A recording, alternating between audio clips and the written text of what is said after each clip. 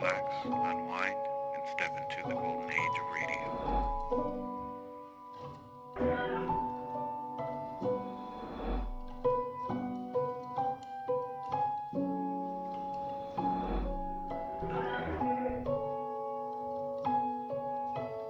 You're now listening to Golden Radio Hour.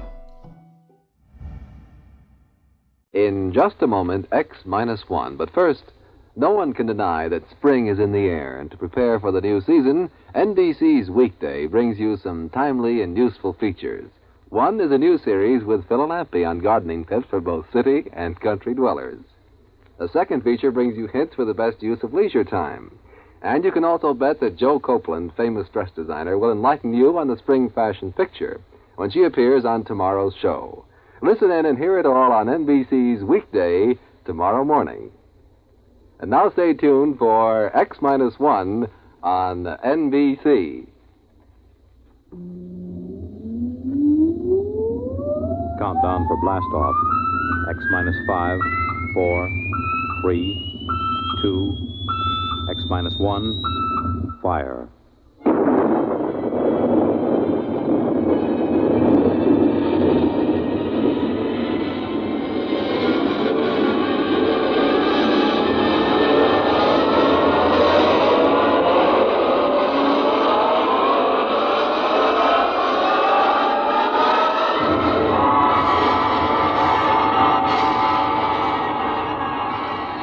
From the far horizons of the unknown come transcribed tales of new dimensions in time and space.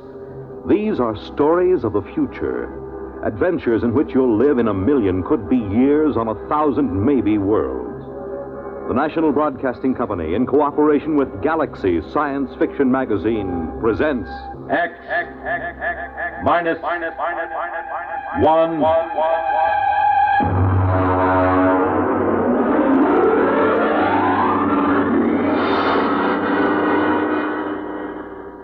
Tonight's story, A Gun for Dinosaur, by L. Sprague de Camp.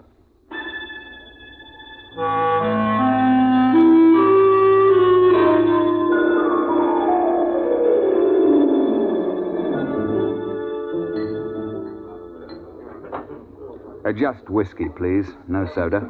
Ice, Mr. Rivers? Good heavens, no. I have been in America for some time, but not that long. Well, to a fine dinosaur head. Well, now, just a moment, Mr. Seligman. I won't take you hunting late Mesozoic dinosaur. Why not? How much do you weigh? About 9 stone? 130 pounds. Yeah, I thought so. It's not heavy enough. But your advertisement. You said safaris arranged to any time period. Well, I'll take you to any period in the Cenozoic. I'll get you a shot at any entelodont or even mammoth or mastodon. They have fine heads. But I'll jolly well not take you to the Jurassic or the Cretaceous. You're just too small. But what's my weight got to do with it? Now, look here, old boy. What did you think you were going to shoot those dinosaurs with? Well, Well, look over here in this case. That's my own gun, a Continental 600. That shoots a pair of Nitro Express cartridges the size of bananas. It's designed for knocking down elephant, not just wounding them, but knocking them base over apex. Well, now, I've handled guns. Oh? Look, I've been guiding hunting parties for over 20 years. But I've never known a man your size who could handle the 6.00. It knocks him over. Well, people have killed elephant with lighter guns, even a 375. Ah, yes, but consider an elephant weighs, well, let's say from 4 to 6 ton. You're planning to shoot reptiles weighing 2 to 3 times as much as an elephant. Now, I tell you, Mr. Seligman, I won't take anybody hunting dinosaur who can't handle a 6.00. Look, let's pour another drink and I'll tell you why. You see, I went into the partnership with the Raja about 5 years ago. I call him that because he's the hereditary monarch of Jaipur. It means nothing, of course. We both wanted to do a bit of hunting again. And Africa's all played out. It's too civilized now. So when we heard of Professor Prohaska's time machine at Washington University, we caught the next plane to St. Louis. The foundation administering the machine had worked out an arrangement splitting the time between scientific parties and hunters who wanted to try their luck at prehistoric game. Hunters paid through the nose, of course, to support the project. Well, it was about our 5th safari that Courtney James showed up. He's what you chaps call a playboy, a big bloke, handsome in a way, florid, beginning to turn to fat. He was on his fourth wife. And when he showed up at the office with a blonde, I assumed that this was the fourth Mrs. James. But he left her in the outer office and corrected my assumption. Bunny? Oh, no, she's not my wife. My wife is in Mexico, I think, getting a divorce. But Bunny here would like to go along. I'm sorry. We don't take ladies. Not to the late Mesozoic. If she wants to go, she'll go. She skis and flies my airplane, so why shouldn't There are enough risks at 85 million BC without adding to them. I'm sorry, but it's against the firm's policy. Now, look here. I'm paying you a lot of money. I'm entitled... You can't hire me to do anything against my best judgment. Now, if that's how you feel, get another guide. All right, all right. But let me tell you.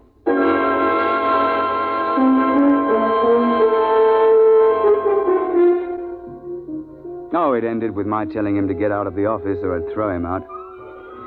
And I was thinking sadly of all that lovely money that James would have paid me, when in came another side. An August Holtzinger, a slim, bald chap with glasses. Mr. Rivers, I don't want you to think I'm here under false pretenses. I'm really not much of an outdoorsman, and I'll probably be scared to death when I see a real dinosaur. Well, most of us are frightened at first, but it doesn't do to speak of it. Well, you see, I've always run a grocery store till my uncle died, and, well, I've got a great deal of money now. Uh-huh. And I'm building a new house. I'm engaged, you know, getting married, and, well, I'm determined to hang a dinosaur head over my fireplace or die in the attempt. A ceratopsian, I think. That's the one with the big horned head and the frill over the neck, isn't it? Well, you want to think twice about that, you know. If you put a 7-foot Triceratops head into a small living room, there's apt to be no room left for anything else. I know it's ridiculous, but I'm determined to do something big for once. Since there's no more real big game hunting, I'm going to shoot a dinosaur and hang his head over my mantel. I'll never be happy otherwise.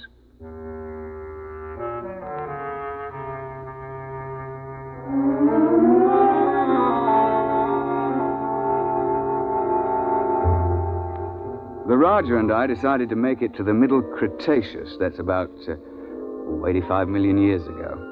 It's the best period for dinosaur in Missouri. So we drove Holtzinger into the country to let him try the 600. It's rather heavy. Look, you look out. There's quite a kick. Well, couldn't you fire it prone? Oh, not a gun that big. There's not enough give. You'd break your shoulder. All right. Take the safety off. Like this? Yeah. Take my hand. I'll help you up. Thank you. I think I better try something smaller.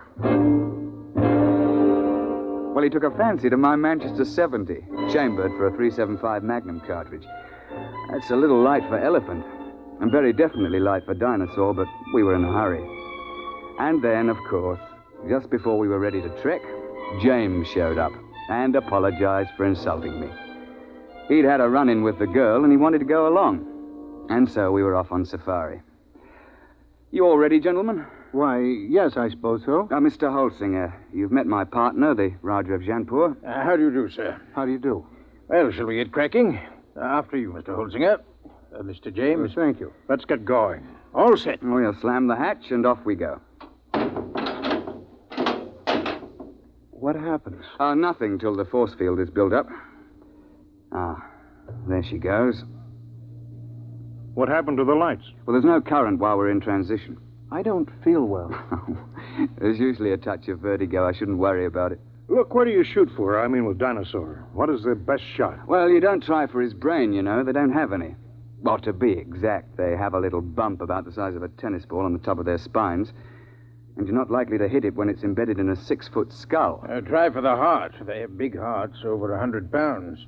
An exploding shell in the heart will slow them down, at least. Oh, I see. Why do we have to go so far for game? Why couldn't we just go back 50 years and shoot lions in Africa? Well, the machine won't work more recently than 100,000 years ago. Why? Well, look, I'm no four-dimensional expert on the subject, but it has something to do with what they call time paradox. You know, if people could go back to recent times, they might do something to affect history or kill their own grandfather, you know.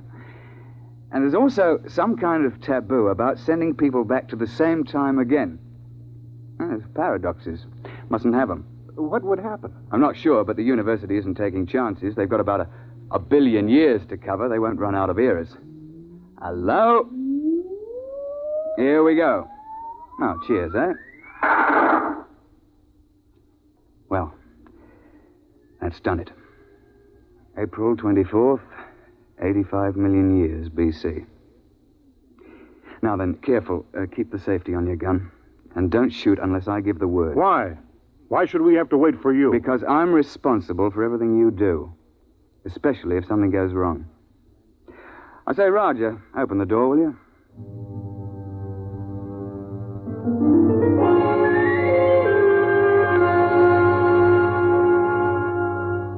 In this period, the time chamber materializes on top of a rocky rise. At the west, you see the arm of the Kansas Sea that reaches across Missouri, and the big swamp where the sauropods live. To the east, the land slopes up to a plateau. It's good for ceratopsians. The finest thing about the Cretaceous is the climate. It's balmy like the South Sea Islands, and not so muggy as the Jurassic. Oh, we sent the time chamber back off and looked about. It was spring, with the dwarf magnolias in bloom all over. Down towards the Kansas Sea, cycads and willows grew, while the uplands were covered with screw pins and ginkgo. Yeah, well, I'm no ruddy poet, but I can appreciate a beautiful scene. Well, I was looking through the haze and sniffing the air. I got him! I got him! What the devil? You see it? There it goes! Confound it, you idiot! I told you not to shoot without word from me. And what happened? An ornitho mine. Wandered out of the copse. Mr. James gave him both barrels. Missed. Now, look here, James. One of the biggest dangers on a safari is trigger-happy sahibs who get panicky. You're not to shoot unless you're told. You understand? Who do you think you are to tell me when to shoot my own game? Now, look here. Firstly, if you shoot off all your ammunition before the trip is over, your gun won't be available in case of a pinch.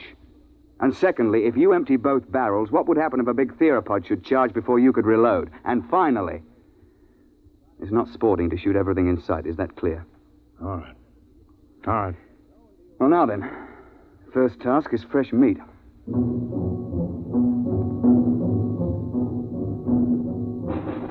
As I told you, Holsinger wanted a ceratopsian head. James insisted on a tyrannosaur. Then everybody would think that he'd shot the most dangerous game. Well, the fact is that tyrannosaur's overrated. But everybody's read about the tyrant lizard, and, well, he does have the biggest head of the theropods. Oh, and he'll snap you up if he gets the chance, no fear. Oh, we started off searching for meat. The Raja and I put the sahibs in front. Yeah, we tell them it's so that they'll get the first shot, which is true, but another reason is that they're always tripping and falling with their guns cocked, and if the guy were in front, he'd get shot.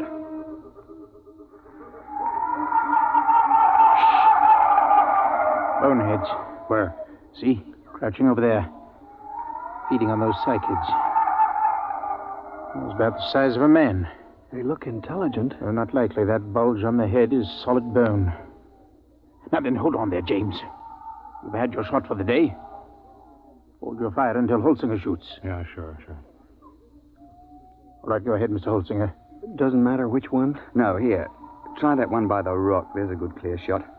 Well, take your safety off. Oh. Go ahead now. Well? Shh. Nuts. I've had enough of this. James, don't... I got him clean right through the heart. First shot. How's that? I thought you were going to give Holsinger the first crack. It's his turn. Well, I waited. Took so long I thought he'd gotten buck fever. Very well. But if this sort of thing happens once more, we leave you at camp the next time we go out. The next couple of days, we trekked around the neighborhood and then headed over to the sauropod swamp, over to the west. We were staked out along the edge of the lake, watching a big beggar out in the swamp waving his head about. And they're the big ones. It looks something like the brontosaur. Can't we shoot him? I wouldn't. Why not? Well, there's no point to it, and it's not sporting. Like, if you kill one in the water, he sinks and can't be recovered. And if you kill one on land, well, the only trophy is that little head on the top of that long neck. You can't bring that whole beast back because he weighs 30 tons or more. That museum in New York got one. Oh, yes. Well, they sent a party of 48 to the early Cretaceous with a 50 caliber machine gun. They spent 2 solid months hacking and sawing the carcass apart and hauling it to the time machine. I know the chap on the project, and he still has nightmares in which he smells decomposed dinosaur. And they also had to kill a dozen big sauropods who came in for the party. And then they had them lying around, too. They lost 3 men. Reggie, Duckbill. Where? Where are they? Up there at the shoreline. Now, keep your voices down. You see? With a crest on the back of their heads. Mr. Rivers, I've been thinking over what you said about those heads. If I could get one of those duckbills, I'd be satisfied. It'd look big enough over my mantle, wouldn't it? I'm sure of it, old boy. Well, let's be off. Roger, you wait here with Mr. James. Shouldn't take us long.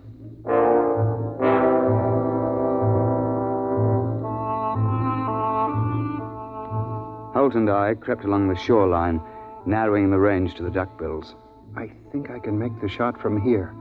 I'll be ready in a minute. My shoe is loose. He's getting away. I won't get a shot. I'm afraid Mr. James has fired both barrels again. James, that's the second time you spoiled my shots. I ought Don't be a fool. I couldn't let them wander into camp, stamping everything flat. There was no danger of that. You can see that the water is deep offshore. It's just that our trigger-happy Mr. James can't see any animal without shooting. And if it did get close, all you have to do is to throw a stick of firewood at it. They're perfectly harmless. But how was I to know? I believe I mentioned it. Well, what are we on this miserable trip for, except to shoot things? There are certain rules, you know. You call yourselves hunters. I'm the only one who was hitting anything. Now, just a moment, old man. You're behaving like a confounded skite with more money than brains. I should never have brought you along. Well, that's how you feel. Give me some food and I'll go back to the base by Now, myself. don't be a bigger ass than you can help. That's quite impossible. All right, I'll go alone. I wouldn't want to pollute your air with my presence. Yeah, that's an attractive thought, Reggie, but we can't let him go. He'll get lost or starve. All right, I'll go after him.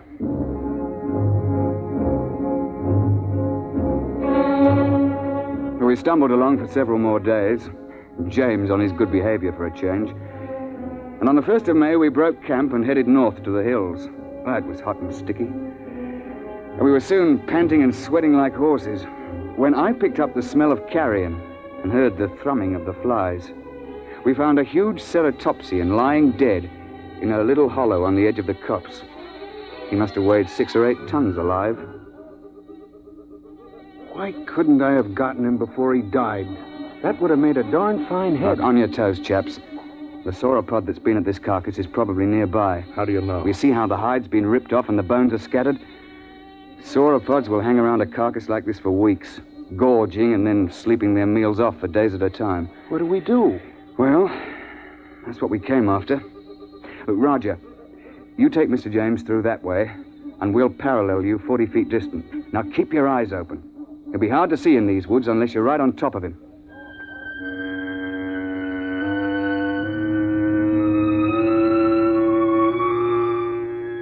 We pushed through the edge of the copse, looking for the huge flesh-eater who'd been at the carcass. I could hear James and the Rajah pushing ahead on my right. We were separated by a gully when I heard a noise ahead on our left. What is it? I don't know. Take the safety off your gun. Oh, there it is.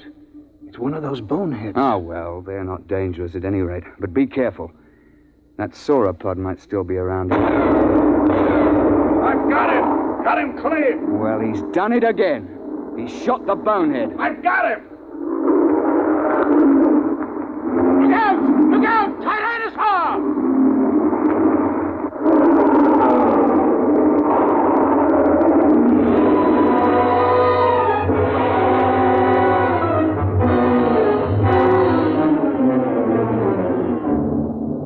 The Tyrannosaur heaved his head out of the shrubbery just in front of us.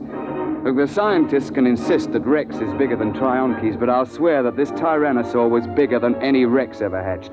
It must have stood 20 feet high and been 50 feet long. I could see its big, bright eye and 6-inch teeth.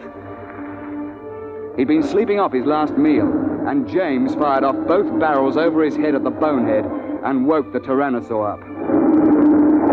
Get back! Get back, you fool! Gun's empty and Roger can't get a shot. Found it, there goes the beast in behind those ferns. Holtzinger! Holtzinger! Come back! Your gun's too light for that beggar! James came bolting back in a panic and blundered into the Rajah, sending both of them sprawling under the ferns. The Tyrannosaur came after them to snap them up. Holtzinger began to blaze away. He got off 3 shots through the beast's body with that little light gun. The Tyrannosaur whirled around to see what was stinging it. The jaws came open, and the head swung around and down again. Holtzinger got off 1 more shot and tried to leap to one side. The Tyrannosaur continued its lunge and caught him in its jaws as he fell. Reggie! Stand clear! Heart's the only chance. It's no use. There he goes. Try a long shot. No, missed him clean. Poor Holtzinger. Well, that's the end. He stopped screaming. Did you notice? Oh, yes. Well, I expect we'd best track the beast. He might be dying. We should try to recover Holtzinger's remains. Yes, there's nothing else to do. No, nothing. It's a bad show all round.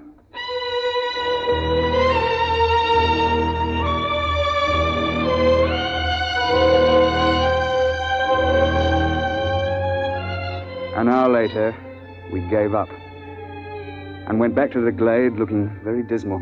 Where have you two been? We were occupied. The late Mr. Holtzinger. Remember? You shouldn't have gone off and left me. None of those things might have come along. Isn't it bad enough to lose 100 through your stupidity? What? Sure, you put us in front of you, so if anybody gets eaten, it's one of us. That's... You stinking little swine. If you hadn't been a first-class idiot and blown those 2 barrels again, this never would have happened. Holtzinger died trying to save your worthless life. And I wish he'd failed. Oh, I ought to... Now then, my laddybuck, I'm glad you did that. It gives me a chance I've been waiting for. Now get up, and I'll be glad to finish off. You won't finish anybody off. All right, put your hands up. Both of you. Put that gun away. Don't be an idiot. I won't let anybody do that to me. You can't get away with murder. Why not? Won't be much left of you after you're hit with a 600 explosive shell. Nobody could prove anything. They can't hold you for a murder 85 million years old. The statute of limitations, you know. Nice work, Roger, old chap. Yes. Cretaceous rock. Doesn't quite have the balance of a cricket ball, but it's a bit harder, what? Well, suppose we tie this chap up and take him back to camp.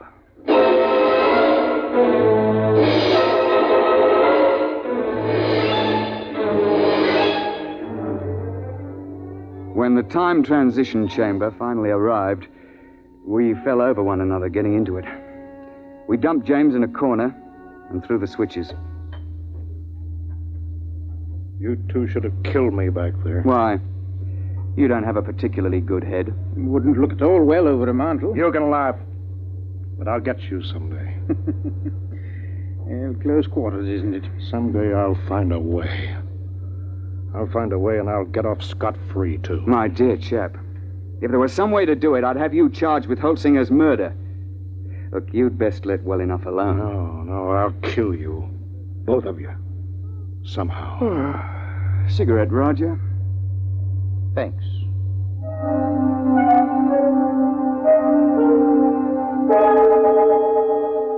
When we came out in the present, we handed him his empty gun, and off he went.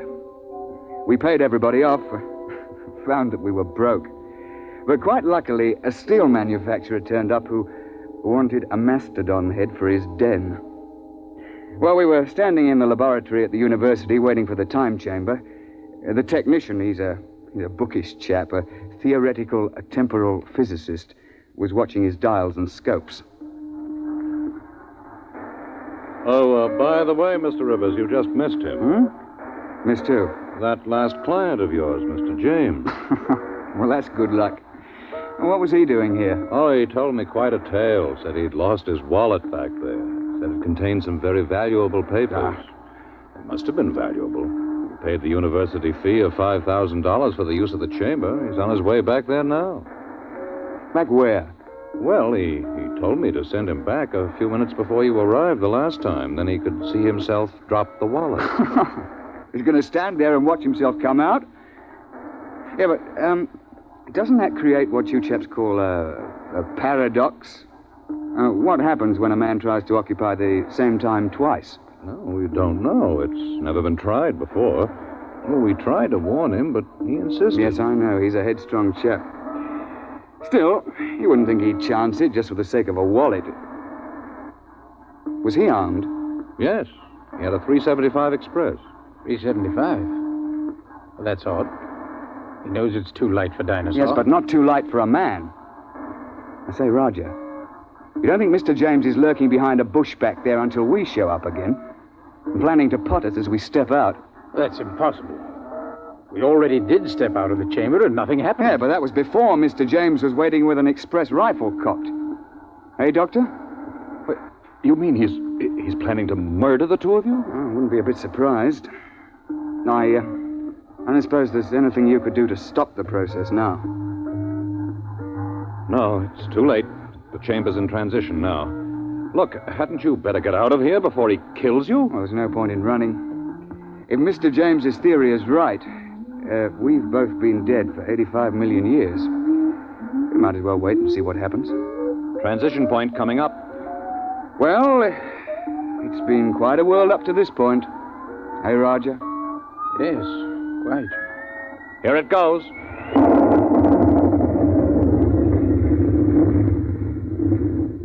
Reggie, are you all right? Well, I seem to be.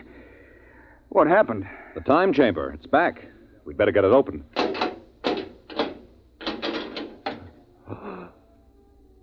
Good Lord, look at that. Ghastly, isn't it? Where did it come from? I'm not sure.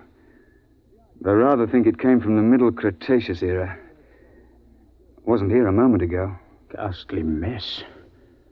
Looks as if every bone was pulverized and every blood vessel burst. I dare say.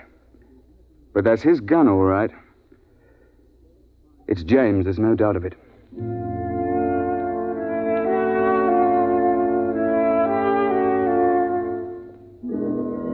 So, that's the story, Mr. Seligman.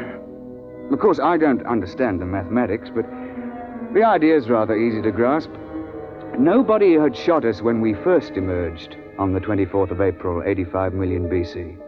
And so, of course, that couldn't be changed.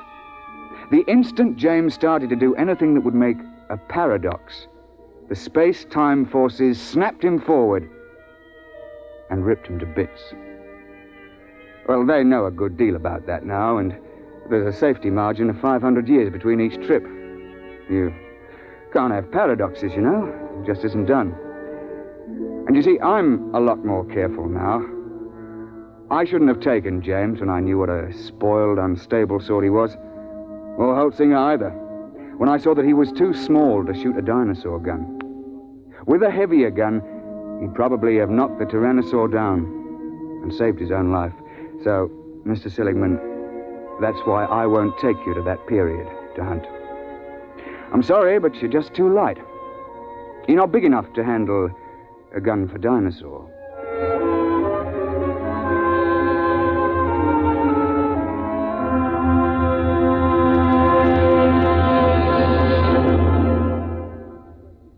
You have just heard X-1, presented by the National Broadcasting Company in cooperation with Galaxy Science Fiction Magazine, which this month features the story of a man who develops a spaceship that travels so fast that its pilots vanish mysteriously into thin air. Read the Vaughn Shelton story, Point of Departure, in Galaxy Magazine, on your newsstand now. Tonight, by transcription, X-1 has brought you A Gun for Dinosaur, a story from the pages of Galaxy, written by L. Sprague de Camp, patent consultant and one of our leading authors of science fiction. It was adapted for radio by Ernest Kenoy. Featured in the cast were Alastair Duncan, Wendell Holmes, John Gibson, Donald Buca, Warren Parker, and Alan Hewitt. Your announcer, Fred Collins. X-1 was directed by Daniel Sutter and is an NBC Radio Network production.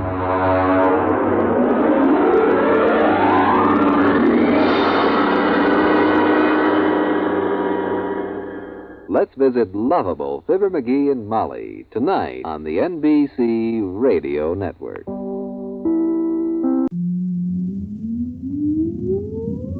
Countdown for blastoff. X minus 5, 4, 3, 2, X minus 1, fire.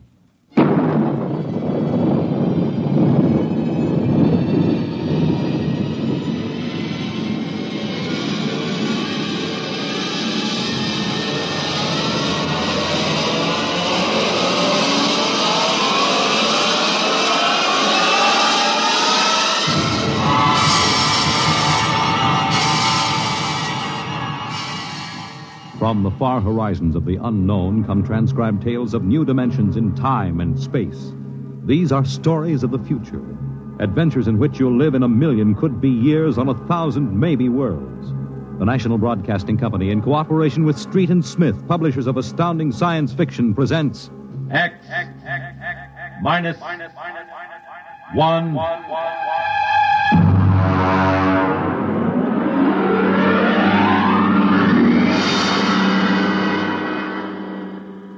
Tonight, the Ray Bradbury story entitled, And the Moon Be Still as Bright.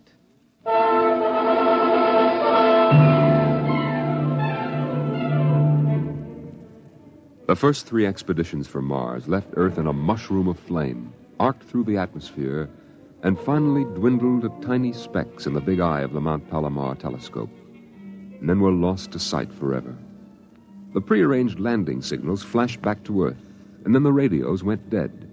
One after the other, ships had disappeared and were never heard from again. But still the rockets came. The 4th expedition emerged from the silent gulfs of space, angled down toward the floating red disk of Mars, down into an orbit as the order came to land. The last blast of the bow jets broke red against the blue desert sands, and the ship slid to a halt at the edge of a vast city that reflected the icy glare of the moonlight. For a while, all was still. All right, Parkhill. Open the airlock. Aye, sir.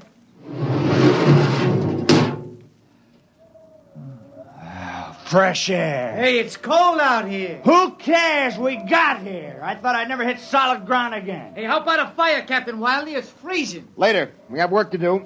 Oh, smell that air. Why, you could get drunk on it. Say, there's an idea. Why don't we break out a bottle and celebrate? Biggs, there will be no drinking done till we're secured. But we're landed, Captain. 3 other expeditions landed and disappeared within 24 hours. Now, we're not relaxing security till we find out what happened to them. What do you mean, maybe Martians? Fender, you're an archaeologist. How old would you say they are? I can't tell till I study them more closely. It's a kind of engineering we couldn't duplicate on Earth. Well, I'm not interested in the architecture now. I want to make sure there's nothing there that might be dangerous. Mr. Hathaway. Yes, sir? I want you and Spender to take a reconnaissance party into the city and find out what's there. We'll set up camp here. No man is to go more than 50 feet from this rocket. And there'll be no celebration till Hathaway and his party report back.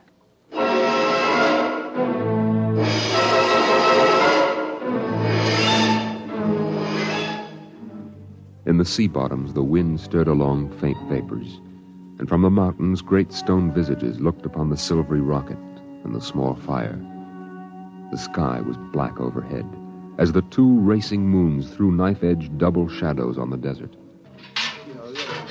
All right, come and get it. Ciao. Hey, what do you got to eat, Cherokee? Soda smothered in cold chicken fat. Good. I thought it was something I couldn't eat. Hey, Captain. Mr. Hathaway's back. Oh, Captain Wilder. Oh, yes, over here, Mr. Hathaway. Well?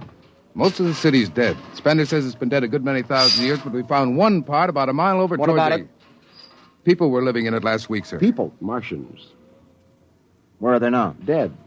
We found bodies, thousands of bodies. They hadn't been dead more than 10 days. What did they die of? You won't believe it. What killed them? Chickenpox. Chickenpox? Yes. Where could they get chickenpox? From Earth.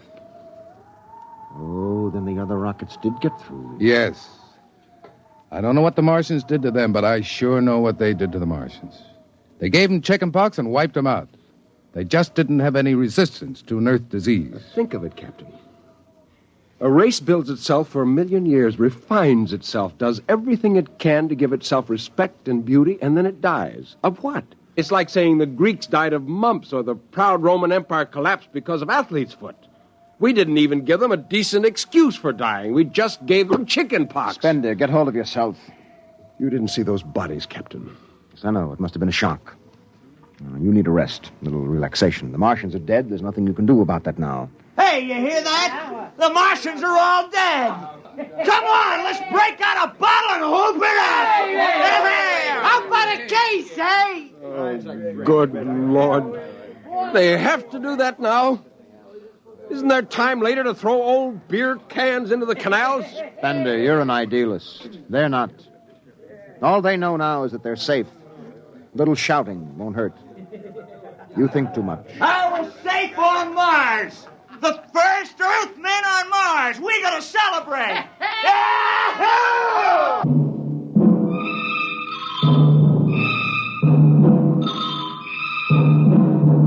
20 bottles were opened and drunk.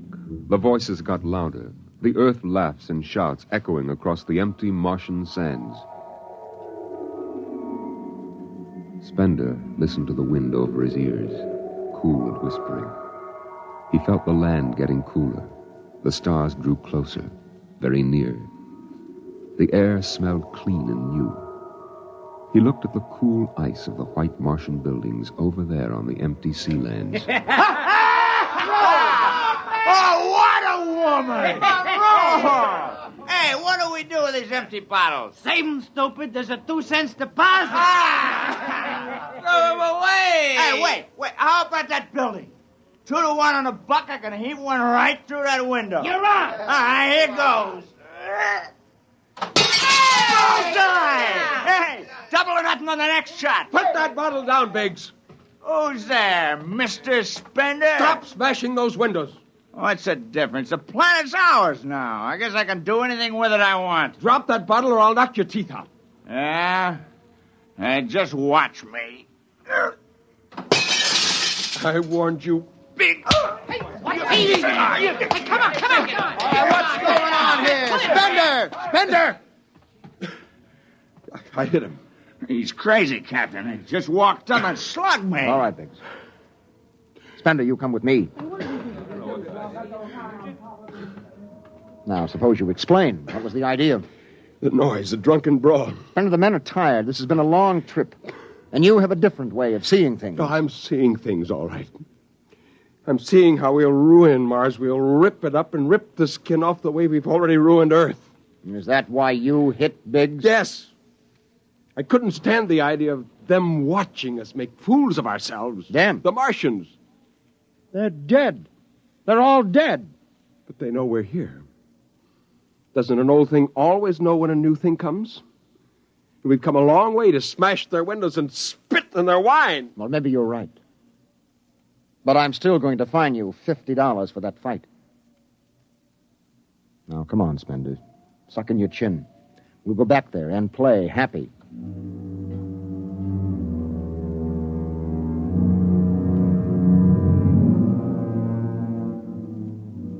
Now they moved out into the moonlight across the desert. They made their way into the dreaming, dead city. The light of the racing twin moons glinted on the barrel of a pistol, the long blade of a machete, the round, gurgling shape of a raised bottle. The wind blew in from the dead sea bottom and brushed through the silvery wire filigree of the towers.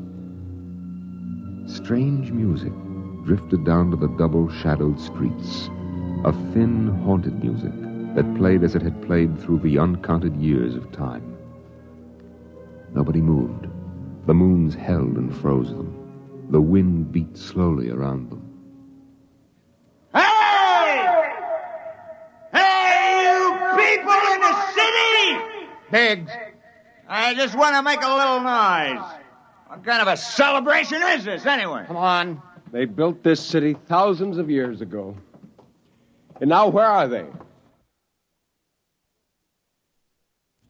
How did they die? Who cares? They're dead. That's good enough for me. Lord Byron. What? Lord Byron, a 19th century poet. He wrote a poem that fits this city. Might have been written by the last Martian poet. So we'll go no more a-roving so late into the night. Though the heart be still as loving, though the moon be still as bright. For the sword outwears its sheath, and the soul outwears its breast. And the heart must pause to breathe, and love itself must rest.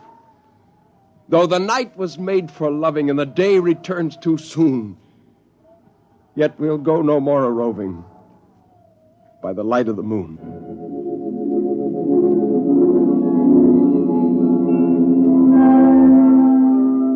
Without a word, the Earthmen stood in the center of the city.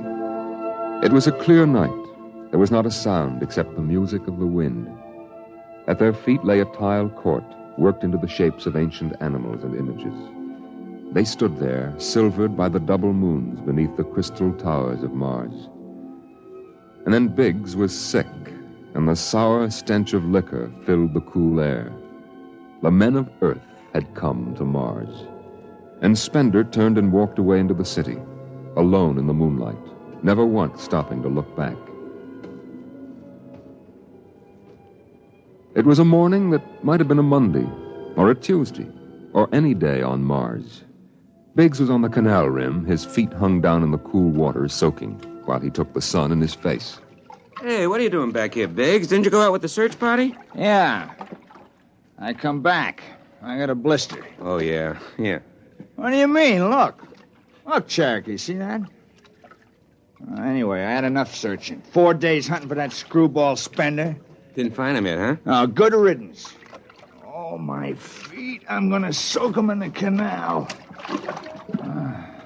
If I was Wilder, I wouldn't worry about that nut Spender. Let him go. He's a crackpot anyway. Well, he's a little foggy upstairs, I guess. Hey, why don't you take your feet out of that canal, Biggs? I gotta make coffee out of that water. Coffee? You call that stuff coffee? I had a motorcycle once that dripped grease that tasted better than... Hey, wait a minute, Biggs. Hey, look over there. Where? By that bush. There's someone there. Hey. It's him. Hey, Spender! Spender? He's coming over. Why'd he stay lost, that crazy jerk? Hi, Spender. Long time no see. Hello, Cherokee. I've been exploring some ruins. Oh, you and them ruins. You're like a dog in a boneyard.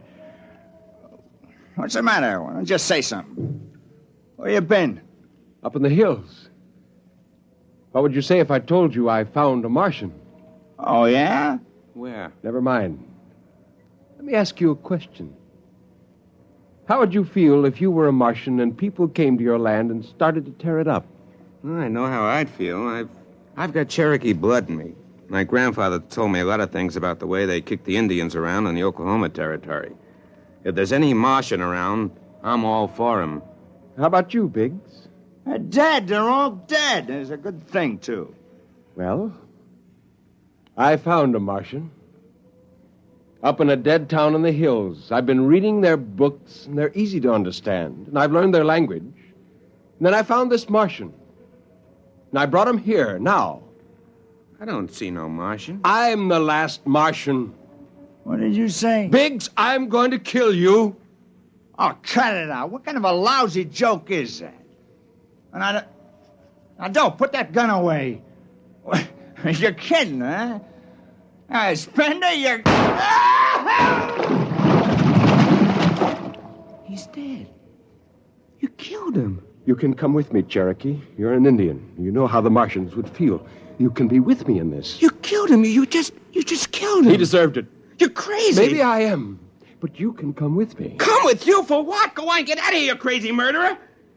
Of all of them, I thought you'd understand. I thought you'd remember what happened to your own people. You get out of here, you crazy murdering... Don't reach for that gun! Spender.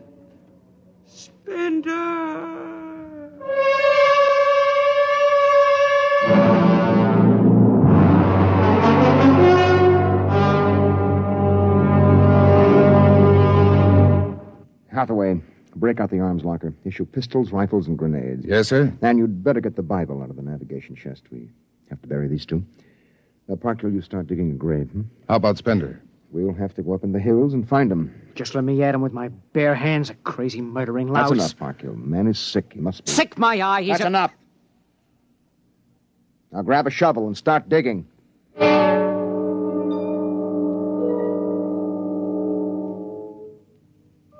Spender saw the thin dust rising in the valley, and he knew the pursuit was beginning. The sun burned farther up the sky, and the blue sand drifted lazily across the sea bottom below. He sat beside a quiet pool 10,000 years old and held a silver book. Through the house played the strange wind music of ancient Mars, and he heard voices whisper in his mind.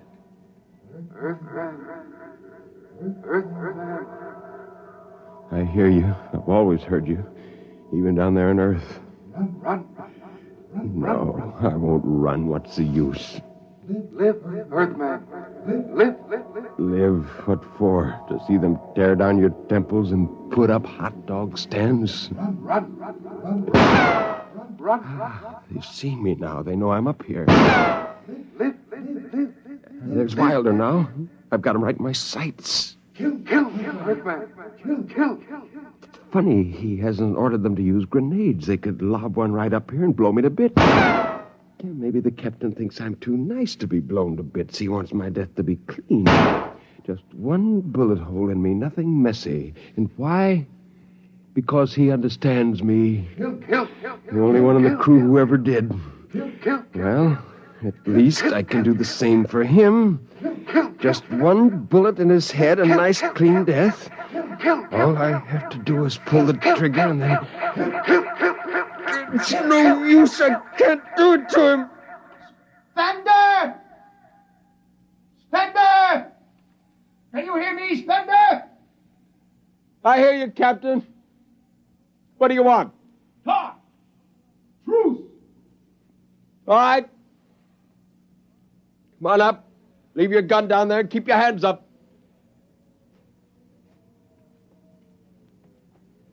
Oh. That's quite a climb.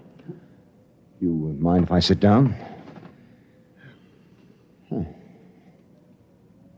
How long do you think you can hold out?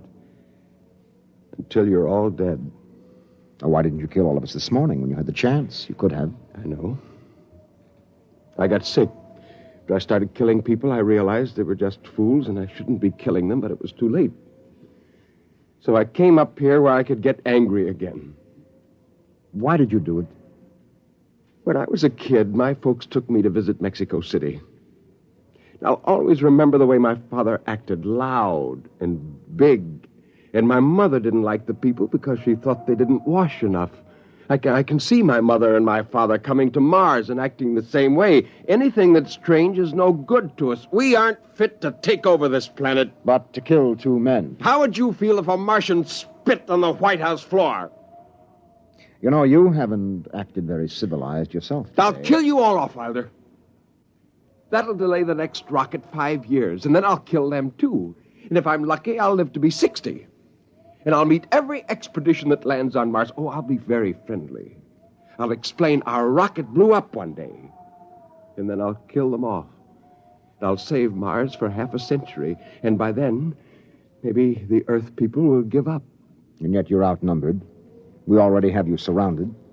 In an hour, you will be dead. I found an underground passage that'll take me back in the hills, Wilder. I'll go back there. And then I'll pick you off one by one. We'll see. Well, it's a nice town you've got here, Spender. It's beautiful. I'd like to live here. You can. Join me. You're not like them. Why go back to them, Captain? I'll show you what a good life these people had. No, there's too much Earth blood in me. I may even agree with you about all this, but that does not change what I must do. You won't stay? No. This is your last chance, Spender. Look, you're sick. Now come along with me quietly. No. One last thing. If you win, do me a favor. Try to see that they don't tear this planet apart. Right. And if it helps, just think of me as a very crazy fellow who went berserk one summer day. Be easier on you that way. Now I'll think that over. So long, Spender. Bye, Captain. Good luck.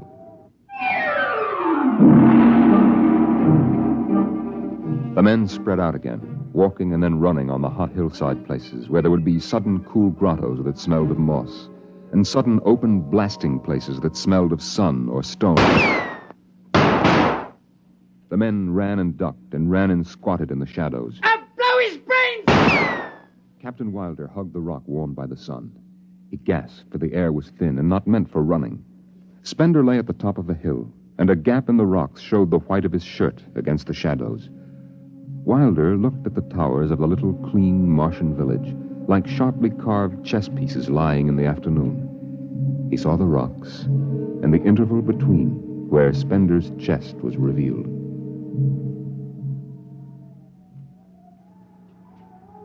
Go on, Spender. Get out. You've only got a few seconds to escape. Go on, get out of the caves. Come back later. You go now. I've got to win this. I've got to think that I'm right and pull this trigger. Go now. Get out. I'll get him! A slug in the head, I'll blow his bloody brains! No, Parkhill! Put down that gun. I'll do this myself. Spender. Why didn't you get out? Why? Why? Why?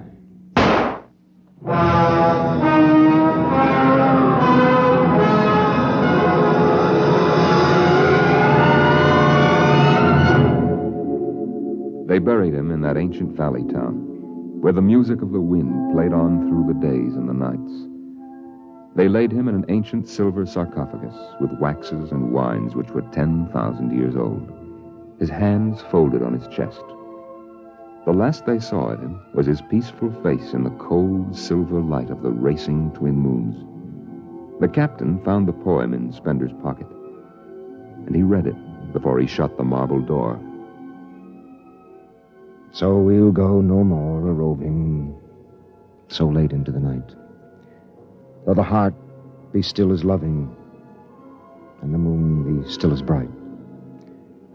Though the night was made for loving, and the day returns too soon, yet we'll go no more a-roving by the light of the moon.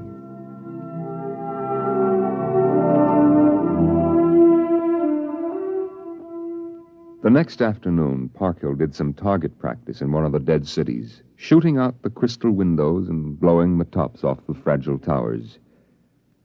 Captain Wilder caught Parkhill and nearly knocked his teeth out.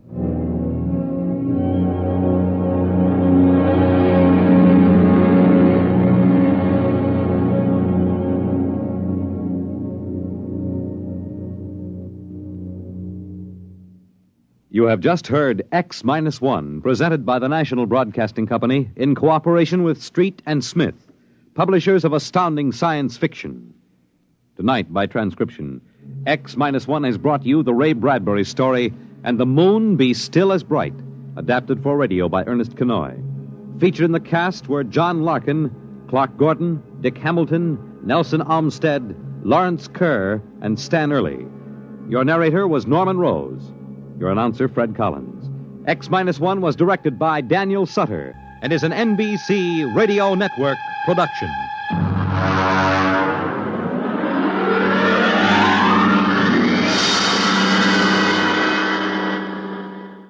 X-1.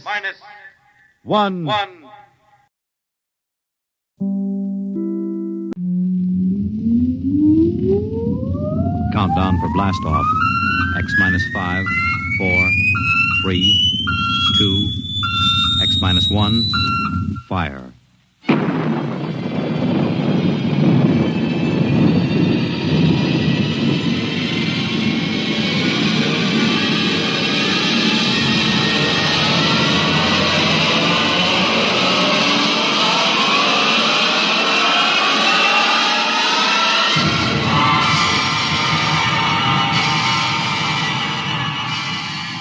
From the far horizons of the unknown come transcribed tales of new dimensions in time and space. These are stories of the future, adventures in which you'll live in a million could-be years on 1,000 maybe worlds. The National Broadcasting Company, in cooperation with Street and Smith, publishers of astounding science fiction, presents X-1. minus one.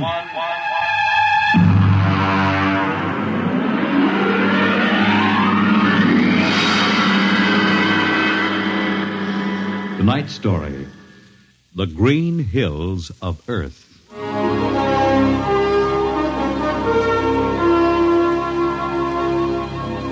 The men who pioneer the trade routes of the world, the sailors of the clipper ships, the whaling men, railroaders, black gangs on the tramp steamers, all have their own stories and song about dangers and struggles of their lives.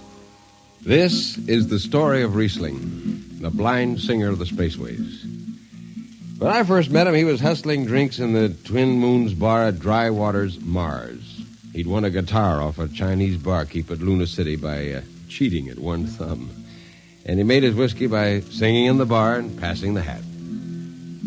Hey, listen to her, Hertzman. Don't you sing pretty? Like a 16-year-old gal. Hey, Riesling, look over there at the bar. There's an Institute 4 striper giving you the eye. Do you know him? Manner of speaking. Cold-looking scoundrel, ain't he? Gives the idea he graduated Harriman Space Institute, 3 men above St. Peter. Who is he? Captain Hicks off the Ghost Show. Yeah, well, he's sure giving you the once-over. Maybe he's got a job. That don't make never no mind to me. I've been blacklisted. Hicks logged me for making up a song on watch. Right fight song, too. Oh, the skipper is a father to his crew. Yeah, well, hold on. Here comes old Brass Arm. Oh, Riesling, I've been looking for you. You've kept your nose clean, and we're going to give you another chance to get back to deep space. Been a little changing down aft in the Goshawk, ain't you, Skipper? How'd you know that? You got that new atomic pile drive. If there's been a leak at the shops, now take it easy, Skip. You'll have that gold braid just a-crawling right up your arm. Quit stalling, Riesling. Take it or leave it. It's a loop trip to Jupiter with the standard release. I reckon. Double pay when you get back, if you get back. Last 3 of them atomic tea kettles blew somewhere in the asteroids. If you're scared. Scared? Well, that Goshawk is one stinking old tub. Her engine's got more bugs than a beagle dog in spring. And that new drive's about as safe as a pretty gal in the Ozarks. But I reckon she'll do for one more trip.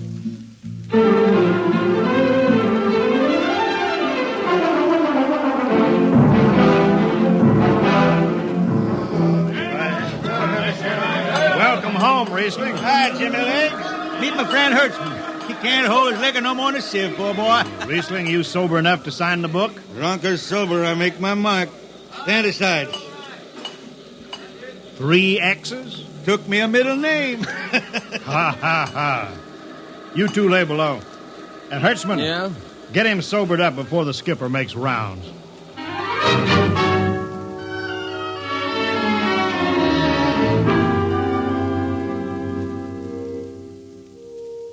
Cargo's stowed, Captain. Fuel lines away and ready. Good, Casey. What's that? What it? Oh, that's a guitar, I guess. If it's that shoeless hillbilly, I'm going to tell him... Hi, Skipper. Riesling, what the devil are you doing up here? That number 2 jet ain't fit.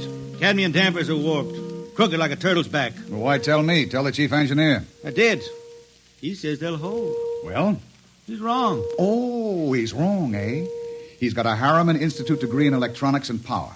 And some drunk space rat says he's wrong. Skipper, I was damping jets when that shirt-tailed tad wore pins for buttons. I got no time for you, Riesling. Scratch your name off the book and get out. No, don't get excited. Well, are you shipping or not? I reckon. Then get below. That's all. Casey, sound takeoff. Aye, sir. Come on, boy.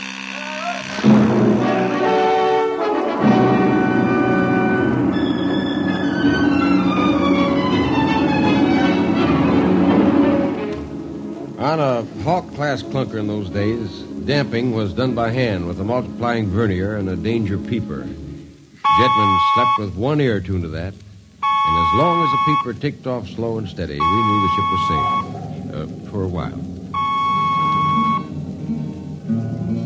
Riesling, you better stow that guitar. If Jimmy Legs catches you, he'll blow a gasket. Don't worry, I could damp this tea kettle in my sleep. Yeah, how's number 2? All right, so far. Say, did you ever hear that song about Hicks? The one that got me blacklisted? Oh, the skipper is the father of his crew. A gentle guide and light to me and you. But on Mars he likes his women if they walk or if they're swimming or if they got 6 arms instead of 2. Second verse is better. Yeah. The skipper likes his liquor by the quart. Yeah, he'd go from Mars to Venus for a snort. He'll drink rocket fuel and... Well, hi, Skipper. Didn't see you come in. You were too busy, eh? Who's watching the gauge? I got an eye on it. Don't you fret none. Riesling, I'm going to fix it so you couldn't get a space berth on a rocket-powered pogo stick. You're logged. Report to Casey under arrest. I don't rightly think I will, Skipper. You what? Well, you kind of forget, Skipper. According to Space Code, you can't remove a jetman till the end of the watch, right? You tell me Riesling, your shift is over at 2300. And I'll see you ride the rest of the way in slop locker. Maybe. In the meantime, you clear out of my power room. I gotta make me up a third verse from a song.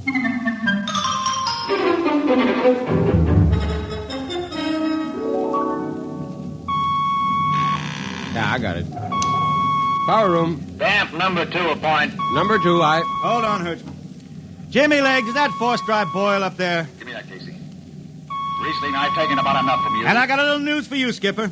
Number 2 jet is bulging like a fat lady in a satin skirt. Listen, you clown. Damp number 2, a point. Sure. Look out, Hertzman. I'll take it. You watch the gauge. Now. He's riding easy here. It's bucking a little. What? Riesling, hit the emergency! All right. She won't damp. It's that warp. Yeah. There go the lights. Duck her. Duck. Riesling!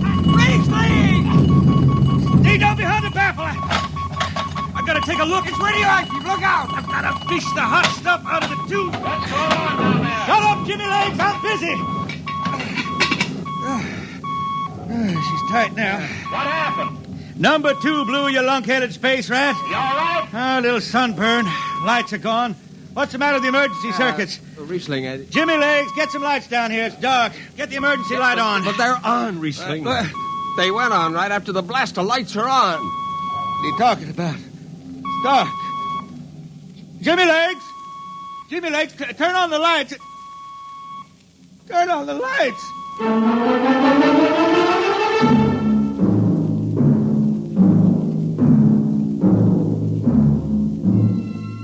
That blue, radioactive glow from the jets was the last thing Riesling ever saw.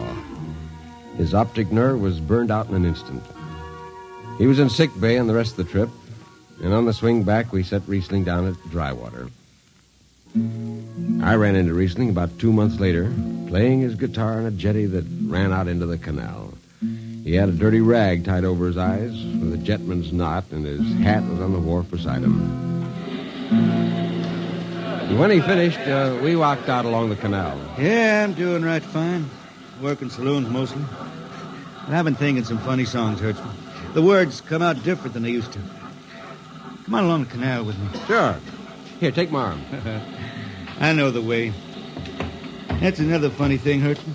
I figure I know it better than other folks. Look back there, towards the city. What do you see? New factory buildings? You could smell them from here. I still remember them old Martian towers, old before Bible times on Earth. Thin and graceful like the fairy palaces my old grandma used to tell about down home in the hills. Yeah, they torn them down now, or else blocked them up with cinder blocks. Hertzman, when I stand out here in the canal, I can see it the way it used to be. The water ice blue with the stars shining up out of it. Way off there, the city with the towers sweeping up like a bird flying off a tree.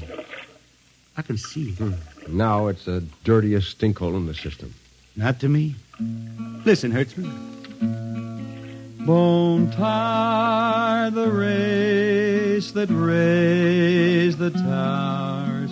Forgotten are their lords.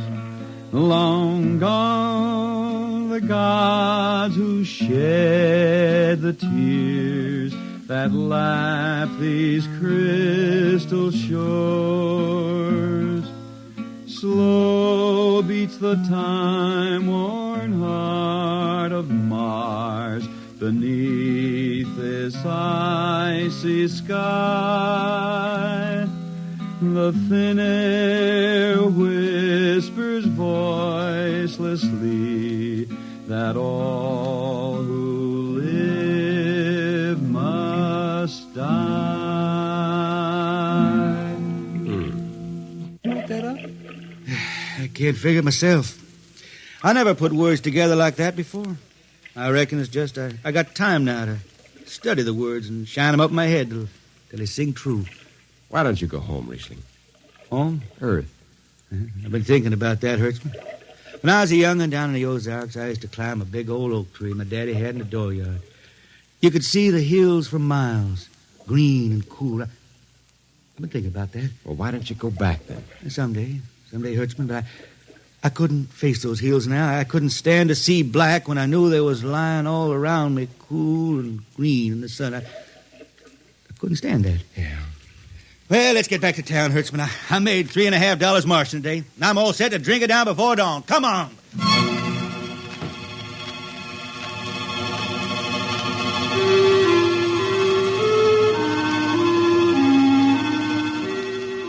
I lost track of Riesling after that. I shipped out in a slow freight of the Condor class for Luna, and he hitched a hike to Venusberg in an ore ship in the Triplanet run. So he beat around the system, Venusberg to Layport to Drywater to New Shanghai and back. Any spaceport was his home, and no skipper'd refuse to lift the extra mass of Riesling and his guitar. He made up his songs sitting out watches down in the power rooms with old shipmates, while the monotonous beat of the jets shook the hull plates.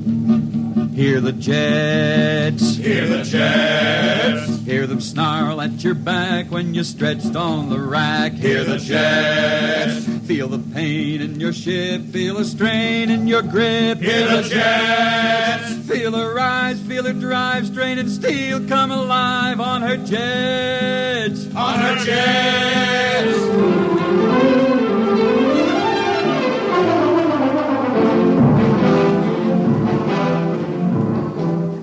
Little by little, his songs began to travel along with spaceways ahead of him. Raw spaceman songs. A different kind of song. Strange, sad songs, like the ones you find printed in the Centennial editions. Well, there's one called Dark Star Passing and Death Song of a Weed Cold. And then finally, The Green Hills of Earth. It grew for 20 years, that song. They say it started way back when Riesling was down in the labor camps in Venus singing for the indentured men. When when he hit Venus, he'd always head out for the backwoods to sing for him. First, if someone will kindly pass a bottle. Oh, it ain't much, Riesling. Here. It'll do. Oh, what is that stuff? Tequila. You can't make him good here on Venus. What do you use? Karak bush. It is different. How'd you come to sign on? When a man comes out the village from the city, he says there's work. You sign the paper and you work. Work? It's work, all right. 10 stinking hours in the jungle with machete. How long you signed for? Well, then I only speak Spanish. I don't know. The paper says 10 years. 10 years? How long you got to go? What's the use? We ain't getting home. You know how many men die out there in the swamp today? 10 men. 10. What's the use? My mother, she's dead. My father don't care. Girl? Oh, she says she waits. I don't know. You sing some more, Riesling. We drink and you sing, huh? Maybe a new song, son. We rot in the molds of Venus. We retch out a tainted breath. See? Foul are her flooded jungles, crawling with unclean death. We've tried each spinning space moat and reckoned its true worth. Take us back to the homes of men and the cool green hills of earth. Take us back. What's the matter? Finish the song, Riesling. I can't yet. It just don't come. I'll finish it when I go home. That's it. When I go home to the hills. Now pass that bottle. A dawn whistle don't blow for 4 hours.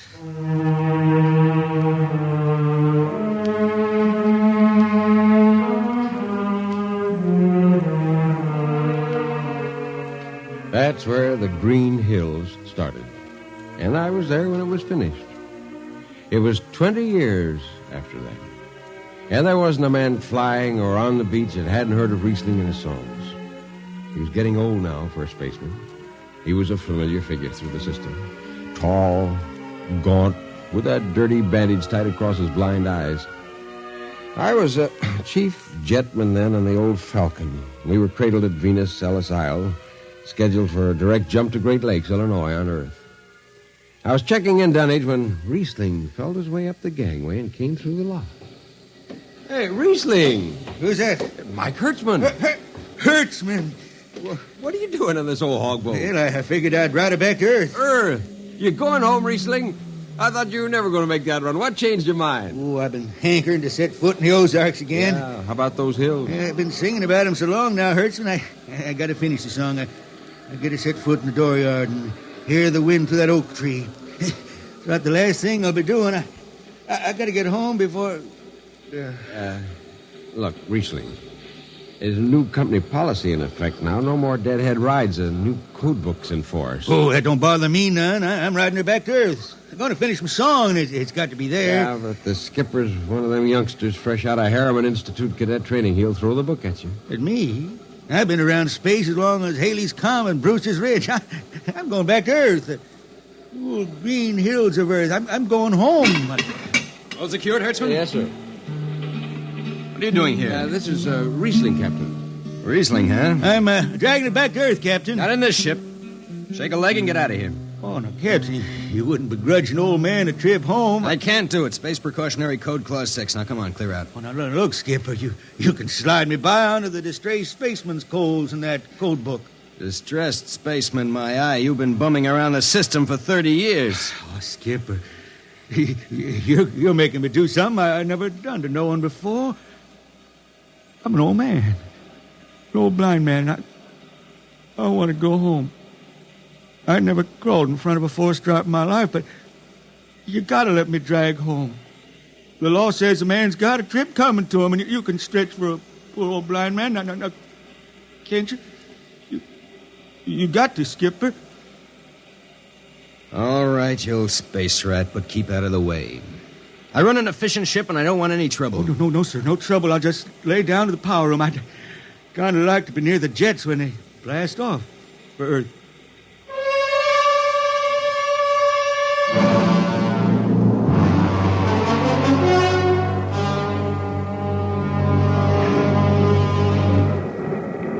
Sit down, Riesling.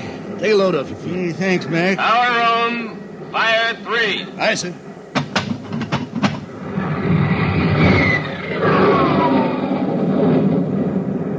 Have you seen these new automatic tampers, Riesling? Don't have to do nothing, just sit and watch. Yeah, where's the peeper? Turned off. It's all automatic. You youngsters have it soft.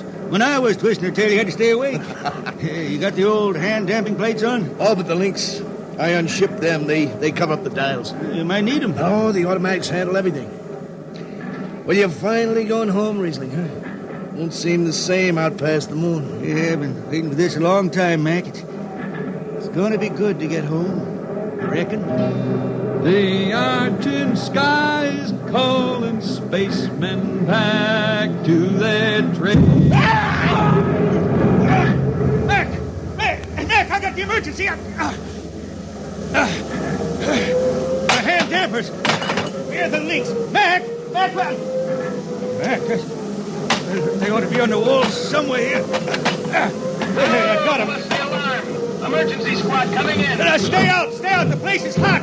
The radiation blast. Stay behind the baffle. I got the links shipped. I can hand damper now. What's going on in there? I'm spilling Jet 3. Is this McDougal? McDougal's dead. This is Riesling on watch. Riesling? Get out of there. You'll kill yourself. Don't worry, Skipper.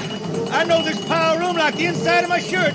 Somebody's got the damper. Riesling, I'm sending in the crew. No use. The whole room will be hot for an hour and the other jets won't hold. Oh, Skipper, throw on recording tape. What? Throw on a recording tape. I got a song to finish. And I got make it right now.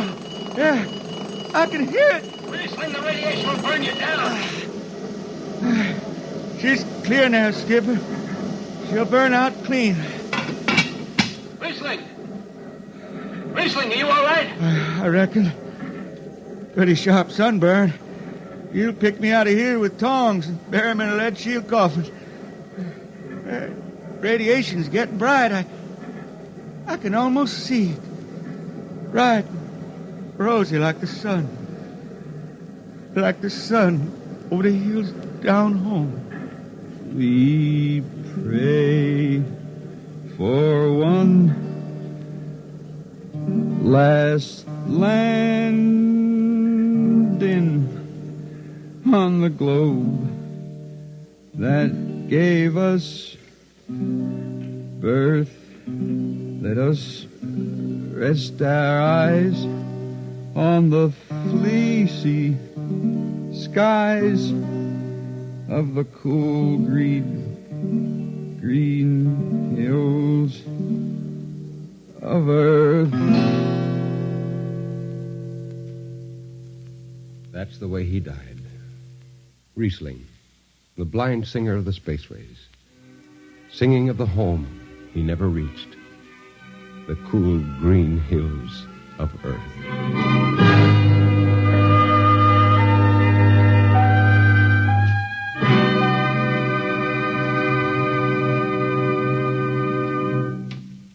You have just heard X-1, transcribed by the National Broadcasting Company in cooperation with Street and Smith, publishers of astounding science fiction.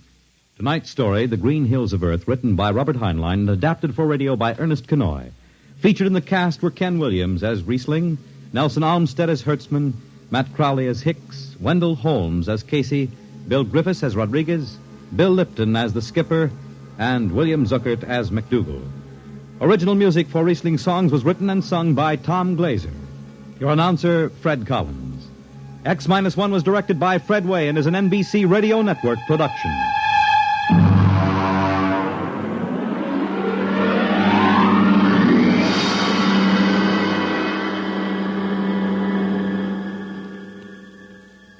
And now, next week,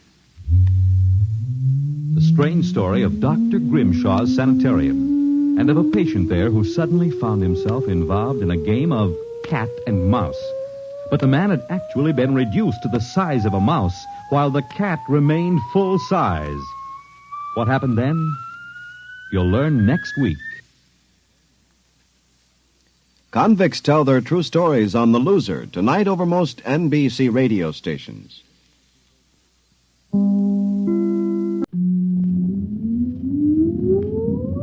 Countdown for blast-off.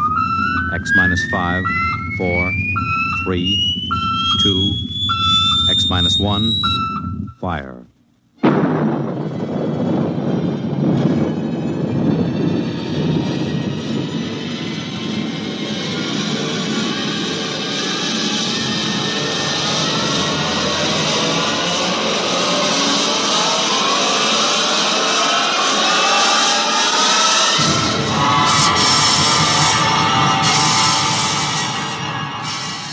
From the far horizons of the unknown come tales of new dimensions in time and space. These are stories of the future, adventures in which you'll live in a million, could be years, on 1,000 maybe worlds.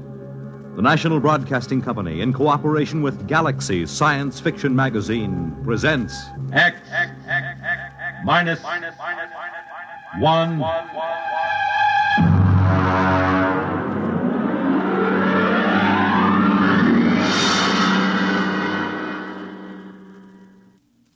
Tonight, the time is June 25th, 1962. The place, a lonely beach. The story, Saucer of Loneliness by Theodore Sturgeon.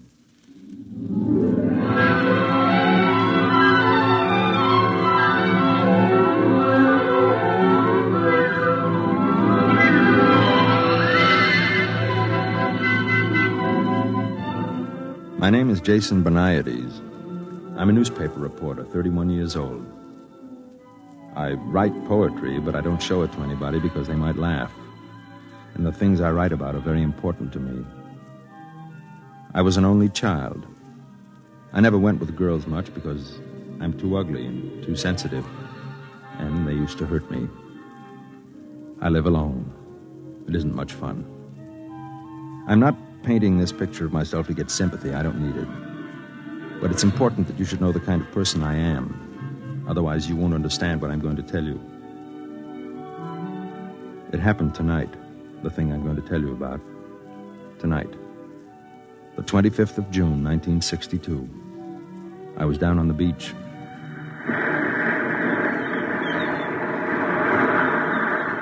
Hey, mister! Hey, mister! What is it, kid? You seen a cop around any place? On this beach? I found this pile of clothes down near the rocks. The lady's dress and shoes.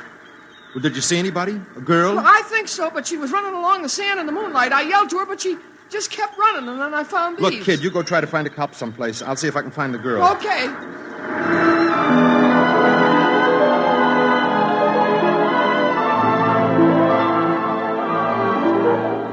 I thought to myself, she's dead. I'll never find her now in this white flood of moonlight with the surf seething in over the pale sand. I ran and ran until my knees buckled and went down in the swirl of it.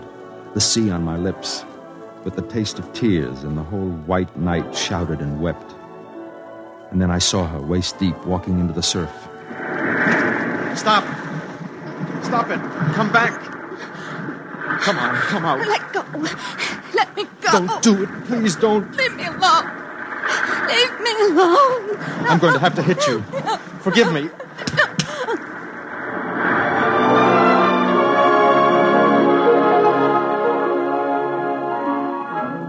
I hit her in the neck with the edge of my hand, and she slumped. I brought her ashore and carried her to where a dune was between us and the water. Then I rubbed her wrists. She had a pale, beautiful face with ancient, bottomless blue eyes.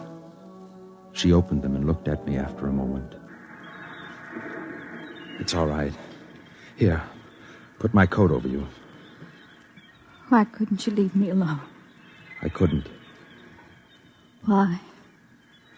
Because it's important to me. I suppose you want to know why I did it. If I told you I understand, would you believe me? How could you understand? Maybe I know what it means to be lonely. That's it, isn't it? I don't know. I'm so terribly tired. Put your head against my arm and just stay. Don't be afraid. I've been looking for you for a long time. Looking for me? All my life. How did you know? I don't believe you. It's true. I found your message.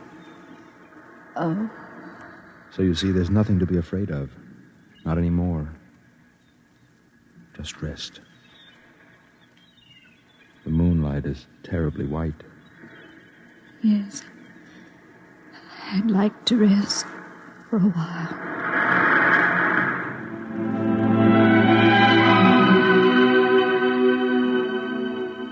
She didn't remember it, of course.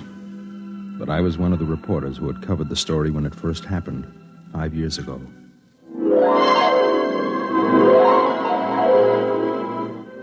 I'll never forget that day. I was working the police blotter. It was a quiet summer afternoon when they brought her in. 2 big cops in blue uniforms. Come on now, girlie, come on. Let me go. I haven't done anything. Take it easy now. What's the trouble, Connolly? Disturbing the peace, Sergeant. Is this that Central Park call? Hey, this is it. I thought you radioed that there was a near riot up there. Oh, you should have seen the place. All right, give me the report. Well, me and Bennett got up there, and there was a mob of people all surrounding this girl, see? So we bust through, and there in the middle of maybe 600 people, she's lying there, sort of in a faint. I asked a couple of people what the difficulty was, and they tell me it's the flying saucer. The what? The flying saucer. What flying saucer? Let me finish, Sergeant. What flying saucer, I ask. And then they says that this girl was standing on the green, and suddenly the saucer comes down and starts whirring over her head like a halo. What is this, miss? A gag? It happened. It did, eh? Well, now suppose you tell me your version. I was standing in the park, and I looked up, and there it was. Describe it. It was beautiful. It was golden with a dusty finish, like an unripe Concord grape. It made a faint sound, a chord of 2 tones, and it circled over my head like some great round hummingbird. Go on. Well, other people must have seen it because they were all looking at me and pointing. I saw one man cross himself. And then it came down and touched me and spoke to me. This flying saucer spoke to you? Yes. And, just what did it say to you? I said, what did it say? I can't tell you. A secret, huh? Yes. I see. Connolly, this girl is for Bellevue. Well, Sergeant, the plain fact is that it happened just like that. And 10 witnesses all agree it did. Are you trying to tell me that there was such a thing as this whirring hummingbird of a saucer? Oh, there was that, Sergeant.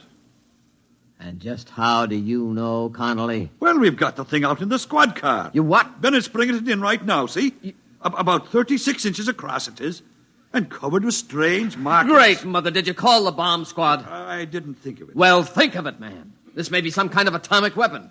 I'll turn it over to ballistics. Never mind about ballistics. Call the FBI and tell them we've got this thing. Yes, sir. What about the girl? We'll book her on disturbing the peace. I've got a feeling the government men may want a word with her. Sergeant.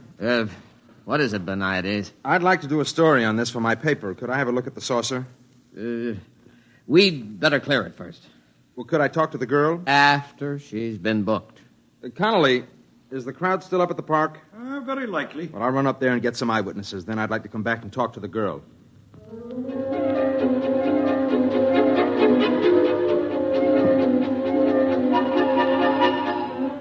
Up at the park, they were still buzzing about it. Some said she was a communist agitator. Some said it was a flying saucer from Mars, and she had stepped out of it. Others said she was a saint, and it was her halo. I took some notes, phoned the paper, and went back downtown to talk to her. But there were a couple of agents with her, and they wouldn't let me in. Now then, miss, you told the sergeant this saucer spoke to you. Is that correct? Yes? Did it speak to you in English? I don't know. You did understand it, though. Yes. Do you speak any other languages? No. Tell me, what message did you receive from this instrument? Wasn't anything, really. Suppose you tell me. I'd rather not. Miss, let me be very frank. I'm not a policeman. I'm a security agent. That means that I deal with problems that affect the security of our country. Do you understand? Yes. Now, we've examined this flying saucer enough to know that it is not of American manufacture. It also possesses an extremely high radioactive count. Now, that means that it was made in an area where radioactive materials are in great abundance, such as an area where atom bombs are made. That's why we want to know the message you received from the saucer. There was no message. You just made it up. Yes. I'm afraid you're lying. Suppose we have some soldiers bring the saucer in here and hold it over your head. Would you object? I don't care what you do. All right, boys, bring it in. Now, when I tell the men to hold it over your head, you try to recall what it said. I don't know what it said. Lift it up, boys. Hold it right over her head. All right.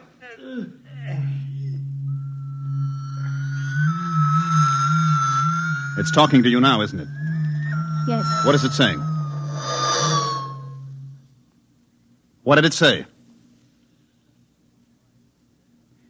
All right, boys, crate it up and send it down to the National Research Laboratories. Right. What about the girl, sir? We'll get nothing out of her. I don't believe she really knows what that humming noise is. Better have a psychiatrist examine her. Yes, sir.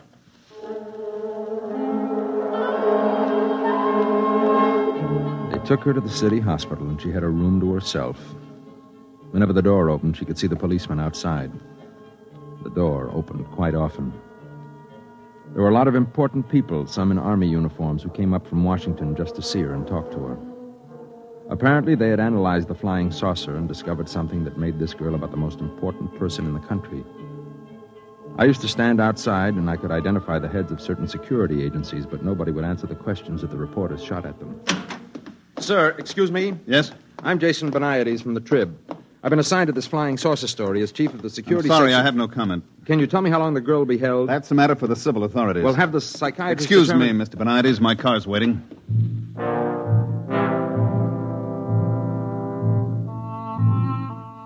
A few days later, she was released from the hospital and returned to the court to be tried on the disorderly conduct charge. They found her guilty and fined her $15 and turned her loose. When she walked out of the courtroom, she was handed a subpoena to appear before a congressional committee in private session. She answered all their questions except one. My paper sent me over to cover the hearings. Now, young lady, I want to remind you that I'm a senator of the United States and empowered by the people of this country to ask questions relating to matters of security. You understand? Yes, Your name is Janet Boyce, is it not? I told you that. Now, at an earlier session, you testified that as a young girl, you were a member of a certain organization in your neighborhood. Would you name it? The Rinky Dinks. Who comprised the Rinky Dinks, Miss Boyce? It was just a bunch of girls who got together to play field hockey and listen to recordings. Any particular recordings? Mostly Eddie Fisher. I see. Now, this flying saucer, you said it talked to you. You did say that, didn't you? Yes, And then you denied it. Yes. Why? because I was tired of answering questions. Young woman, let me put something to you squarely. Oh, by the way, I think if there are members of the press here, I can divulge a rather spectacular piece of information to you. This flying saucer has been thoroughly examined and analyzed, and I wish to inform the people of this great nation that it definitely, I repeat, it definitely did not originate on this planet. Now then, Miss Boyce, consider that it is possible that our Earth might be attacked from outer space by beings much stronger and cleverer than we are. And consider that perhaps you have the key to our defense against those beings. Don't you owe it to the world? I don't think I owe anything to anybody. Even if the Earth was not attacked, just think what an advantage it would give this country over its enemies. Young woman, I ask you, what did that flying saucer say to you? Do you know that what you're doing is tantamount to working for the enemies of your country? I will give you one more chance. What was the message? It was personal. Gentlemen, I move that Miss Janet Boyce be cited for contempt.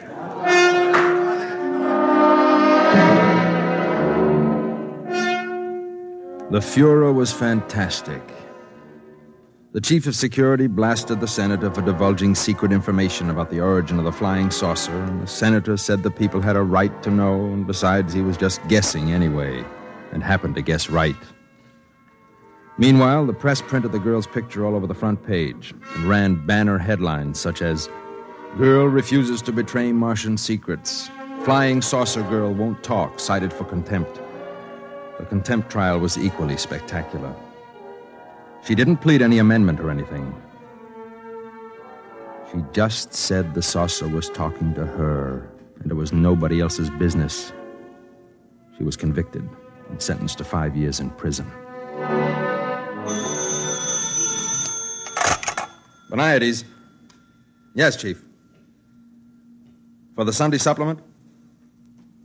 What do you think there's anything in it? Okay, whatever you say.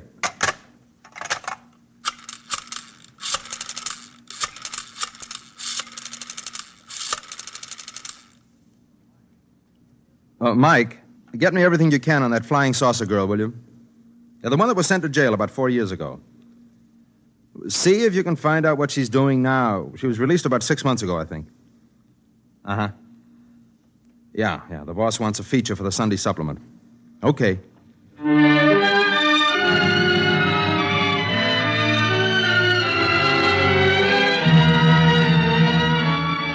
I found out she had gotten a job cleaning at night in offices and stores down near the beachfront. There weren't many to clean, but that meant there weren't many people to remember her face from the newspapers. I tracked her down and caught up with her in a one-armed coffee joint about 4 a.m. Excuse me, miss. Do you mind if I sit here? No. Nice night, isn't it? Moonlight and everything. Which are you? Security, newspapers, or just somebody out for a good time? You're pretty bitter, aren't you? Shouldn't I be? Yeah, I guess you should. My name is Jason Beniades. I'm with the newspaper. It's been nice meeting you. I have to go now. Just a minute. Please. I can't blame you. How did you find me? One of the leg men located your mother. I talked to her earlier tonight. Oh. How is she? Still hitting the bottle. The way she knew where you were, you sent her some flowers on her birthday, remember? Yes. She wouldn't talk to me. Said she didn't want a daughter who was a jailbird. Tell me how it's been. So you can write about I it? promise you I won't write anything you don't want me to write. Okay. You want to know how it's been? Right after I got out of jail, I met a man at a restaurant. Nice man. He asked me for a date. I spent every cent I had on a red handbag to go with my red shoes. They weren't the same shade, but anyway, they were both red. And I was very excited about the date. We went to a movie. Afterward, he didn't even try to kiss me or anything. He just wanted to know what the flying saucer had told me. Didn't say anything. I just went home and cried all night. And that was it. No. I had another date. I get pretty lonely. This time they arrested the man I was with. He was a Russian agent. On Christmas Eve, 4 men called me up and sang me a song. Would you like to hear the words? It doesn't matter. They go, the flying saucer came down one day and taught her a brand new way to play, and what it was she will not say, but she takes me out of this world. I'm sorry. Now will you go away and leave me alone? Yes. Aren't you going to ask me the big question? No? Everybody does. Yeah, well, not me. You will, sooner or later. Maybe. Look, can I take you home? No. Can I see you again? Please. I don't know. I'm afraid to let myself like anyone. Trust me, will you? I'm not sure. Maybe. Maybe. I'll wait here for you tomorrow night. All right.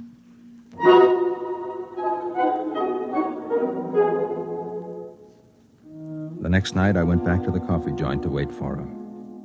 I knew she got through about 4 a.m. I got there about 15 minutes early. Mr. Beniades? Yes. Say, you're the chief of the security section, aren't you? You have a good memory.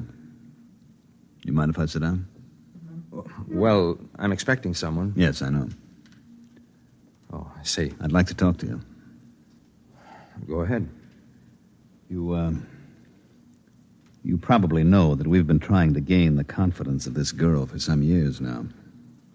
Yes. And, apparently you've succeeded where we've failed. Well, not really. In any event, you seem to be making some progress. She may not even show up. I think she will.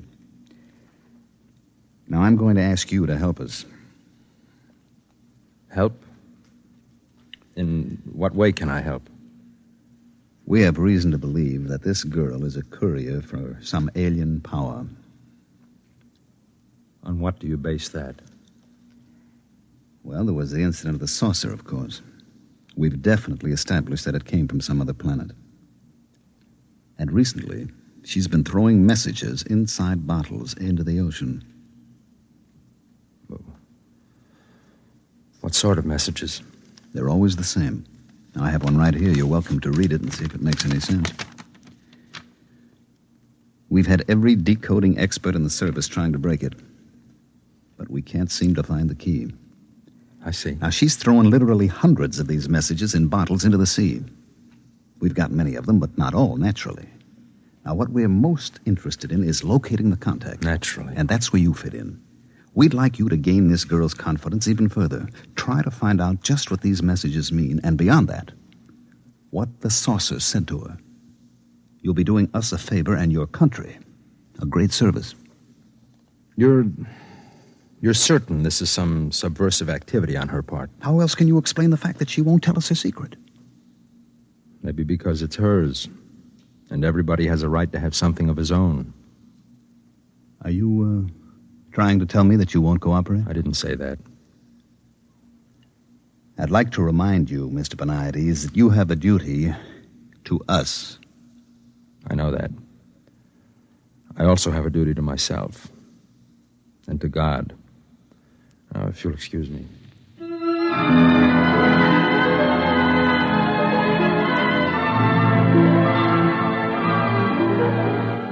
I folded the bottle message and put it in my pocket. I waited for her to show up. The minutes went by, and the hours, and I knew she wasn't coming. Or she had come and seen me with the chief and changed her mind. That's when I left the cafe and walked down to the beach. That's when I dragged her out of the surf before she could follow one of her bottles into the water. How do you feel now? Are you cold? Why should you care? I do. Is that why you were sitting with the security chief in the cafe? I didn't arrange that meeting. He asked me to spy on you. I suppose he told you about the bottles. Yes. Wonder how much of the taxpayers' money they spent gathering them up. You'd think they'd get tired of it. All the writing in the bottles is the same.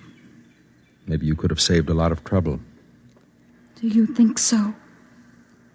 All of them. Judges, jailers, jukeboxes, people. Do you really think it would have saved me a minute's trouble if I told them the whole truth at the very beginning? Wouldn't it? No. They wouldn't have believed me. What they wanted was a new weapon. Some super scientific super science from some alien super race. Science. That's all they think of. No, it's pretty important. Would it ever have occurred to them that this super race from another planet might have super feelings? Or super longings? Or super loneliness? No. All they think about is weapons. Isn't it time you asked me what the saucer said? No. They all asked me. I don't have to ask you. I know. You know? Let me read it to you. There is in certain living souls a quality of loneliness unspeakable. So great it must be shared as company is shared by lesser beings. Such a loneliness is mine. So know by this that in immensity there is one lonelier than you. How did you know? It's the message you put in the bottles. The same message that some lonely, strange being in some other world put into a bottle, only his bottle was a flying saucer and sent across space to you. You knew. I'm lonely too. Look at me. I've never had the love of a woman. They think I'm pretty ugly. You're not ugly. No. I don't feel ugly right now. Say it again. The message from the saucer. Know by this that in immensity there is one lonelier than you. I wonder if whoever first wrote it has found someone. I think perhaps he has.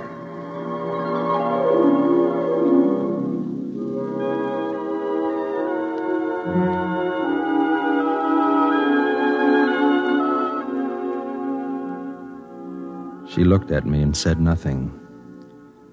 But it was as if a light came from her. More light than even the practiced moon could cast. Among the many things it meant was the fact that even to loneliness there is an end for those who are lonely enough, long enough.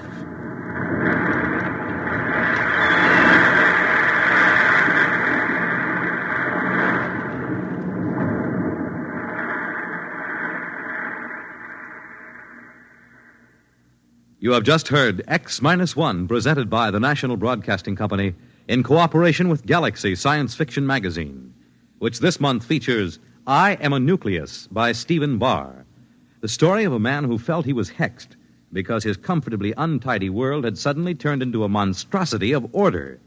Galaxy Magazine, on your newsstand today. Tonight, by transcription, X-1 has brought you Saucer of Loneliness, a story from the pages of Galaxy written by Theodore Sturgeon and adapted for radio by George Lefferts. Featured in the cast were Elaine Rost as Janet, Nat Polan as Jason, William Keane as the sergeant, Jock McGregor as the cop, Mandel Kramer as the chief, and Wendell Holmes as the senator. This is Fred Collins. X-1 was directed by Fred Way and is an NBC Radio Network production.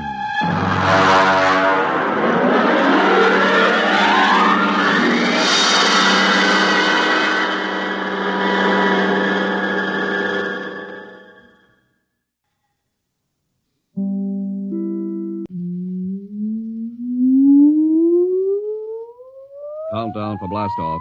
X -5, -4, -3, -2, X -1. Fire.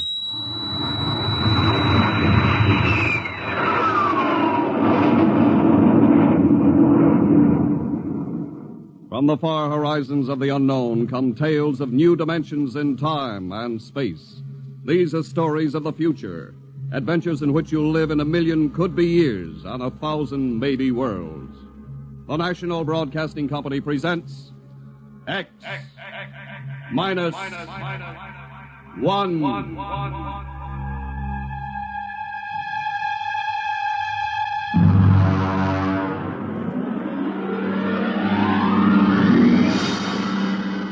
Tonight's story, No Contact.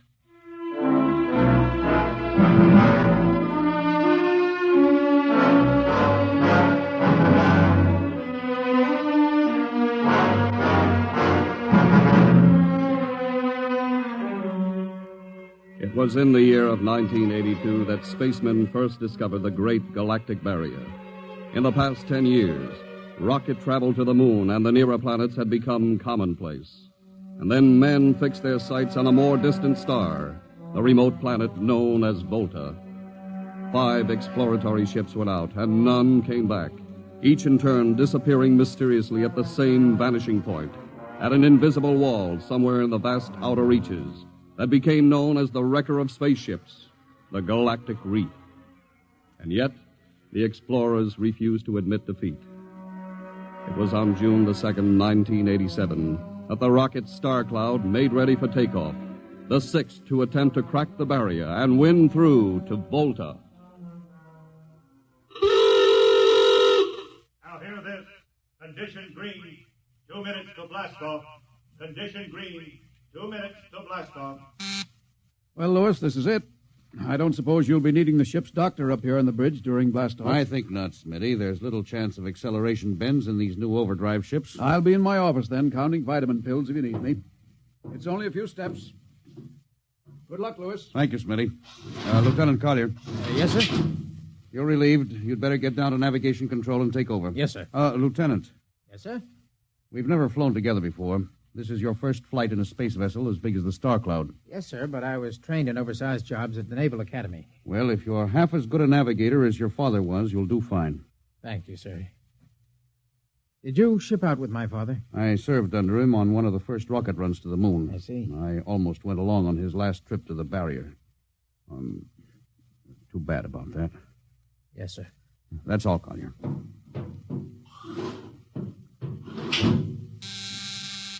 Lieutenant Paulson. Get me the ground control tower on the field. I want to talk to Colonel Harrison. Yes, sir. Go ahead, sir. I've patched in the bridge speaker. Colonel Harrison? Yes, Captain? We're standing by for takeoff in 30 seconds. Good. The field is cleared of all personnel. We'll try to reestablish radio contact immediately after takeoff. In any event, there'll be a 24-hour ground monitor. Fine. Good luck. Hope you make it. Thank you. Bridge to navigation control. Nav control, Collier. Ready, Lieutenant? We're ready, Captain. The course is in the integrator for takeoff at 1200 hours. All right. Stand by for blastoff. Bridge to engine room. Fire up your rocket chambers. Take off at exactly 1200 hours. I'll read you off. 20 seconds. 19. 18. 17. 16. Hold it. Revoke all orders. Who turned in that alarm? Paulson, sir. We've uncovered a stowaway. Stowaway? Where? Hiding in sickbay. Dr. Smithson found him. Have him brought up to the bridge. Engine room, kill your rockets and stand by.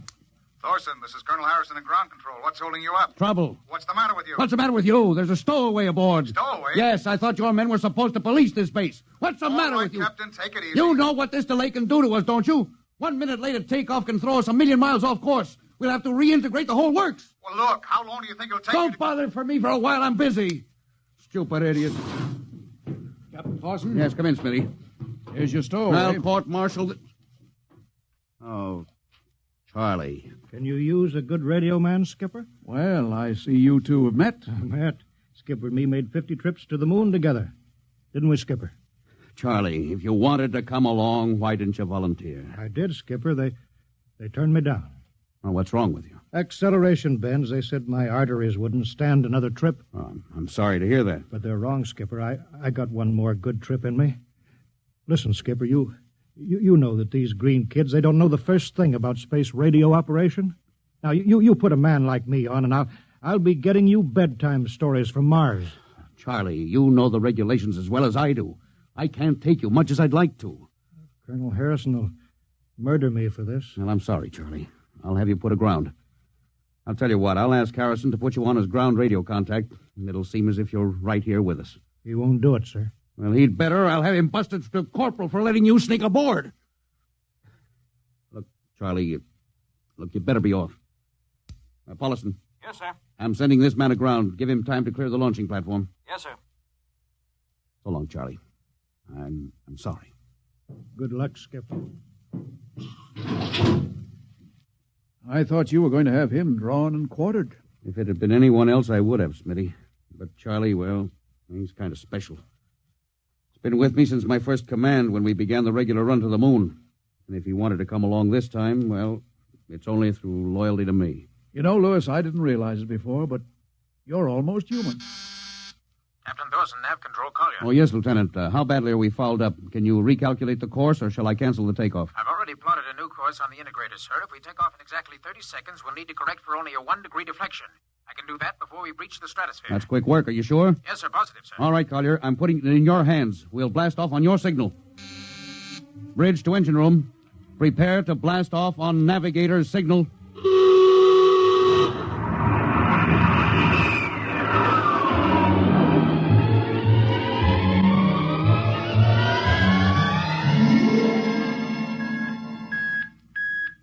How are we doing, Collier? Coming on the bearing, sir. That's 4, 3, 2, 0. We've intersected the course vector. Good work, Collier. Course is corrected, sir. We're ready to go into atomic overdrive anytime you say.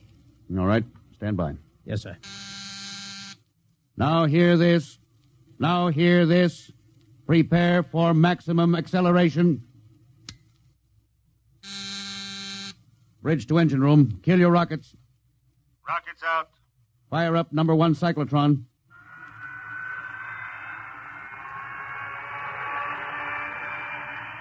Number 1 ready.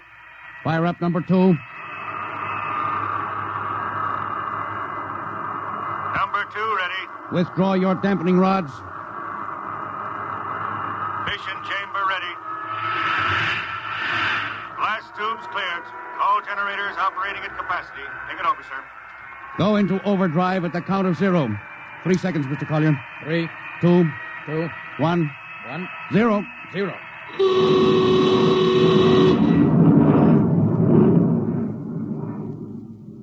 How are we doing, Collier? On course, sir. She's running hot and true. My compliments, Lieutenant. This job would have done your father credit, and he was the best navigation officer I ever saw. Oh, thank you, sir. Start your gyros. Put her on robot control. All right, the bridge is yours, Mr. Collier. If you need me, I'll be in Dr. Smithson's office. Yes, sir.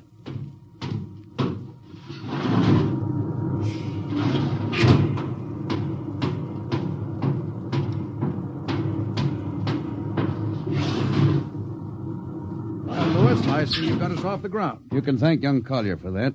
Chip off the old block. You knew his father? As a matter of fact, I knew him very well.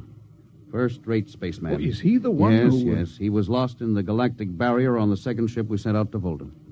Lewis, just what do you think this galactic barrier is? Oh, your guess is as good as mine, Doc. All I know is that 5 ships have gone into it, and none of them have come back out. You think it's a nit?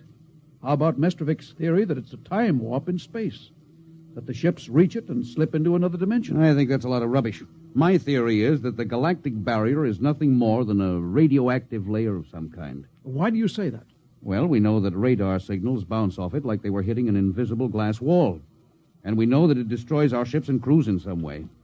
There's no other logical explanation. What makes you think we can get through it, Lewis? Because we're ready for it. The others weren't. The entire hull of this ship is completely shielded with lead. We can crack through any radioactive cloud ever detected. Besides, we're equipped with some new UHF radio devices that should enable us to maintain radio contact with Earth. Nothing can happen. Absolutely nothing. Now, who are you trying to convince? Myself, I suppose. Lewis, you've had your share of glory. First skipper to reach the moon back in 1962. You could have retired. Why are you risking this trip? 5 ships are missing. Men like Prentice, Margetts, and young Collier's father. I'm tired of seeing good men fed into that meat chopper. Then why are we going to Volta? We haven't any choice, Smitty. We're in a race, the kind of race where men and ships are expendable. According to the Interspace Code, the first nation to reach Volta can claim it. Well, personally, I want no part of it. Doc. I'll have to play physician, morale builder, and mother substitute for 112 slightly nervous men. Well, your morale doesn't sound too good, Doc. As morale officer, I can state without fear of contradiction, it is terrible.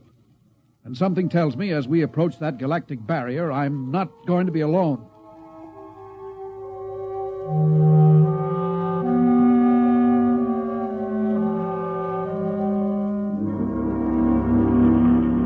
Hello, Earth. Hello, Earth. Captain Thorson of the Star Cloud calling Earth. Hello, Star Cloud. Hi, Captain. Charlie. Well, I see they haven't court-martialed you yet. No, sir, thanks to you. Well, it's good to hear you. You can read us the funny papers on Sunday morning. All right. How's our signal? Strong. Clear as a bell. Now, here's our log report for Colonel Harrison. You ready? Shoot. June 2nd, 1987. 4 weeks out from Earth. Running true. No radiation. Operation normal. Still making our approach to the galactic barrier. That's all, Charlie. See you later. Good luck, Captain. I sure wish I was with you.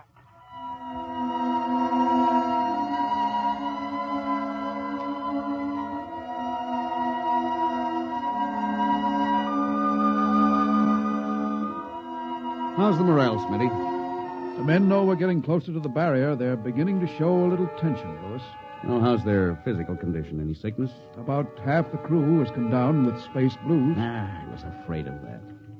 Are they bad? Same as usual. Lips and hands with a bluish cast. Eyes are sensitive to infrared. I don't know. When I first started flying these tin cans, nobody ever heard of space blues. Well, now there's a theory it's caused by the terrific acceleration of atomic overdrive.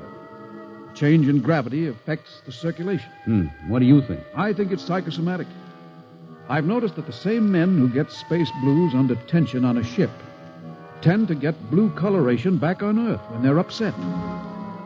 I guess it's just an occupational disease of space navigators. You think it's just nerves, then?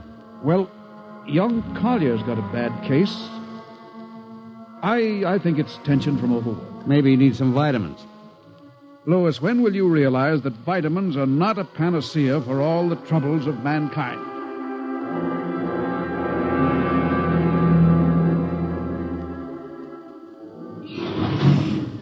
Sir, I understand that you relieved me from duty. Well, Dr. Smithson says you aren't looking very well, Collier. I'm giving you a rest. Sir, I feel perfectly able to continue. Your lips are as blue as Minnetonka. Captain, I'd like to remain at my post. Don't be foolhardy, Lieutenant. I'm not being foolhardy, sir. I have a special, personal reason for wanting this expedition to reach Volta. Your father? Yes, sir. You think he might still be alive? I have to find out what happened, sir. I think I understand. Very well, Collier. Report back to duty.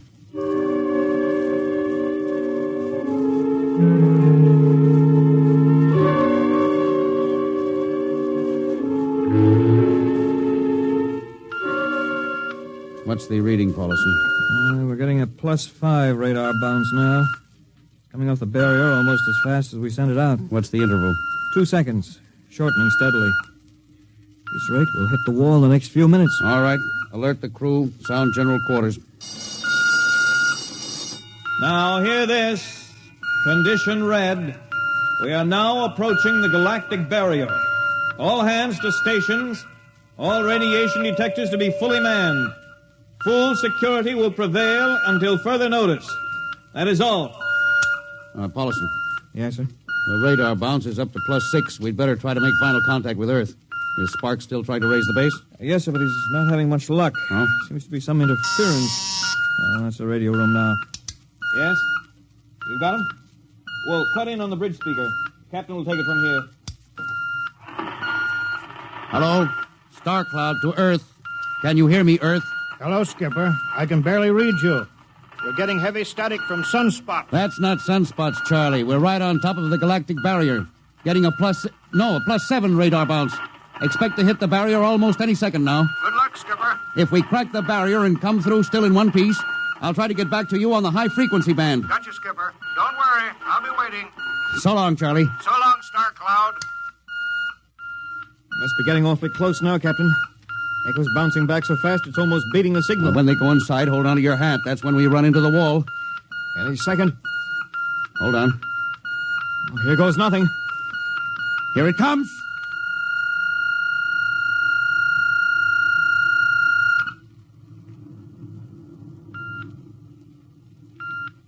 Captain. Nothing happened. We made it.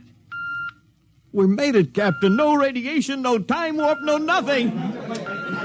Now, the crew's gone crazy, sir. Let them. They've earned it. Doc, can you break out a few bottles of snakebite serum for medicinal purposes? I sure can, Lewis. This calls for a celebration. How's your morale now? It couldn't be better. How's yours? Couldn't be better. What the... Condition red.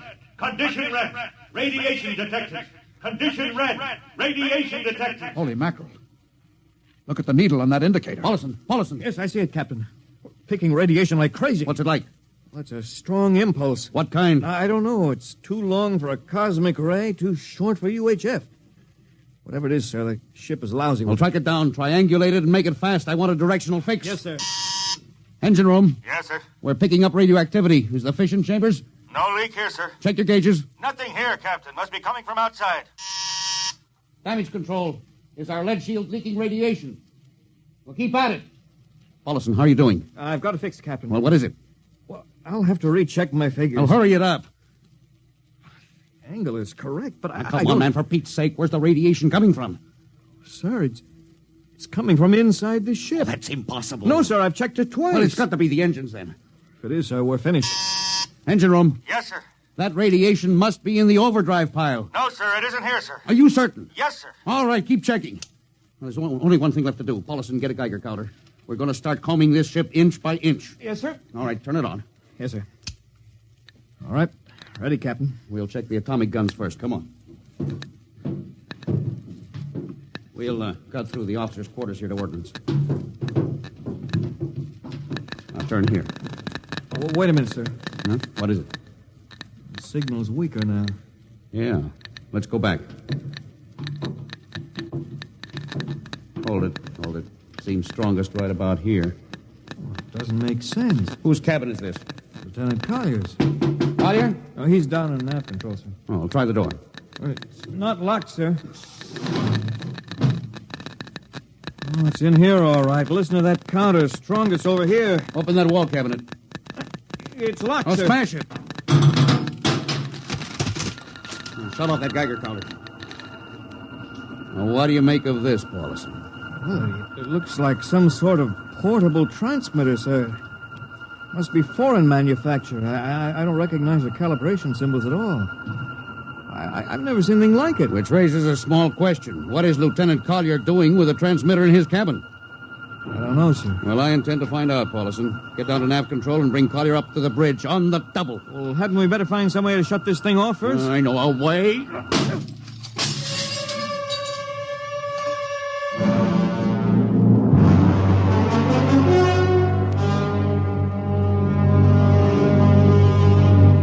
Lieutenant Collier, I'm going to ask a few simple questions, and I want a few simple answers. Yes, sir.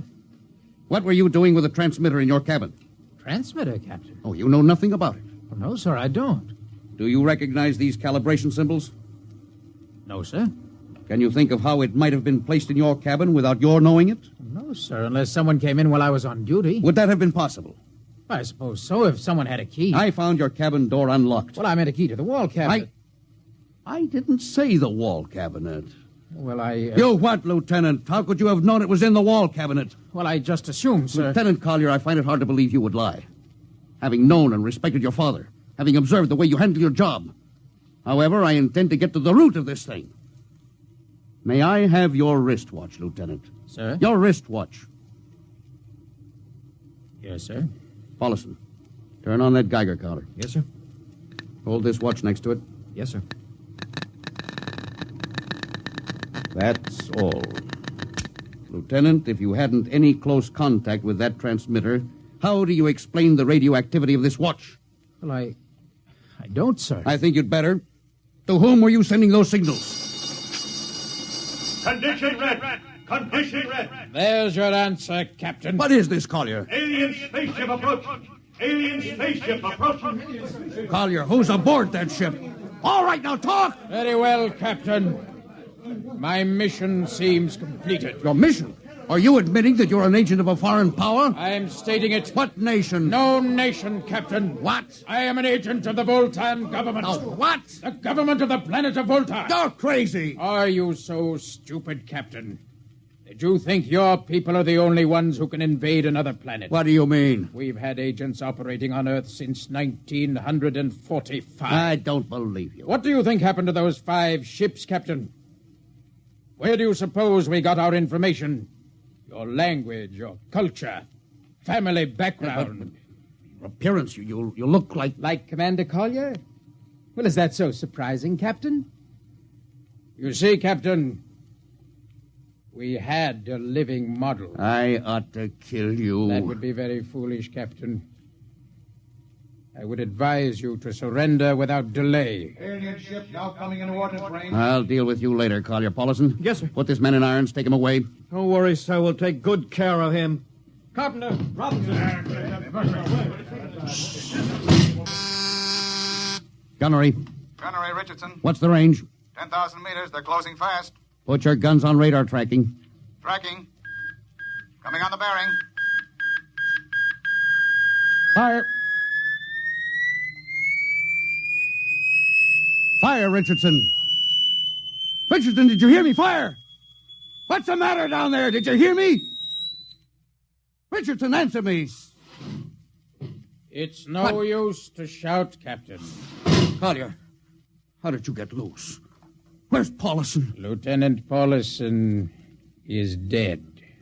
All stations! Lieutenant Collier has escaped. Seize him, men! Don't waste your breath.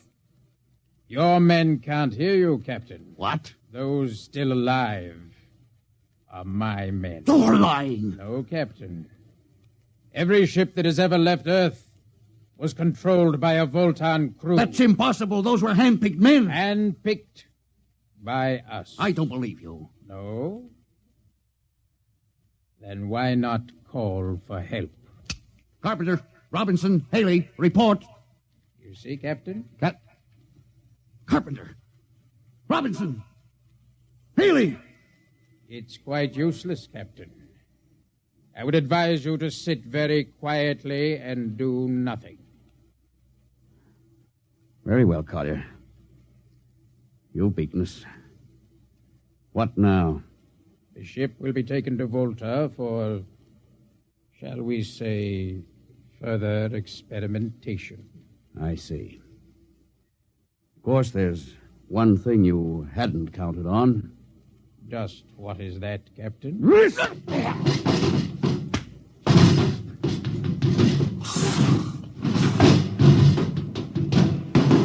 Carpenter! Are you in there, Lieutenant Carpenter?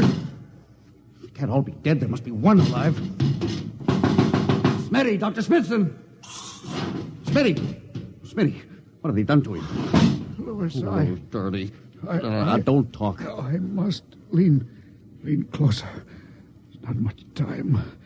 Louis, space blues. Space blues? What is it, Smitty? What are you trying to tell me? All men with space blues. Voltans. Let me help you. No, Louis. Get message back to Earth. Voltan, 5th column. Watch out for space blues. Smitty. Oh, Smitty. Captain Thorson, you can't hide from us now. Come back to the bridge and surrender, or my men will come and get you.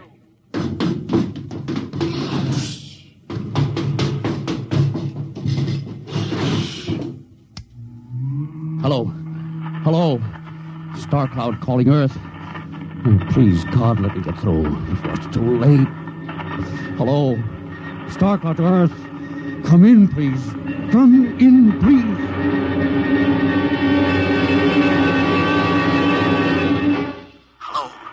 Hello. Star Cloud to Earth. Captain Thorson calling. Charlie, come in, please, hurry. Hello. Oh, hello. Can you hear me, Charlie? Skipper, is that you? Are you getting my signal? It's coming in a little louder now, Skip. Keep sending. God, now look, Charlie, listen to me. Not much time. Get word to Colonel Harrison. Crew mutinied. Most of crew members, Voltans. What? Voltans. Spell that. V-O-L... Voltans. That's right. They're from the planet Volta. Skipper, are you all right? Now, Charlie, this is serious. They'll be here any second. Now, listen, they have a 5th column on Earth. They're planning to invade you. You mean it? Of course I mean it. Tell Harrison, posing as humans. You can detect them by space blues. You got that? Only Voltans get space blue. Charlie, did you hear me? Space blue. I get you. They're breaking in, Charlie. I'm depending on you. Warn everybody. Captain. They've opened the door. So long, Charlie. Tell Hannah. Captain Thorson. Hello, Star Cloud. What's the trouble, Sergeant? I was just trying to raise a Star Cloud, Colonel. Had any luck? No, sir. No contact. No contact, eh? No, sir. Nearly an hour since they hit the galactic barrier. I don't understand why they haven't tried to get a message back. No, sir. Neither do I. Oh, all right. I'll take over for a while. Yes, you do that, sir. It's all yours. Right. Oh, and Charlie, you better go out and get yourself some coffee. You look a little blue around the gills.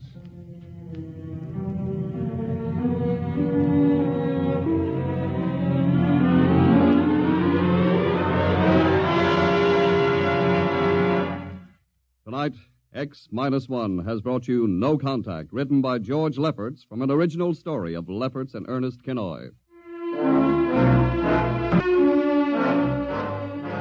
Featured in the cast were Louis Van Ruten as Captain, Donald Buca as Collier, Wendell Holmes as Charlie, and Bill Griffiths, Bill Smith, Matt Crowley, and Ken Williams. Your announcer, Don Pardo. X-1 was directed by Fred Way and is a transcribed NBC Radio Network production. And now, next week. When you want to take over a world, you naturally look for its weak point, some way to catch its people off guard. We live in a world where everybody loves a parade, a world of press agents and publicity stunts. But who would ever dream that invaders from outer space would take advantage of that weakness and actually hire a press agent to advertise their coming? Who would believe it was anything but just another publicity gag? At least, not until the terrible moment when it was already too late The moment of X minus 1. Countdown for blast off. X minus 5, 4, 3, 2, X minus 1, fire.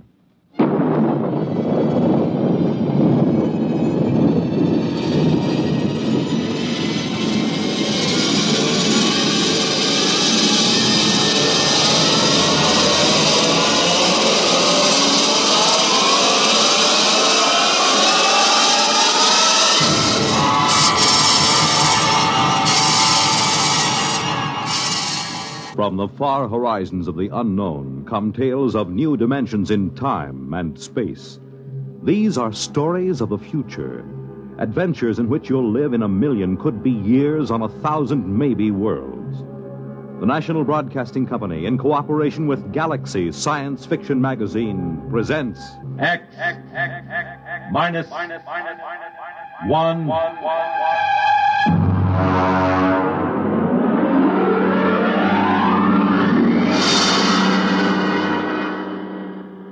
Tonight, we take you some 800 years into the future to meet man's best friend.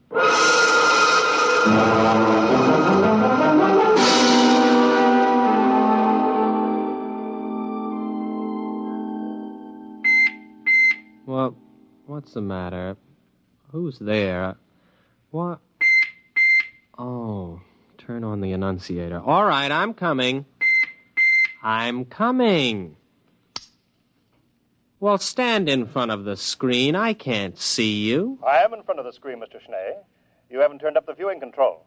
Oh, yeah. Well, there you are. Do I know you? May I be the first to congratulate you, Mr. Schnee? You may indeed. What for? Oh, you haven't heard the news. Good, then I shall be the first. I imagine I got a head start on the others because of my superior facilities for locating you. Your address wasn't given. These pronouncements do tend to be a bit vague. It's a matter of tradition, I suppose.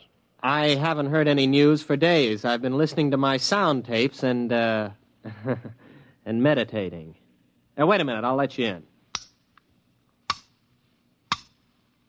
Oh, the auto bursar must have forgotten to pay the doorbell. Have to open it manually.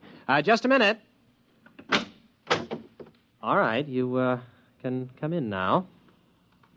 Well, I suppose you don't know who I am.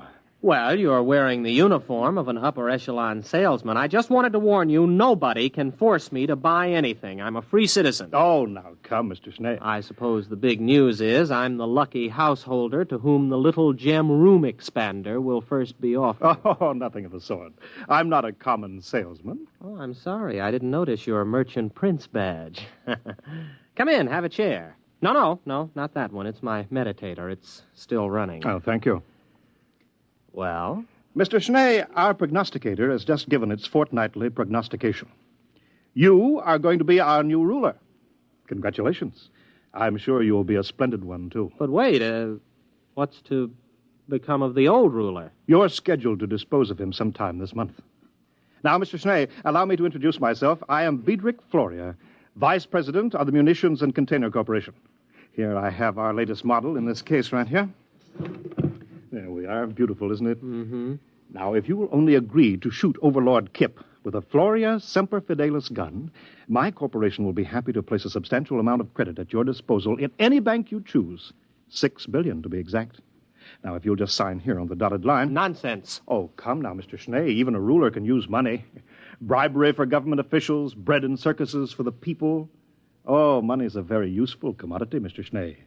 Shall we say, $7 billion? I don't doubt that money is useful, but when I said nonsense, I meant the prognosticator. Mr. Schnee? The whole thing is a lot of, well, nonsense.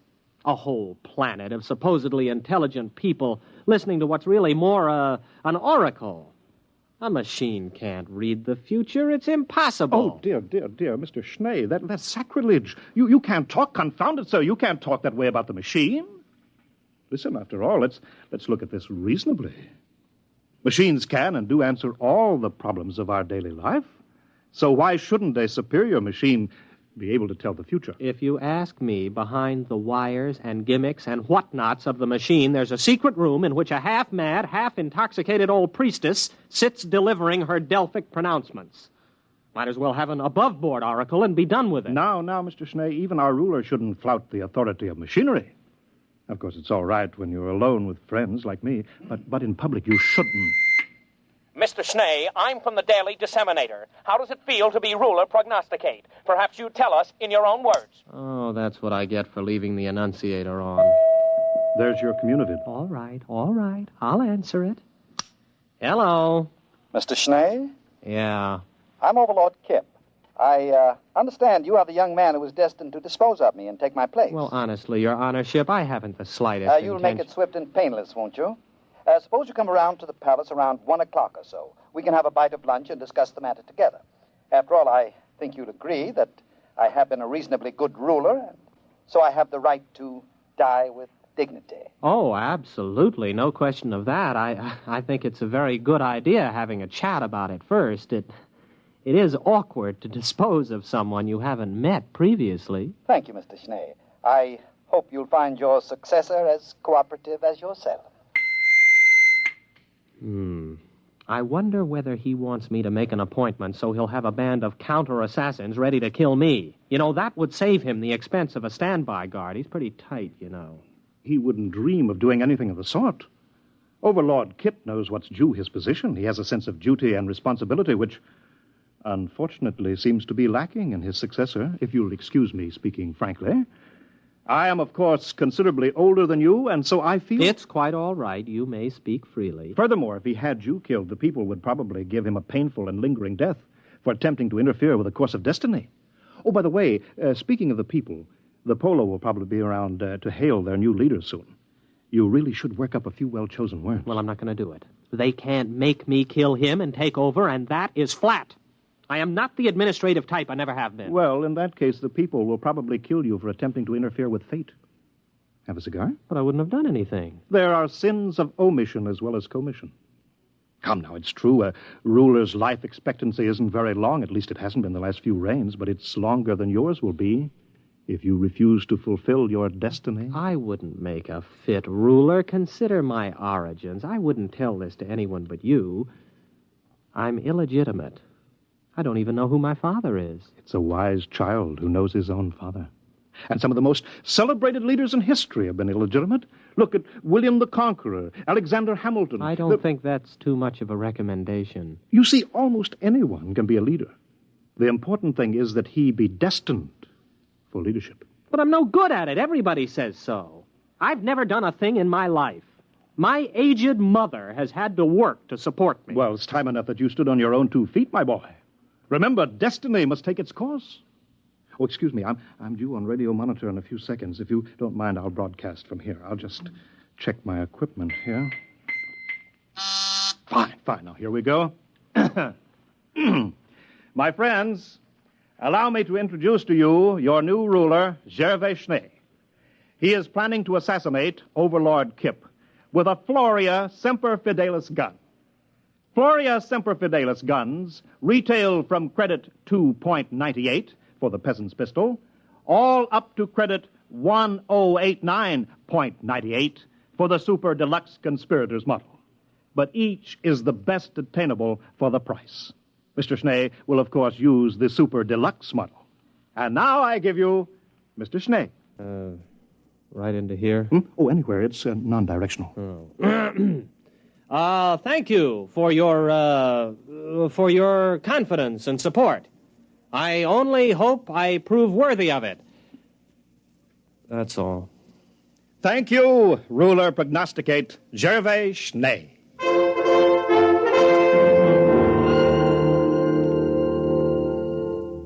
Will you have some more wine, Mr. Schnee? Oh, no, thank you, Overlord Kip. I've had too much already. It's a delightful vintage, isn't it?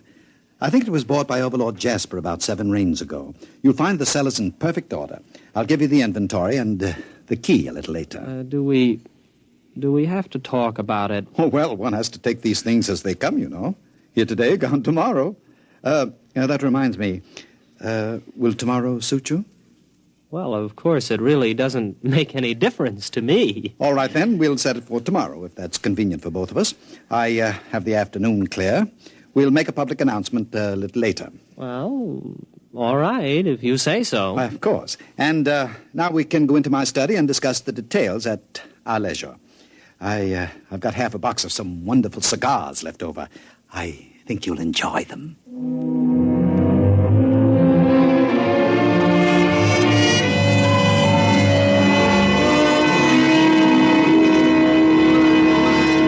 Oh, Mr. Schnee.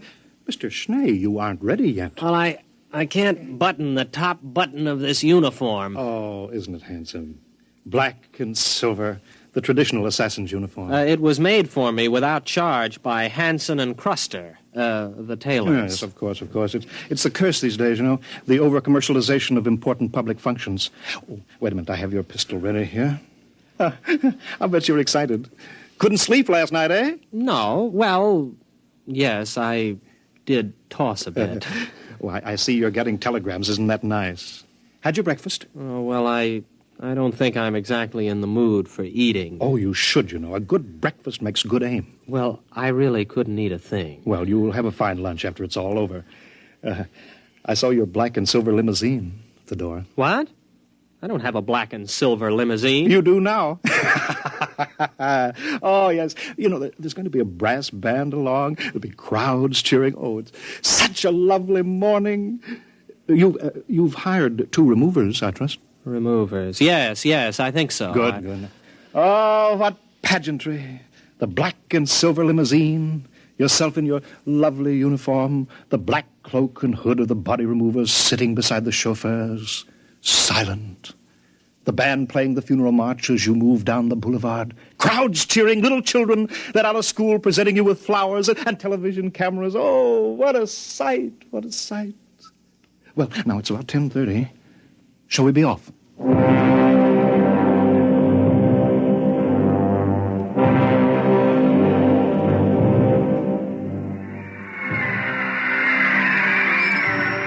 Well, come on. Get out of the car, Mr. Schnee. I don't feel so good. Well, come on now. The television cameras are ready. There we are. Just a moment.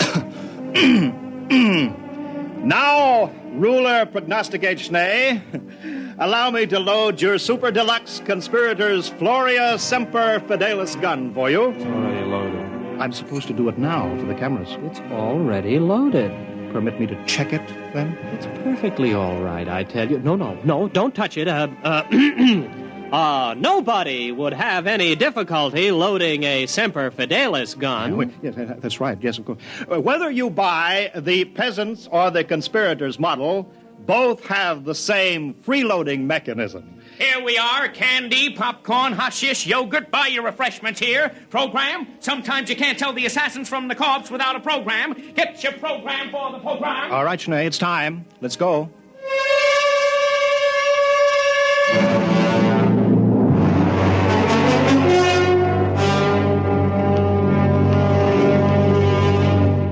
Well, here we are again, eh? Overlord Kip, I am officially here. Well, now, just a minute, old man. I have my speech, you know. Your speech? Oh, I'm sorry, really. Well, that's all right.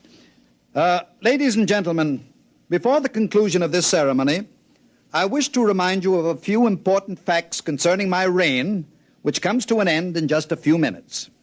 I call your attention to the budget of 2786. 83 billion credits against an outgo of 72 billion.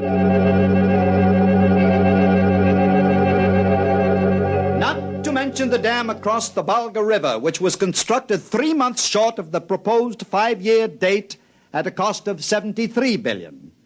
I thank you.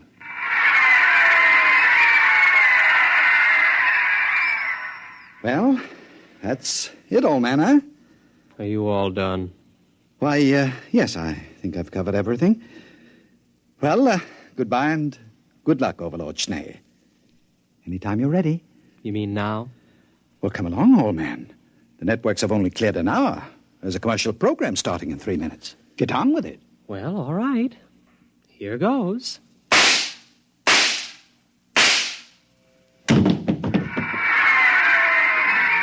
All right. Everyone will now please leave while the removers take over. But the television, the cameras, it's part of the ceremony. Why can't they televise the removal? Everybody leave immediately!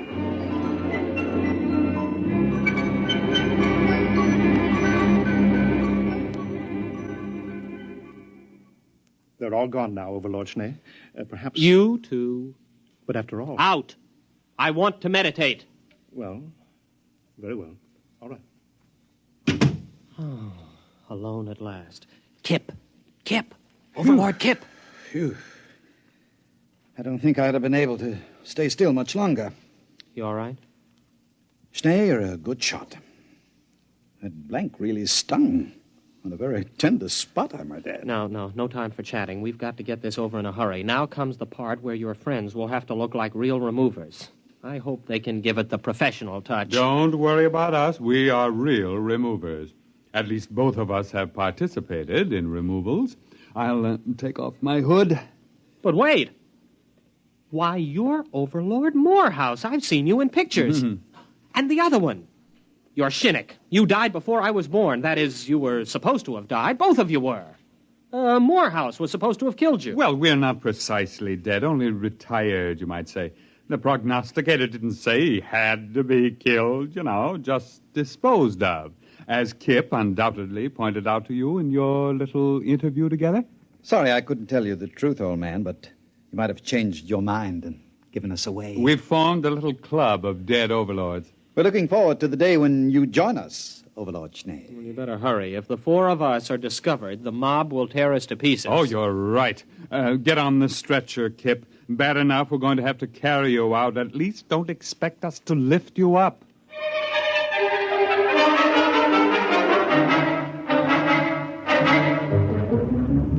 Floria? Yes, Your Honorship? The prognosticator is right here in the palace, isn't it? Yes, Your Honorship. Lead me to it immediately. Certainly, Your Honorship. It's this way.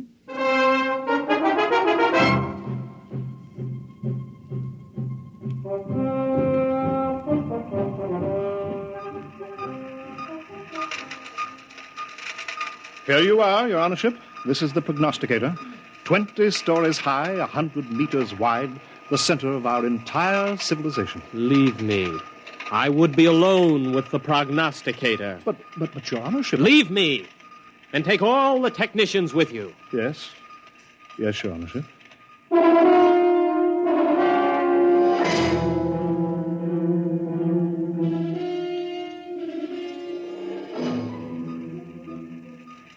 You're all alone now, Your Honorship? You too. Leave me. Well, yes. Yes, Your Honorship. Your wishes are my command. Well...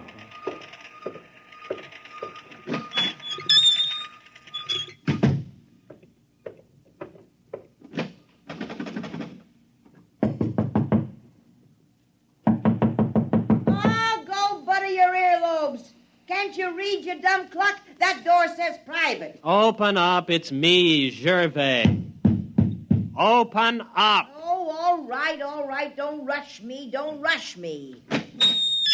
Oh, it's you, is it? Let me in. Well, hurry up. Don't want any of these nosy scientists around.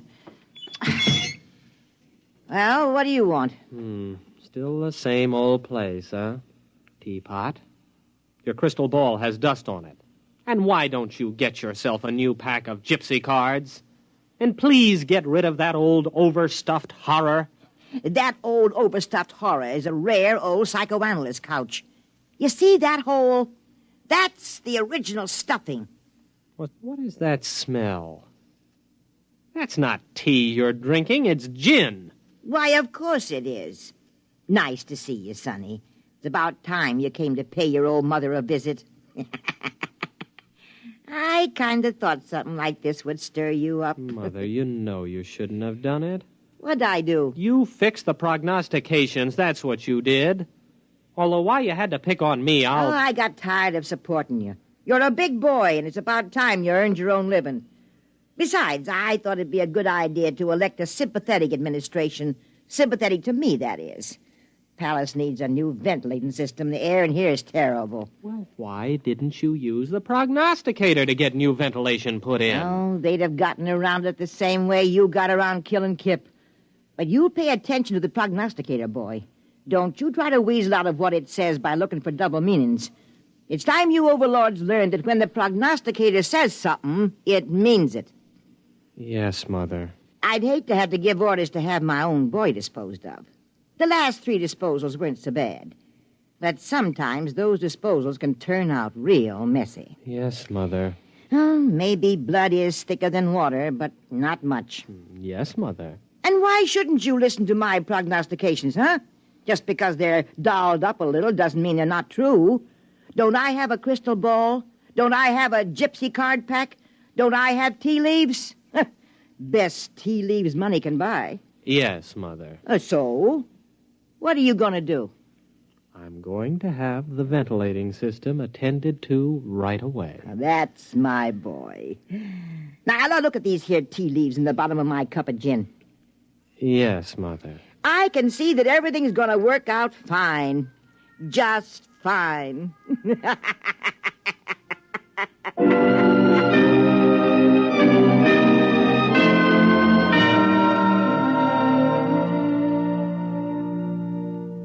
You have just heard X-1, presented by the National Broadcasting Company in cooperation with Galaxy Science Fiction Magazine, which this month features The Hardest Bargain by Evelyn Smith. Galaxy Magazine on your newsstand today. Tonight, X-1 has brought you Man's Best Friend, a story from the pages of Galaxy, written by Evelyn Smith and adapted for radio by Ernest Kanoy. Featured in the cast were William Redfield as Schnee, Wendell Holmes as Floria, Santos Ortega as Kip, and Leona Powers as Mother, with Raymond Edward Johnson and Bob Hastings. Your announcer, Radcliffe Hall. With this broadcast, X-1 concludes its present series. The show will return to the air on Thursday, June 20th. Check your local radio listings for the new date and time. That's Thursday, June 20th. X-1 was directed by Daniel Sutter and is an NBC Radio Network production.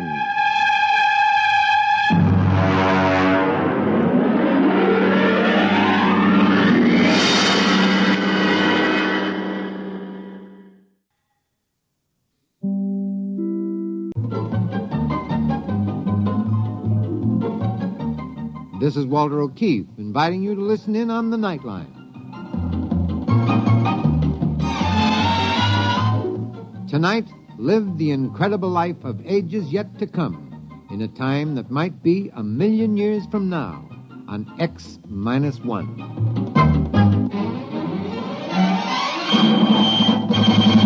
Now, an incredible story of the world beyond. Countdown for blast off. X-5, 4, 3, 2, X-1, fire.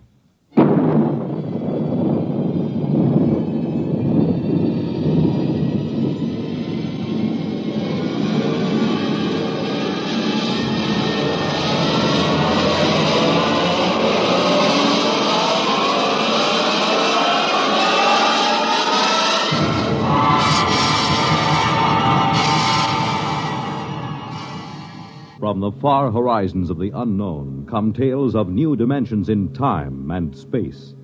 These are stories of the future, adventures in which you'll live in 1,000,000 could-be years on 1,000 maybe worlds. The National Broadcasting Company, in cooperation with Galaxy Science Fiction Magazine, presents X-1.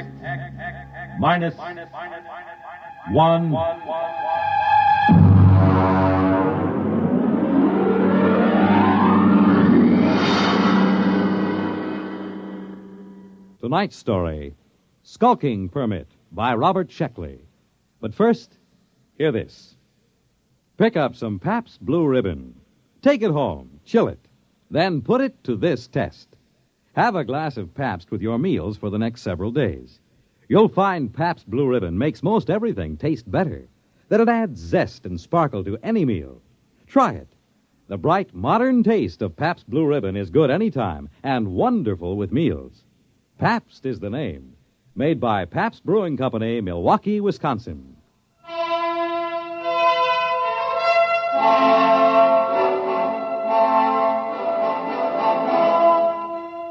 Now, X-1 and Skulking Permit by Robert Sheckley.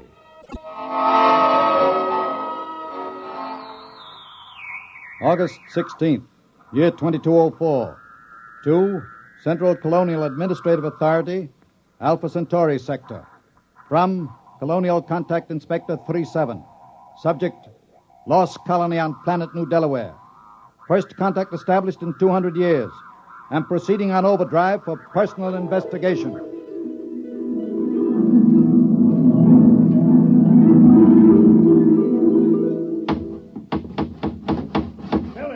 Billy Painter, I thought I told you to take consult it easy, me. Mayor. I put the sign up. No aliens allowed within city limits. What's an alien? Never mind. Look at the church. You painted it wrong. Now, look, here, I painted that church with a nice bright red. Now, what's wrong with that? I looked it up. It's a little red schoolhouse, not church house.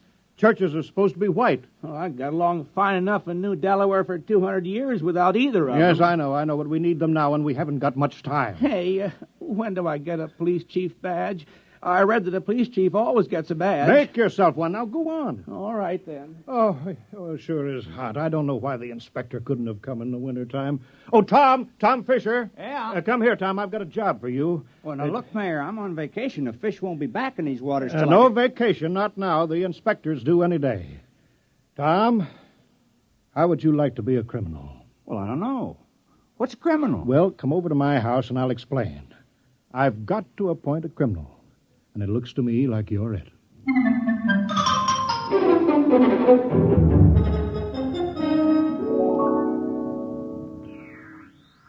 New Delaware. New Delaware. Do you hear me, New Delaware? Come in immediately. Yes, we hear you. This is Colonial Inspector 37. You of New Delaware are still a colony of Earth and subject to our laws. Do you acknowledge that status? Oh, yes. Yes, we called a town meeting last night and we talked it all over. We're still loyal to Earth. Excellent. That saves us the trouble of sending an expeditionary force to reconquer you for Imperial Earth. Imperial? Well, that's funny. All the books talk about Earth as a united democracy. A lot can change in 200 years. You realize, of course, there is room for only one intelligent species in the universe, man. All others must be suppressed, wiped out. We can tolerate no aliens. I'm sure you understand, General. I'm not a general. I'm a mayor. You're in charge, aren't you? Yes. And you're a general. Be sure you're running an Earth colony, General, with no radical departures from the norm, such as free will, free love, free elections, or anything else on the prescribed list. Get your colony in order, General. Yeah, you see how it is, Tom? Now, about your job, Tom, I'm appointing you town criminal. Well, I don't see why there has to be a criminal. All the books say so. The criminal is as important as the postman or the police chief. He works against society. If you don't have people working against society, how can you have people working for it? I don't want to do it. Oh, now be reasonable, Tom. When this inspector comes, how can I hold my head up and tell him we don't have any crime? Don't you see that? Right there, the whole thing falls through. He'll see that we're not truly Earth-like. We're faking it. We're aliens. And you heard what he said about being rough on aliens. Well, yeah. But why me? Now, I'm supposed to have vacation now that the fishing season's over. Never mind. You're our criminal. Here, I've got this paper all made out for you just to make it legal. Skulking permit. Know all men with these presents that Tom Fisher is a duly authorized thief and murderer. He is hereby required to skulk in dismal alleys, haunt places of low repute, and break the law. What's law? Well, I'll let you know as fast as I make them up. All Earth colonies have law. But what do we do? Well, you steal and kill. Look, I'll give you a couple of books on it, Tom. Steal as much as you like. One murder should be enough. Don't overdo it. Well, that doesn't sound sensible. Well, you can work up to it. Why don't you start off easy-like by haunting a place of low repute?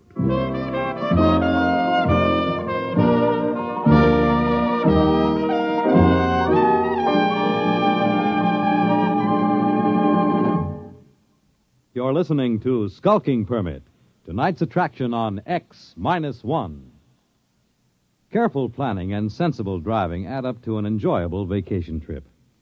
Here are a few tips from the National Safety Council that should help make your trip a pleasure instead of a tense, nerve-wracking time. Before you leave, have the car given a thorough checkup to be sure it will always respond properly to your careful control.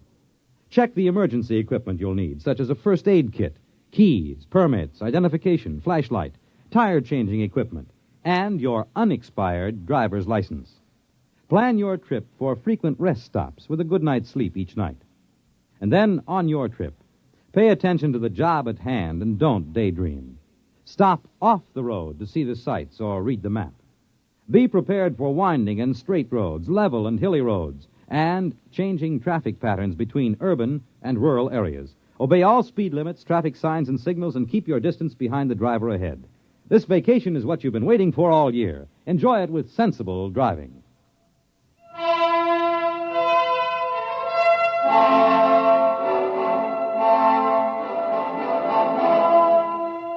Now, back to Skulking Permit on X-1. Miss Filling. Hey, how come you ain't out thieving now, Tom? Well, I'm planning. My permit says I have to haunt places of low repute, and that's why I'm here. Oh, this ain't no place of low repute. Well, you serve the worst meals in town. Oh, I know. My wife can't cook, but there's a friendly atmosphere here. Folks like it. Tom, now, just a minute there. Oh, hi, Billy. What do you have? I'm on official police business. Now, Tom, what are you doing with that beer? Drinking it. Tom, I think you were planning on stealing it. You're a suspicious character. I think I'd better lock you up for further questioning. No, Billy, what are you doing? I'm doing my duty, Mayor. Tom here is looking mighty suspicious. The book says... I know what the book says. I gave you the book. You can't go arresting Tom, not yet. Huh? Acting suspiciously isn't a crime. All right. But I was just trying to do my job. I'll still get you, Tom. Remember, crime does not pay. Crime does not... Hey, that's a real slick way of putting it, isn't it? I thought it was kind of catchy. I read it in the book.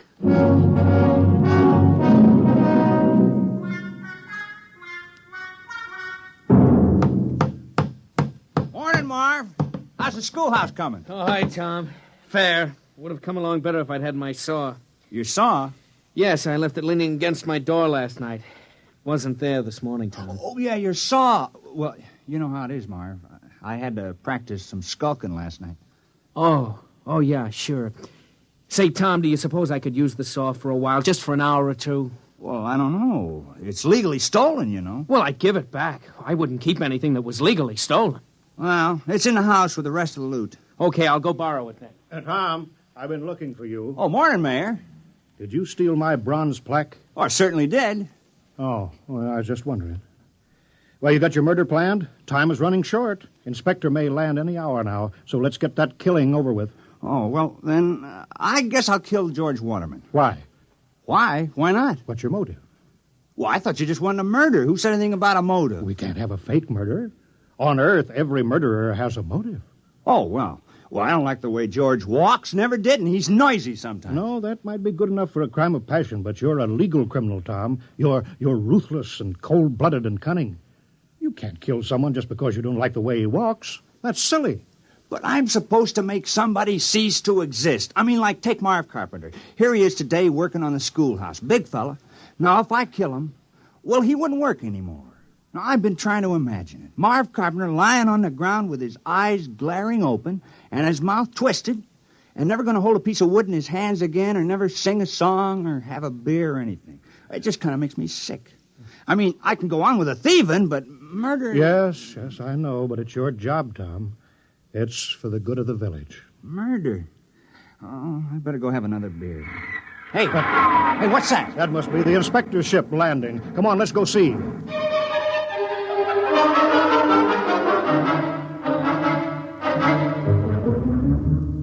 Perimeter guard advance. Sidearms to be worn at all time. And guards at battle stations. Welcome to New Delaware. Thank you, General.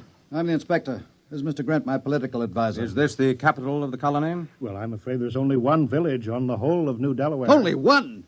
Grant, I told you when we surveyed the planet we were wasting our time. Patience. We're ready, General. Let's inspect your village.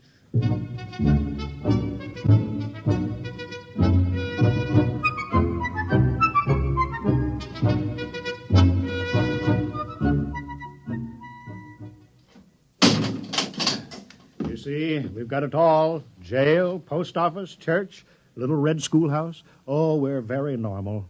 Very earthly. Grant, this place is worthless. No smelting, no heavy industry, no atomics, no taxation, no... Oh, they don't have anything. They'll be downgraded at the next colonial board. Why, this place is a utopia. It's subversive. We ought to blow it right out of the sky. Now, don't be despondent, Inspector. New Delaware has a very important commodity for us. What? You saw them, hulking peasants, nothing but farmers. Yes, strong, healthy farmers. Good cannon fodder. Oh.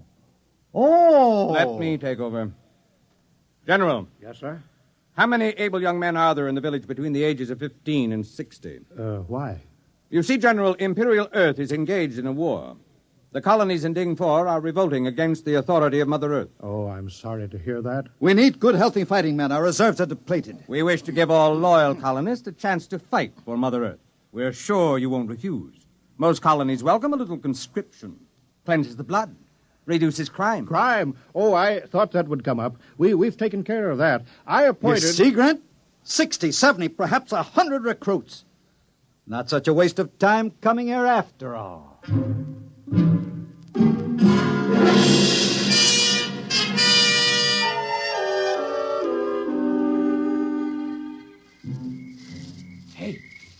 Hey, wait a minute, Mayor. Oh, hello, Tom. What are you doing? Well, you said there had to be a murder, so No, wait just a minute. Look, I didn't mean me. It can't be me. You haven't any motive. Well, I've been pretty sore about you appointing me town criminal. Look, it was the mayor who appointed you, wasn't it? Well, sure. Well, then, look, I'm not the mayor anymore. I'm a general. Look, you see, stars, gold braid. Well, what's that got to do with it? Well, you missed the ceremony this afternoon, Tom.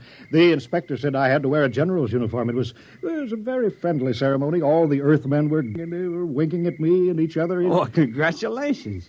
But you were the mayor when you appointed me criminal, so my motive still holds. Yes, but killing a general isn't murder. It's mutiny. Oh, well, I'm sorry. Oh, that's all right, Tom. It's just that I've read up on it and you haven't. Well, I better get back. The inspector wants a lot of the men he can draft. Are you sure this murder is necessary? Oh, yes. Yes, absolutely. Just not me.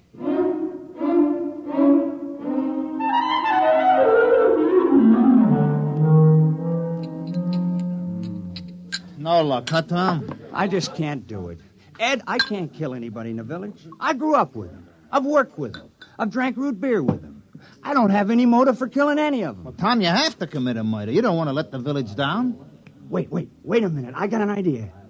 Ed, suppose I kill the inspector. What's your motive? Oh, it would be a very terrible crime. I'd be killing for glory, for fame, for notoriety, and it'll show Earth how earthy New Delaware really is. Well, they'll say crime is so bad here that a criminal actually killed their inspector on the very first day. Yeah. Well, how you going to do it? Well, one of those soldiers got drunk on a bottle of your Keebler juice, and I stole his gun. Well, I better get going.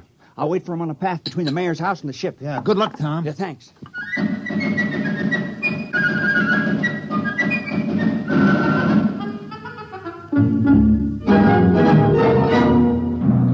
Hut, 2, 3, 4. Hut, 2, 3, 4. Keep in line there.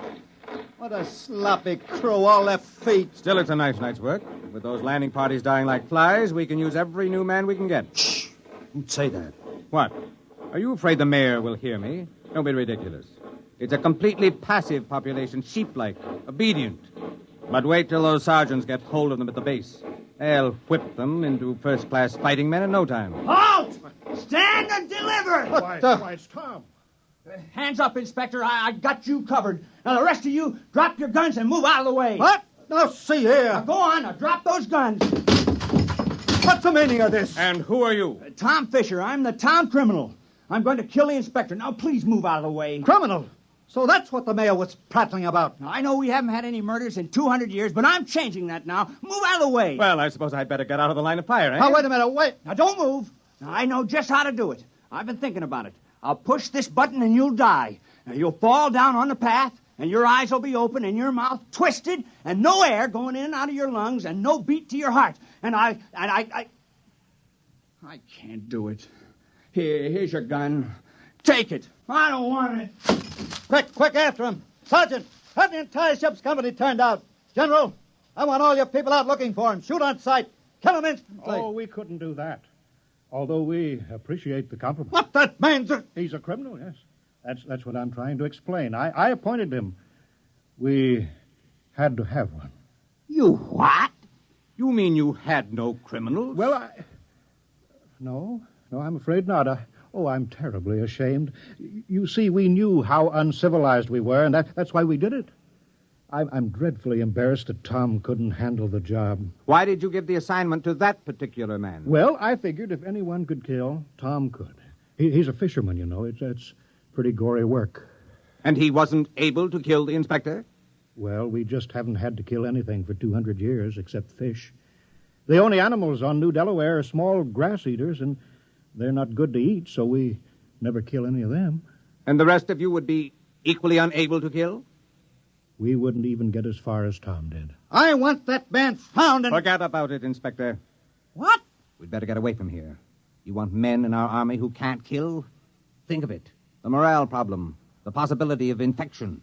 One man in a key position endangering a key ship, or maybe a whole fleet, because he can't kill. It isn't worth the risk, Inspector. Yes, sir. I see what you mean. Order your troops to get back to the ship. We'll take off at once.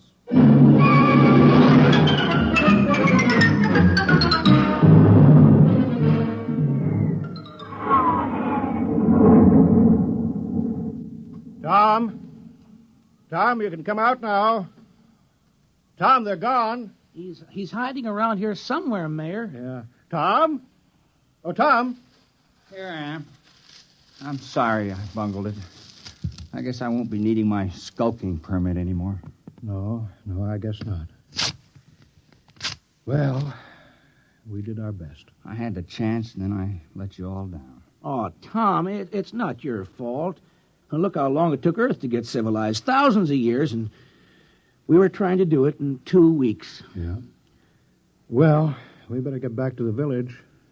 Looks like rain. Yep. Soon I'll start fishing again. Say. What is it, Tom? I think I could have done it if I'd only had the sense to think of the inspector as a fish. Well, it's too late now. I guess I'll let the village down.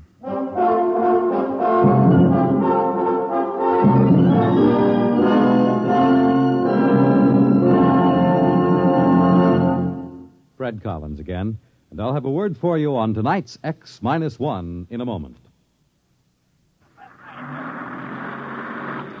This is Bob Haynes speaking to you from somewhere in the Caribbean. I am aboard a UDT personnel landing craft. That's the Underwater Demolitions Team. We are right now on our way out to rendezvous with United States submarine Sea Lion. Monitor took you there. Some men go over Niagara Falls in a barrel. Some people sit on top of flagpoles. But we have a man by the name of Rajah Phillips from India who is buried alive right in the center of a furniture store here in Owensboro, Kentucky. And Monitor took you there. Big events, little events, offbeat events, comedy, music, news, and sports. They're all part of the top variety of entertainment Monitor brings you all weekend long. This is Frank Blair inviting you to join us on Monitor every weekend and Friday nights, too, on most of these NBC stations. You have just heard X-1, presented by the National Broadcasting Company in cooperation with Galaxy Science Fiction Magazine, which this month features Blaze of Glory by Robert Silverberg. Galaxy Magazine on your newsstand today. Tonight, X-1 has brought you Skulking Permit, a story from the pages of Galaxy written by Robert Sheckley and adapted for radio by Ernest Kenoy. Featured in our cast were Richard Hamilton, Wendell Holmes, Dean Almquist, Mandel Kramer, Ted Osborne, Santos Ortega, and Bob Hastings. This is Fred Collins. X-1 was directed by Daniel Sutter and is an NBC Radio Network production.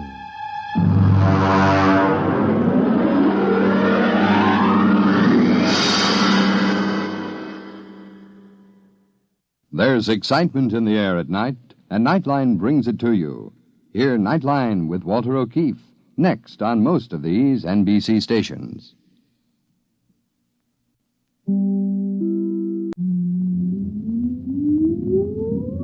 Countdown for blast off. X-5, 4, 3, 2, X-1, fire.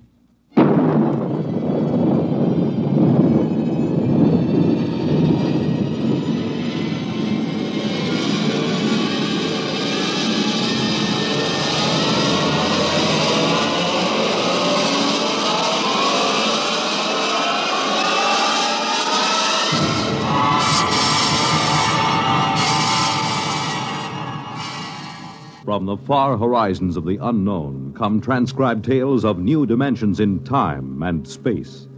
These are stories of the future, adventures in which you'll live in 1,000,000, could be years, on 1,000 maybe worlds.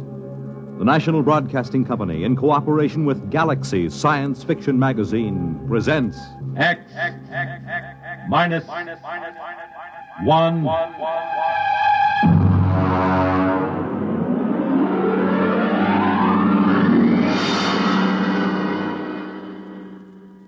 Tonight, Chain of Command by Stephen R.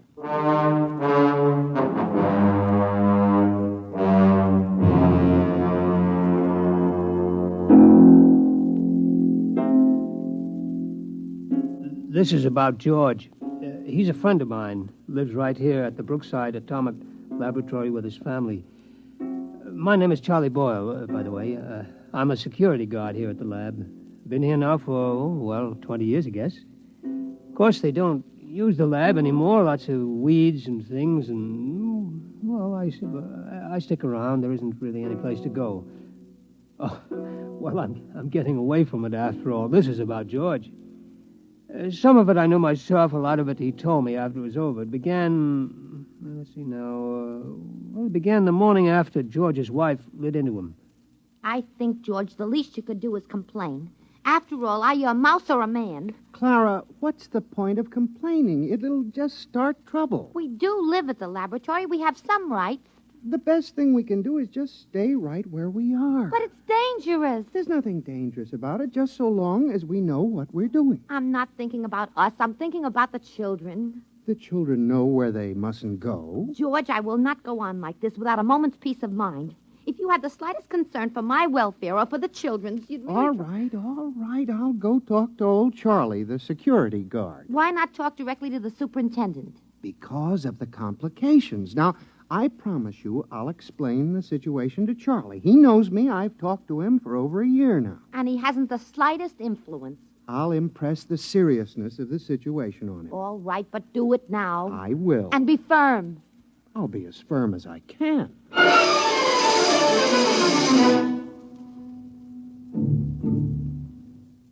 I was at my desk in the hallway. The place was deserted. I've always worked the night shift, except for my supervisor, Mr. Adams, who was in his office down the hall working late. I remember I was sort of dozing off when I heard George's voice in my ear.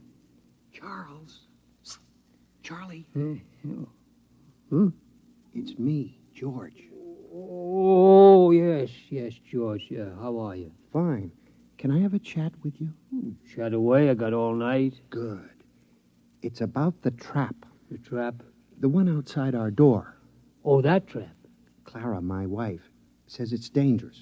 Well, now, She'd like it removed. Removed? Oh, no, George. That can't be done. Regulations? Regulations. Suppose you just removed it without telling anybody. Oh, they'd fire me, George. I see. Clara's afraid one of the kids might get hurt. Oh. How about taking it up with the supervisor? Mr. Adams? Why not? Well, it never occurred to me. Why not give it a try? Oh, I don't know. Mr. Adams doesn't even know you exist. Maybe it's time he found out. Well, it might get a bit sticky. Give it a try. Well, come on, Charlie. Be a good fellow. Haven't we been buddies for a long time? Oh, we've been buddies, all right, but, well, when it comes to something like Will this... you try at least? Clara isn't going to let me alone unless something happens. Okay, George. I'll give it a try.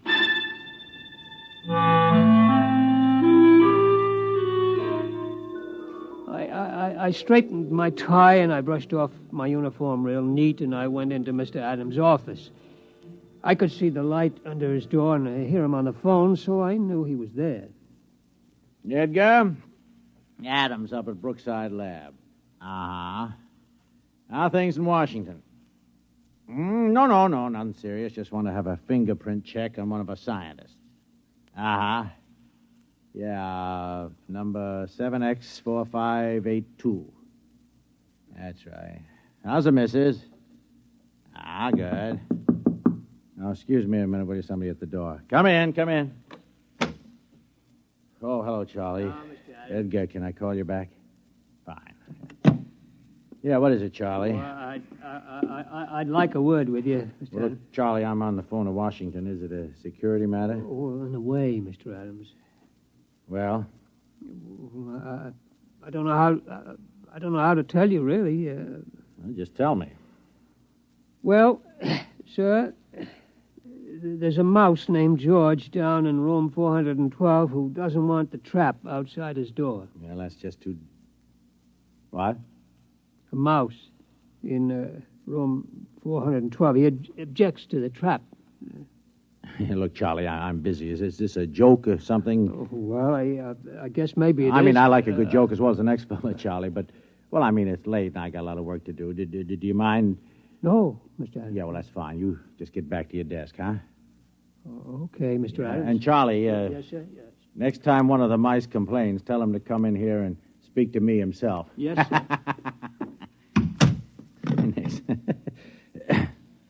Edgar Adams here again. I'm sorry. One of the security guards playing a little joke on me. He came in to say one of the mice here at the lab is complaining about the trap outside his door.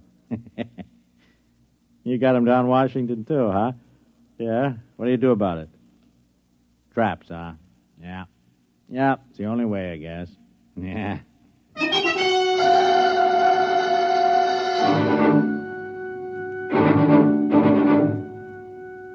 Well, I went back to my desk. George was there, waiting. I could tell by his expression that he knew the answer before he even asked me. No soap, huh, Charlie? No soap, George. I guess I'll have to tell Clara. Yeah, I'm sorry, George. What'd he say? Well, he said if you've got a complaint, see him yourself. He said that, huh? Yep.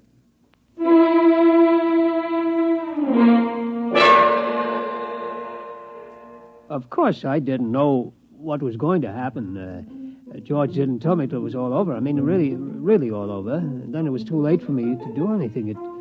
It turned out, though, that Clara, that's George's wife, told him that if he didn't go talk to Mr. Adams, she'd up and leave him. Yeah, leave him and the kids, too. So him and me, we went. And nothing negative on his record, eh, Edgar? Well, okay. Yeah, excuse me a minute. Come in. Oh, what is it this time? Excuse me, Mr. Adams. It's that mouse. He wants to talk to you. I'll call you back, Edgar. Now, look, Charlie, I mean, this is going far enough. Yes, sir. Yeah. Yes, sir. What the devil you got in your hand? Well, this is him, sir. It's the mouse I was telling you about. George. Yeah, George. This is Mr. Adams, the security supervisor. How do you do?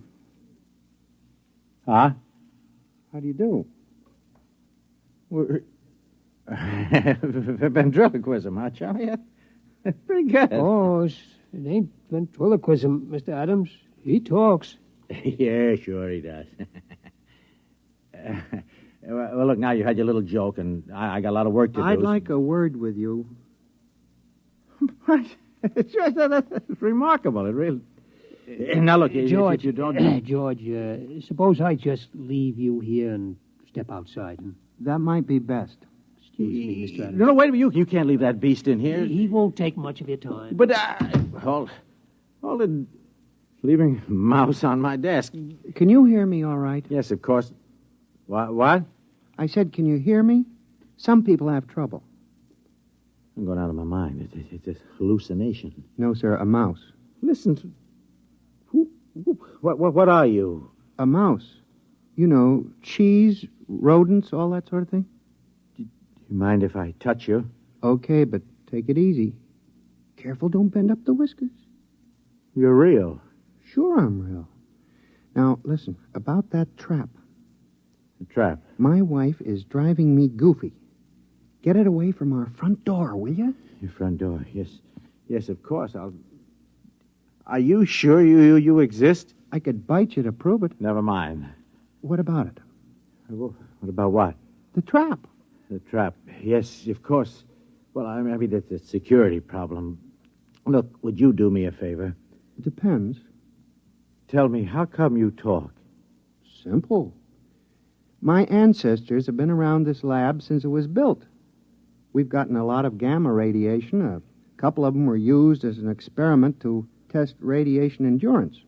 There were surgical operations, grafts of human brain tissue to mouse brain tissue to check the effects of the rays on human brains and so on.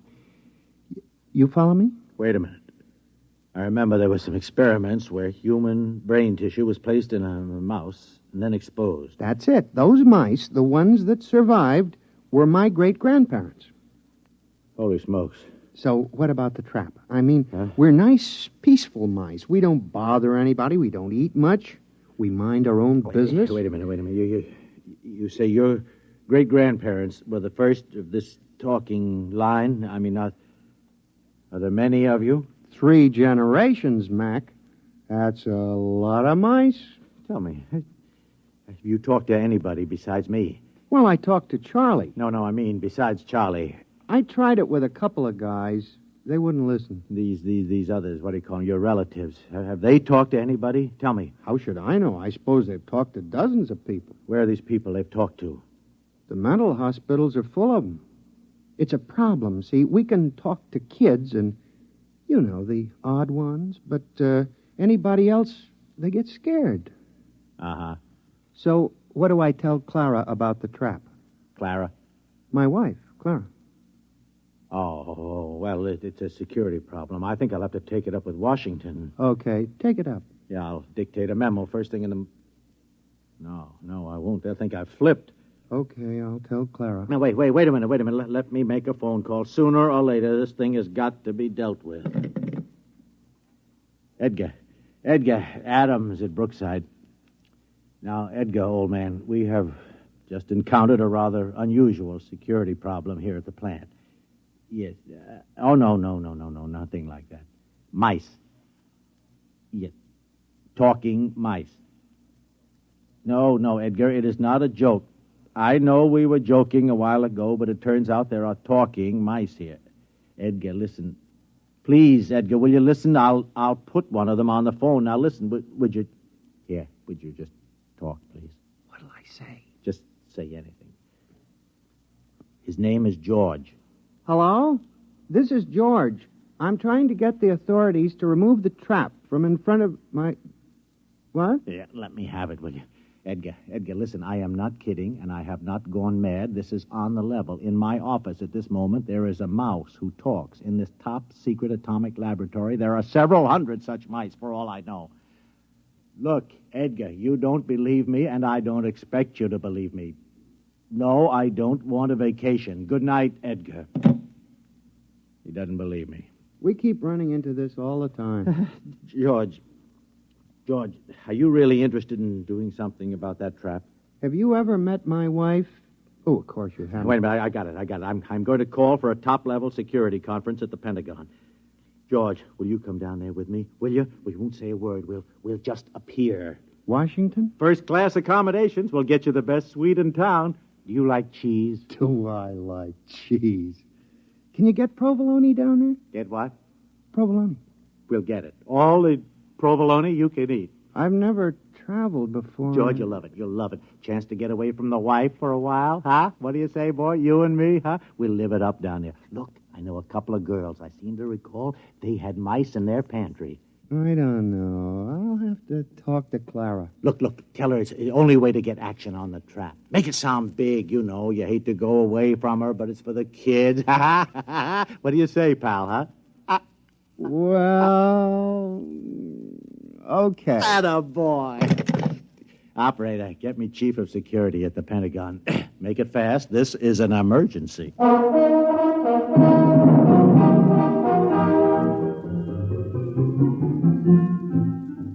I wasn't there, but like I say, George told me all about it after it was over.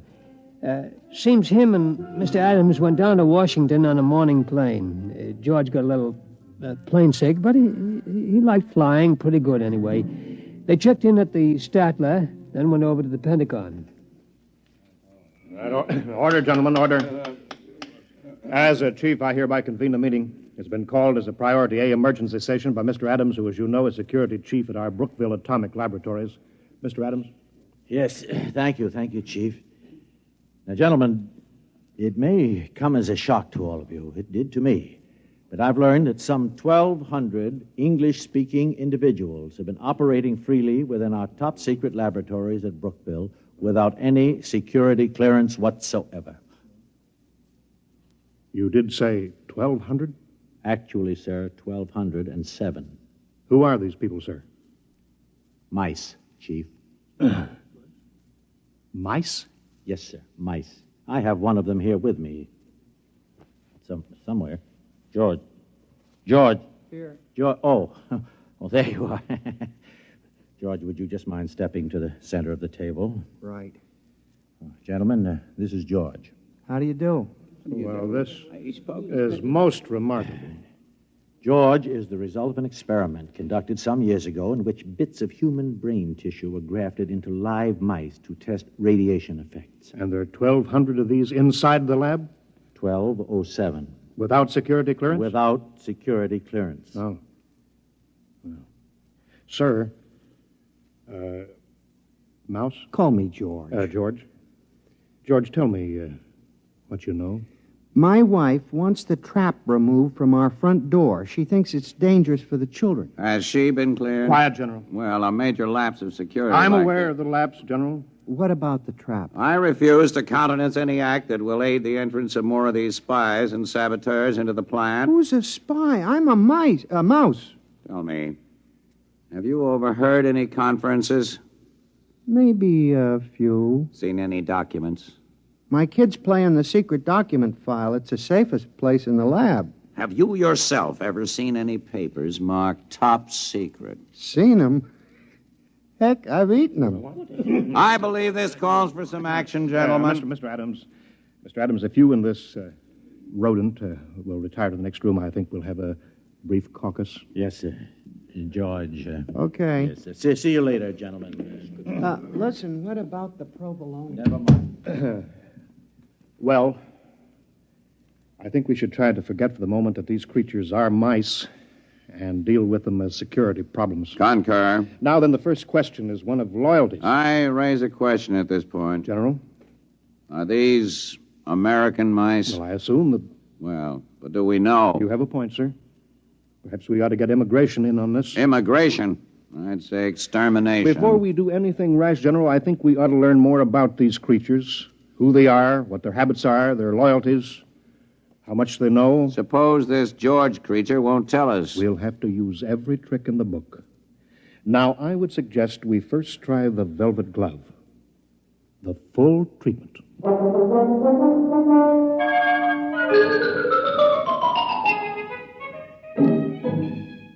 George told me about the velvet glove later. He said he didn't really suspect anything at first, what with all the excitement of being in Washington and so on, but after a while he got wind of what they were doing. Room service. This is Mr. Adams in 712. Will you please send up a pound of provolone. Provolone, please. Cheese. Yes, and some more wine. Yes, fine. Right away, please. They'll have some more right away, George. Can't get enough of this stuff. Really delicious. George, have a little more wine. I don't mind if I do. This is the life, all right. It's a great town, isn't it, George? Stupendous. By the way, George, those documents you mentioned eating, do you remember what they said? Something about nuclear weapons. Listen, Adam, what about those girls you mentioned, the ones who had mice in their pantry? Oh, yes. How about giving them a call? Well, George, a little late, don't you think? Oh, the night's just beginning. All right, George, I'll give him a little call. 6. Yeah, if my memory serves. Hello, Gail. My memory serves. Bob Adams. Hi, just down on a quick business trip. Uh-huh. How tricks, Gail? No, not a thing. By the way, did you still have mice? Mice. Yeah, but... You what? You exterminated... Oh, I see. Uh-huh. No, I don't think I'll have time this trip. I just wanted to call you up, say hello. Yeah, maybe next trip. Fine, my dear. So long. What'd she say? Unfortunately, the superintendent has a cat. I see. Wiped out? Wiped out. That's something I want to take up with my congressman before we leave town. We'll do that, George. George, have another sip of wine. You won't mind if I do. That's it. Now then, George, about those documents. Oh, you stop about documents. I thought we were in town for a good time.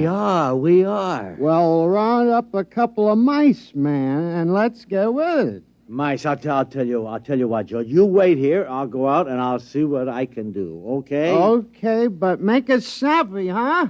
I'm raring to go.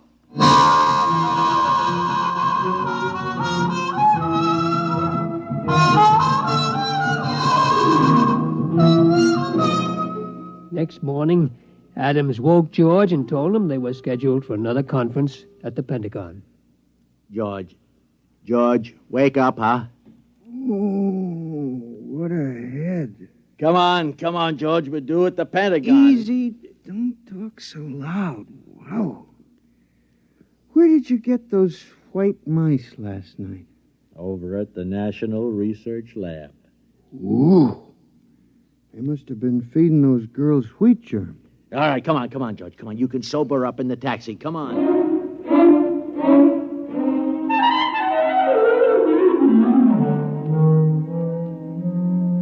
All right, George, we've been beating around the bush long enough. Who are you? I've told you, I'm a mouse. My name is George. I live in a hole at the Brookville Atomic Laboratory. We know all that.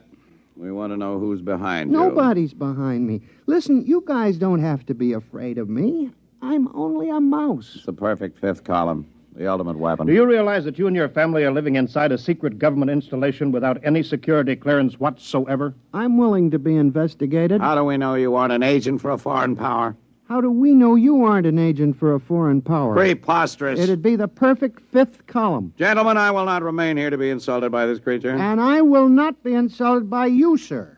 Gentlemen, good day. No, George, wait, come back. Where George, is he? He went that way. Get him off. George. He's going into the wall. Grab him. Too late. He's gone. Well, men, this is it. We'll have to decide on a course of action. We've got to recapture him. Look, I think the first thing to do is get a cat. He's too smart for a cat. Well, something's got to be done. Something's got to be done. After all, these creatures have access to every secret file in the country. Not to mention eavesdropping on our private lives. The thing that bothers me is, gentlemen, they multiply in another 3 generations. There will be some 12 billion talking mice, 6 times the human population of the Earth. It's no matter for fooling around. Kill or be killed, gentlemen. The problem there is how. We have reason to believe they're concentrated in Brookville. I say evacuate all humans and blow up the plant. Use the H-bomb if necessary. I'm afraid you're right, General. We must exterminate. I'll phone Strategic Air Command and alert them. SAC, please. Hello, Bell. This is Ed. Listen, fuel up a couple of big ones. No, nothing serious, but we may want to use them in the near future. Just stand by, that's all. I'll call chemical warfare, get the best information on exterminating rodents. Hello? Hello? That's funny. It's gone dead. Hello? Hello? Something is wrong here. Sounds almost as if the line had been cut. Adams, get out an alarm for that mouse.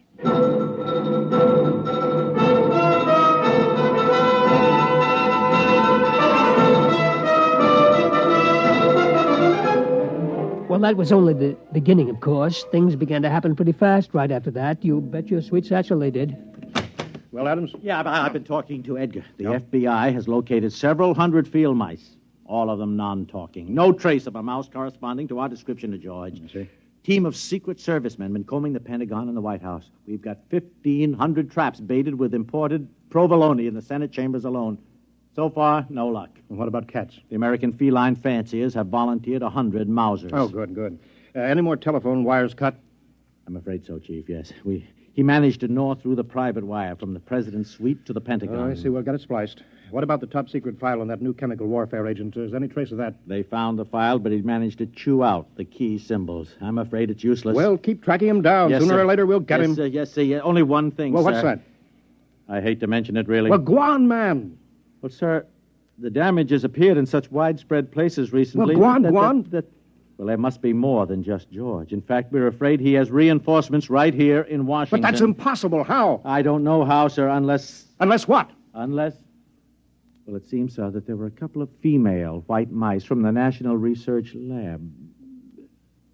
You mean? Yes, sir. I'm afraid so, sir.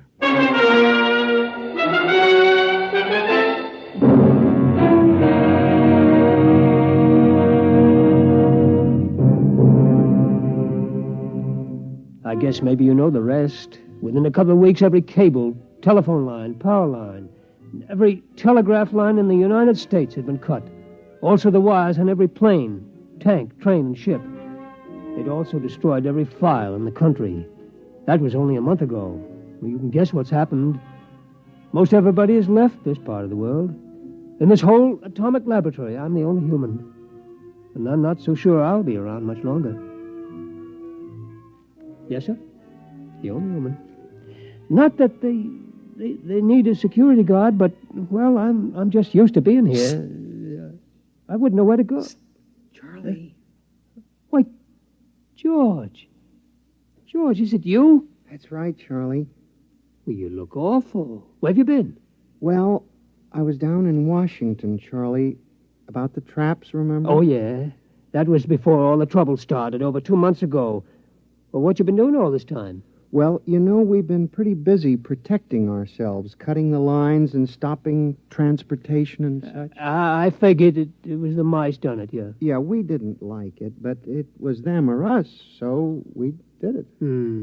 Well, how come you look so terrible, though? Well, we stopped the trains and the planes, you know, so, well, I had to walk back. That's one heck of a walk for a mouse.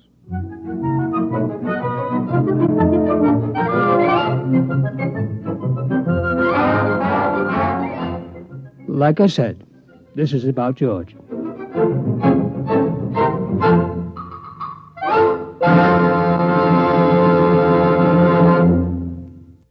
You have just heard X-1, presented by the National Broadcasting Company in cooperation with Galaxy Science Fiction Magazine. Your announcer, Fred Collins. X-1 was an NBC Radio Network production.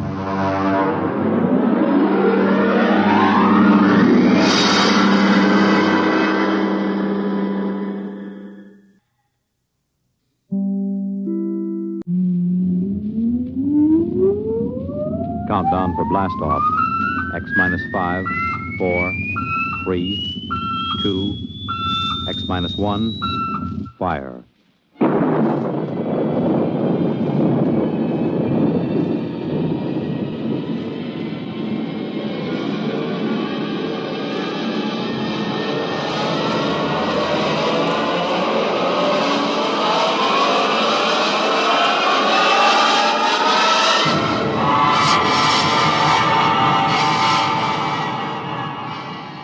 From the far horizons of the unknown come tales of new dimensions in time and space.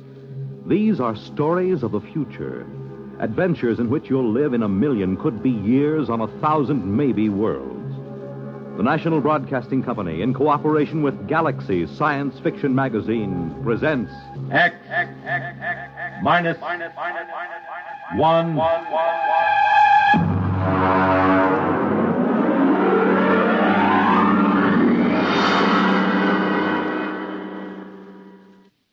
Tonight, the time is the late 1960s. The place, Washington, D.C. The story, Honeymoon in Hell.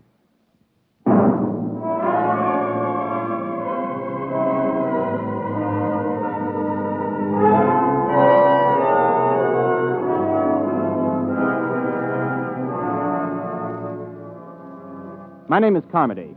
I'm a Grade 1 cybernetics man at Western Alliance headquarters in the Pentagon. Used to be a rocket pilot, but they retired me at 27 after I made the third successful flight to the moon. As a Grade 1 cybernetics operator, I get to work with Junior. Let me tell you about Junior. He was built in 1962, and he's the world's finest electronic brain, with the possible exception of Ivan, the Eastern Alliance brain, which was built on stolen plans and modeled after Junior. There are only 4 men in the country permitted in the same room with Junior because the data we feed him is so secret.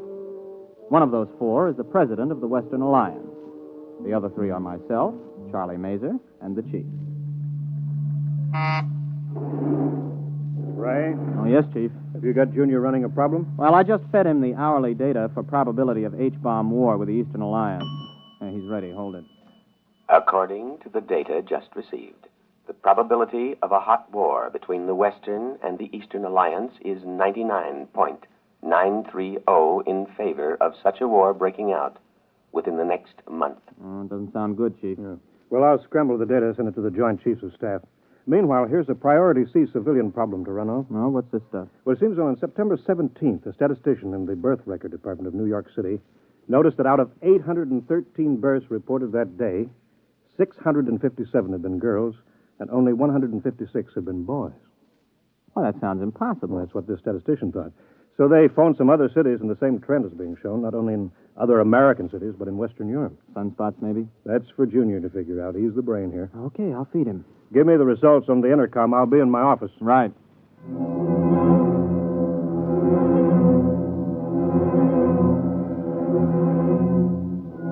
I didn't really pay much attention to the problem at the time. As a Grade 1 operative, I was more interested in asking Junior questions on security, ballistics, missiles, rocketry, and so on.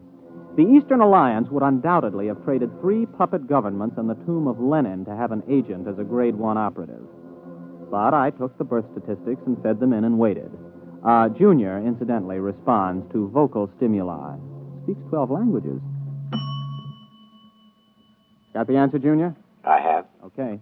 The present statistics, if the trend is projected for another day, indicate a definite, dangerous imbalance. If the trend is irreversible, unless new methods of reproduction are developed, the population of the United States and Western Europe will die out in 1 1/2 generations.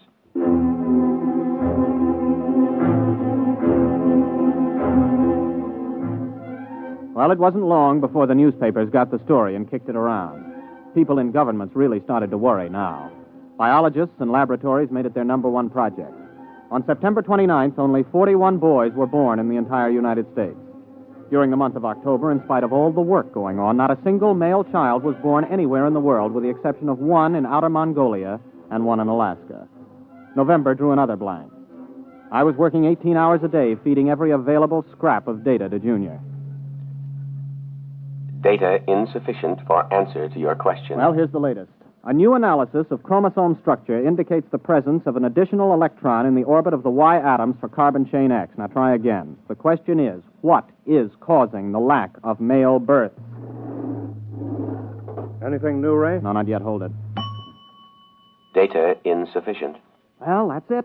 We've fed Junior every scrap of information that every physicist, geneticist, chemist, and biologist in this half of the world knows, and all he does is say data insufficient. Yeah, well, the operator who had him last night didn't do any better. Any more information on the Eastern Alliance? Have they made any progress? No, but at least the talk of a hot war is dying down. Well, they're still working on a space station, aren't they? Oh, yes, we're both going ahead with that. But, well, this seems to be a common problem now. You know, in spite of hydrogen bombs and ICBMs, people don't really expect the whole race to die out from a war. But the complete lack of male children, now that's something that every family can understand. Has anybody thought of the possibility of some kind of radiation from outer space that's damaging the chromosomes, something our instruments can't detect? Everybody's thought of it. Nobody's proved anything. Well, keep trying, Junior. Maybe he'll come up with something. Okay. Junior, I'm ashamed of you. Answer me. Information recorded. Look, you're a whiz on rocket fuels and space orbits, but when it comes to women, you're a total bust, just like me. I don't understand them and never will. Information recorded. Now, you've convinced us that if we use the H-bombs in total war, both sides will lose, and we know that your counterpart in Moscow University has given the same information to the Eastern Alliance. That you can figure out. But women, you can't have genetics without women, right? No. Well, you know that much. What about that blonde at the party last night, huh? What about her? The question is inadequately worded. Please clarify. Should I see her again? No. What? You haven't even got any data on her. Why shouldn't I see her again? Answer, please. Because tomorrow you are going to be married.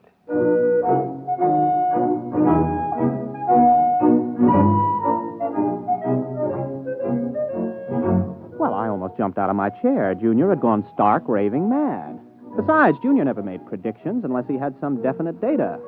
There wasn't a woman on Earth I had the slightest interest in marrying. I was a confirmed bachelor. So, unless somebody else had been feeding phony data into Junior, which was almost impossible since he already had enough data to check any flaw, well, I figured he'd blown a transistor. Come in. Oh, Chief, I was just going to tell you Oh.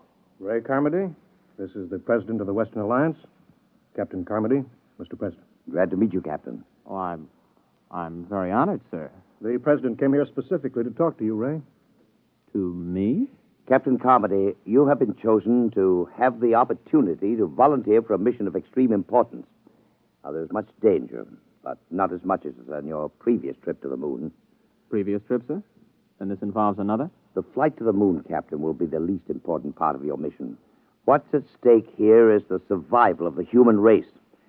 Chief, perhaps you'd better explain the rest. Mm-hmm. Well, you know the problem, Ray. Last night when Mitchell was on, we fed Junior some new data, and we asked some new questions.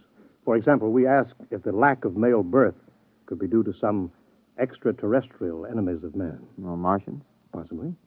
We established that it's possible that Martians have landed somewhere on Earth and set up radiation that causes all children to be females. Junior said it was possible? Definitely. So we asked him the next question. How could we correct such a situation? Mm-hmm. What did he say? Junior suggested that a married couple spend a honeymoon on the moon and see if circumstances are different. Oh, I see. You want me to pilot them there? Well, not exactly, Captain. Oh, good grief. You mean you want me to... Well, Junior wasn't crazy after all. You asked Junior? He said I was getting married, but... Well, how do you know it was me they'd pick? He was asked the qualifications for the bridegroom. He recommended a rocket pilot who had already made the trip successfully. Well, there are 4 other pilots who've made that trip. You're the only single one. And since the woman must be a qualified pilot also, and none of the wives are pilots, well... I assume I'm going to be married before we leave. Well, naturally. Oh. And, just how long do we stay on the moon? Until a child is conceived. Brother. Well, Captain, do you volunteer? I suppose so. Well, wait a minute. Who's the other pilot? I mean, the girl. She was flown in by fast rocket an hour ago and is waiting in Chief Reba's office. Now, shall we go?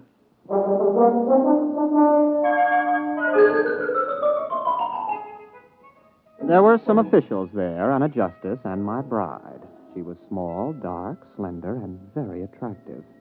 I was so busy looking at the way she filled out her uniform in just the right places that I almost overlooked the fact that she was dressed like an Eastern Alliance pilot.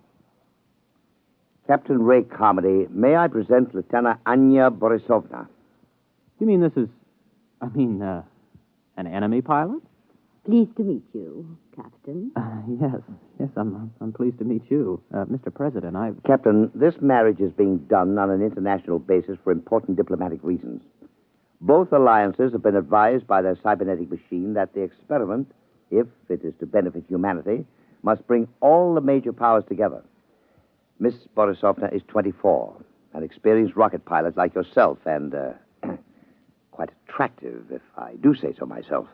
Thank you, Mr. President. Now, if you're both ready, the Chief Justice of the Supreme Court will perform the ceremony. Well, there's just one thing, Mr. President. Miss Borisovna, would you marry me? Yes. And, you may call me Anya. Okay. Mr. President, we're ready.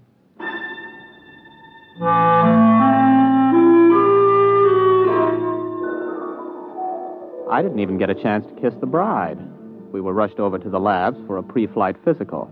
Then the chief took me aside for a private pre-flight briefing. Congratulations, Ray. Sit down. Thank you. Now, 0 hours at 10 o'clock. Only half an hour? We've known about this for several weeks now, Ray. Ship is ready. We've already fired 11 supply rockets and observed that they landed on the moon near where you're supposed to put down. One of them contains a heat-proof, airtight, collapsible shelter where you'll live. Uh-huh. Oh, what's the ship like? R-26, much better than the R-24 that you flew there. Last time, Ray, you took 4.5 Gs for 7 minutes. This time you'll get by with 3 Gs and have 12 minutes to accelerate to Brenchless. Now, you'll have enough fuel for the trip there. One of the supply rockets has your return fuel. Oh, yes. We put in a case of scotch and a case of vodka, just as an icebreaker. Before we go, Chief, what would you have done if I'd turned this job down? The cybernetics machine predicted that you wouldn't. Besides, we could have had 100 volunteers an hour after seeing Anya Borisovna. That gal is moonbait. Careful. You're speaking of my wife.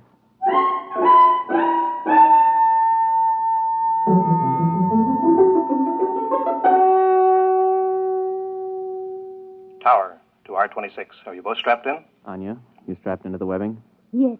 Okay, Chief. The time is X-15. I have a message from the President. Quote, "The people of the world are watching. Don't fail them.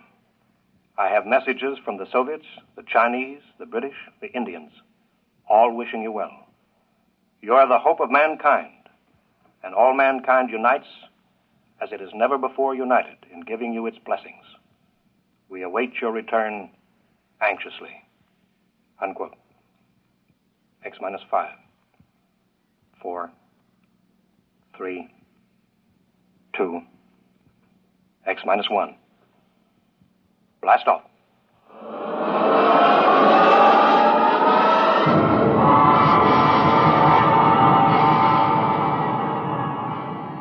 The sound that was beyond all sound struck us like a giant muffled hammer. It built up until we weighed 480 pounds, pressed flat against the webbing. Sound and pressure went on and on interminably. Then we reached Brenchless, free of the pull of Earth. I blacked out.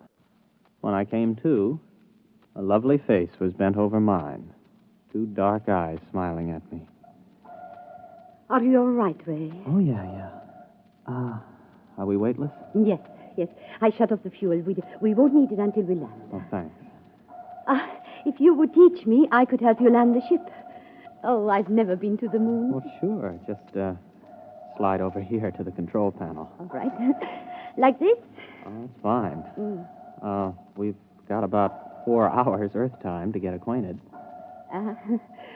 Have you known many women? A few. Have you had any boyfriends? 1 or 2. Well, I was never really serious about anybody. Oh. You have a family? Yes. In Magnitogorsk. Oh. I'm from Brooklyn. How long have you been a rocket pilot? Oh, since I was 18. I'm 27. I'm 24. I learned rockets when I was 18 also. Oh. Well, we better concentrate on the ship just now. Later on, we can talk about ourselves more. Meanwhile, though, I hope you're not sorry. I mean, about this business. I guess it isn't very romantic. I'm not sorry.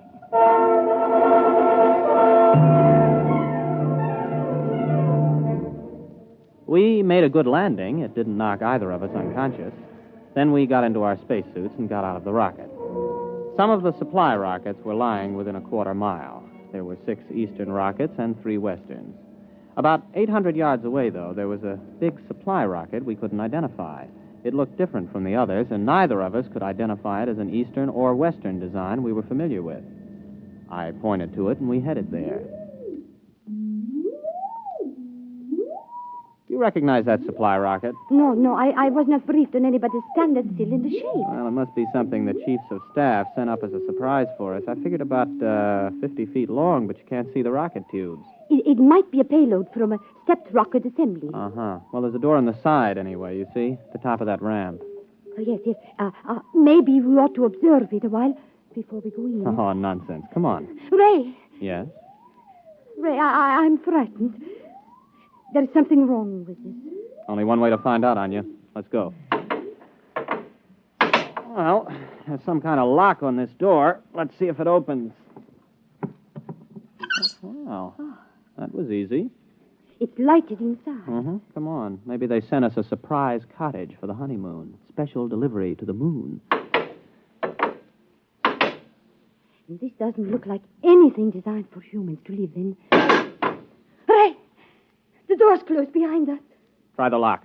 No, it's no use. Here, let me try it. Ooh, holy smoke, I can't get it open. Do you have a gun? No, I have no weapons. They would be useless anyway. Ray. Oh, look. Good grief. They look like blobs of flesh with arms and legs. About 3 feet tall. Don't make any sudden moves. That's some kind of weapon he's carrying. Precisely, Captain Carmody. Who are you? How do you know my name? My people and I are inhabitants of another galaxy. Extraterrestrials? Precisely. As for how we know your name and your language, we have been studying you since you first achieved space travel. We have intercepted your radio communications, for example. Have you been responsible for the lack of male birth? We have been beaming an ultrasonic wave toward your planet. What are you planning to do? For the moment, we will keep you aboard our ship and study you. You may remove your helmets, incidentally. We have provided an oxygen atmosphere. Can we risk it? Well, if he wants to kill us, there are easier ways. Here, help me get it off.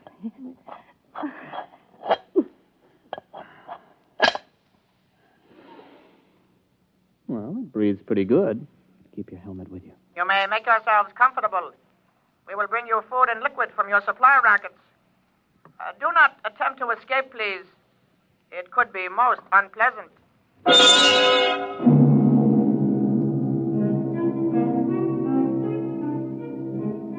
The next few days were like a nightmare. The blobs left us to ourselves except to feed us. Of course, it had its funny side, too. The creatures knew we needed liquid, but they couldn't distinguish between water and whiskey. For the first 2 days, we had nothing but whiskey to drink. For obvious reasons, I don't remember much about it, but we did begin to sing to each other. We also got to know and like each other. I got to learn some Eastern songs. On the third day, the jugs were water jugs, and we sobered up. Oh, what a hangover. You were singing magnificently. Oh, well, you weren't so bad yourself. How long was I asleep? About 8 hours. Ray, while you were passed out, I discovered how we can escape. What? I've been studying the blobs.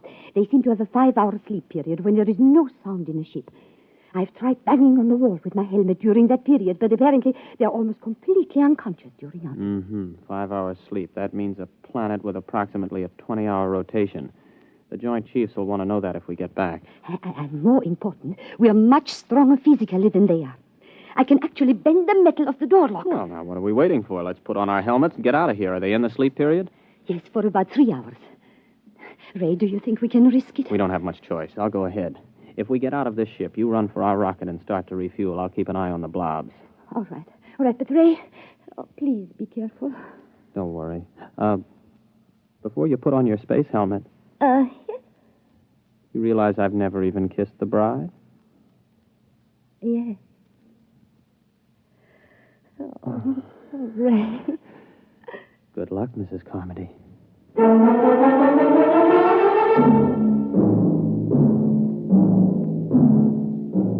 By the time I reached the ship, Anya had the rockets refueled. I jacked up the tail fins and we headed for space. When I checked our screen to see if the blobs were after us, we detected their ship heading toward the outer galaxies away from Earth. The rest was easy. In less than 24 hours, I was in the office of the President of the Western Alliance making a full report. The Eastern ambassador was there, along with the chief. Captain, this story is incredible. Well, I'll be glad to submit to a lie detector, Mr. President. There's one on its way. Our embassy is questioning Miss Borisovna right now to see if her story is similar. Are you positive they were extraterrestrials? I mean, couldn't they have been, well, Easterners? If Easterners are 3 feet tall, without bones, and look like little green blobs of protoplasm. Yes. It's for you, Ambassador Coverage. Thank you. Yes. Yes. Yes. Yes.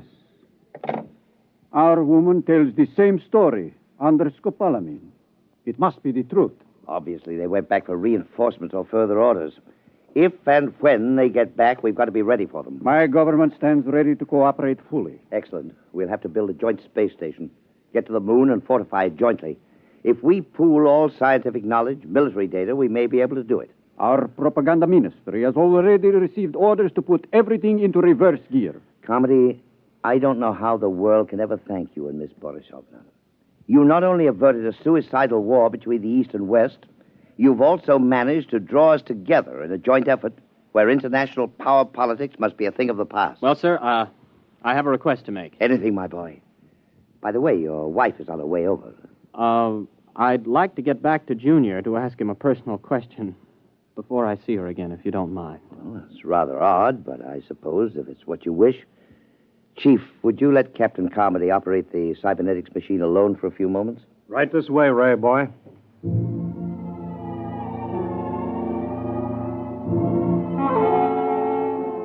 I waited until I was alone with the big cybernetics machine. One green dial glowed malevolently as if the instrument was aware of my presence. I opened the input channel and spoke. Hello, Junior. This is your old friend Ray. Give an appropriate answer. Hello, Ray. Now then, you remember Miss Borisovna, the girl who was selected for me to marry. Item 1, she's going to rejoin me in a short while. Item 2, I've fallen in love with her. Item 3, before we actually live together as man and wife, I want to know something. Question. Does she love me? Yes. Oh, that's my boy. Now then, just one more item before I say so long and take a honeymoon. Tell me, Junior, why do I have a hunch that those blobs from outer space will never be back? Answer, please.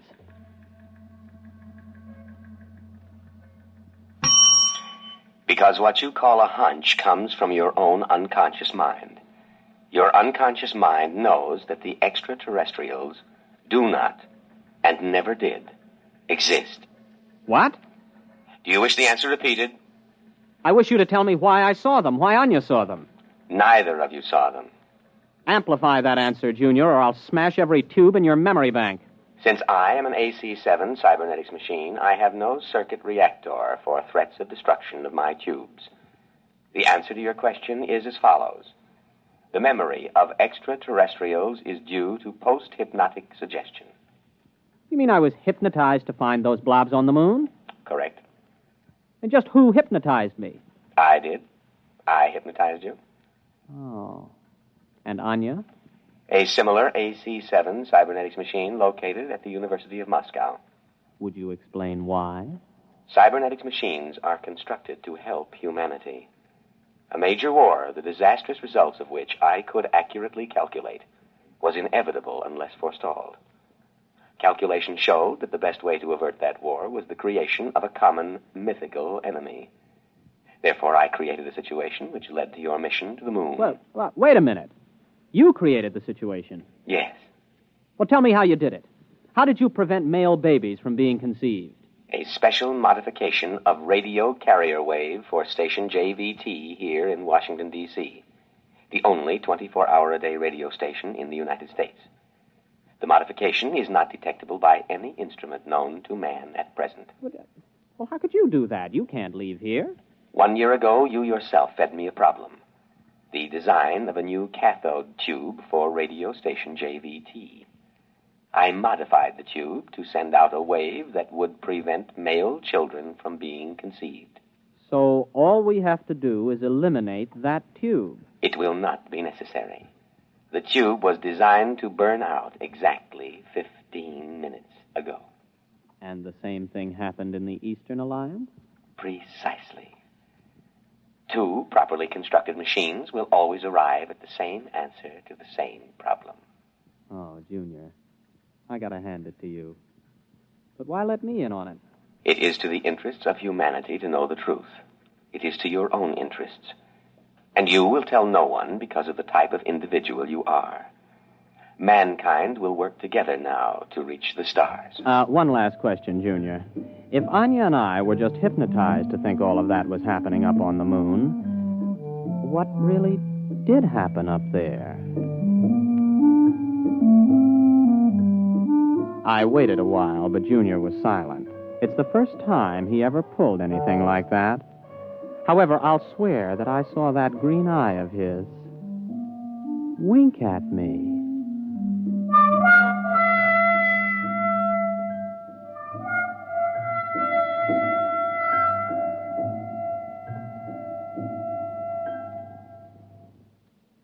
You have just heard X-1, presented by the National Broadcasting Company in cooperation with Galaxy Science Fiction Magazine, which this month features Butterfly 9 by Donald Keith, the story of Jeff, who needed a job, and a man with a job to offer, one where giant economy-sized trouble had labels like fake make, bumsy, and peakage. Galaxy Magazine, on your newsstand today.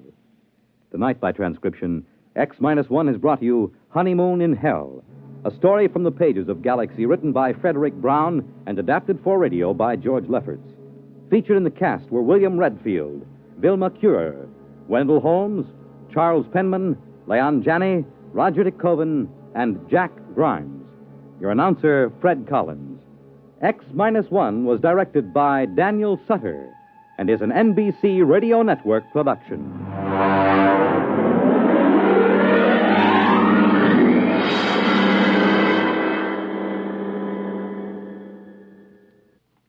To keep the fight against heart disease moving steadily forward, you're urged to support your Heart Fund. Send a generous contribution to your local Heart Association or to Heart, care of your local post office. When you help your Heart Fund, you help your heart. Hear the latest up to the second news with Frank Blair, weekday mornings on most of these stations.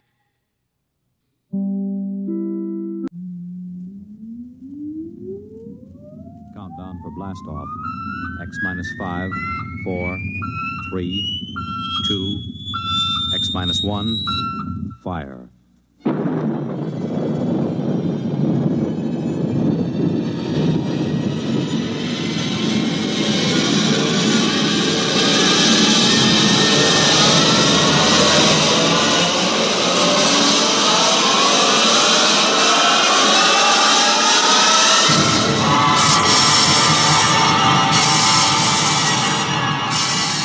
From the far horizons of the unknown come transcribed tales of new dimensions in time and space. These are stories of the future, adventures in which you'll live in 1,000,000, could be years, on 1,000 maybe worlds. The National Broadcasting Company, in cooperation with Galaxy Science Fiction Magazine, presents X-1.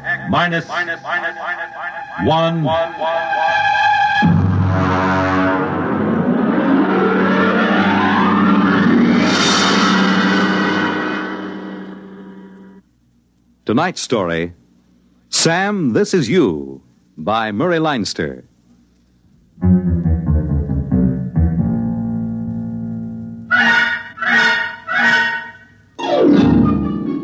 If I were you, I wouldn't believe a word of this story.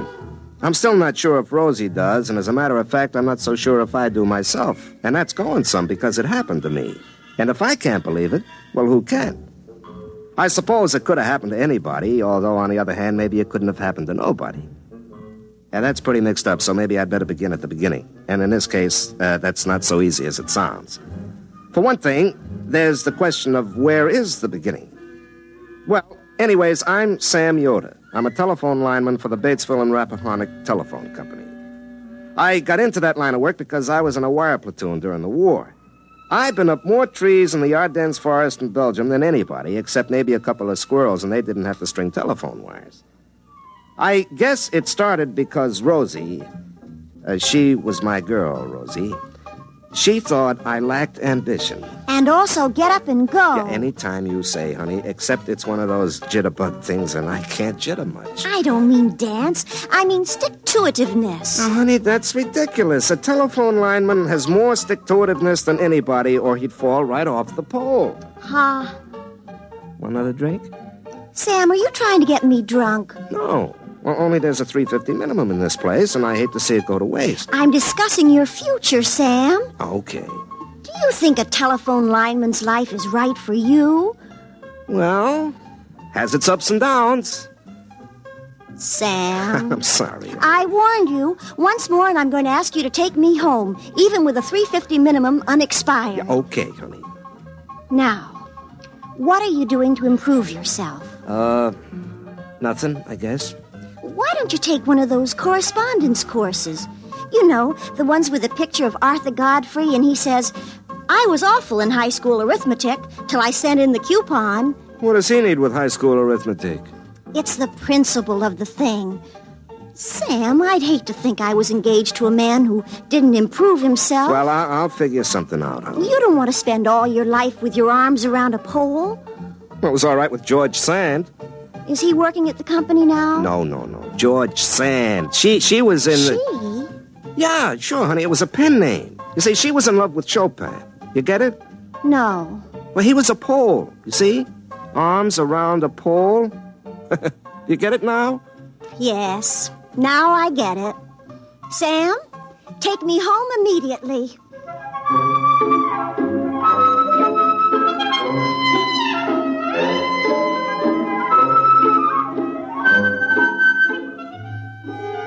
She's like that. No sense of humor, know what I mean?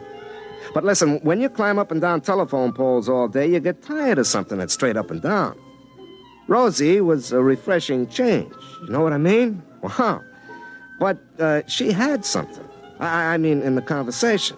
So I started taking those electronic courses, you know. I'd been at it a couple of months when I asked Rosie to come down to my basement. I certainly will not. Well, why not, baby? Sam Yoder, I'm a respectable girl. Honey, if I had anything else in mind, would I ask you to leave a nice, comfortable porch swing to go down to a whitewashed concrete basement? I guess not. Okay. Come on. I want you to see something. What? It's a big surprise. Right here, over on the bench. Take a look. Sam Yoder, have you been taking Papa's television set apart again? No, honey, not... Last time you got the channels mixed up and all Papa could get was Jane Mansfield. Mama had to finally take the fuse out and hide it. It's not a television set. It's my invention. Oh. What does it do? Well, I got the idea at the shop. I was looking at the blueprints of the multiple circuit stuff. You know, how to send 100 messages over the same wire. Well, I got this idea about how to have private conversations on a party line. Actually, I got the idea calling you up with the whole street listening in. Does it work? Well, almost. I got a few bugs in this mess of garbage here. Sam, that's no way to talk. Well, honey, all the engineers talk that way, and they're college men with fraternity pins. Well, then I guess it's all right. When will you have this fixed up? Oh, I don't know. I'll have to tinker with it a little. It's just like you, honey. Sam, you do not have to tinker with me. Honey, I mean electrically like you. High voltage and a lot of current, but too much resistance. You get it, honey? I mean like an electrical circuit? Resistance is... I get it. Sam, take me home immediately.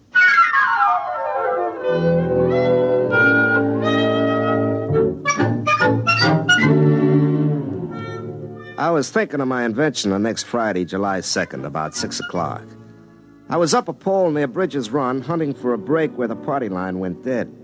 I hooked in my linesman's phone, but I couldn't get central. I was just about to pull my phone and get down when... Hey, that's impossible. The line checked out dead. Hello, who's this? Sam, this is you. Huh? What's that? This is you. You, Sam Yoder. Don't you recognize your own voice? This is you, Sam Yoder, calling from the 12th of July. Look, Mac, I'm working and I'm 50 feet up. Don't hang up. I'm not hanging up, but you'd better. Now, wait a minute. Do I know you? The voice is familiar. Sam, it It's the 2nd of July where you are, and you're up a pole by Bridges Run. The line's dead in 2 places, or else I couldn't talk to you. Lucky, huh? Whoever you are, it isn't going to be lucky for you. But I'm you, and you're me. We're both the same Sam Yoder, only where I am, it's July 12th. Where you are, it's July 2nd. You've heard of time traveling? Well, this is time talking. You're talking to yourself. That's me. And I'm talking to myself. That's you. And it looks like we've got mighty good chances to get rich. Look, I don't believe this. All right, then listen. Do you remember the time you were out with Rosie at the drive-in movie over at the Wayne? And the couple in the convertible next to you were naked. And then Rosie...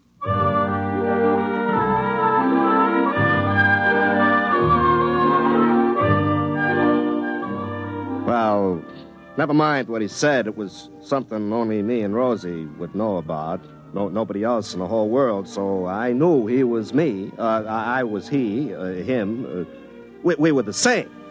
He told me what he wanted me to do, and then he told me where the brakes were in the line and hung up. Well, I cut loose down the pole, and my irons only hit it twice from the top to the bottom. I was sweating and shaking a little, and it didn't help any when I found the 2 brakes right where the voice said it would be. But that wasn't any more impossible than anything else. I called into Central and told them I was sick, which wasn't particularly untrue anyway. And then I went home and made myself a cup of coffee, and pretty soon I was muttering to myself, which I don't say now in order to make telling the story easy. But I do it all the time, like this. You got a good cup of coffee here, Sam, old boy. Instant, but strong.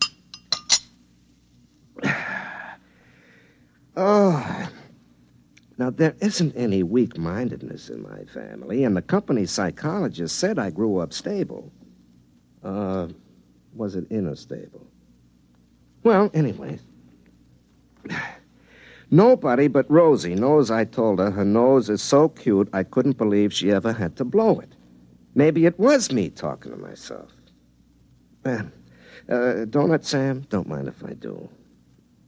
I talk to myself just sitting over coffee. Why shouldn't I talk to myself on the telephone? From the middle of next week, on a dead line. I wonder if that psychologist was right. More coffee, Sam? Just a little to hot it up. When? Now, look, if somebody drove over to Rappahannock past Dunsville and telephoned back that there was a brush fire at Dunsville, I wouldn't be surprised to get to Dunsville and find a brush fire there. So, if somebody phones back from next Tuesday that Mr. Broadus broke his leg next Tuesday, why should I be surprised to get to next Tuesday and find out he done it? More coffee, Sam? No, thanks. I couldn't touch another drop.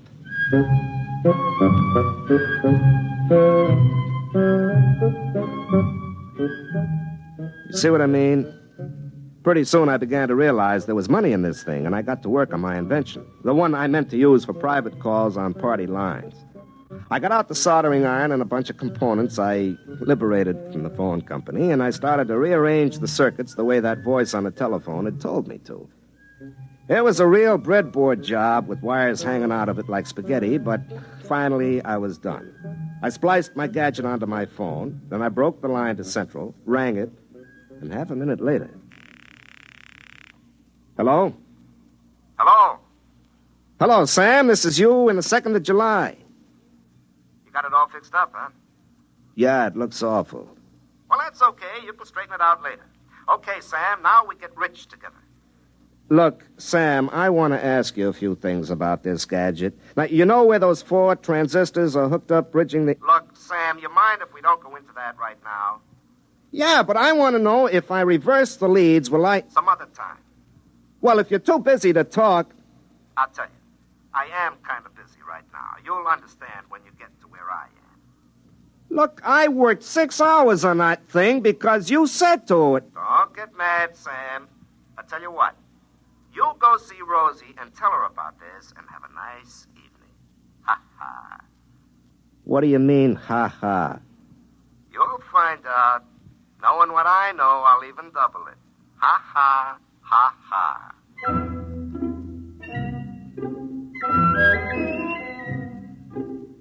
I went over to Rosie's house.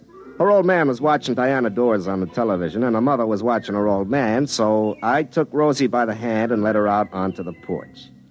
I could see the moon glinting off eyeglasses as all the neighbor ladies leaned forward in their porch rockers to watch us. I always felt a responsibility to those ladies, and usually I try to make it worthwhile to them staying up so far past their bedtimes. But tonight, I had other things on my mind. Sam, you didn't slick down your cowlick. I've told you, if you go on a date without slicking down your cowlick, it shows you have no respect for the girl. Rosie, forget my cowlick, huh? I could go inside and get some mustache wax. Pa keeps it because his crew cut always goes limp when the humidity gets above 60%. Rosie, will you listen to me? I've made up my mind to get rich. You ought to have everything your little heart desires. Now, suppose you tell me just what you want. I want your cowlick to lie down so I won't be ashamed in front of the neighbors. No, honey. Mink, chinchilla, a sports car, anything, whatever you want. Do you feel all right? Now, listen, honey.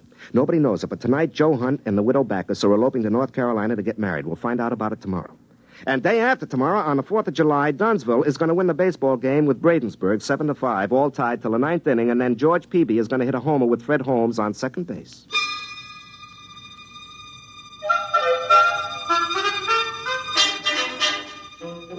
There was a brief silence, interrupted only by the sound of Pa's rocker going over as he tried to get a better angle on Diana Dors. I don't know how many times I've explained to him you can't improve on the view on a two-dimensional TV screen by craning your neck. But he says you can't overcome a lifetime of habit. Well, anyways, I explained to Rosie about Sam in the week after next telling me all these things and how we were going to get rich. Sam, somebody was playing a joke on you. Oh, yeah? Well, who else but me knows what you said that time you thought I was mad at you and you were crying down behind McHenry's ice house? Sam, I told you when I read those words on that board fence, I didn't know what they meant. And nobody else knows about the time we were picnicking and the bug got down the front of your sunback dress and you thought it was a hornet. Sam Yoder, you never told anybody about that. No, but the me in the week after next knew. He told me, so he had to be talking to me. It couldn't be anybody else. Sam, either you've told somebody else everything we ever said or did, or else there's somebody else who knows. That's awful. But, honey, it's me. This other person knows everything we say, even now? Sure. Sam Yoder, you go home. But, honey... Do you think I'm going to talk to you when somebody else listens to every word I say and knows everything I do? Do you think I'm going to marry you? But, Rosie, it's just between the two of us. You, me, and me next week. Rosie.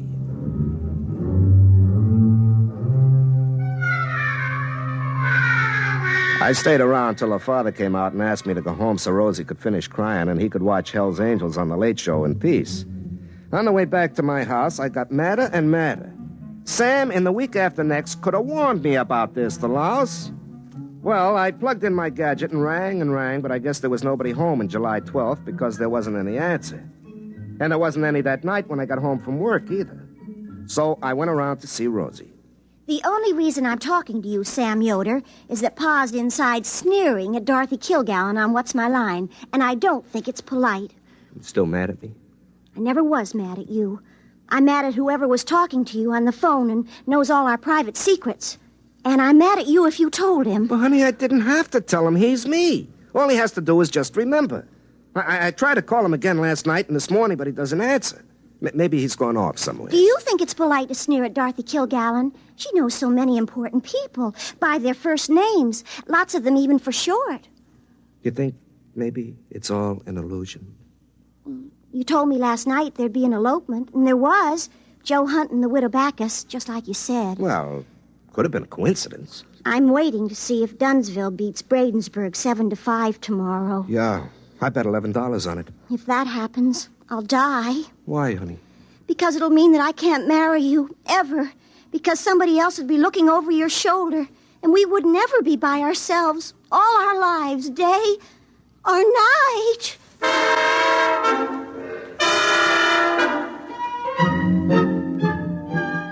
The next day in the big 4th of July ball game, it was tied in the ninth. Then George Peavy hit a homer with Fred Holmes on second base, and Dunsville beat Bradensburg 7-5. I collected my bet, but the $11 turned to ashes in my mouth. I didn't go over to Rosie's that night. I stayed home and kept trying to call myself up on that gadget that I told myself how to fix up. It was a moonlit night, the kind I usually spend with Rosie while her old man watches the $1 million movie for the 7th time on TV, hoping that the ending will come out different. But there I was in the basement trying to call up the week after next, and nobody home. In the morning, I woke up suddenly. I thought it was the alarm clock, but it wasn't. Hey, I left the gadget on. Oh, wait, don't go away. Wait. Hello? Don't get upset, Sam. Rosie's gonna make up with you. How do you know what she's gonna do? She won't marry me with you hanging around. I've been trying to figure out a way to get rid of you. Quiet, I'm busy. I gotta go collect the money you made for us. You collect money? I get in trouble and you collect money? I have to, or you wouldn't get it. Now listen, where you are, it's Wednesday. You're going over to Dunnsville today to fix some phones. You'll be in Mr. Broadus's law office about 10:30. Now you look out of the window and notice a fella sitting in a car in front of the bank. Notice him good. I won't do it. I won't take orders from you. Maybe you're me, but I make a bet and you collect it. For all I know, you spend it before I get to it. Now, I'm quitting this business right now. It's cost me my girl and my peace of mind and the blazes with it. Okay. Okay, Sam. Just wait and see.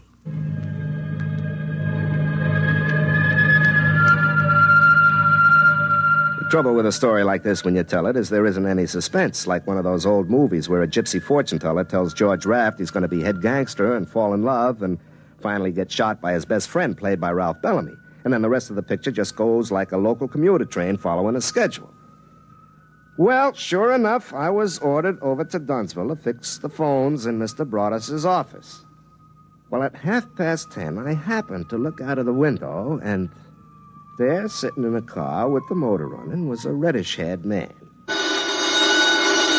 Then suddenly 2 other men come running out of the bank carrying bags. Mr. Harrison, the guard, is shooting at them. And they're shooting back. And the car takes off like a big bird and shoots out of town. And Fred Hale comes tearing after him in the squad car right down Olympia Street. Unfortunately, Mrs. Monroe was turning left into the supermarket parking lot. She happened to be coming from the far right lane.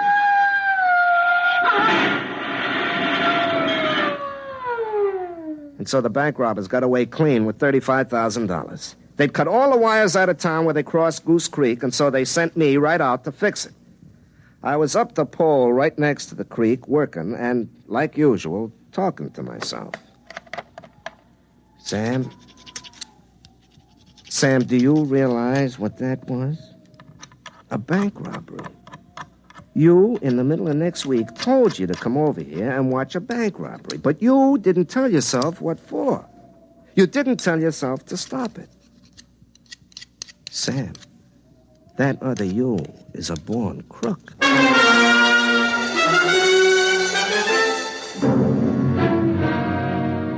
Then I realized it wasn't another me. It was me a week and a half later. If he was a born crook, so was I. Nothing could happen in a week and a half to change character like that. I couldn't even turn myself into the cops, because nobody would believe it. I suddenly realized I was an accessory before and after the fact of that bank robbery. And then I realized there was only one thing to do. That night I drove over to Rosie's house. Her father had a jacket and tie on because he was expecting to visit Her Supreme Highness Princess Grace of Monaco and Slapsy Maxie Rosenblum with Ed Morrow face to face. I took Rosie out to the porch just as the princess invited Ed and Rosie's old man into a closet to see her shoes. Sam, what's the matter? You look awful. I am awful. Rosie, I come to tell you goodbye. I just found out I'm a criminal, so I better go and commit my crimes far away from hearth and friends who would be hurt. Sam, what's happened now? That bank robbery. I knew all about it before it happened. I called myself up and told myself, but I didn't let myself stop it. Don't you see? I'm an accessory both ways against the middle. I'm a criminal. So, Rosie, goodbye. Sam, you sit right down. Oh, it's in the blood, I guess, or the genes.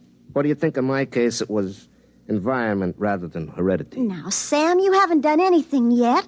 It's that other you. But I'm going to have done something. I'm doomed to be a criminal. Well, I'm going to reform you. What? I'm going to reform you before you start. I'm going to stay with you from now on, every place you go. But, Rosie, I climb poles. I'll wear my tapered slacks. You won't do anything criminal with me along. And if that other you starts talking to you on the telephone, I'm going to climb the pole and tell him where he gets off.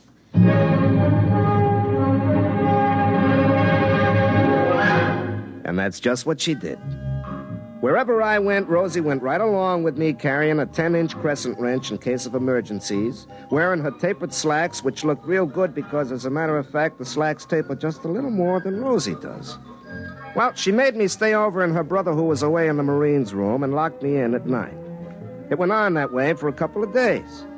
Rosie looking grim all day, not even holding hands or playing footy in the diner over coffee. We spent the evenings in her living room while her father watched Meet the Press and asked Nixon and Kefauver questions that they never even answered. I complained to Rosie that we had all the disadvantages of being married a long time without the obvious advantages. But her father told me to keep quiet and stop interrupting Steve Allen. Well, finally, on the 11th of July, we were driving in the phone company truck, Rosie was driving, to make sure I didn't commit anything criminal like crossing the double white line or not stopping for a school bus. Do you realize tomorrow is the 12th? Yeah. That's the day the other you called you up from, isn't it? Yeah, that's right. Well, I've kept you honest. If you turn into a hoodlum between now and tomorrow... Rosie, look out, that car! Now, look what you did. Is the other man hurt? He's getting out of the car. Hey, Rosie, that hair. Rosie, that's the man who... Get down, he's shooting at us. Why? Well, he's the man I saw outside the bank. He's one of the bank robbers. Look out, he's coming this way. He looks awful mad. Why not? We smashed his getaway car. Rosie, get behind me. I'll protect you.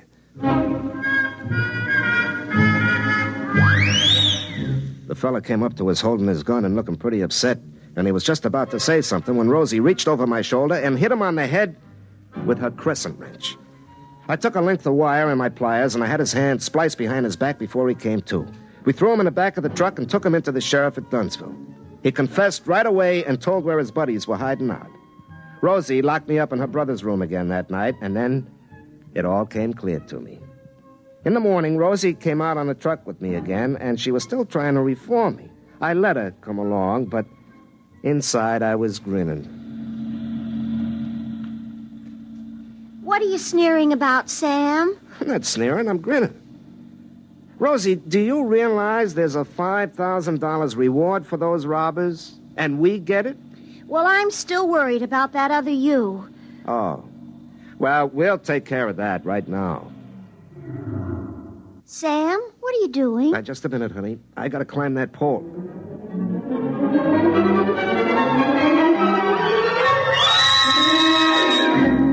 Sam, what are you doing up there? Well, I gotta make a call, honey. Hook up my little gadget. Now. Hello, who's this? Sam, this is you. Huh? What's that? This is you. You, Sam Yoder. Don't you recognize your own voice? This is you, Sam Yoder, calling from the 12th of July. Look, Mac, I'm working and I'm 50 feet up. Don't hang up.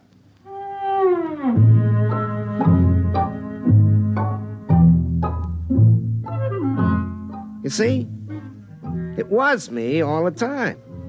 Here it was in the 12th of July, and I was talking to myself back in the 2nd of July, and it was the same conversation word for word. Oh, Sam, then it was you all the time. Uh-huh. Back in the 2nd of July, he's cussing me out just the way I did. And he'll fix this gadget up the way I just told him. Then we still have our secrets. Oh, sure, honey. I'll remember when I call me up tonight 10 days ago, I'm going to be very busy. And I won't want to waste time talking to myself a week and a half ago. Now, Rosie, what do you suppose I'll be doing tonight that would make me not want to waste time talking to myself 10 days ago? Rosie? Oh, Sam, we'll have all tonight to ourselves. There's a big spectacular in compatible color with Esther Williams, and Pa will spend the whole night twisting the dials trying to get the color right. He'll be furious. But yours said it's black and white. That's why he'll be furious. Well, how do you like the nerve of me calling me up and interrupting me at a time like that? Well, it won't take long, honey. I haven't got too much to say to myself this time.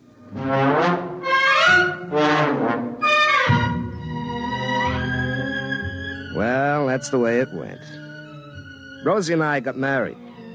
Like I say, I wouldn't believe this story if I was you. Of course, what with horse races and things like that, we're doing pretty well, but that could just be good luck. But folks around this part of the country don't want to bet with me. I am the only one in the country who won a bet that Don Larson would pitch a perfect no-hit, no-run game in the World Series. You see, I had a little advance information. You have just heard X-1, presented by the National Broadcasting Company in cooperation with Galaxy Science Fiction Magazine, which this month features Of All Possible Worlds by William Tenn, a story which demonstrates that changing the world is simple. The trick is to do it before you have a chance to undo it. Galaxy Magazine, on your newsstand today.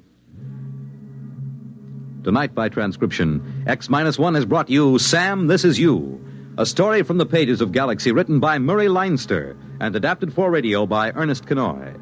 Featured in the cast were Larry Haynes as Sam and Pat Hosley as Rosie. Your announcer, Fred Collins. X-1 was directed by Daniel Sutter and is an NBC Radio Network production.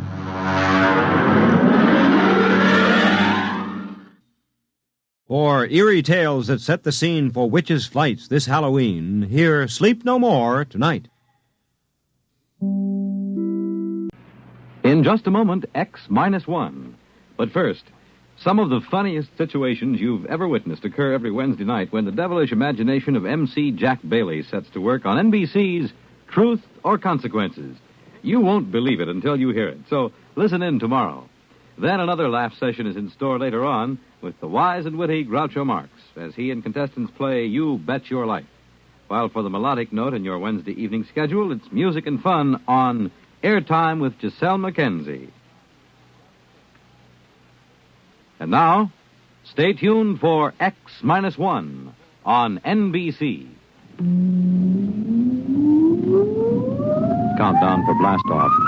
X-5, 4, 3, 2, X-1, fire.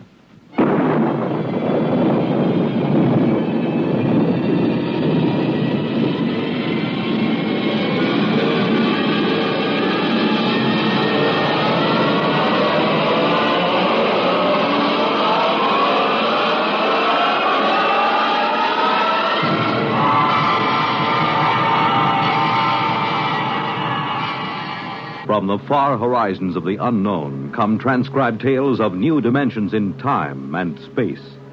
These are stories of the future, adventures in which you'll live in a million, could be years, on 1,000 maybe worlds. The National Broadcasting Company, in cooperation with Galaxy Science Fiction Magazine, presents X-1.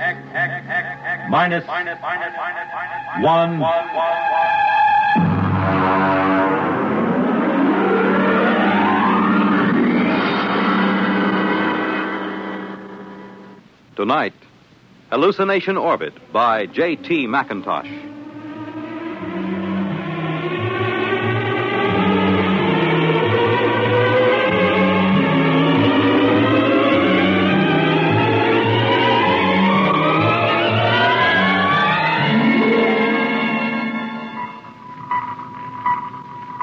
Mr. Chaka. Sir? Stand by to release a pickup rocket. Yes, sir. We'll break orbit in 8 hours, have damage control pull the rods on the number 3 pile. Check leakage. Yes, sir. Try and have the locks cleared of all unessential personnel when that pickup rocket comes back. There's no point in making trouble. I understand, sir. Pickup rocket away, sir. Very well. Take over, Mr. Chaka. I will be in my quarters if I'm wanted.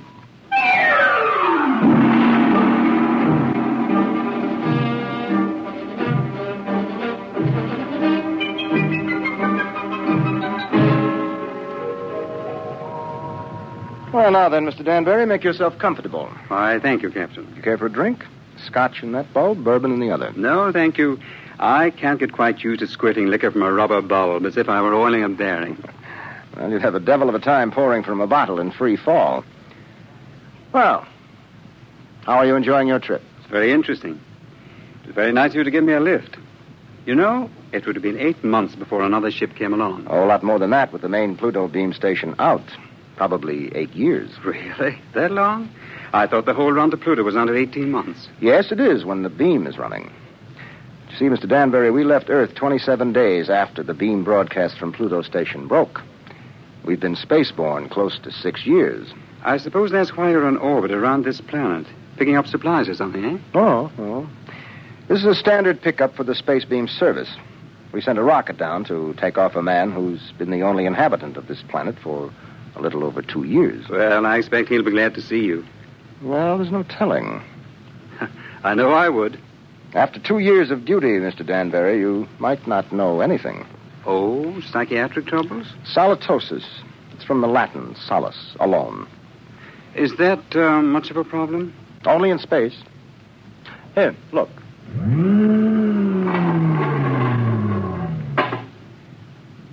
Look through that port. Seems empty. It is. It's empty of horizon, sky, sunlight, ground. It's empty of time. It's empty of people. You can't live in it too long without something happening. I see. But surely people have been alone before spaceflight. Oh, yes, but they have been on the same world with other people. And that seems to make a difference. You take a hermit on Earth, he may spend his life trying to escape civilization. Put him on a deserted world, he turns psychotic. Is there a cure? Oh, sure. Put him back with people. At least about 40 people. That seems to be the critical number. See, I have 48 in this ship's complement. I could run her with about 18. But if I tried to, I'd have psychos on my hands 6 months after blastoff. But then every one of these men on the beam stations, they're all alone, aren't they? That's right.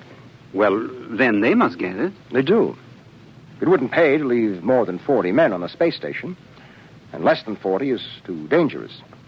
Solitosis can be homicidal. So they leave one man. Now, he gets it all right. But you can snap him out of it just by taking him back to Earth. That's why I like to have as few people as possible around when the pickup ship comes back.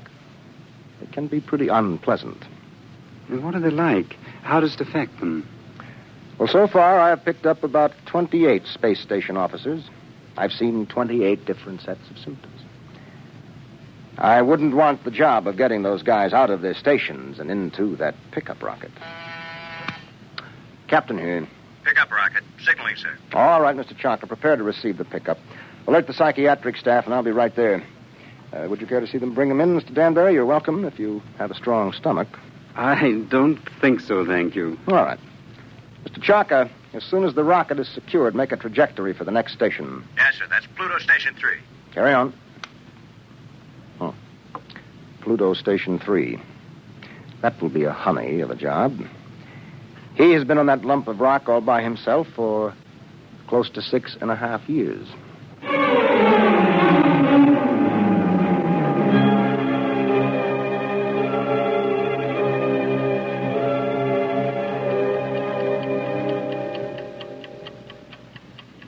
Pluto Station 3, daily report. Colin Ord, space officer.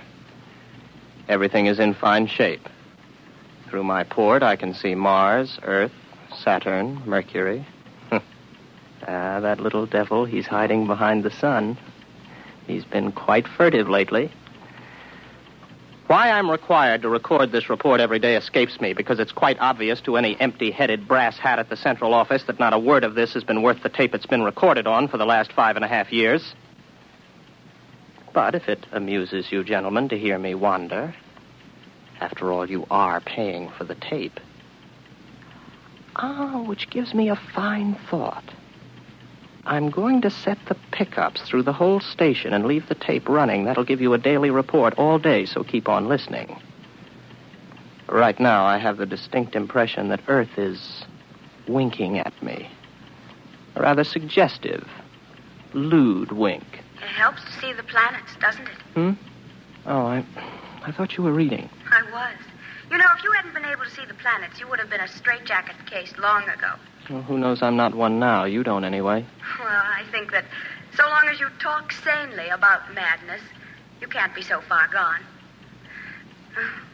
It's out there somewhere, isn't it? The rescue ship. Somewhere.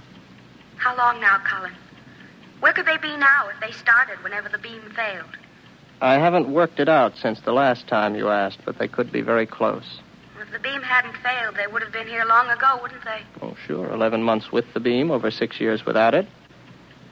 Well, anyway, that triple time 6 years' pay adds up to quite a pile. You'll be set up for life when you get back to Earth, won't you? And at 29. I'll be rotten with money. Oh, well. It's been nice knowing you. That's because of the others before you. I've learned a lot. I'll never talk of the others. And above all, never talk of any others to come. I'm sorry. Would you like to play chess? It's a long time since we did. I don't think so, not anymore. I'm a little tired of chess. Oh, I know. I understand. I won't bother you. I'll go to my room, Colin. Well, don't get upset. I'm not. I understand. You're just tired of chess. You still listening, gentlemen? That last few minutes might have been a little confusing. You'd like to know who I was talking to, wouldn't you? I'm afraid you can't hear her on the tape. That's Una. And I'll tell you what she looks like. You might find it interesting. She's beautiful, but rather cool. She always wears a white shirt and sharp, creased green slacks. She's got a good figure, but in a calm sort of way. She plays a good game of chess, although I beat her 2 out of 3 times. Of course, you know why you can't hear her on the tape. But I still know, too. That's a point in my favor, isn't it? That brings up an interesting question, gentlemen, because I'm tired of Una. I'm beginning to find her a long, cool, slightly unappealing bore. My problem is how to get rid of her. I can't just tell her to vanish. She's a little too real for that. I dreamed up a ship to bring her. I'll have to find another to take her away. Well, I might as well get to it. Oh, no. No, I'm not going to bother about the ship. It's too much mental effort. I'd have to think up everything I saw, and frankly, gentlemen, I'm too tired. Maybe she'll take the hint. A lot of them did. Susie did. And Alice. Oh. I remember Margie. There was a girl. A load of bricks had to fall on her head. Took me 4 weeks to get rid of her. No. Let Una figure her own way to get off the station.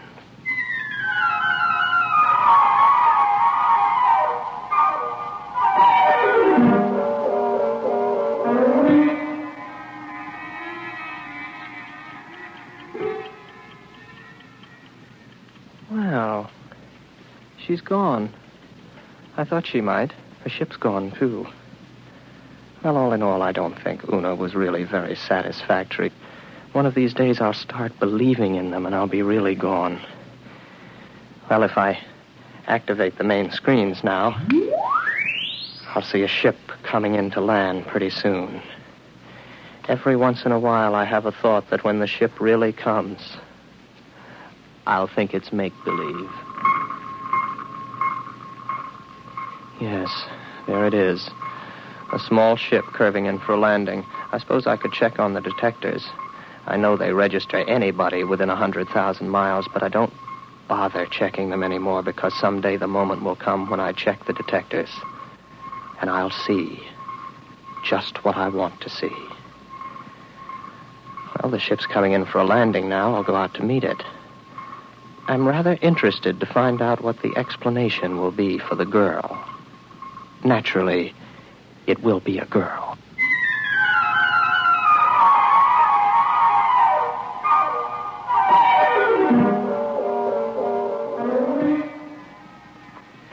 It's all right. You can take your helmet off. The air's all right in here. You must be Baker. Oh, good heavens, no. Baker was before me here. You can't be one of his dreams 7 years late. I'm Ord, Colin Ord. Before we go any further, just how does solitosis affect you? Well, that's new. None of them ever asked that before. It makes me see things that aren't there.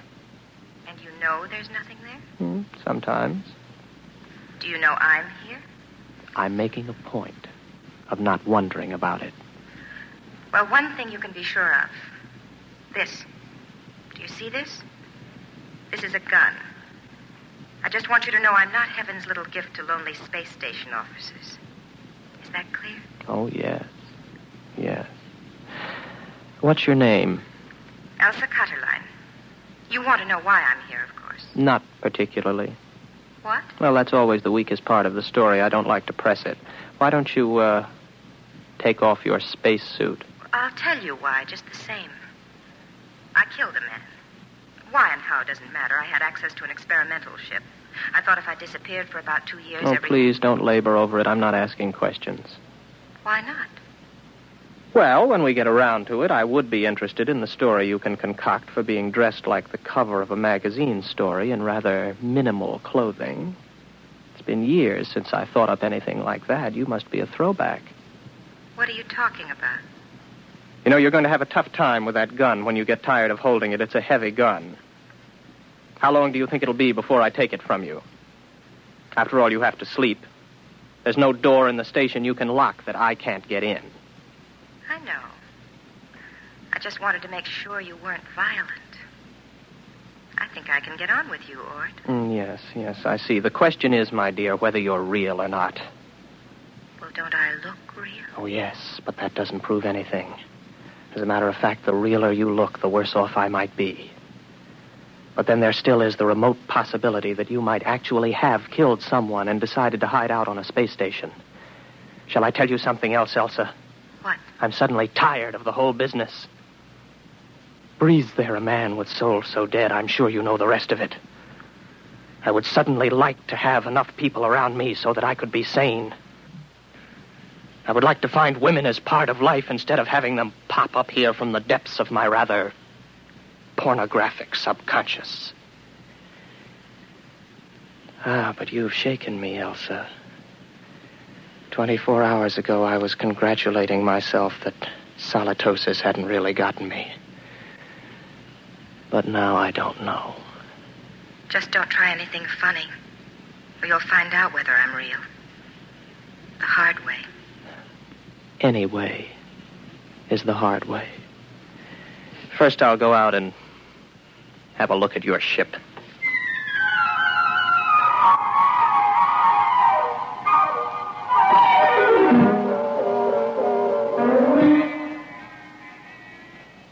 £14 per square inch air. Heat. Now, I take a gasoline lighter. There, the flame lights. But on the other hand, if there was no lighter and I see it, I could also see it burn when there isn't any air. As a matter of fact, how do I know that I can read a meter for air pressure? And now that I look again quickly, I find I haven't got a lighter in my hand, and as a matter of fact, the pressure meter reads 0. There's no air on this ship. As a matter of fact, there isn't any ship. Elsa is no more real than Una. All right, Colin, old boy, sit here and concentrate for about 15 minutes, and you'll be able to walk through the walls of the ship.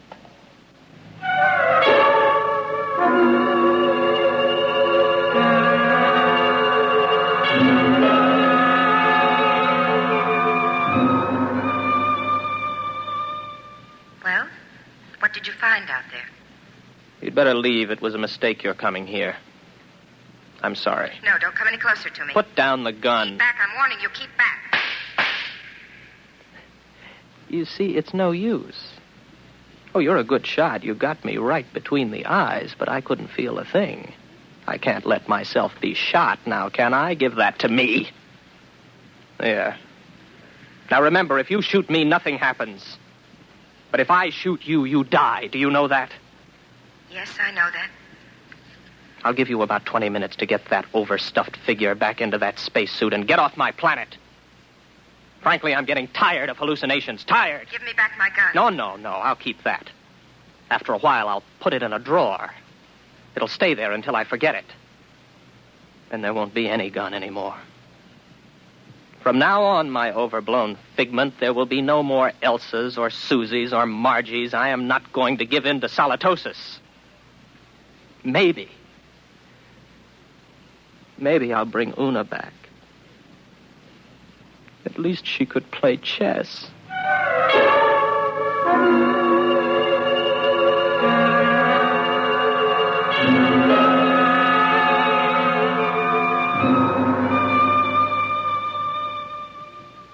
Pluto Station 3, Daily Report, Colin Ord, Space Officer. Gentlemen, I have successfully fought off solitosis for 2 days, and I have been alone. However, I'm afraid I'll lose as I watch my main scope now. I see a ship coming in again. I wonder what this one will be like. It's a launch from a larger spaceship. Maybe a lifeboat. Dorothy came in a lifeboat. I wonder what this one will be like. I've got to find out when she comes whether she's real. That's the key, as long as I know if she's real. When I don't care anymore, that's when it's really got me. The ship's down now. There she comes out of the airlock. I've got to find out whether she's real.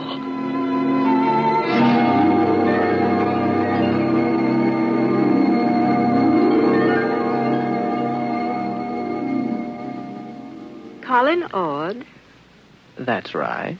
I'm Dr. Lynn of 4-Star Lines. Marilyn Lynn. Oh, well, very pretty. Are you going to tell me your story now, or do I have to wait? I'm not going to tell you anything till I've found out a little more about you. Well, you're an improvement on the last one. At least you're young and beautiful, and you're not fantastic, and you look intelligent. What do you mean? Don't worry about me. I see things that aren't there. Particularly people. Oh, so you don't believe I'm here? Would you? If you were me? Do you know I'm not here? No, that comes with time. At least it always has so far. You mean you've always proved to yourself that your visitors were mere fantasy? With a struggle. Interesting. Controlled solitosis. I never heard of it before. It's a pleasure to meet you, Mr. Ord. No, that doesn't make you real. They all say that. Why should I want to make you accept me as real? I don't know. But they all do. When will you know? Oh, I can't say. Maybe in 5 minutes. Maybe not for hours. How do you do it? You don't shoot me to see if I die or anything like that, do you? No, nothing like that. If I shoot you, you do die, like the witches in history. They'd die if they were, and they'd die if they weren't. Your mind has remained agile enough. Naturally. I never heard of solitosis inhibiting intelligence. Would you like some coffee? Is that part of the test? Whether more coffee is actually drunk than you drink yourself? No, that doesn't help. It would be very easy for me to make half what I thought I made, to fill a cup with nothing and pass it back. You look afraid. Why should I be? What am I doing? Am I doing something I don't know I'm doing? No. Would you like me to wash the cups for you when we're done? That won't prove anything. Next time they were used, I could just imagine they were washed, couldn't I? Where are you going? To find out if you're real. My ship. Go ahead. Good luck.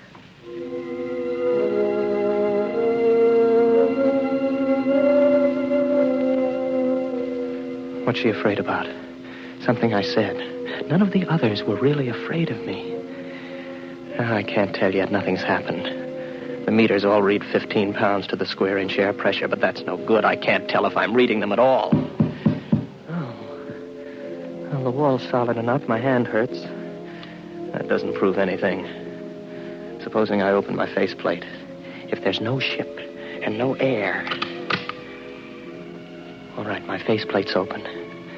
I'm breathing air. But then again, on the other hand, my faceplate may still be closed. Maybe I only think it's open. I can't tell. I can't tell that she isn't real. That means it's finally gotten me. It gets everyone. I don't really know if anything's real, if I'm real, if this space station is real, the planet, the universe, the galaxy. Maybe all life is in my mind. I think. Therefore I am. Yes, I remember that from school. Oh, I'm tired. I got to get back to the station. Very tired. Close my faceplate, if I ever opened it. To get back to the station. Got a headache. Terrible headache. I'm very tired.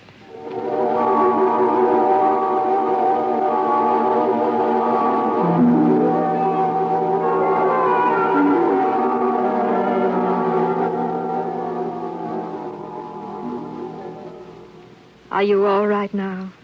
Here, drink this. What happened? You came in the station lock and passed out. How long have I been out? About 24 hours. You're a very sick man, Mr. Ord. Reality. Very important thing, isn't it? It's the most important thing there is to learn. Merely to you. Solitosis naturally affects what matters most to the individual, but we needn't talk about that. But I know now. You're not real. You can't be, even though I feel you are. How did you decide that? I couldn't prove you weren't, not on your ship. I'm too far gone to figure out any test that'll work.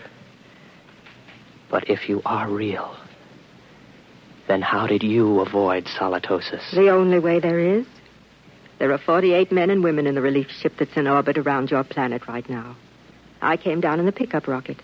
We have well above the critical number of people. I keep rational by knowing they're up there in the orbit, and as soon as I'm ready, I'll take you back up there. Well, I suppose I can wait. I don't really care if you're real or not anymore. I know. It'll take a long while before you care. You sound sad. What's the matter? It's the way you look at me. What do you mean? What do you see when you look at me? Well, you're strong. Sort of quietly beautiful. About my age. You're wearing a tunic and slacks. And you don't have a wedding ring. I noticed that. That's what I thought you saw. I'm real, but not your picture of me. I'm a doctor, Mr. Ord. All first contacts with station officers are made by trained psychiatrists. I'm a doctor. And I was a girl once. But that was 40 years ago. I'm 66. You can't be. Oh, yes. It was very nice to be a girl again. I could see myself in your eyes, and I almost felt young again. As I grow old in the next few weeks, Mr. Ord, you'll be recovering. That will show you how your case is progressing. When you see me as I really am, you'll be all right. Assuming you're real, Marilyn, it really must take something to come down alone to see one of us. I think I see you now, as you really are.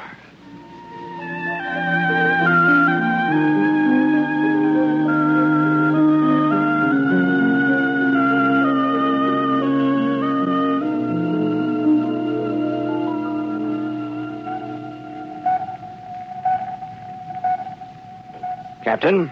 Yes, Mr. Chalka. Pickup rocket all secured from Pluto number 3. How is the poor fellow? Good as can be expected. He came on board with Dr. Lynn. I'm telling you, these guys throw me. There he was, holding her hand, looking in her eyes like he was in love with her. And you know what a dried-up old bat she is? Yes, I know. All right, Mr. Chalka. Prepare to blast off.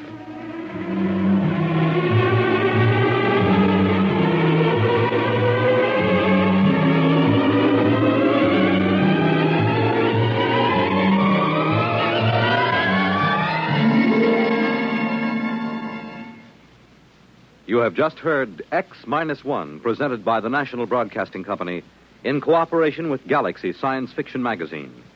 which this month features the Willie Lay column, Mutant of the Iron Horse, describing monorail railroads of the past and future. Galaxy magazine on your newsstand today.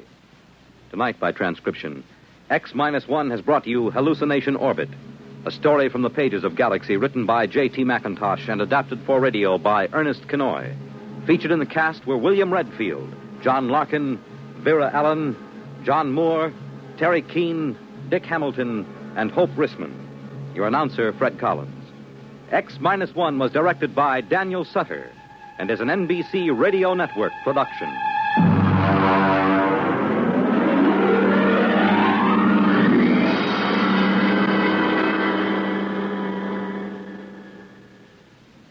National Radio Week.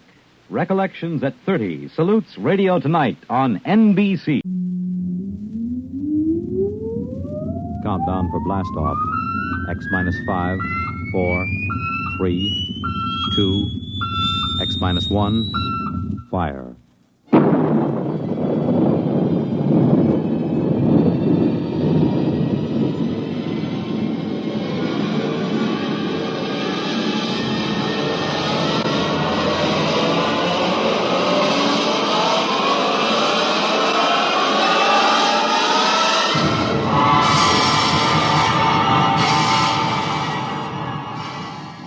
From the far horizons of the unknown come transcribed tales of new dimensions in time and space.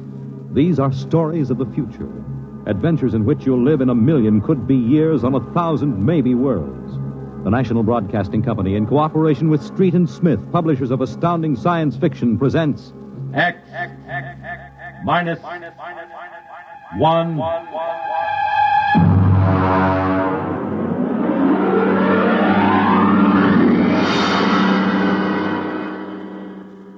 Tonight's story, A Logic Named Joe, by Murray Leinster.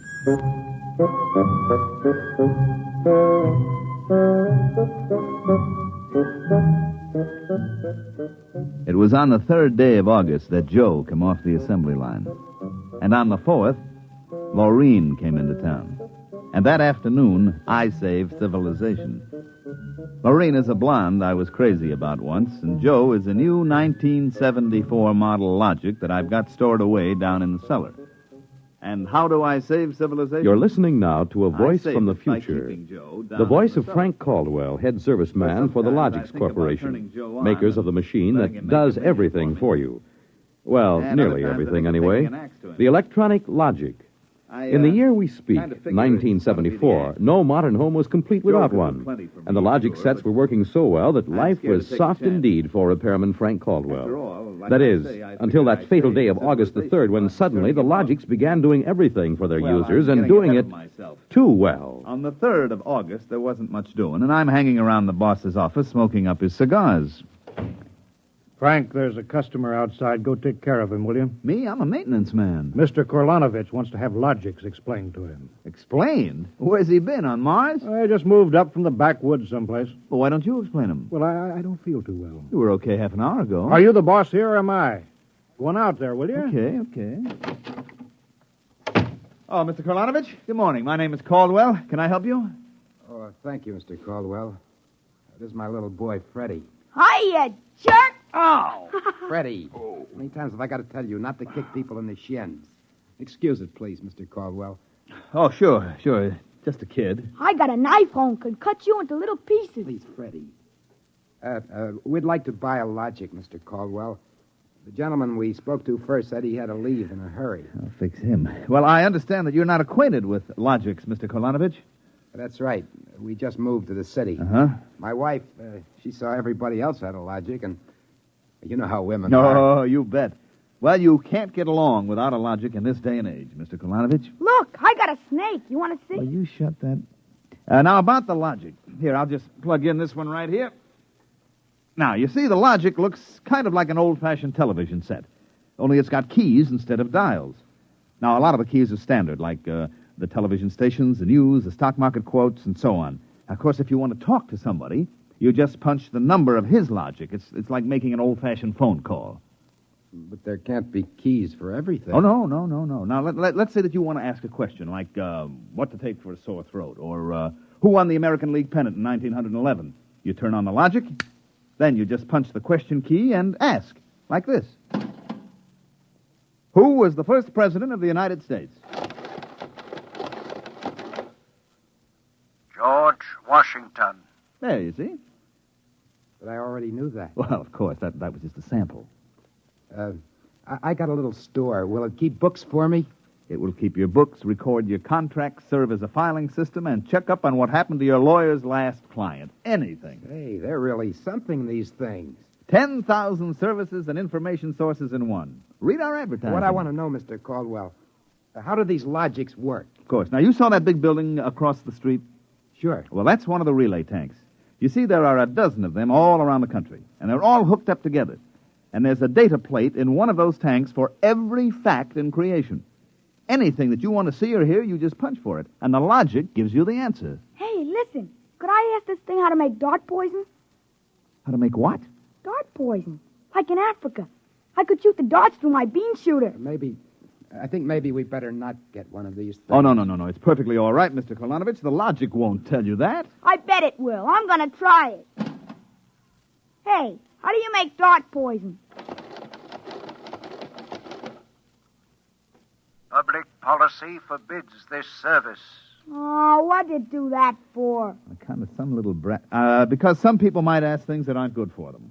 Listen, I don't like this here one. I want that one over there. Kid, they're all alike. I want that one. If I can't have that one, I'm going to hold my breath till I'm dead. Well, I got a lot of time. It's no use, Mr. Caldwell. You might as well give him the one he wants. But look, kid, they're so much alike that even I can't tell them apart. I can. I want Joe. Joe? Who's Joe? I guess he means the logic, Mr. Caldwell. He has to think up a name to call everything. You should hear some of the names he calls me. Not till I'm 21. I promised Mother. Okay, so we call him Joe, but them things are all alike to 1/10,000th of an inch. I don't care. I bet he'll teach me how to make dart poison. Okay, then. Come on, Joe.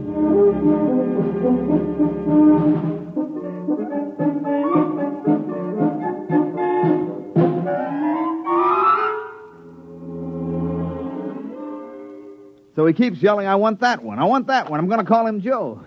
Mike, I tell you, I could have wrung his neck. How many cards? I'll draw 2. What a holy terror. He had his father scared to death. It's too bad that kid ain't mine. I'd show him quick enough who was boss in the family. Uh-oh, holy smoke. What's the matter? I'm sorry, fellas. I got to hold up the hand a minute. I just remembered. Oh, I got to call my wife. Oh, let her wait. You ever met my wife? Hey, what's the matter with this thing? It ain't getting my house. Announcing new and improved logic service. Your logic is now equipped to give not only consultative, but directive advice.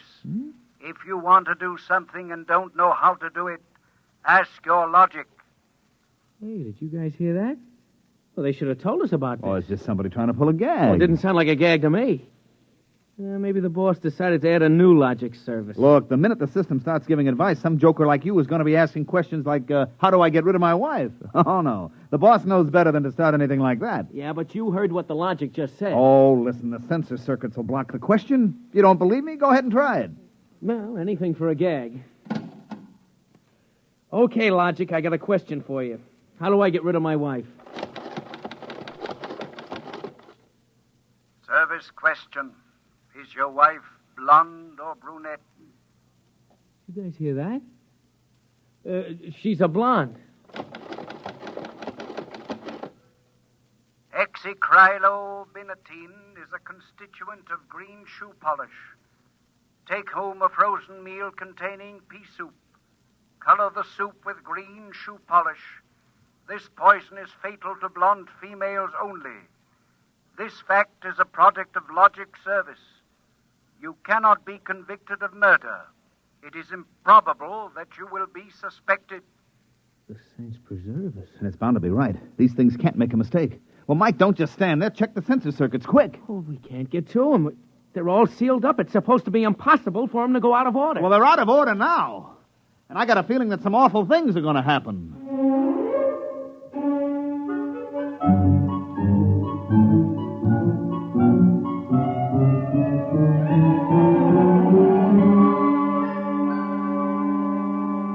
Boss, we've got to do something. The logics have gone nuts. Now, relax. The thing gave a goofy answer once. Maybe it was a joke. But it was an accident. Now, forget it.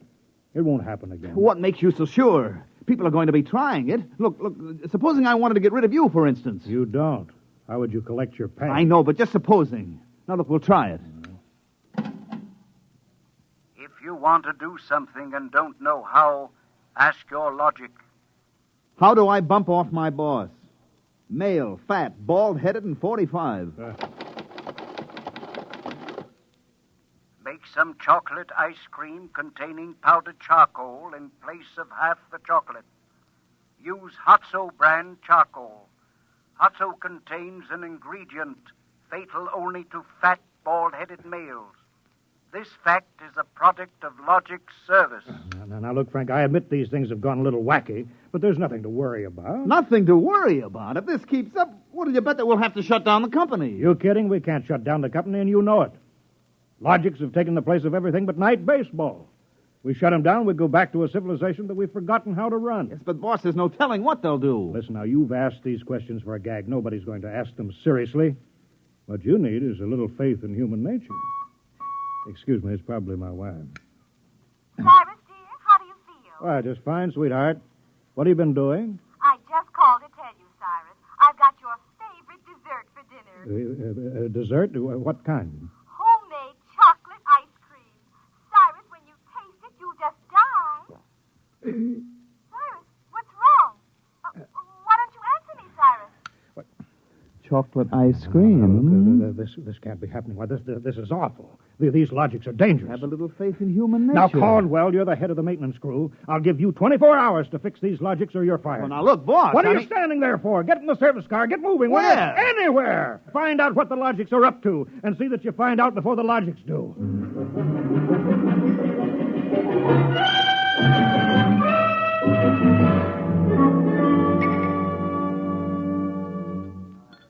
Bartender, give me a double.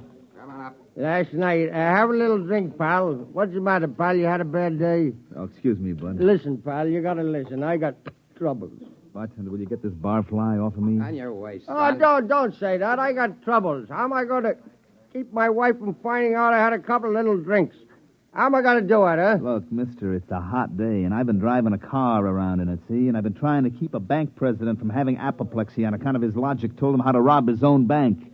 I've been trying to stop 6-year-olds from asking what comes after the bees and the flowers and their fathers from asking how to get $1 million by tomorrow. I've been tripping over dead bodies so artistically croaked that nobody's ever going to find out who done it, and all you got on your mind is how am I going to keep my wife from finding out I've been drinking? Dry up, will you? Go ask a logic. My pal, my boy, where's the logic? Where's that logic? Here, right behind you. Here, here's a nickel. Listen, I got to hear.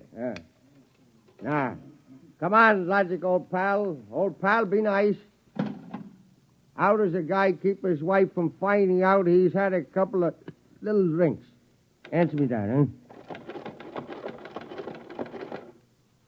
Buy a bottle of Franine hair shampoo. It is harmless, but contains an ingredient which instantly neutralizes alcohol. 1 teaspoonful for each jigger you have consumed. Oh, boy, gotta buy a bottle of...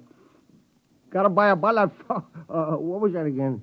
Supposing it's right, you'll never remember it as far as the drugstore. I think there's a bottle in the back room. Somebody left it. Oh, my pal. Oh, my boy. No more troubles. You'll just show me the way to go. I got a picture of him back there drinking that shampoo. Yeah. Give me another double. I don't know what's worse, to be as low as you or as high as him. Where is he? I know he's here. Where is that bum? What do you want, lady? My husband. I know he's here. Where is he? Show me the way to go. That's him, that no-good louse. I'll show him. Thinks he's coming home staggering again, does he? Well, I'll teach him. Poor guy. Why, my dear, what a surprise to see you here. Archibald, you're sober. Of course, my love. I'm sober as a judge. Then what are you doing in a saloon? Your suspicion wounds me deeply, my love. Let me tell you, my dear, that I have been conducting a research project that is going to make us a fortune. I'm going to patent soba, the drink that makes happy homes.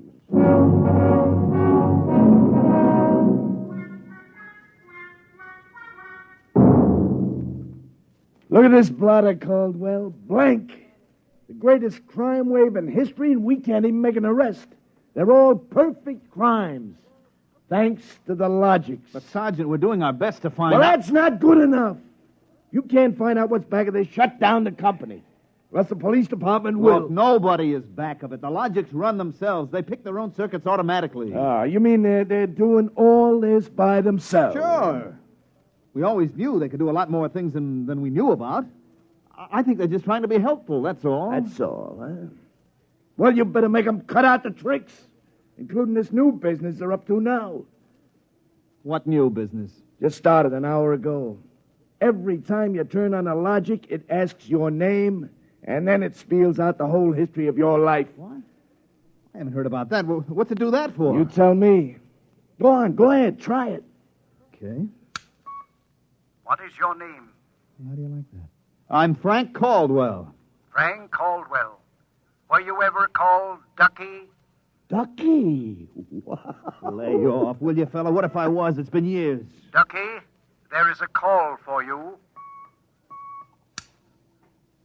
Hello, Ducky. Holy cats.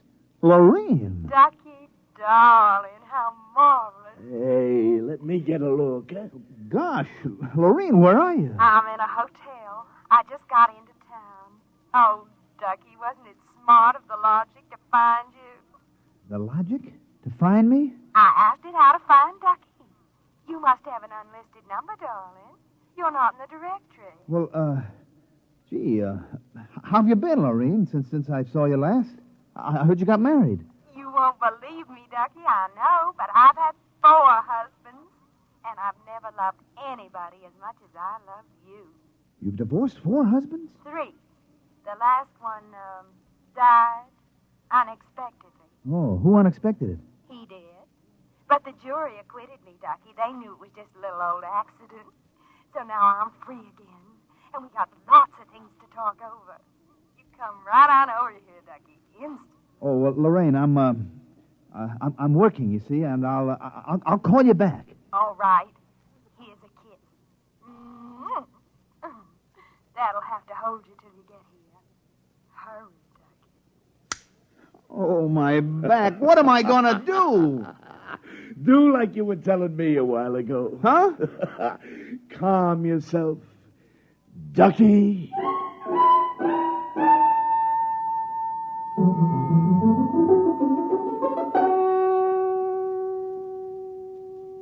Call on the logic for you, Frank, your wife. Oh, thanks, Mike. Hi, Gerd. Frank, I've been trying to get you for an hour. Where you been? I've been out making calls, honey, trying to find out what ails these logics. Well, you better find out in a hurry or there's going to be trouble. Now, look, Gerd. Now, just take it easy, huh? Caldwell, you can't let this happen to me. They're asking everybody's name, and when you tell your name, it reels off your whole history. Well, honey, I don't think they're doing that anymore. I think that was just temporary. Well, in the meantime, it's told everybody in the neighborhood all about me. I punched Mrs. Hudson's name. She's been married 3 times, and she's had Mr. Hudson arrested twice for non-support and once for beating her up. It'll tell anybody anything. Yeah, but look, Gerd, I'll tell you. Frank, you stop these things or I'm going to leave you. Oh, honey, you don't mean that. I do. If you can't figure out how to keep our private lives out of every logic in town, then I'm through, and that settles it.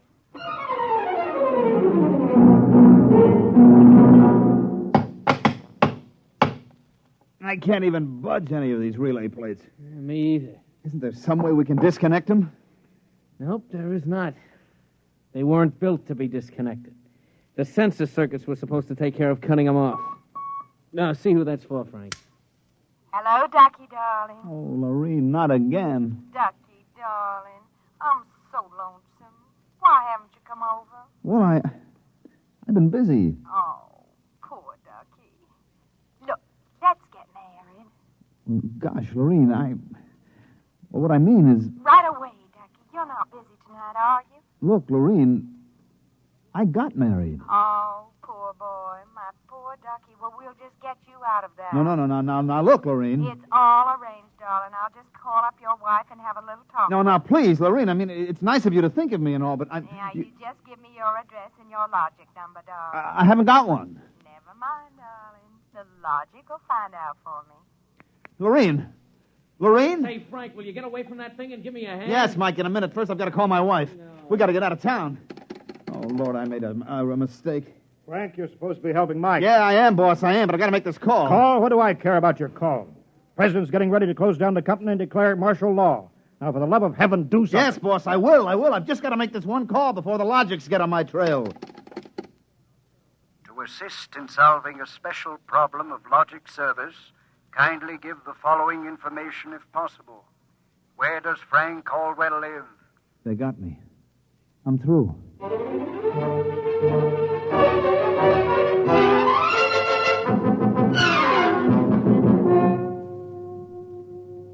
Look, Gert, will you please not ask any more questions? Frank Caldwell, I told you I was leaving you. Honey, leave me later. Right now, will you pack up yourself and the kids? We got to get out of here. But what is all this? Are the cops after you or something? Yeah, that's it, the cops. Now get moving, honey, will you? And will you get away from that logic? But don't you think we ought to hear the police calls?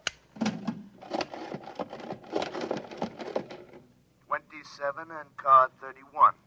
Detailed to round up all employees of the Logics Company. Use caution. They are suspected of sedition. Holy smoke, the cops are after me. But you just said they were. Car 17, proceed to vicinity of 119 East 7th Street. Child terrorizing neighborhood. Use extreme caution. Child is armed with bean shooter using poison darts. Freddie. Who's Freddie? Something I met once in a horrible nightmare. He wanted a logic that would tell him how to make dart poison. They're all alike, I kept telling him. They're all alike. What are you talking about? Oh, I don't know, Gert. All I know is it was a nice world up till yesterday. Now it's like a guy named Joe come along and squashed all our mud pies for us. Looks to me more like it was a logic named Joe. What'd you say? A logic named Joe. A logic name? But they're all alike. Gert, baby! Frank, let me go. Don't be so silly. All right, honey, look, you hold the fort. Maybe they aren't all alike. Where are you going? Frank, are you going to make a getaway? Getaway, baby. If you've got the right inspiration, I'm going straight to the middle of this whole jamboree.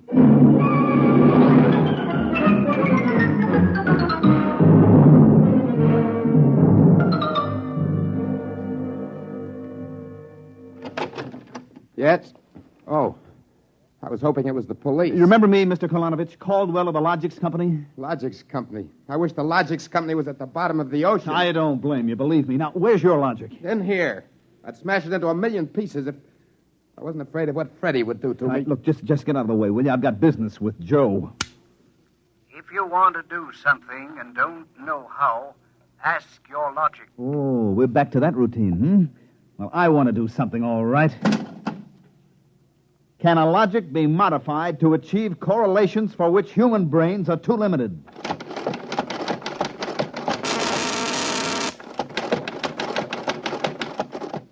Yes.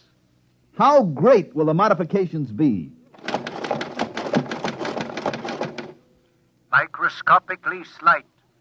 Changes in dimension not detectable even by precision gauges. They can come about only through an extremely improbable accident. And what would this super logic then be able to do? Come on, you, spill it.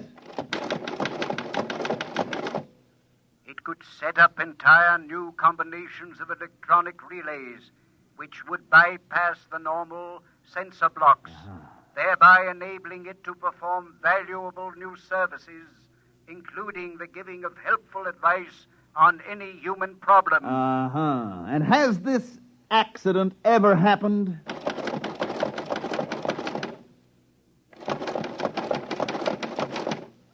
Come on.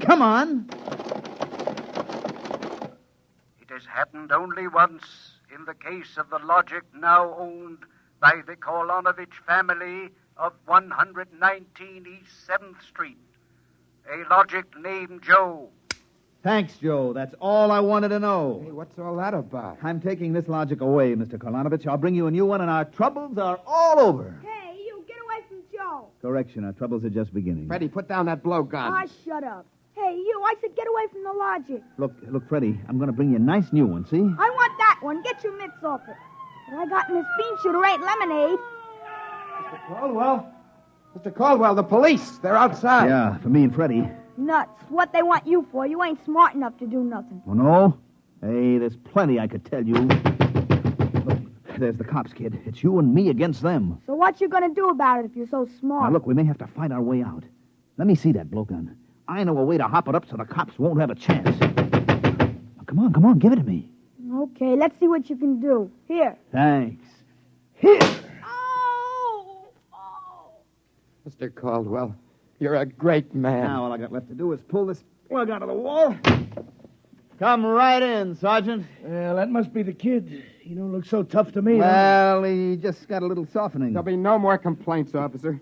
I guess I can go on where Mr. Caldwell left off. Caldwell? Hey, you wanted... Now, look, I just came to pick up this busted logic. I don't know a thing. You said that before. Come on, you're going to the cooler. Let's go. Oh, wait a minute. You act like you wanted to go to jail. Well, just till a certain party leaves town. I got a feeling it's safer.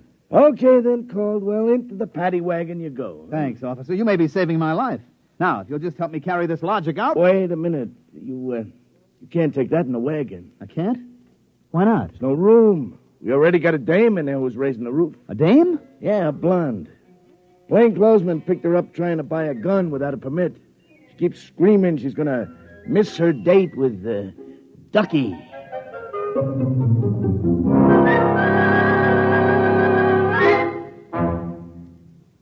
You have just heard X-1, presented by the National Broadcasting Company in cooperation with Street and Smith, publishers of astounding science fiction.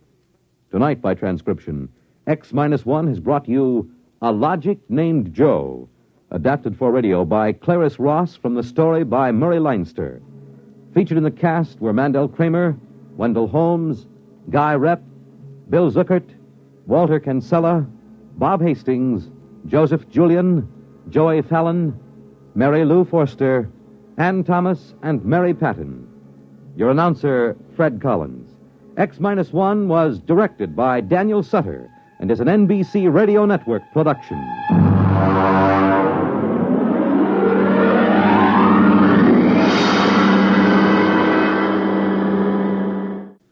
Next week, X-1 will bring you a dramatization of Robert Heinlein's famous science fiction masterpiece, The Roads Must Roll. It concerns the day when traffic became so impossible that the engineers took over and banned all automobiles, tore up the superhighways, and built huge mechanized roads which whirled along on giant rotors at speeds up to 100 miles an hour. An engineering miracle changed the face of the nation. The rolling roads took over. No one worried about the fact that if the road should stop, our whole economic life would fall apart. The machinery, they said, was perfect. But they forgot that machinery depends on men, and men are not perfect. Be sure to tune in next week at a new time, same day, for another exciting broadcast of X-1.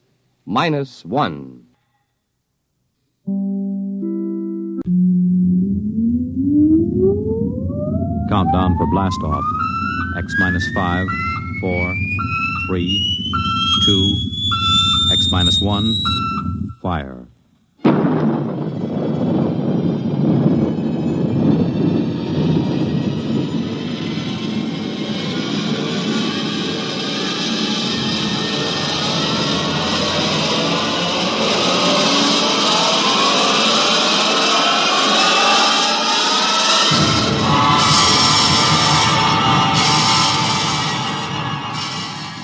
From the far horizons of the unknown come transcribed tales of new dimensions in time and space. These are stories of the future, adventures in which you'll live in 1,000,000 could-be years on 1,000 maybe worlds. The National Broadcasting Company, in cooperation with Street and Smith, publishers of astounding science fiction, presents X-1.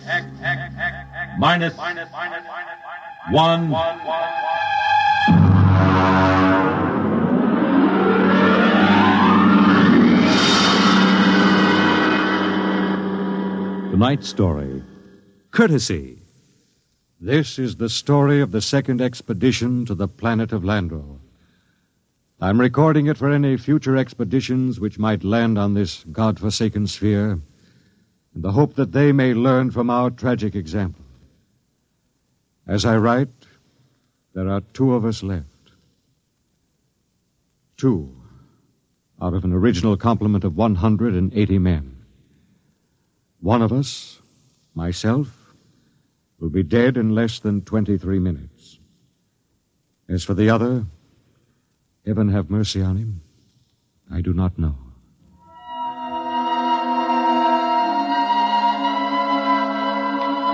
On June 3rd, 1997, less than 2 months ago, the last of our supply ships blasted off from Lando for their return to Earth. After it had gone, I remember looking out across the plain at the dead city, one of thousands that dotted this planet. It had tall, graceful buildings, atomic power systems, vacuum conveyors, all perfect, all deserted, all ominous. How had it happened?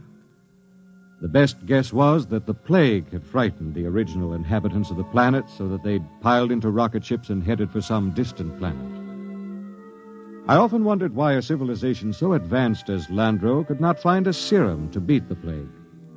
It had taken out Earth doctors less than 6 months to develop an immunization method.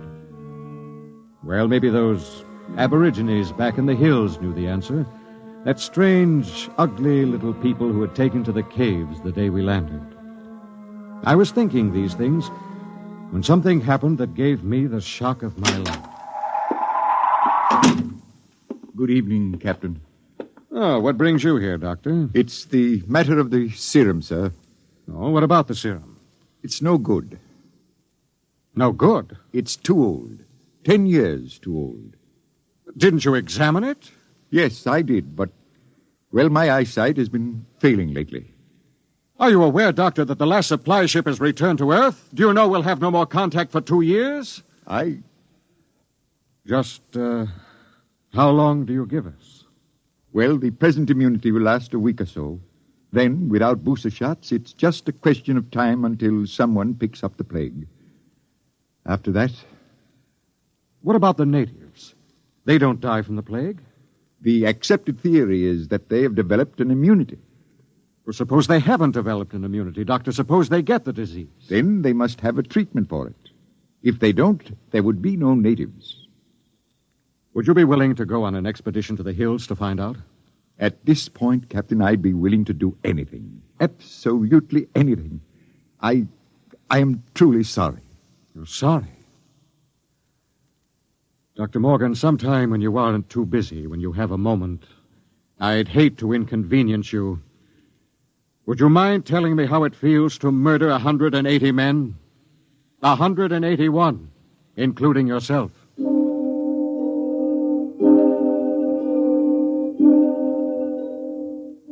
I did a lot of thinking after Dr. Morgan left my hut. It was still unreal for me. After all, the planning of an expedition was no simple thing. You put into it the result of years of training and experience, years of study at the academy, years of learning how to handle men and natives. Every man on my crew was hand-picked for his skill. And yet, a simple thing like a myopic surgeon misreading a label could blast the whole thing. Yes, it was a shame. And I did the only thing I could think of. I yelled for Bat Ears Brady. Brady! Get your carcass in here. Take the lead out. Okay. Well, what's up? Sit down, Bat Ears. You got trouble, Kev? We got trouble. What? The serum's no good. What? Morgan forgot to check it. It's 10 years too old. Holy jumping snails. You're going to court-martial that? Wouldn't do much good. We'll all be dead pretty soon unless somebody figures something out. Well, what are you going to do, Kev? Well, there's only one chance. One chance in 10 million. What? The natives. Them cave rats. What good can they do us? Well, they don't get the plague, so maybe they know a cure. Okay. Let's get a few of them and beat it out of them. That's why you're here. Shoot. How'd you like to come along on a little expedition up to the cave country? You, me, the doctor, and Faulkner. Faulkner? Now, listen, Cap, he's worse than the doctor. Yes, but he knows more about the native culture than anybody here. He's the only one who's completely familiar with the records of the first expedition. Okay, so it's me, you, the doc, and Faulkner. When do we start? Tonight, in half an hour. We should reach the cave country by tomorrow. With luck, we'll be able to find natives before night.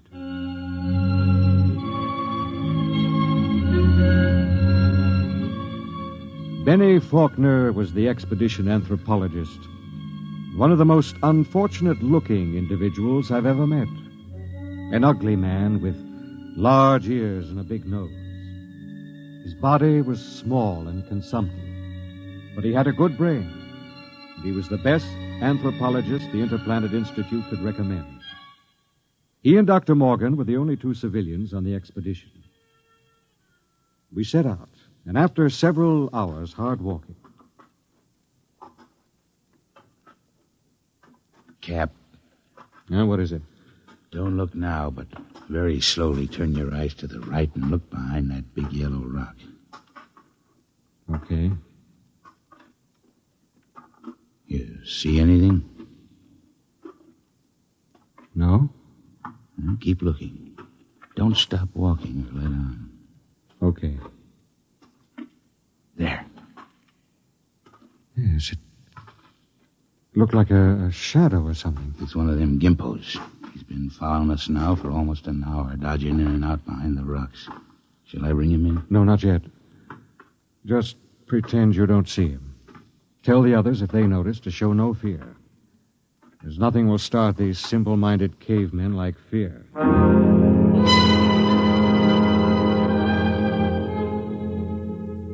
The manual said, "Under no circumstances shall a member of the patrol display fear before a native. The dignity of the Earthman must be preserved at all costs." Just before dawn, we reached the cave country. We were tired and hungry, and we stopped to cook some food and rest. Everything was quiet. There was no sign of the gimpo which had been trailing us until... Okay, get in there, you sneaking little monkey man. Come on, before I break this shovel on your stern. Yeah, what's the trouble? Cap, I caught me one of these gimpos sneaking around outside the tent. Bring him in the light of the fire. We can get a look at him.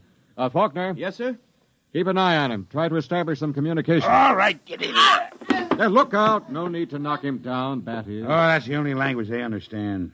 See if you can reach him, Faulkner. Okay, Captain. I'll need a drum of some sort. A what?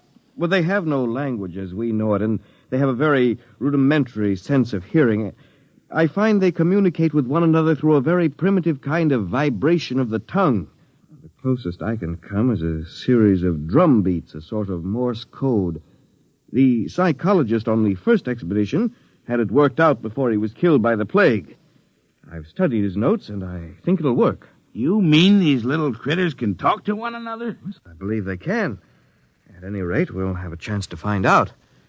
Do we have something I can use for a drum? Here, take my water bottle. Thank you, Doctor. Now, I'll tap it 3 times. That's a greeting of some sort. Just a moment. Yes, sir? I don't want you treating this fellow like an equal. Don't give him the idea that we're desperate. Once they sense that, you're lost. I have to communicate with him, sir. Well, just bear in mind what I said. Dignity. Yes, sir. I'll do my best, sir. It was a strange sight. On one side of the water bottle crouched little Benny Faulkner, looking for all the world like a human spider. Across from him crouched the Landrian, a humpbacked, gray little creature with an enormous head and those huge, soft lavender eyes. Every few moments, one would stop the strange tattoo of communication, and the other would take it up.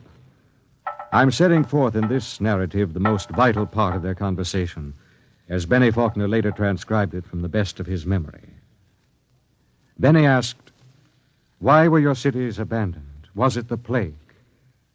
The native said yes. Benny said, "Do you still fear the plague?" The native answered yes. "Do any of your people become afflicted?" The answer was some.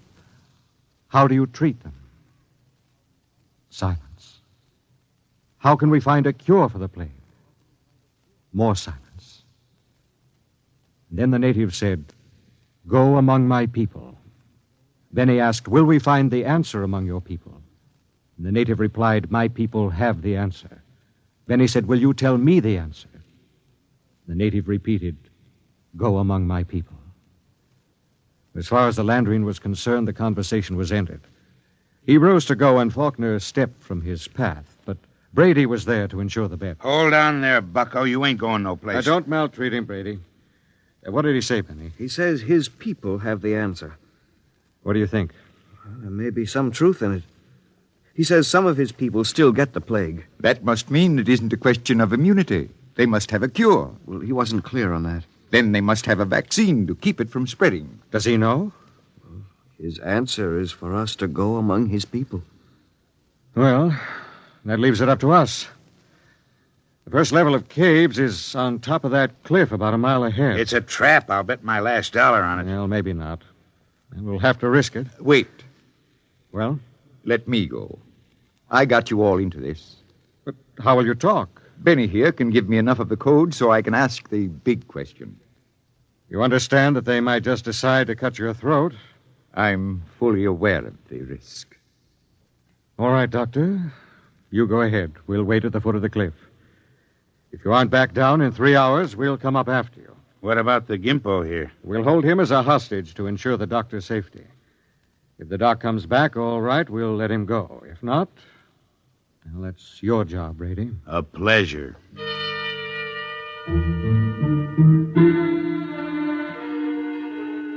It took Dr. Morgan about an hour to pick his way up the side of the cliff to the first of the openings where the Landrians lived. He waved to us before he entered the mouth of the cave, and we waved back. Then we settled down to wait. It was a long, long wait.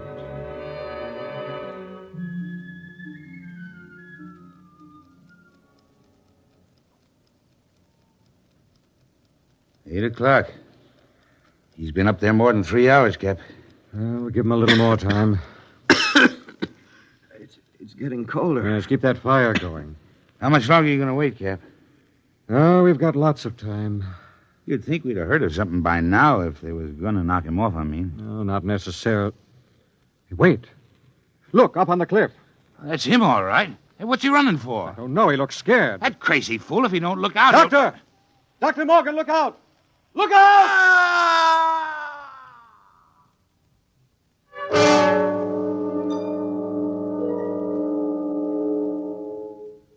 We found the doctor at the foot of the cliff, crumpled and broken. There were no marks on his body, nothing except a twisted, mocking grin on his face. Oh, yes, and one other thing. Scrawled across the pad he had taken with him on which to make notes concerning the answer was a single word. The word was courtesy. We threw the paper away. The expedition was a failure, though Bat Ears claimed he'd get it out of the Gimpo if I'd let him. I nodded in agreement. Bat Ears took the little native off behind an outcropping of rock. He was back in 15 minutes, dripping with sweat. Well? Let's go, Cap. Nothing, huh? But nothing. Is he, They ain't made very good, these little gray people. They come apart too easy, so... Let's go, huh, Cap? All right. Benny... Benny, what is it?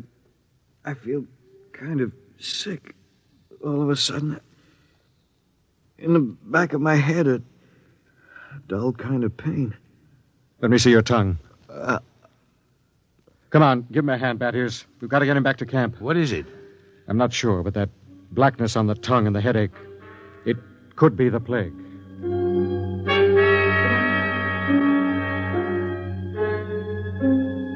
By the time we got Benny Faulkner back to camp, he had the red spots on his body, and then the fever began to rage. It was the plague, no mistake about it. Before morning, Collins, the supply sergeant, had it. Then it was Peabody. After that, the men went down like 10 pins. Then one morning, Bat Ears Brady dragged himself into my tent and sat down. The lines in his face told me the end was coming pretty fast. Sit down, Brady. Well, what's the count? 6 left. We buried the chaplain today. Got anything to drink? Sorry, I'm all out. How about a cigarette, then? You got a cigarette? Yeah, sure. Here. How's Faulkner? I don't get it. He's still alive. Still alive? Yep. In fact, he's getting better. He's sitting up. Holy mackerel. Oh, this is a good cigarette. It's like any other. No. This one's different, Cap. This is my last. What do you mean, Brady? Take a look at my tongue. See? Little black spots.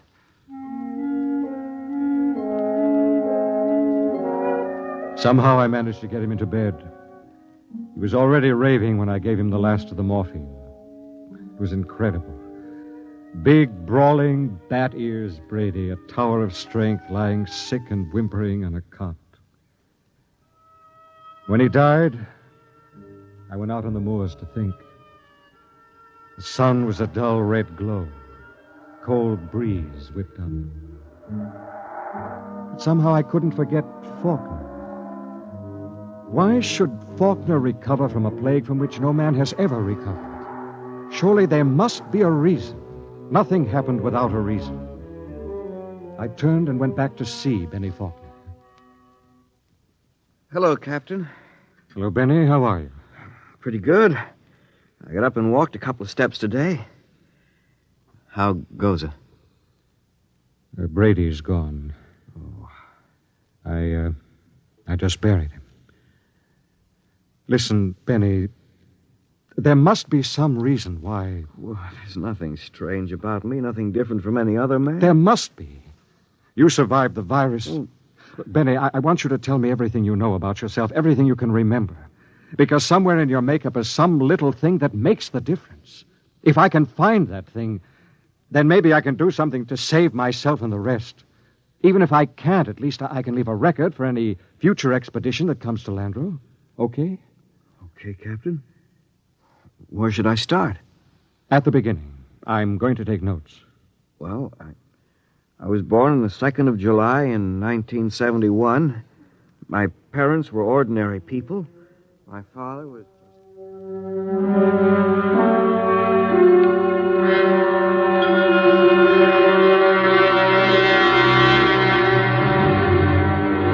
Look, Captain, I've told you everything I can remember. 3 days now you've gone over me, pawed me, questioned me. What else can I tell you? Benny, let's go over that last part once again. Where should I start? Take it from where the native started to walk away. You stepped out of his path, and Brady grabbed him. Okay, so I stepped out of his path. Why? What do you mean, why? Why did you step out of his path? Why not? Courtesy, I guess. What's the matter? Courtesy. That's the word that Dr. Morgan had scrawled in his notebook. Well, I don't see that... I don't either. Tell me, Benny, why should you want to be courteous to a native? Why not? What about maintaining your own dignity? Are you talking about dignity or arrogance? I don't know. Benny, listen, maybe we were all wet in our deductions. Maybe these cities here on Landro weren't deserted centuries ago. Maybe these little people up in the caves are the same people who used to live in those big cities. Why would they leave? Maybe they found out the big cities weren't the answer. Maybe they found out that civilization doesn't necessarily bring happiness. So they just packed up and left, returned to the simple life. No, it doesn't make sense. You're forgetting the plague. What is the plague, Benny? Well, I don't know. Is it a virus? I don't think they ever found out. You know what I think? What?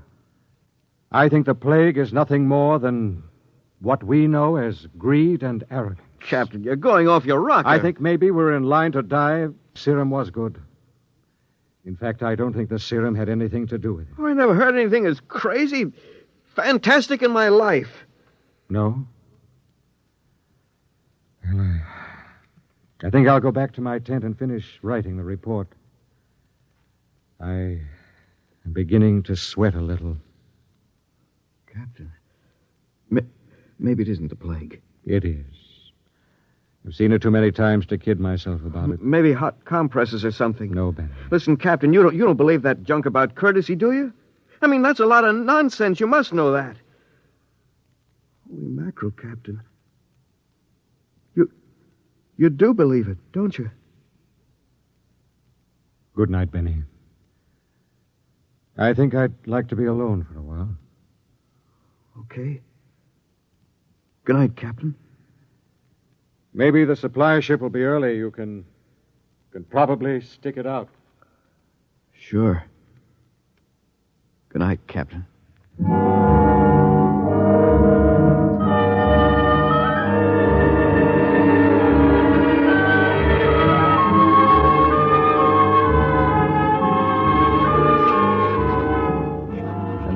concludes my report. I'm turning it over to Benny Faulkner in the hopes that he will be able to transmit it to any other expedition commander who contemplates exploring the planet of Landro. The fever is beginning to mount now. My hands tremble as I write. The end should not be far off. There's little question in my mind as to what it'll be. You see, I didn't have a chance. I stepped out of no paths. I showed no courtesy.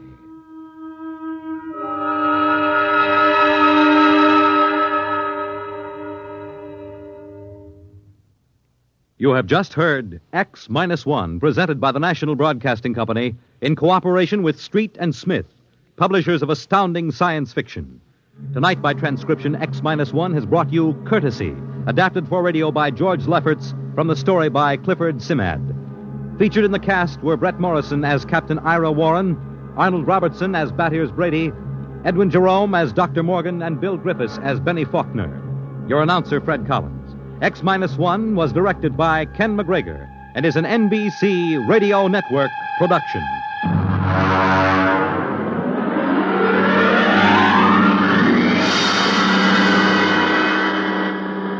And now, next week, the frontier is a strange place, and a frontier is not always easy to recognize. It may lie on the other side of a simple door marked No Admittance, but it is always deadly dangerous. What happens when an innocent girl ignores a single regulation? You will find out next week at X-1.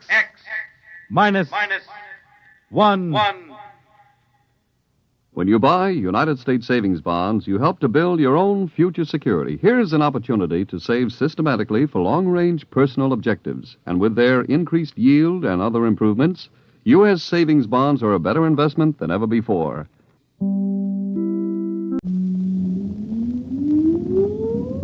Countdown for blast off. X-5, 4, 3, 2, X-1, fire.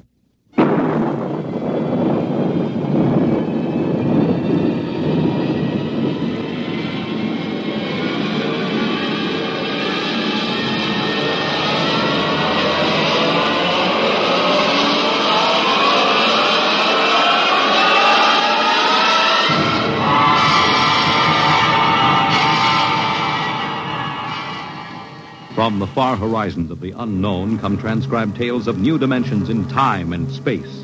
These are stories of the future, adventures in which you'll live in a million could-be years on 1,000 maybe worlds. The National Broadcasting Company, in cooperation with Street and Smith, publishers of astounding science fiction, presents X-1.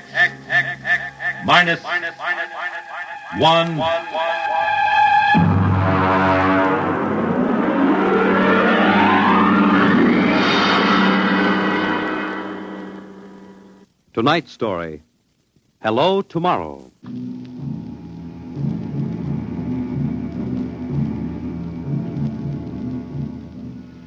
After the third atomic war, when the Earth was a mass of red radioactive dust, a handful of men and women went deep underground in the struggle for survival. A new civilization was built deep underground, a civilization which must keep a ceaseless vigil against the deadly gamma rays which filter down through the Earth. A civilization where the prime consideration is the genetic survival of the race. It is to this civilization in the year of our Lord, 4195, that we take you now.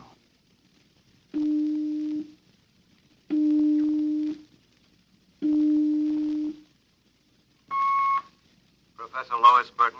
Yes. I have a call from the Director of Emotional Stability for the Third Oblong. Go ahead, sir. Hello, darling. Hello, dear. How is the Director of Emotional Stability? My, how impressive that sounds. Don't joke, dear. You never know who may be listening. Sorry. How are you? You sound tired. Well, we've had some bad cases. Mostly frantic mothers who insist on imparting their feelings to children. I suspect it's chromosomes affected by gamma ray leakage from the surface, but the head of the psychotechnic division says they're glandular cases. But that isn't why I called. I have good news. What is it? The genetic board has approved our application for marriage. So soon? Our chromosomes tested perfect. We can marry any time we want. As a geneticist, you should know that our offspring should be 90 percentile of perfection. I know. What's the matter? You are happy about it, aren't you? Of course. Terribly happy. I'm coming right over to the lab. You'll have to give me some time. What's the trouble? No trouble. You know that genetic survey I've been working on? What about it? Well, I've finally gotten permission to study an actual living case, a specimen of imperfect genetic transmission. Really? They're bringing him, or it, up from the condemned cages on the lower level. You will be careful. There's nothing to be afraid of. The specimen is XJ12. It's been studied before many times and is quite well trained. Oh, there's my door signal. I'll have to hang up, darling. See you later. Yes? Professor Burton? Yes. I'm from the Phylogenetic Institute. Oh, you brought my specimen? May I come in? By all means.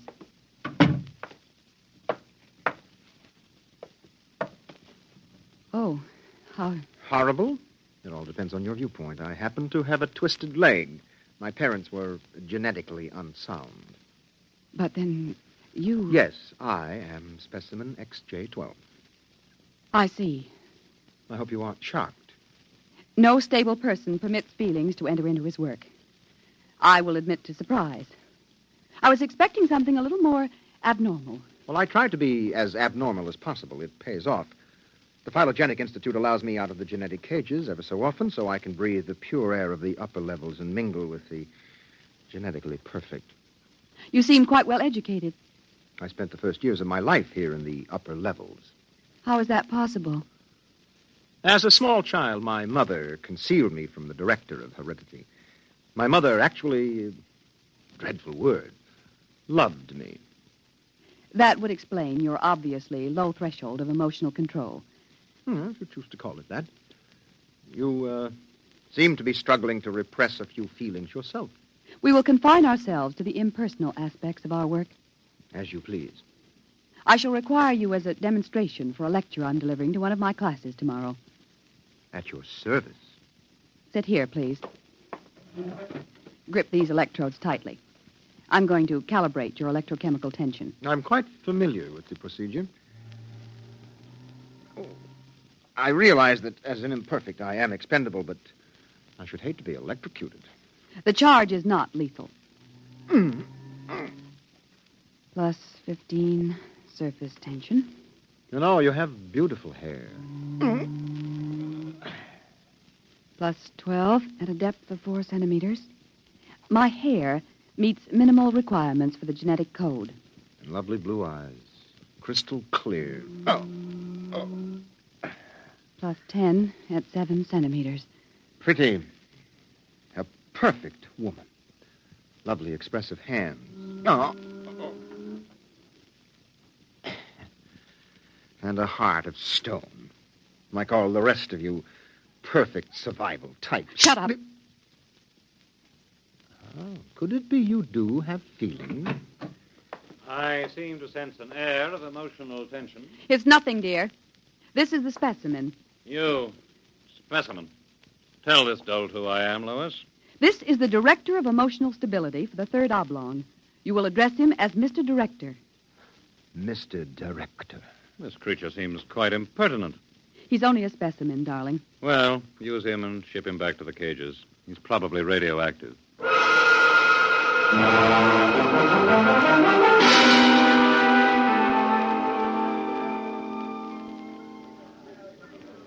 Attention, attention. The next demonstration will be conducted by Professor Lois Burton of the Institute of Genetics. Her topic, the probability of radioactive damage in the chromosome heredity of imperfect non-survival types. Professor Burton. As you know, most imperfects are destroyed at birth. However, those who, for one reason or another, manage to survive are segregated in cages on the lower level for study purposes. The specimen we have today has been trained to tell in his own words about the factors in his upbringing. You will have to forgive his immature emotional control factor. He is, as you can see, quite different.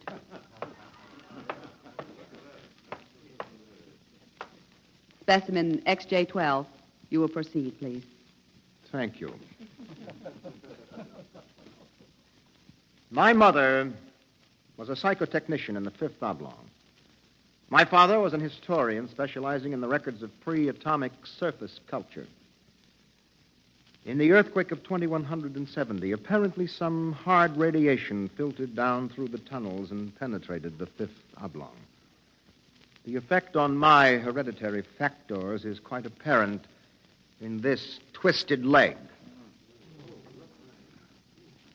My father taught me in the last days before he was executed that every human personality is born with certain inalienable natural rights.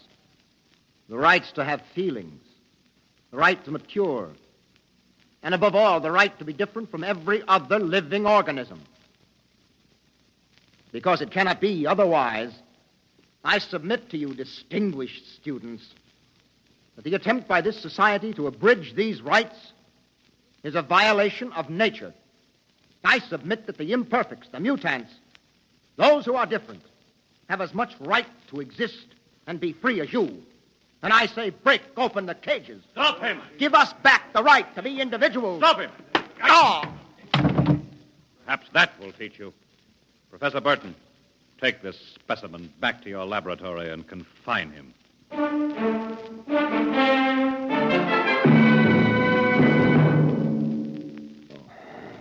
Hold still while I bandage your head. Oh. You'll be all right. I suppose you detest me for getting you into trouble. I don't detest you. What? I don't know why, but as you spoke, something began to stir in me. Tell me what you feel. If I moved you, then I must have moved the others, some of them at least. For some reason, I took pride in what you were doing, seeing you stand up against them. Why do you look at me like that? I can't help it. I wish you wouldn't.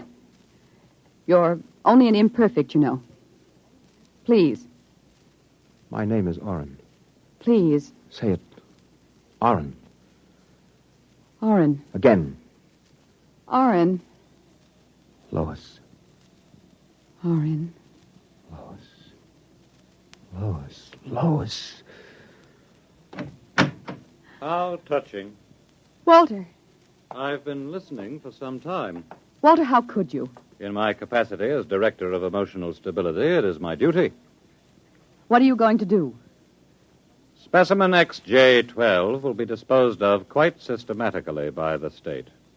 For the good of the state, for the good of the genetic code, and in the name of emotional stability.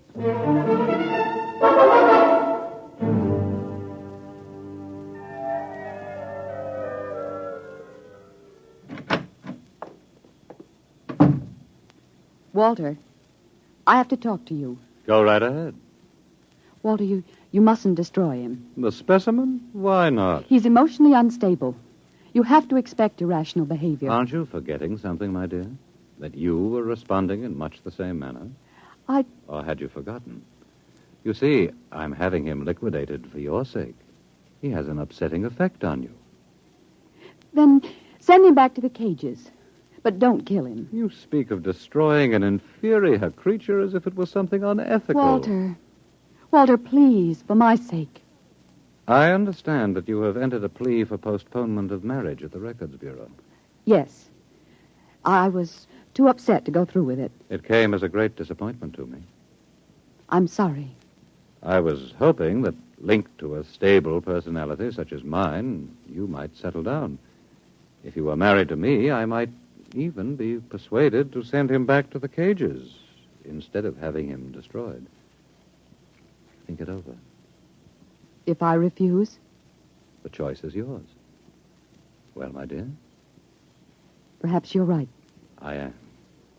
I suppose I ought to be rational about this. After all, he's an imperfect. I'm glad you've come to your senses. When can we be married? Tomorrow, if you like. The sooner the better.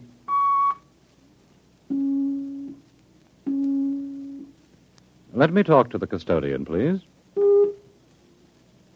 Hello. This is the Director of Emotional Stability for the Third Oblong. I would like you to cancel the execution of specimen XJ12. Turn him over to be remanded permanently to the genetic cages. You'd better go. I'll pick you up in, say, an hour, and we'll make plans. All right? Yes. Yes, of course.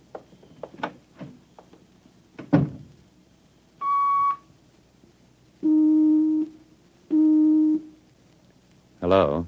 This is the Director of Emotional Stability again. I want you to cancel that last order.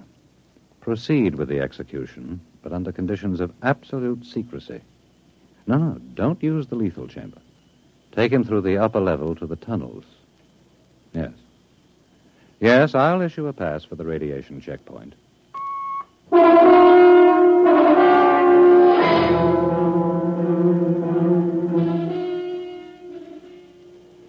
Into the elevator. Very well.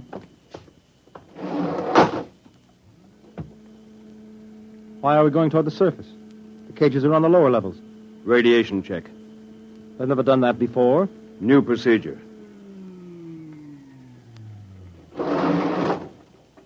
Walk. Halt. You can't go beyond this point. There is radioactivity in the tunnels. I have a pass from the Director of Emotional Stability for the third oblong. Special mission. I'll open the airlock. March inside.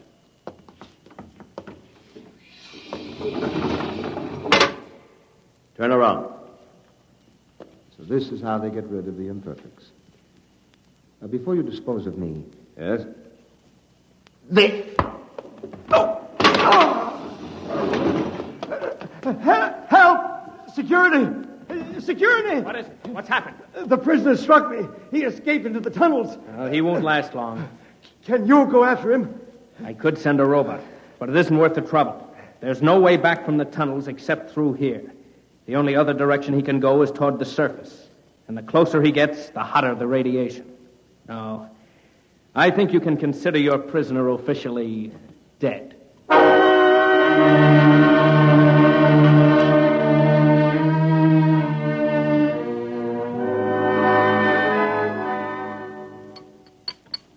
More wine? No, thank you, Walter.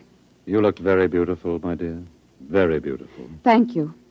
The wedding will be a small affair. The director of endocrine control, the chief of the security guard. Walter? Yes? Was he returned to the cages? Oh, now, why must you spoil it? Was he, Walter? Well, as a matter of fact, there was a little difficulty. Difficulty? Yes, you see, XJ-12 escaped. How? Where? He struck a guard and ran off into the tunnels. The tunnels? But that's sure death. He's free to return any time he chooses. Now, don't become upset, darling. You planned it, didn't you, Walter? Stability, darling, stability. Stability, stability. Here's what I think of stability.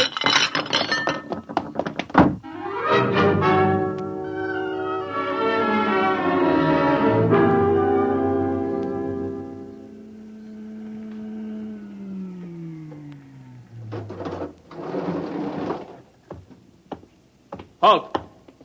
State your business. I'm Professor Burton of the Genetic Institute. You can't go into the tunnels, Professor. You'll have to let me by. I'm the fiancée of the Director of Emotional Stability. Oh, I suppose you're after the one who escaped? Yes. He's quite dangerous, I understand. I'm well armed. Wouldn't it be better to send a robot? I'm quite capable of handling him. He was my subject.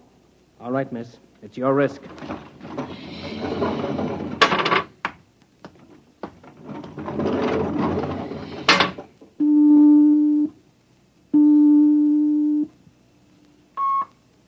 Checkpoint. This is the Director of Emotional Stability. Yes, sir. If Professor Burton tries to pass the checkpoint, I want her taken into custody. Professor Burton just passed, sir. She You said that... idiot! But, sir, she said that I she don't had... care what she said. Stop her. Send robots after her. Get her back. Yes, sir. At once, sir. Robot control. Checkpoint to robot control. Order out all televocal robots into the tunnels. Have them bring back any humans. This is a first priority order.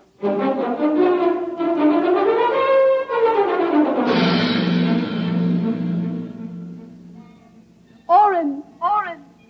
Oren! Oren! Oren! Oren! Oren, where are you? Oren. Hello? Oren! It's Lois. This way. Behind the rock. Over here. Oh, darling, darling. Lois, why did you come here? It's suicide. I had to. Oh, darling, are you all right? So far. You've got to turn back. Give yourself up. They'll kill You me. can't stay here. The radiation is +4 at this point. It gets worse as you approach the surface. Lois, darling, go back. What will you do? I'm going ahead. But you can't. I can. I'm going to the surface. It's certain death. Not even the robots can survive it. Well, at least I'll be the first human in 1,100 years to see what the surface of the Earth looks like. Come back with me. No, Lois. Then I'm going with you. Lois. Don't try to stop me, darling. There's nothing to go back to now. Nothing but Walter and emotional stability. You really want to come with me? Yes. You know what it means. I don't care. My mother used to believe there was a life after death. A place called heaven. We'll believe it, too. Oh, no, Lois, I can't let you go. Oren, I love you. See, I know how to say it now. Say it again. Oren, I love you. What is that? It sounds like... Oren, it's a robot patrol. They're looking for us. All right, come on. This way.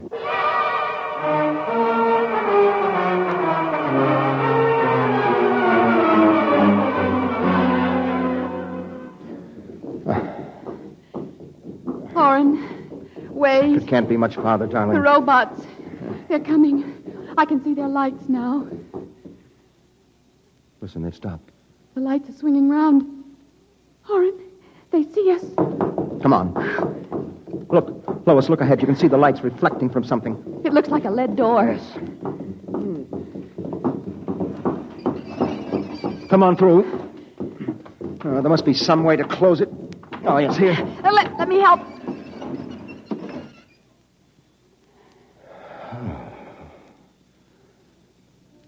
Well, they won't get through that. It's solid lead.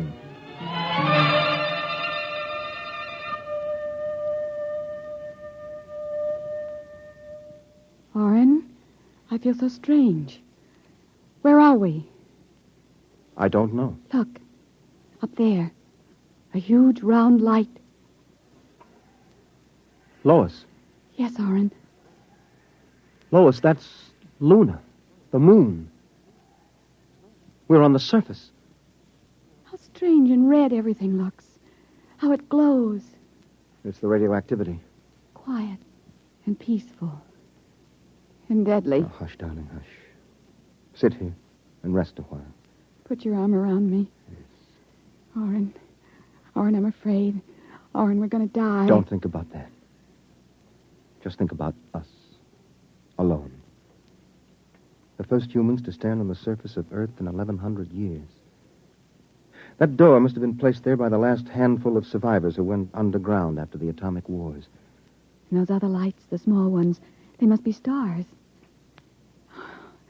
Oren, I'm so tired. Go to sleep, darling.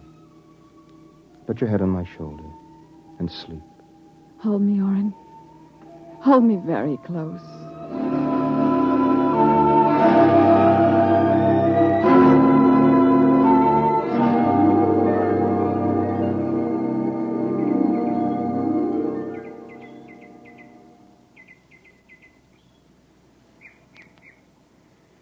Oren. Hmm? Oren, wake up. Hmm? What? Look, it's light. The whole universe is light. Oh, Oren, how beautiful. Look. This must be the heaven my mother talked about. See the plants? All green and fresh. And the birds. How strange they look. Lois, this isn't heaven. But we must be dead, Oren. We should be dead. The radiation. By all the laws of nature, yes. By all the laws of nature. Oren. Oren, we're not dead. This is Earth. And we're alive. We're not going to die. But, Lois, the radiation, it's present. You can see its effects. Oren, did you ever hear of geotropism? I'm not a geneticist. There is a natural law of adaptation by which an organism will try to adjust itself to its environment by changing. It's called geotropism, don't you see? No. All these generations we've been bombarded by radiation filtering down through the Earth. Each successive generation must have inherited some degree of immunity. But... Oren, it can't hurt us. Don't you see? We're immune. We're probably the first generation to inherit sufficient immunity. But, darling, if that's true, then we can transmit that immunity. We can pass it along to our children. And they to their children. Come on. We'll have to find food and water. The practical wife. Wait a minute. What are you doing with that rock? I want to scratch something on the outside of this lead door. Lois and Oren. 4195. AD. Hello, tomorrow.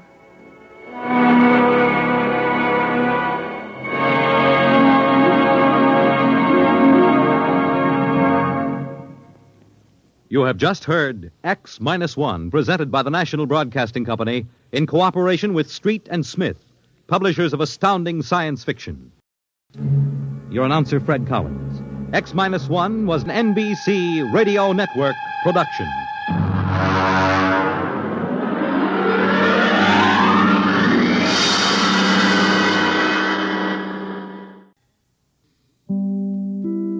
In just a moment, X-1. But first, everything from famous criminals to accidents in the home will be covered tomorrow when the staff of NBC's Weekday brings you another day of informative and entertaining listening. And back again to greet you as new hostess is charming Virginia Graham, well loved by every radio and television fan. There'll be big guest stars, too, headliners in every field. Mel Torme, singing sensation. Gladys Cooper, prominent Broadway actress, and many others. Treat yourself to the best daytime entertainment with NBC's Weekday tomorrow. And now stay tuned for X-1 on NBC.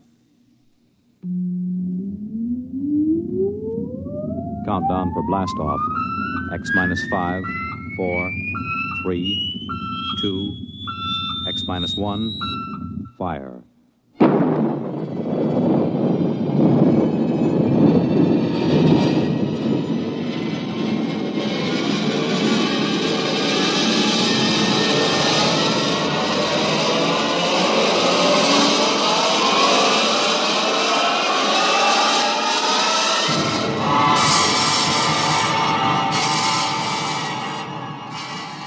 From the far horizons of the unknown come transcribed tales of new dimensions in time and space. These are stories of the future, adventures in which you'll live in 1,000,000, could be years, on 1,000 maybe worlds. The National Broadcasting Company, in cooperation with Galaxy Science Fiction Magazine, presents X-1.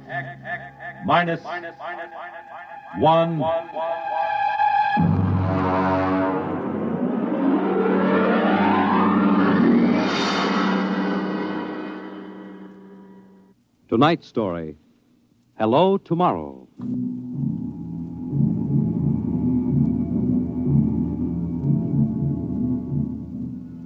After the Third Atomic War, when the Earth was a mass of red radioactive dust, a handful of men and women went deep underground in the struggle for survival.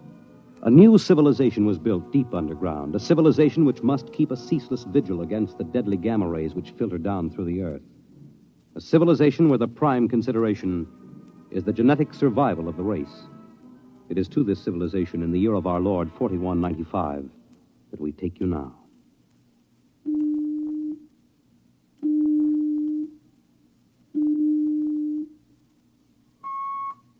Professor Lois Burton? Yes. I have a call from the Director of Emotional Stability for the Third Oblong. Go ahead, sir. Hello, darling. Hello, dear. How is the Director of Emotional Stability? My, how impressive that sounds. Don't joke, dear. You never know who may be listening. Sorry. How are you? You sound tired. Well, we've had some bad cases. Mostly frantic mothers who insist on imparting their feelings to children. I suspect it's chromosomes affected by gamma ray leakage from the surface, but the head of the psychotechnic division says they're glandular cases. But that isn't why I called. I have good news. What is it? The genetic board has approved our application for marriage. So soon? Our chromosomes tested perfect. We can marry any time we want. As a geneticist, you should know that our offspring should be 90 percentile of perfection. I know. What's the matter? You are happy about it, aren't you? Of course. Terribly happy. I'm coming right over to the lab. You'll have to give me some time. What's the trouble? No trouble. You know that genetic survey I've been working on? What about it? Well, I've finally gotten permission to study an actual living case, a specimen of imperfect genetic transmission. Really? They're bringing him, or it, up from the condemned cages on the lower level. You will be careful. There's nothing to be afraid of. The specimen is XJ12. It's been studied before many times and is quite well trained. Oh, there's my door signal. I'll have to hang up, darling. See you later. Yes? Professor Burton? Yes. I'm from the Phylogenic Institute. Oh, you brought my specimen? May I come in? By all means.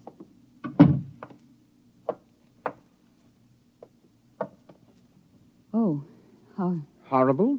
It all depends on your viewpoint. I happen to have a twisted leg. My parents were genetically unsound. But then you... Yes, I am specimen XJ12. I see. I hope you aren't shocked. No stable person permits feelings to enter into his work. I will admit to surprise. I was expecting something a little more abnormal. Well, I try to be as abnormal as possible. It pays off. The Phylogenetic Institute allows me out of the genetic cages ever so often so I can breathe the pure air of the upper levels and mingle with the genetically perfect. You seem quite well educated. I spent the first years of my life here in the upper levels. How is that possible? As a small child, my mother concealed me from the director of heredity. My mother actually, dreadful word, loved me. That would explain your obviously low threshold of emotional control. If you choose to call it that. You seem to be struggling to repress a few feelings yourself. We will confine ourselves to the impersonal aspects of our work. As you please. I shall require you as a demonstration for a lecture I'm delivering to one of my classes tomorrow. At your service. Sit here, please. Grip these electrodes tightly. I'm going to calibrate your electrochemical tension. I'm quite familiar with the procedure. I realize that as an imperfect I am expendable, but I should hate to be electrocuted. The charge is not lethal. Plus 15 surface tension. You know, you have beautiful hair. Plus 12 at a depth of 4 centimeters. My hair meets minimal requirements for the genetic code. Lovely blue eyes. Crystal clear. Plus 10 at 7 centimeters. Pretty. A perfect woman.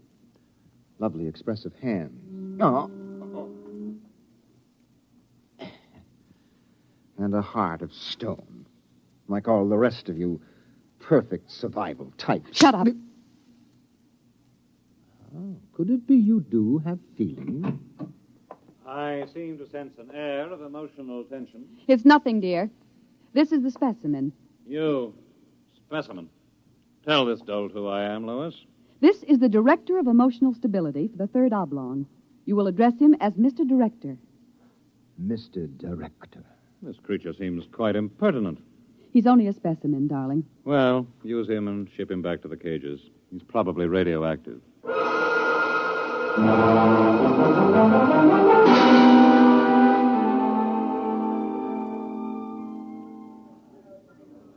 Attention, attention. The next demonstration will be conducted by Professor Lois Burton of the Institute of Genetics. Her topic, the probability of radioactive damage in the chromosome heredity of imperfect non-survival types. Professor Burton. As you know, most imperfects are destroyed at birth. However, those who, for one reason or another, manage to survive are segregated in cages on the lower level for study purposes. The specimen we have today has been trained to tell in his own words about the factors in his upbringing. You will have to forgive his immature emotional control factor. He is, as you can see, quite different.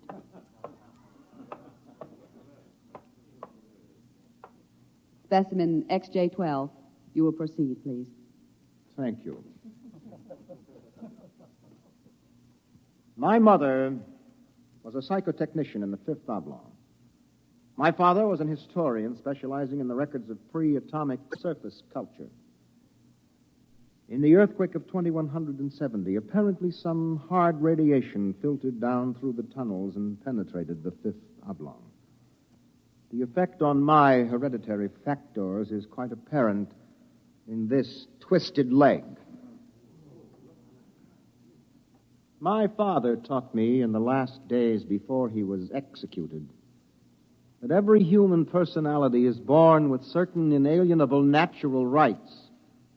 The rights to have feelings, the right to mature, and above all, the right to be different from every other living organism. Because it cannot be otherwise, I submit to you, distinguished students, that the attempt by this society to abridge these rights is a violation of nature. I submit that the imperfects, the mutants, those who are different, have as much right to exist and be free as you. And I say break open the cages. Stop him! Give us back the right to be individuals. Stop him! Oh! Perhaps that will teach you. Professor Burton, take this specimen back to your laboratory and confine him.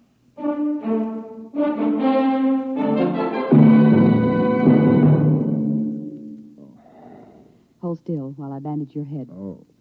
You'll be all right. I suppose you detest me for getting you into trouble. I don't detest you. What? I don't know why, but as you spoke, something began to stir in me. Tell me what you feel. If I moved you, then I must have moved the others, some of them at least. For some reason, I took pride in what you were doing, seeing you stand up against them. Why do you look at me like that? I can't help it. I wish you wouldn't. You're only an imperfect, you know. Please. My name is Oren. Please. Say it. Oren. Oren. Again. Oren. Lois. Oren. Lois. Lois. How touching. Walter. I've been listening for some time. Walter, how could you? In my capacity as Director of Emotional Stability, it is my duty. What are you going to do? Specimen XJ12 will be disposed of quite systematically by the state. For the good of the state, for the good of the genetic code, and in the name of emotional stability.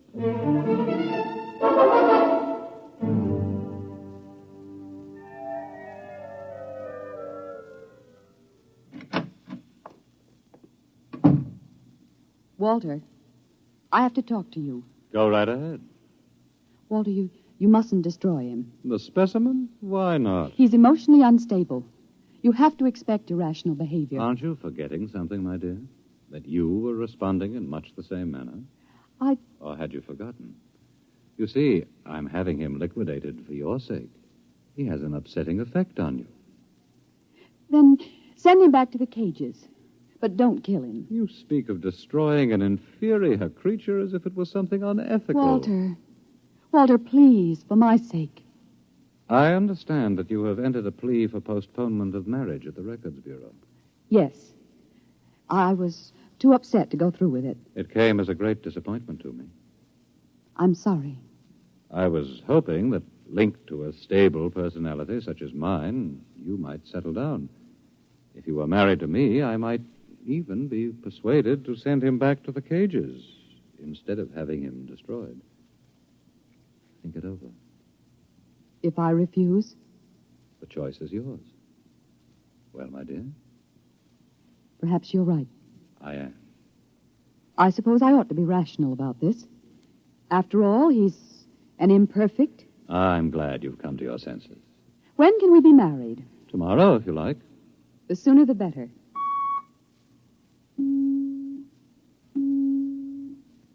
Let me talk to the custodian, please. Hello. This is the Director of Emotional Stability for the Third Oblong. I would like you to cancel the execution of specimen XJ12. Turn him over to be remanded permanently to the genetic cages. You'd better go. I'll pick you up in, say, an hour, and we'll make plans. All right? Yes. Yes, of course.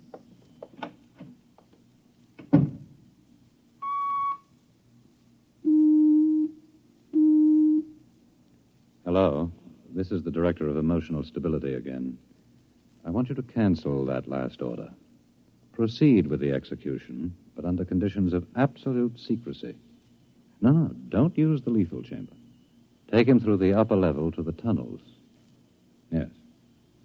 Yes, I'll issue a pass for the radiation checkpoint.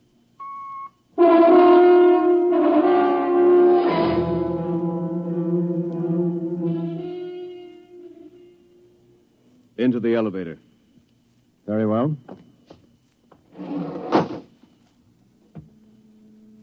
Why are we going toward the surface? The cages are on the lower levels. Radiation check. I've never done that before. New procedure.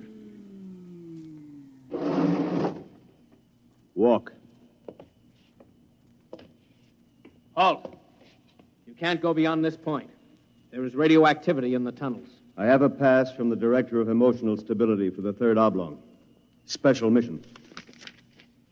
I'll open the airlock. March inside.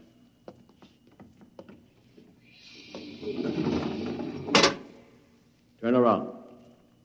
So this is how they get rid of the imperfects.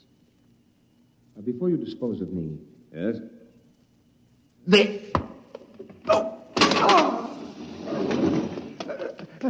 Help! Security! Security! What is it? What's happened? The prisoner struck me. He escaped into the tunnels. He won't last long. Can you go after him? I could send a robot, but it isn't worth the trouble. There's no way back from the tunnels except through here. The only other direction he can go is toward the surface. And the closer he gets, the hotter the radiation. Now, I think you can consider your prisoner officially dead.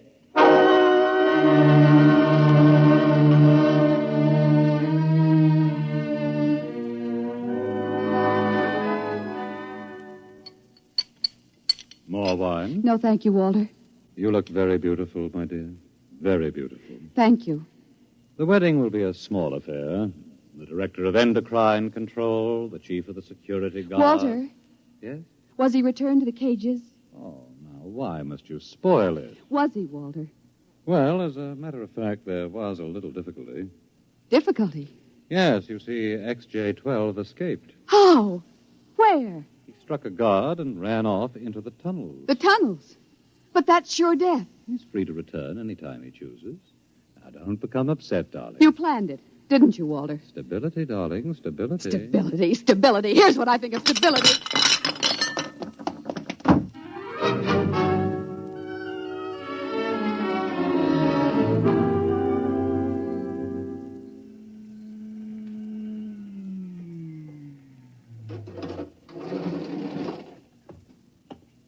Halt!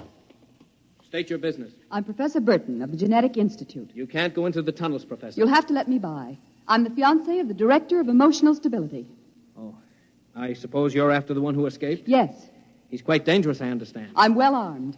Wouldn't it be better to send a robot? I'm quite capable of handling him. He was my subject. All right, miss. It's your risk.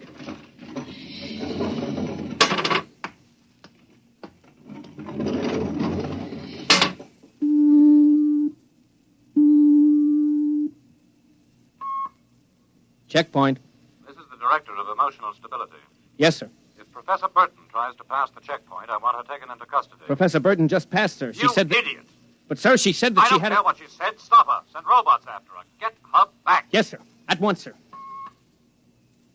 Robot control. Checkpoint to robot control. Order out all televocal robots into the tunnels. Have them bring back any humans. This is a first priority order.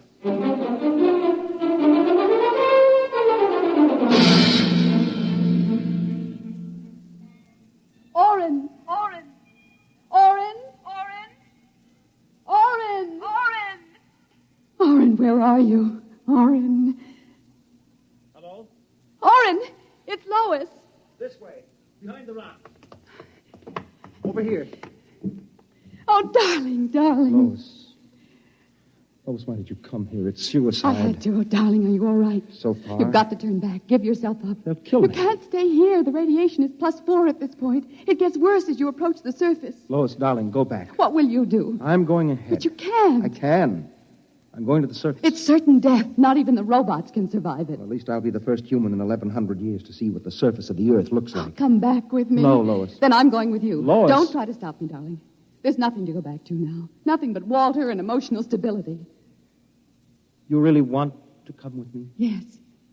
You know what it means. I don't care. My mother used to believe there was a life after death. A place called heaven. We'll believe it, too. Oh, no, Lois, I can't let you go. Oren, I love you. See, I know how to say it now. Say it again. Oren, I love you. What is that? It sounds like... Oren, it's a robot patrol. They're looking for us. All right, come on. This way.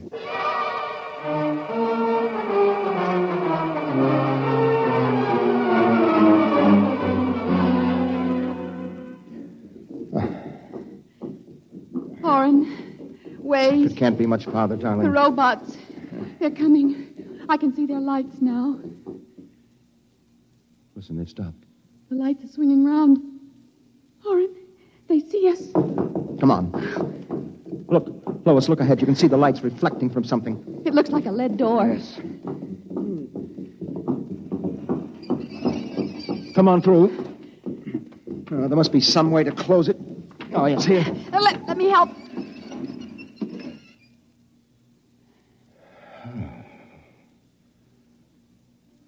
Well, they won't get through that. It's solid lead.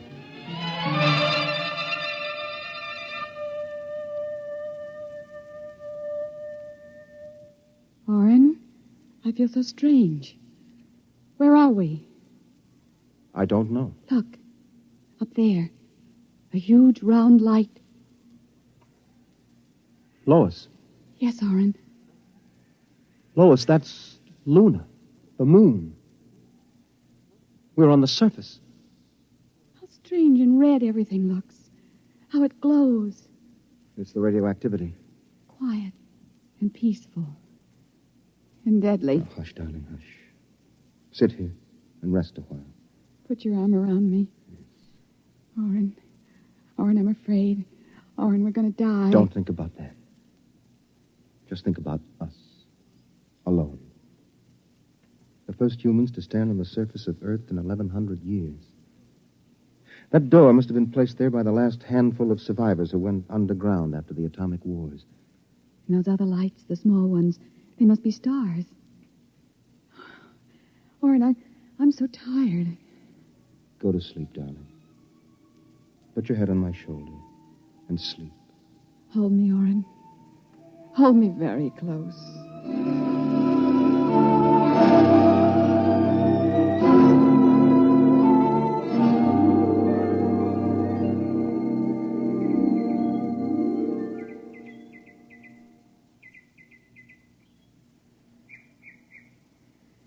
Oren.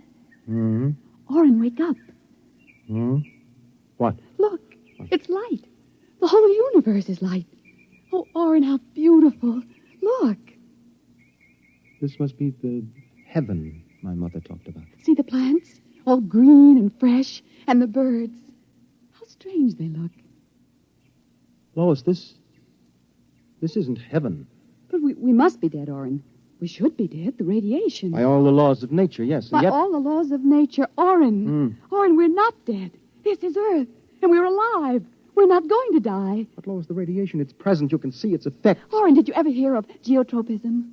I'm not a geneticist. There is a natural law of adaptation by which an organism will try to adjust itself to its environment by changing. It's called geotropism, don't you see? No. All these generations we've been bombarded by radiation filtering down through the Earth.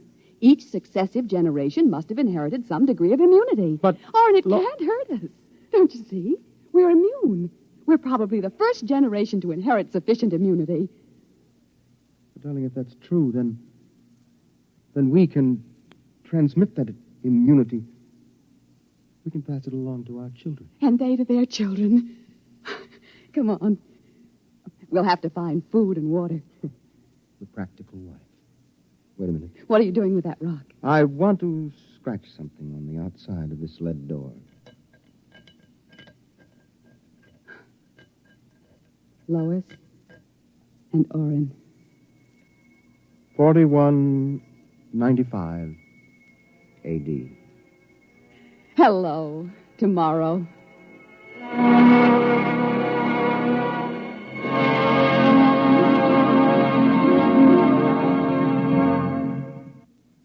You have just heard X-1, presented by the National Broadcasting Company in cooperation with Galaxy's science fiction magazine. It was an original story by George Lefferts, starring Jan Miner and John Larkin, and directed by Daniel Sutter. Next week, A Gun for Dinosaur by L. Sprague de Camp on X-1. This is the NBC Radio Network. In just a moment, X-1, but first... A familiar theme that introduces some of the sweetest music this side of heaven. The music of Guy Lombardo and his Royal Canadians. And beginning Monday, July 30th, NBC Bandstand brings you live 2 full hours of your favorite tunes by Guy Lombardo, Tommy Dorsey, plus wonderful arrangements by Freddie Martin and Wayne King. It's 4 top bands in person, joined by sparkling personalities like Burt Parks and Johnny Mercer, your Mr. Music. Remember, July 30th for the premiere of NBC Bandstand. And now stay tuned for X-1 on NBC.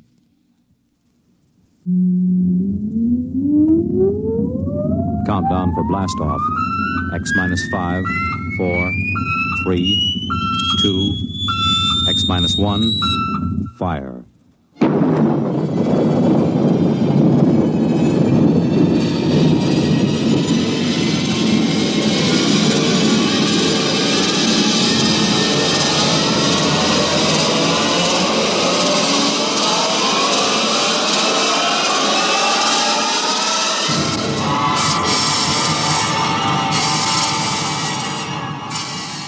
From the far horizons of the unknown come transcribed tales of new dimensions in time and space. These are stories of the future, adventures in which you'll live in a million, could be years, on 1,000 maybe worlds. The National Broadcasting Company, in cooperation with Galaxy Science Fiction Magazine, presents X minus 1.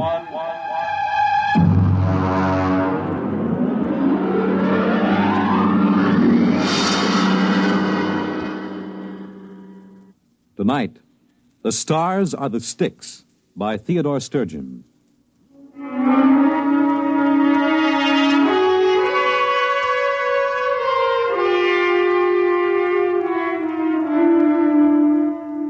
They call me Karen. It isn't my real name, but it suits my job. Karen, you may remember, ferried dead souls across the river Styx of Greek mythology. I ferried dead souls from the planet Earth out into the unknown of space.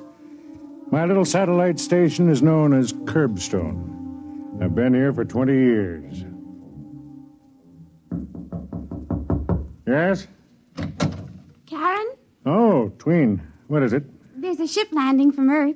Is it the regular shuttle? Yes. Okay, we'll check the candidates as soon as they're in. I'll fill out the reports for you. Thank you. Oh, Tween. Yes? Close the door a minute, will you? I want to talk to you. Yes. How long have you been here on Curbstone? Oh, I don't know. I think 2 years. Approximately.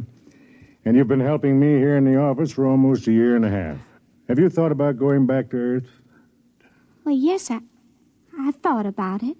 And? Well, I couldn't. I'd rather die. I just don't seem to belong there. You'd rather stay here and wait? Yes. Even though you may never become certified for space? One day it will happen. Perhaps. I almost hope it won't. Oh, don't say that. Well, the shuttle should be coming in soon. Maybe this trip there'll be somebody aboard for you. I have a feeling there will be.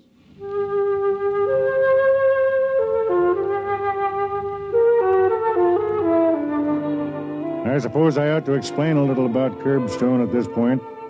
We're a stopping point. Well, a jumping-off place would be more accurate. We get people from Earth who, for many reasons, cannot remain there. Some are antisocial, criminals of a sort. Some are misfits, individualists who cannot adjust to the rigid standardization. Some are just different, people who are physically different and who have been ostracized as a result. And a few are poets, those who have souls too big for the confines of Earth. They come to Curbstone and wait to be certified for space. And it's my job to send them out. They're waiting. How many of this trip? 2 men and a woman. One of the men... Yes? Nothing. Oh, I've known you too well to be fooled. Why, you're practically glowing. Did you speak to him? No. But you think perhaps he'll be the one to choose you? Well, I think perhaps the way he looked at me. How? Well, he didn't think there was anything funny about me. He just looked. There is nothing funny about you. Oh, you're trying to be kind. You should know me better. I'm the original Billy Goat Gruff. Oh, I do know you better. You have a kind heart. Enough of that. Ask him to come in. One at a time.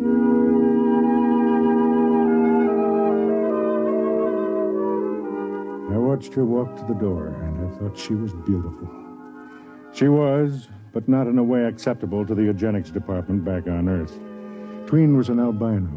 She had silver skin and hair and ruby-colored eyes. If I hadn't been such an old fat fool.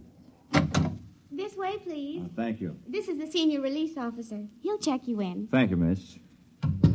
Your name, please. Well, don't you know it? No, I'm afraid Judd! Good Lord. Hello, friend. Judson, after all these years. I understand they call you Karen. Yes. Good, I'll call you Karen. Well, what in the name of misery brings you to Curbstone? Oh, I'm a candidate. But you, of all people, you had a good position and enough money. You didn't get into trouble, did you? Oh, the sort. Of what sort? When I was your student at the university many years ago, you taught me to enjoy my individuality. I tried to teach my students the same thing. The authorities wouldn't stand for it. I see. So I decided to take my chances in space. Are you aware of the risk? Well, not fully, or I probably wouldn't be here. Well, then let me acquaint you with the procedure here on Curbstone. Look out that window. What do you see? It looks like a spaceship on a launching platform. Exactly. That ship is aimed at the outer galaxies. It has enough fuel to reach its destination and land, but not enough to come back. I see. The people who come here to Curbstone have to be certified before they can take off in one of those ships. Well, how does one go about being certified? There are 3 requirements. You must pass a physical examination and a mental examination. And the third? You must find an agreeable partner for the trip. A partner? A partner of the opposite sex who is willing to share her life, or death, with you from now until eternity. That could be rather difficult. When the Earth authorities agreed to Operation Curbstone, it was decided that it would be a method of colonizing the outer galaxies with Earth people.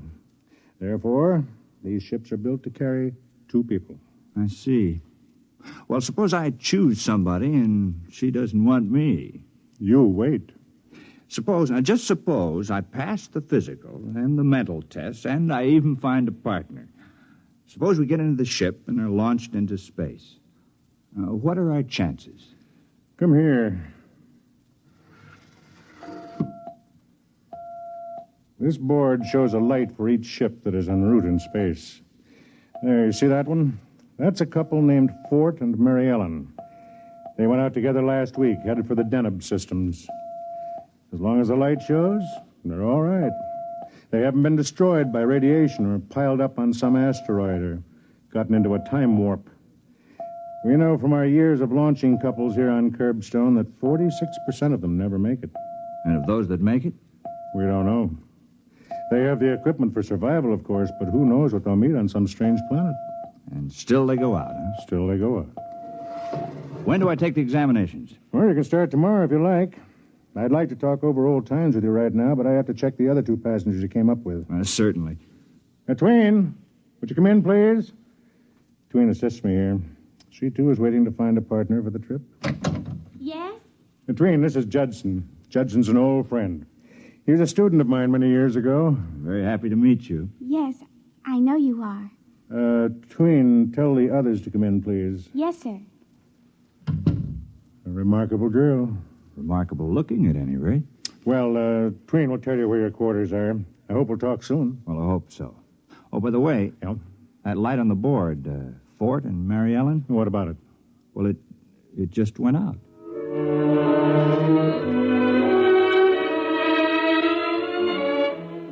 I was happy to see Judson. My memories of our association were pleasant ones. As he left, the other 2 passengers came in. The man was young, dark-haired, and slick-looking. His name was Wald. The woman, well, she takes some describing. Her name was Flower.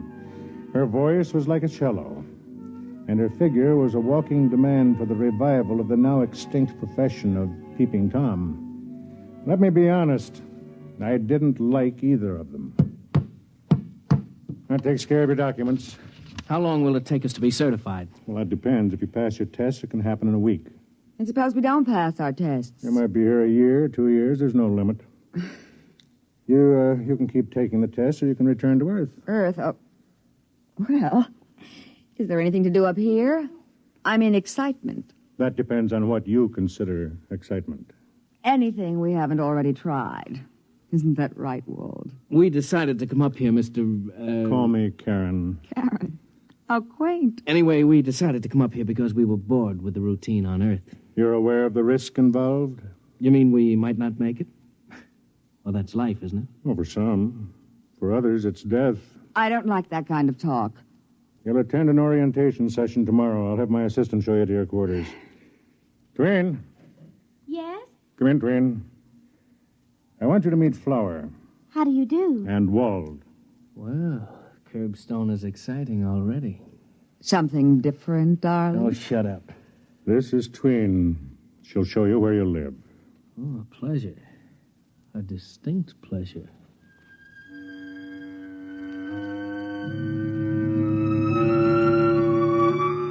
There was something decadent about Wald and Flower, something almost reptilian. I couldn't believe that these two would ever step into a ship and risk the trip to space. Of course, I could be wrong. Boredom drives people to risk many things. At the session the next day, I watched my three new arrivals. When it was over, I stood talking to Judson. Well, still want to go out? Yes. Picked out a companion yet? Oh, yes. Really? Well, you haven't met anybody yet. I've met the person I'd like to go with. Mind if I ask who? Your assistant, Tween. You don't disappoint me, Jed. I fell in love with her the first time I met her, too. I haven't even talked to her yet, except to say hello and where's the commissary, but there's a quality about her like, well... Like a cool breeze on a hot summer's day. Well, you are smitten. At my age, I can afford to be romantic. Oh, excuse me, am I interrupting? Not at all. Judson, you know Flower. Yes, we met on the ship coming to Curbstone. I wondered if you were busy. Me? You. Well, not really. No. Good. Then you can take me down to the recreation room for some methyl caffeine. Well, I don't use it. That doesn't mean you can't take me. Well, you're Mr. Wald. Wald and I are just very good friends. Besides, he's busy right now. He's being shown around the satellite by this gentleman's assistant. Tween? That's her name. The peculiar one. Coming, Judson? I guess so. You excuse us? Certainly.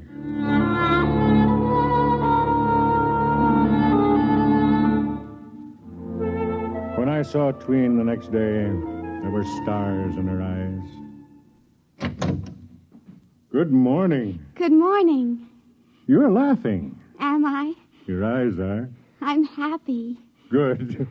I think it won't be long now. Before what? Before I'm certified. Oh? I've met someone who really likes me. I see. Can you guess? No, who is it?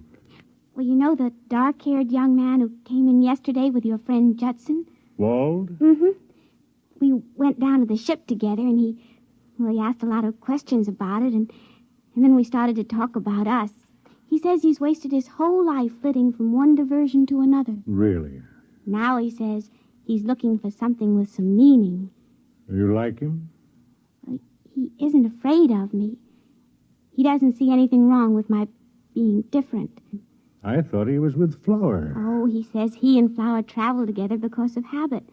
They're both bored and looking for something. Or someone. Well, as long as it makes you happy. He kissed me. Do you know that no man has ever kissed me like that? You enjoyed it? Oh, yes. Did he say anything about going out into space with you? He said he could think of no one he'd rather go with. And when is he going to sign the certification? Well, he felt we ought to get to know each other better. For a while, anyway. He's right, don't you think? Yes, I think it would be better. Karen. Yes? I love you very much. Why did you say that? Well, because it's true. I mean, there's something so kind and understanding about you. Don't let it fool you. Underneath, I'm the same as anybody else. No, I don't believe it. Why, they picked you for this job because you have such compassion. You could never hate. Could you? I don't know. I never have, but, well, now I don't know. That's because you're in love. You can't love really unless you can hate. I don't believe that. Oh, I just invented it to sound as if I knew the answers. Come on, I'll buy you a drink to celebrate the big event.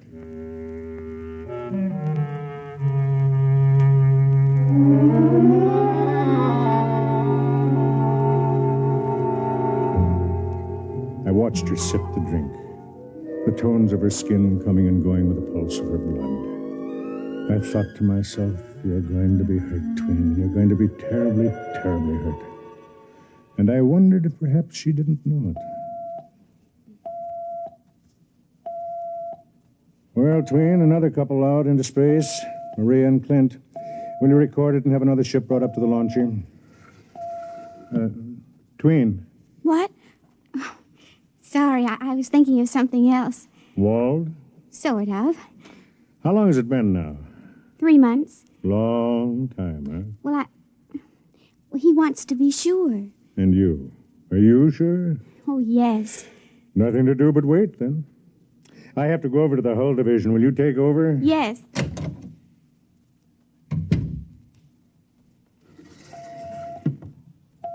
Sometime I, too, will be speeding through space, and I'll be a tiny light on this board. Hello there. You mind if I come in? Oh, not at all. Where's Fatso? Karen? Oh, he isn't that fat. He's fat enough. Where is he? He went over to the hull division. This is a nice layout. Did you come to see me or the layout? You know I came to see you.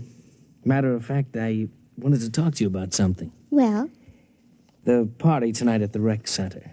Well, what about it? We're going, aren't we? I can't make it. Was something wrong? I'm meeting somebody else. Oh. Flower. I see. Oh, come on, now don't look so hurt. Flower and I have bummed around together for years.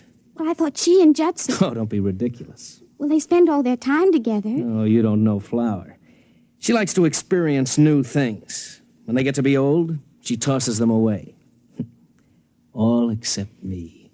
And you? Do you like to experience new things and toss them away? Look, I'm sorry, Tween, but it's just the way I am. Like Flower. Like Flower. We're two of a kind. Would you do me a favor? Why not? Make it a clean break.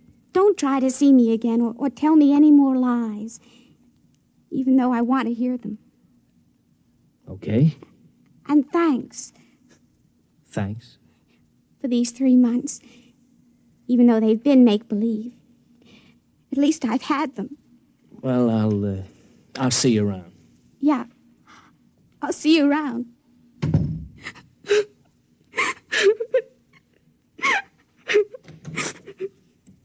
Hey. Oh, Karen. Karen. Oh, no. Just let him flow. He doesn't care about me. He never has. I know. And he's going back to Flower. I know. I saw him leaving. Oh, what'll I do? He's the only one who ever wanted me. No, not the only one. Now there are two of us.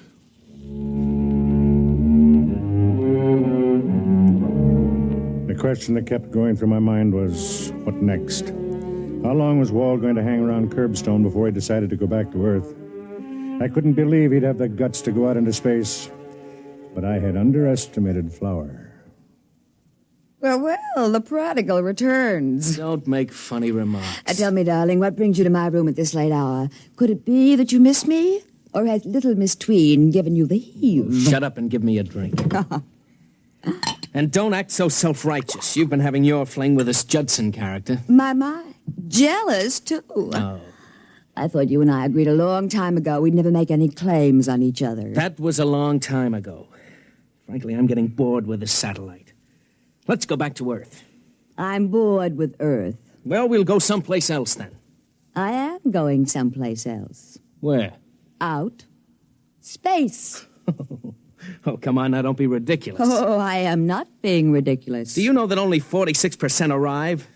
And if you get there, heaven only knows what kind of monsters or poison atmospheres get you. I know, but there's a certain thrill in the risking. Oh, and when did you start feeling poetic? Since I started talking to Judson. Listen, Flower, don't try to trick me. I know you too well. You're 100% too selfish to risk your pretty skin for some poetic feeling. Well, listen to me. You and I have been together for years. We're very much alike. Now I'm telling you that I intend to go out. I want you to sign my certification and come with me. You're mad. No.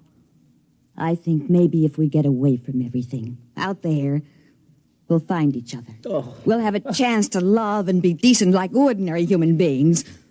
Oh, Walt, don't you see? We've been destroying ourselves for years. We're getting older now. Please try to see it. A clean start, a new life, huh? Well? This fella Judson has really been filling your ear, hasn't he? He's a kind person. He doesn't think I'm worthless. You kill me, girl. Walt, will you come with me? No. If you want to wreck yourself, go ahead. And who, pray tell, thinks enough of a cheap character like you to sign her certification? Judson. What? He said he would go out with me. And I intend to go.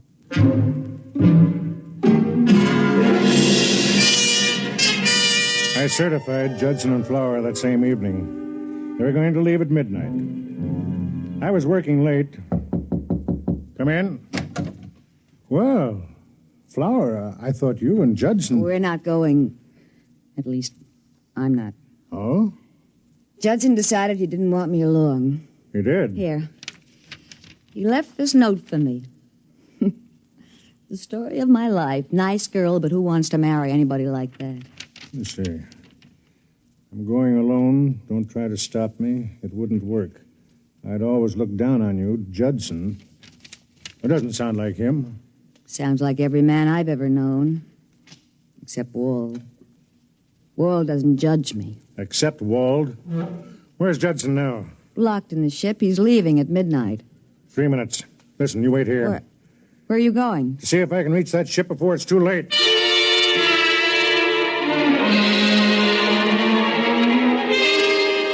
A man of my size and age shouldn't run, especially when he has a bad valve in his heart. But I covered the distance of the takeoff ramp like a track star.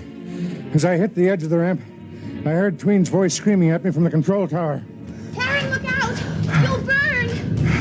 Karen! Look out! Karen! I reached the door just as the rockets were beginning to warm up inside the ship. There wasn't any way to get in except to blast. There's only one way to stop a ship from taking off once the combustion chambers are operating. You have to get the dampening rods into the chambers and stop the chain reaction. It took a lot of beef, but I've got a lot.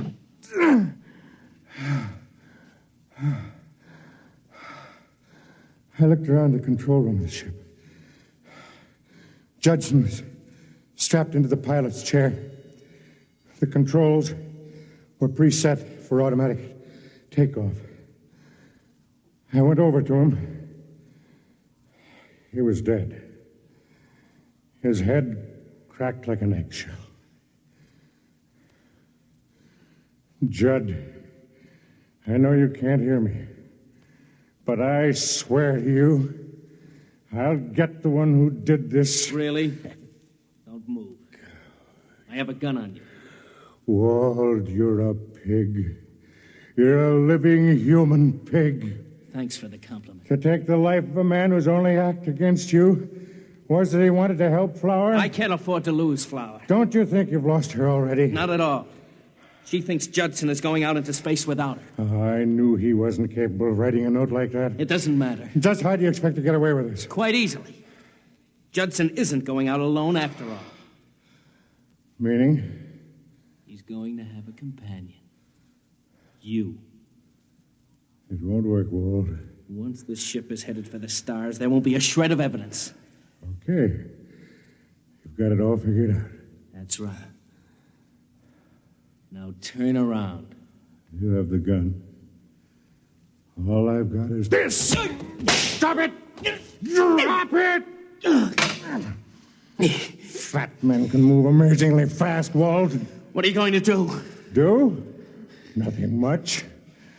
I'm just going to certify you, Wald. What? for a flight into space.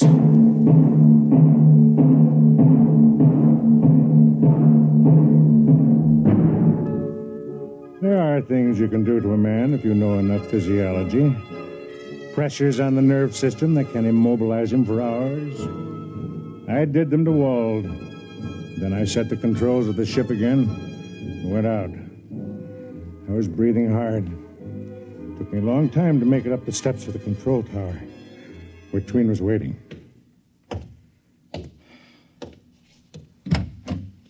Karen.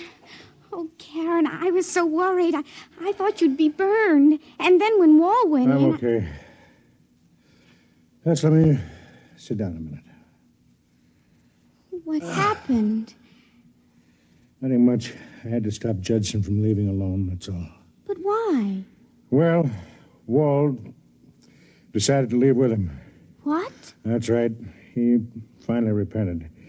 He knew that if he stayed around, he'd just make you unhappy again. And so he asked me to stop Judson until he could join him. You mean he did... Any second now. There go the engines. He had a spark of decency in him after all. I knew it. Yes. In a way, he's a sort of hero. The ship is trembling now. There they go.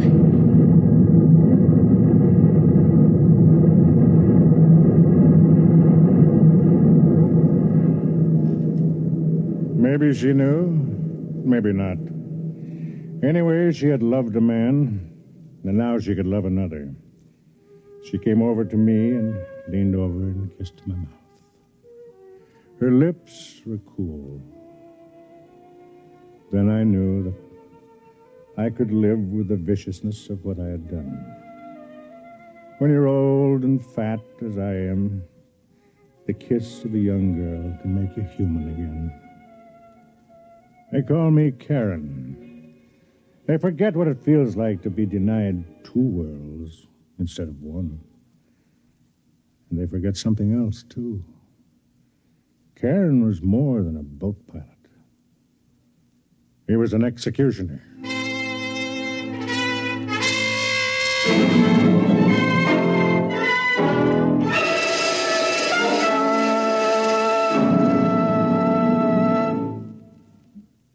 You have just heard X-1, presented by the National Broadcasting Company in cooperation with Galaxy Science Fiction Magazine, which this month features a story by Theodore Sturgeon, The Other Man, which tells of the hardest decision a man could face, to do his job well and thereby aid his bitterest enemy.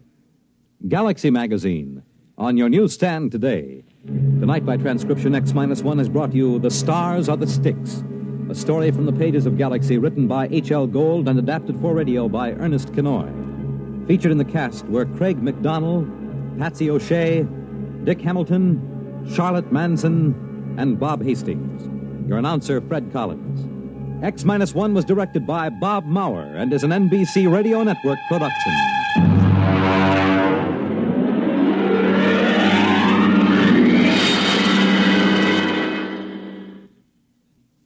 The music of Freddie Martin, live weekday morning starting Monday on NBC Radio.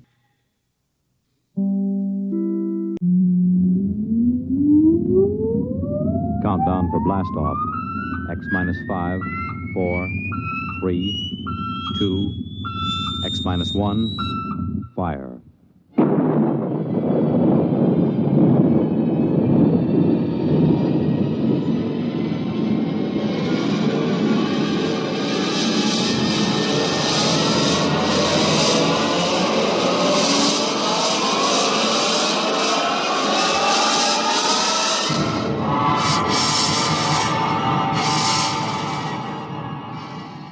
From the far horizons of the unknown come transcribed tales of new dimensions in time and space. These are stories of the future, adventures in which you'll live in a million, could be years, on 1,000 maybe worlds. The National Broadcasting Company, in cooperation with Galaxy Science Fiction Magazine, presents X-1.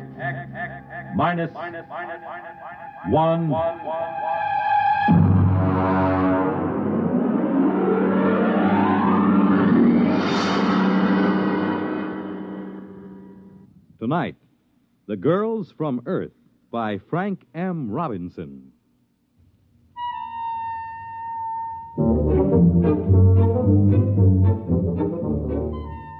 Mike McDonald is the name.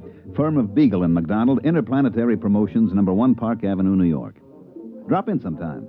Brand new offices. Had them decorated by one of the biggest guys in the business.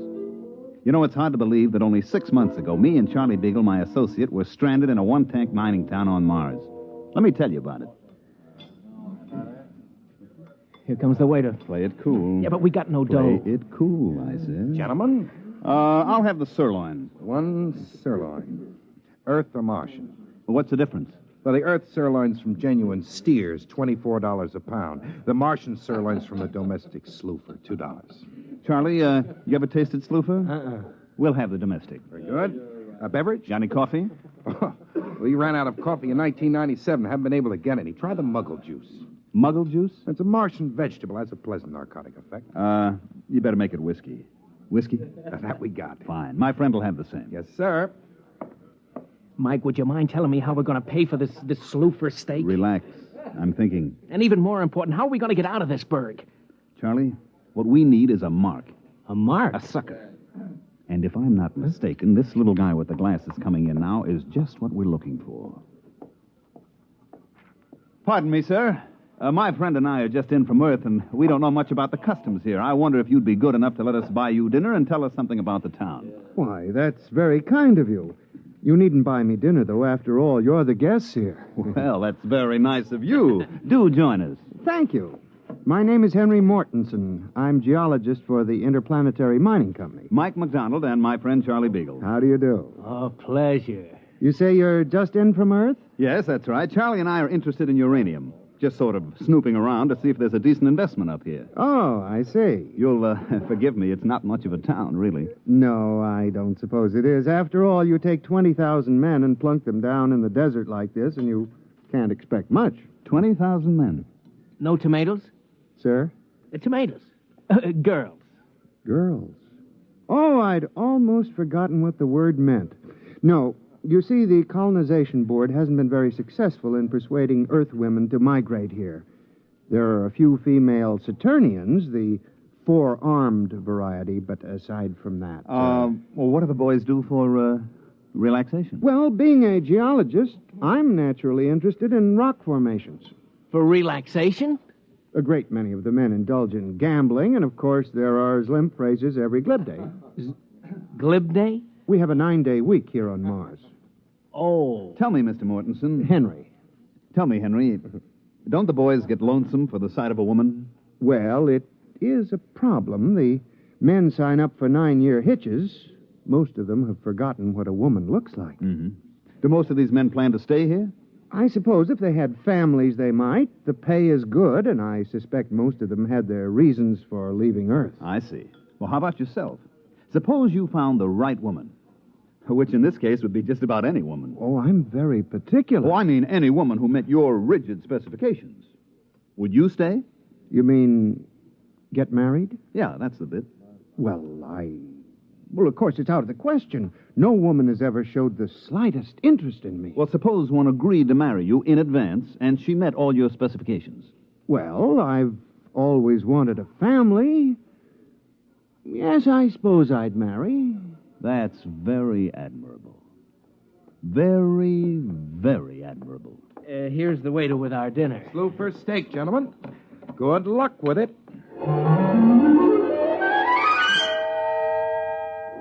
Henry picked up the tab, and we got a rough idea how much cash these guys on Mars pack around with them. Enough to choke a galactic telescope is about all. We thanked the little guy and sat around until he left. Then I went to work. Okay, what do we do now? Charlie, we get to work. What work?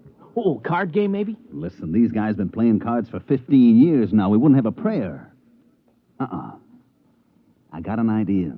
So give. You still got that Earth magazine, the one with the Hollywood starlet on the cover? Yeah, in my suitcase. Good, I want it. What for? To make our poster advertisement. That's what's for. Poster? Look, Charlie, just picture this. A big poster with that starlet on it, twice as big as life. And underneath, this slogan, I'm coming from Earth to you. Huh? Then down in the corner, just this little notice. Applications will be accepted at Beagle and McDonald Agency. Oh, it's great. But what is it? What is it? Just the most colossal promotion scheme ever devised by man, that's all. But what are you promoting? The easiest thing in the world to promote. And the hardest. Marriage. Marriage? Look at it this way, Charlie boy. Here on Mars, we have 20,000 strong Earthmen with but a single thought. Dames. Exactly. And on Earth, we have 20 million single dames with but a thought. Husbands. So? Oh, how you going to do it? All right, now we get this poster made. We put it up. We take applications. $100 a head plus the cost of transportation. We get the $100. Then we leave. But first we deliver the girl. Oh, it's a natural. A natural. Charlie, it's colossal. What's 20,000 times 100? $2 million. Wow, that's our profit. Wait a minute. What? How are we going to line up 20,000 girls and convince them to come up to this desert? I'm working on that. Come on, we got to find a printer to make our poster. What do we use for dough? You huck your watch. Come on, let's go.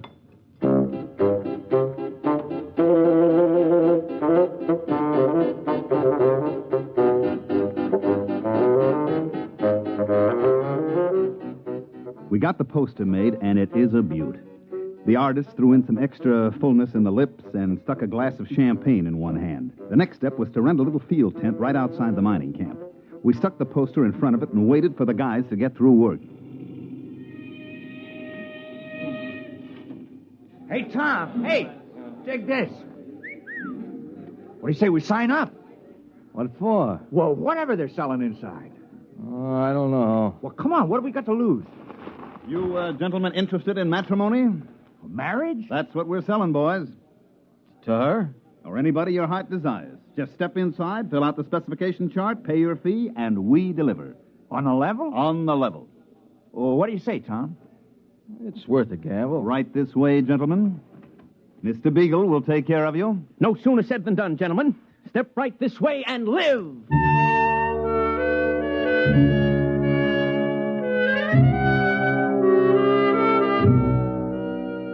At the end of the first day, we had deposits amounting to about $15,000. By the third day, we had to beat them off with clubs. Everybody had a dream girl, and we were guaranteeing delivery. 40,000, 50,000, 60,000 bucks. Oh, Mike, what do you say we skip out on the first space freight? What are you, nuts? There's another million coming here, and my name isn't Mike McDonald. Oh, yeah, incidentally. Yeah. Have you figured out a way to deliver on this swindle? Naturally. You have? Of course. Oh. We just go down to Earth and put up a different poster. Guaranteed husbands. Every one of them an Adonis. What happens when they arrive? We get lynched? Look, while these ladies are en route to Mars, you and me are en route to Earth. Get it? Yeah.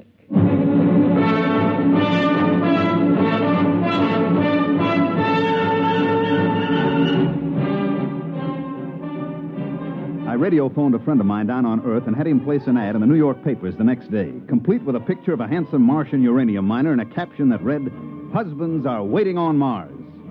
When the next space liner rolled in, it brought the list of lady applicants from Earth, complete with photographs and background. Here's the first batch, Charlie. Let's look them over. Yeah, right. Let's see now.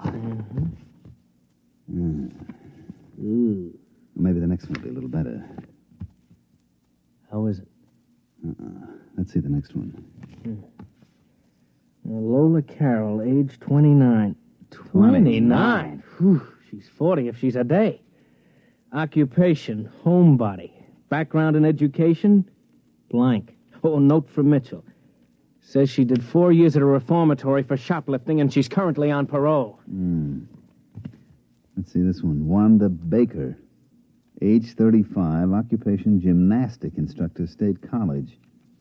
Note says she was picked up for loitering and fined on 17 different occasions. Oh, brother.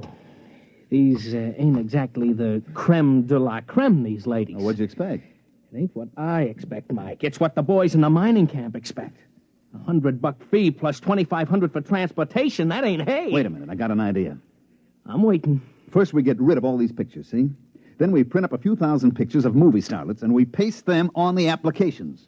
We make a few changes in the statistics, such as age and so on, and we're back in business. You know, Mike, I used to think you were about as crooked as a one-armed bandit, but I don't think it anymore. I know it.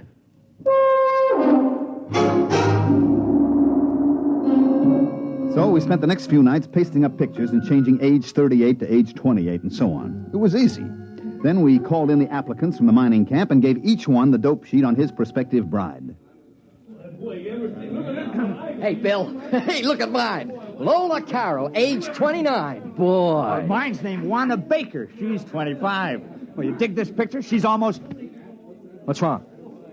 Mine looks exactly like yours. What? Let me see. Take a look at those two pictures.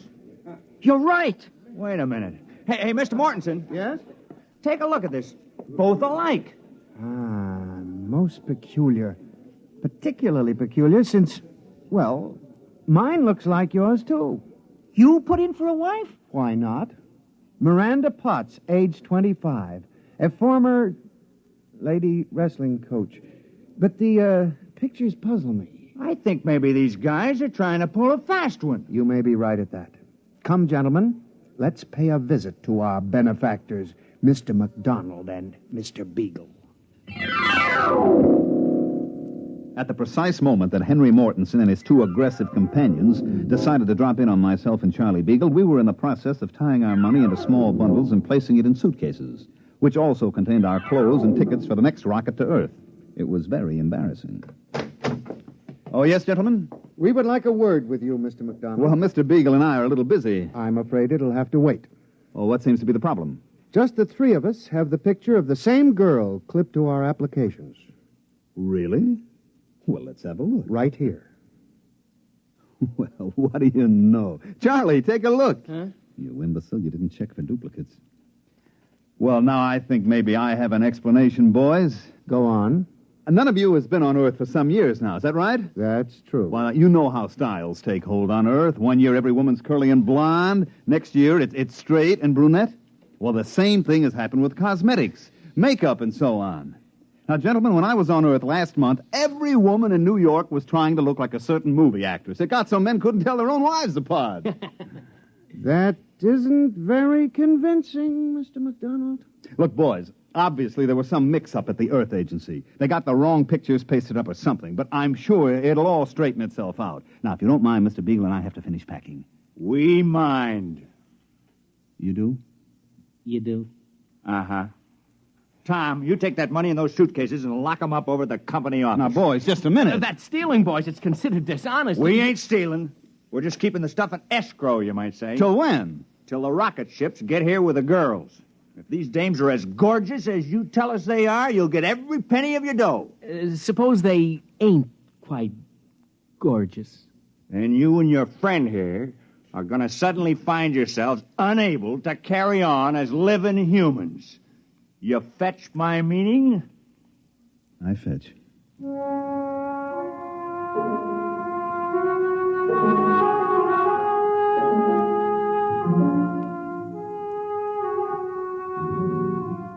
Well, this caused a small dilemma in me and my partner, Beagle.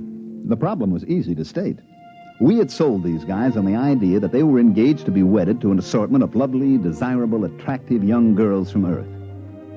The contingent from Earth, on the other hand, was made up mainly of frustrated, lonely women and a goodly portion of female criminal types. The problem was how to convince these boys that they were not getting cheated. That's enough, Charlie. Now, the problem is how to convince everybody that he ain't getting cheated, right? Oh, you're a master of summing up a problem. Now how about solving it? Just give me some time. Look, the rocket fleet from Earth arrives here tomorrow morning at 9 o'clock. 20,000 very strong miners will be assembled at the rocket port waiting. True. So? Pour me a little more of that muggle juice. No. Muggle juice. We could get them all drunk on muggle juice, mass hypnotize them. I'm dreaming. So what do we do? I could make a speech, appeal to their better selves, say these poor, unfortunate women need love and affection, something they've never had. Uh-huh. How about makeup? Maybe we could hire a cosmetic man to make them up to look like the pictures. Sure. Or we could say that it's all a big mistake. We got the wrong shipment. Or we could kill ourselves. No need for that, Charlie. That's going to be done for us. Yeah, that's what I figure. Well, it's been a short life and a merry one. Drink up, Charlie. For tomorrow we die.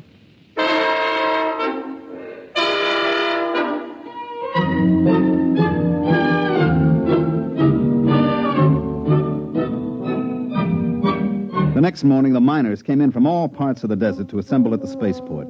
It was quite a sight. They'd all shaved and spruced up for the occasion, and some of them looked downright handsome. And every one of them had a package wrapped with ribbon for his prospective bride. Tom! Hey, Tom, over here!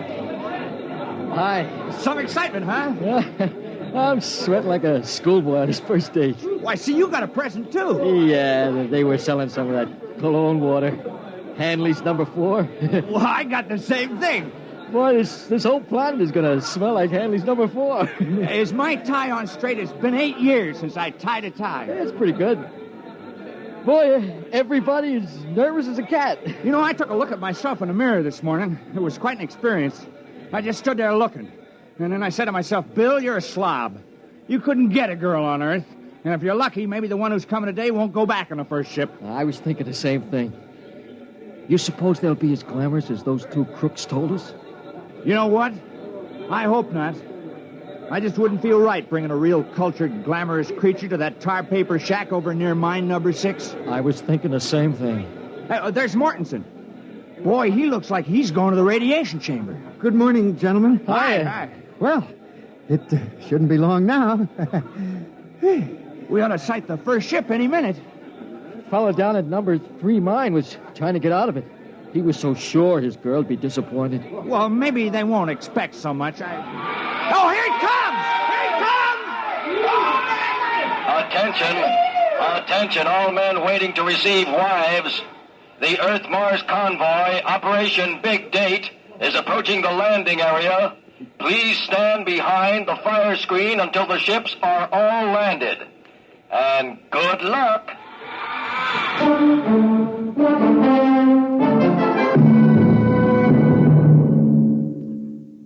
During all this, Charlie Beagle and I were more or less under guard back at our office. I say more or less because there were 6 miners with loaded guns sitting practically on top of us. In the distance, we could hear the rockets come blasting in for a landing. And then everything got very quiet. And we knew the girls were coming off the ships. What do you suppose is happening? Well, it's pretty quiet, Charlie. I guess the girls are coming off. Yeah, I don't hear no sounds of rejoicing. Now, just take it easy. You suppose they'll hang us or shoot us? Now, relax. Relax, he says, but... Oh, here comes a Jeep with Uncle Henry in it. Is he alone? Uh-huh. Well, so long, Charlie. Gentlemen? Now, look, Mr. Mortensen, this can all be explained. There was an error and the wrong girls got shipped, Don't try to explain it, MacDonald. But you can't just kill us without even a trial. I mean, it isn't just. Who said anything about killing you? We're throwing a banquet tonight, and we want you and Mr. Beagle as guests of honor. As what? Guests of honor. You mean the girls were okay? Okay, they're lovely. The nicest thing about them, of course, is that they don't expect much. They seem to accept us with all our faults and all the shabbiness and ugliness of the life on Mars. There isn't a one of them who turned up her nose at the place. They seem thankful just to be here. And the guys, they all feel okay about it? Okay, they're like a bunch of kids. There isn't a one of them who wasn't scared breathless that he'd have some sophisticated glamour girl on his hands. No, sir. These are down-to-earth women who had it tough on Earth, and they figure to find some happiness here if it's humanly possible. Yeah, but how did the boys like the way they shape up? Charlie. I mean, there might be some that seemed a little older than the applications. You know how clerical errors can be made. Well, gentlemen, when you've been living on Mars for 15 years without having seen even a single Earth woman, you kind of lose the standards that Hollywood sets for us. As far as I and the other men are concerned, they're gorgeous.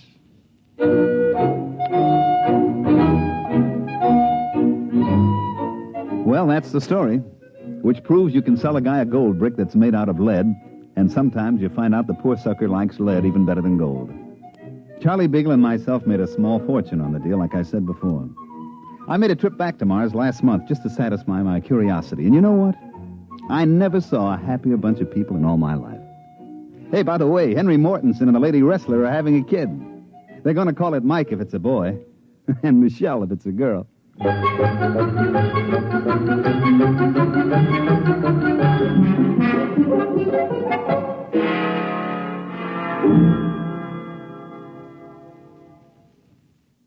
You have just heard X-1, presented by the National Broadcasting Company in cooperation with Galaxy Science Fiction Magazine, which this month features The Ignoble Savages by Evelyn E. Smith, the story of the Snadra, which had but one choice in its fight to afford to live below ground, to pretend that theirs was an above-board society.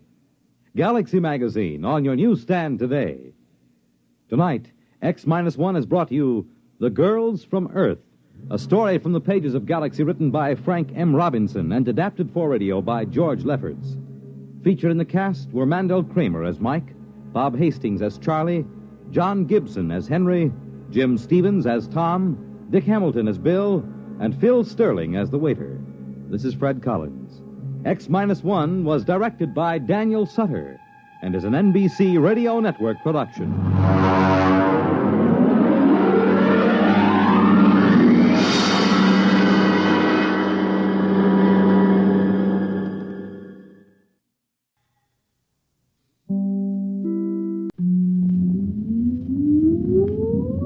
Countdown for blast off. X-5, 4, 3, 2, X-1, fire.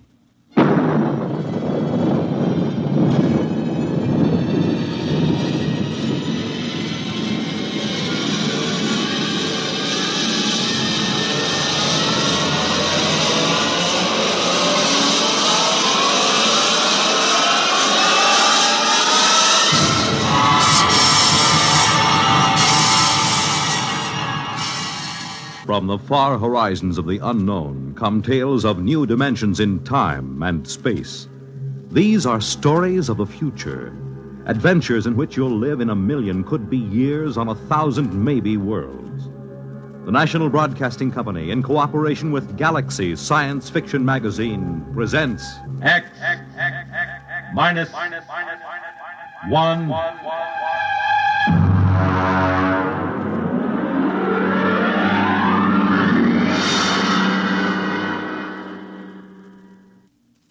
Tonight, the time after the next atomic war. The place, somewhere in the United States.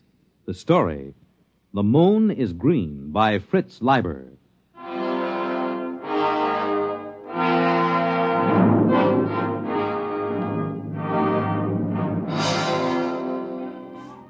The moon was green. Green as emeralds, green as leaves, green as grass. I reached my arms toward it and let it bathe me. I closed my eyes and let it kiss me. Effie! Effie, where are you? Oh, dear Lord, he mustn't see it. It's so beautiful, and he always kills beauty. Effie! In the bedroom, Hank. I've got to close the shutters before he comes. Mustn't. Effie! What the devil are you doing? Close those shutters, you fool! Come away from there. You're trying to destroy yourself and me, too. You know those shutters are not safe to open for another 5 years.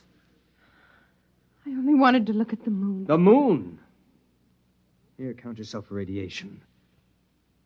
You know what the Central Committee would do to you for breaking the lead shield? Kill me. I wouldn't mind. Don't talk like that. Would it be so different from being shut up in a lead coffin the way we are now? Would it be worse than the eternal thud of the air conditioners and the radiation filters? Be still and count yourself. Good Lord. We're past the danger zone. Oh, wait a minute. Did you take off your watch? No. Well, give it to me. You fool. You little fool. What am I going to do with you? Can't you understand what kind of a world you're living in? Can't you?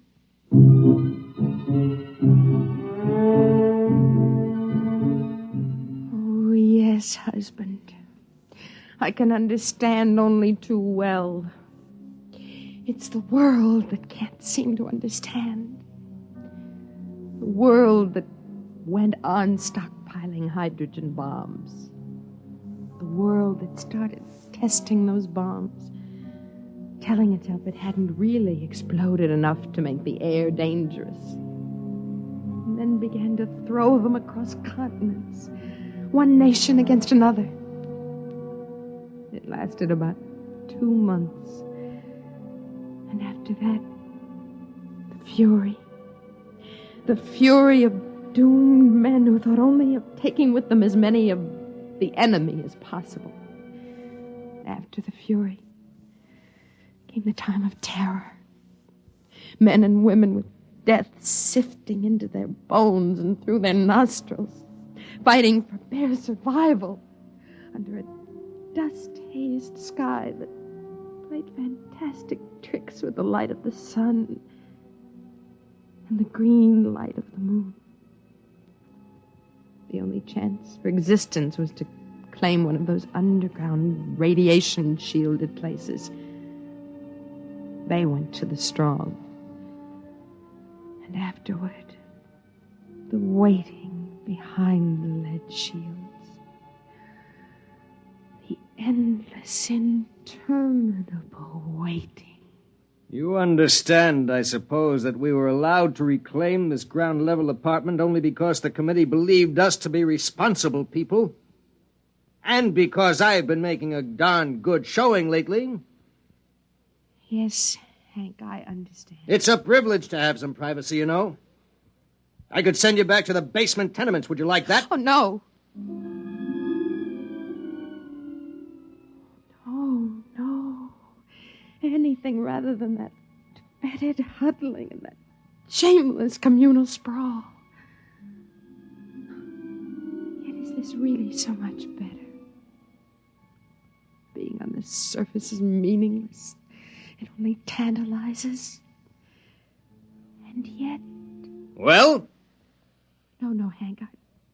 I don't want to go back underneath. Well, then try to behave yourself. Coming up through the tunnel just now, I decided I'd better talk to you. Frankly, Effie, the committee's beginning to be a little concerned about our lack of children. Oh. Charlie Baker asked me this morning if I'd like my name put on the list for a free woman. You needn't bother. What do you mean? I mean, we're going to have a baby. What? Effie, are you sure? Yes. Effie, that's wonderful. It's magnificent. Do you realize what this means to my rating with the committee? You know how important it is to the community to raise healthy members for the day when we can resume the surface war. Yes, I've heard the broadcast. We'll announce it at the meeting of the junior committee tonight. Tonight? Well, you hadn't forgotten about it, had you? It's the annual banquet. Now, you brighten yourself up and put on your best dress. I want the other juniors to see what a handsome wife the new member has got.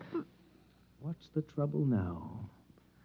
Well, I'm terribly sorry, Hank, but you'll have to go alone. I'm really not well. There you go again. First the infantile, inexcusable business of opening the lead shutter, and now this. Don't you know what this could mean to my reputation, Effie? I'm sorry. You're coming, Effie. This is just neurotic pampering. Hank, I'll just be sick and you wouldn't be proud of me at all. Now listen, Effie. Tonight's too important. It'll cause a lot of bad comment if a new member's wife isn't present.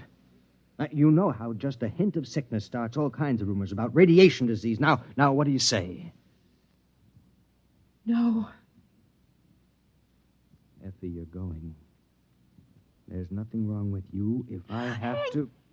Hank, you're hurting my arm. It isn't good for the baby. The baby? I'd almost forgotten. Oh, no, we have to be very careful. I suppose if I explain to them you aren't there because of the baby, it will make a difference. Yes, I'll just stay here alone till you come back. When will you be back? Well, those things usually go on pretty late. So if you're expecting company, you needn't worry. Hank? Yes, Effie? Do you remember when we were first married? Of course I remember. You liked to go skiing, remember? You said it was like feeding a hunger for beauty being up on a mountain covered with snow. What are you talking about? You forgot. I haven't forgotten. I have just as much desire to get outside as you do, but I know there's no chance for me. I've got to see that my children and their children survive to see the sun again. We've got to behave like adults, to make sacrifices. We've got to keep the strain pure. Hank, what do you suppose it's like for them? For whom? The freaks and the mutants, the outsiders. What do you know about them? I remember some of the pariahs. They were hairless, cringing creatures with radiation welts all over their bodies. They came begging to be taken in during the last months of the terror. The committee ordered them shot down, just like dogs. We don't like to talk about that. Hank, are they still out there? Effie, this is the sort of talk that's just morbid. Are they? Yes. There are still humans out there. At least they were humans. They know better than to come near the shelters now. Poor creatures. I can't stand here discussing this nonsense all night. I have to get going. For the last time, are you sure you won't come down with me? No, I'll wait here. Don't you get lonely? No. I was talking to Jim Barnes today. He told me he wasn't going to be able to make it to the banquet either. Touch of the old flu, he said. That isn't like him, is it? Effie, are you listening? What? You remember Jim Barnes, don't you? He used to be sweet on you, said you had the soul of a poet. Well, yes, I remember him. Why? Never mind. Well, I guess I got a bit sharp with you. I'm sorry about that. I was excited about being made a junior and the baby and all. Selfish of me. I apologize. As you get to bed early, I'll probably go over to the men's dorm for a while after the meeting. You'll be completely alone for the next 4 hours. Do you mind? What? Oh, no. Good night, Effie.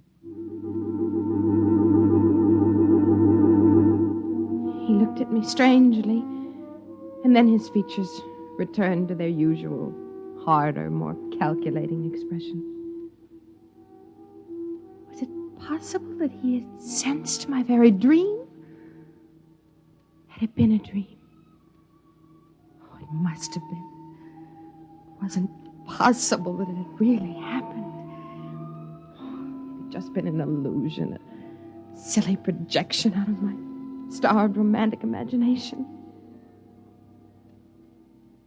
I waited until Hank's footsteps vanished down in the tunnel. And then I waited until I heard it. No, it isn't possible. There's nothing out there. Nothing but deformed monsters. I mustn't open the shutters. I mustn't. Oh, dear Lord, I've got to know.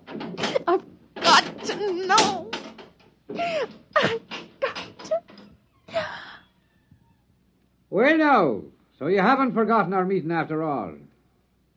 You. And were you expecting someone else? It wasn't a dream. You really were out there last night. Oh, yes, on the night before. I was afraid I dreamed it. I still think it's a dream. Lean out into the moonlight a moment. Is this a dream? Or was it a flesh and blood kiss? And your name is Patrick. Aye? Patrick. Well, now, did you open the window to find God's own breath, the fresh evening air, or did you open it to invite me in? Oh, of course. Come in. Come in. Come, Joe Lewis. Ah, here, now, let me help you. Being a cat with 12 toes on each foot and ears like boxing gloves is a bit cumbersome. I have to help him a bit, you see. Come on now, laddie. There, now. Is your husband about? No, he won't be home for a while. Well, still, I'd better close the shop. Oh, no. Leave them open. The radiation? I don't care. I want to see the moonlight. Aye. Would you have a bit of food? Joe Lewis and I are starved for a bite to eat. Yes. Yes, I'll get it. Oh, Effie. Yes. Oh, but you're a fair creature. Thank you.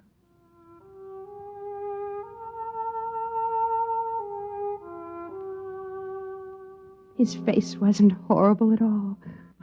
Only thin and sensitive and terribly sad.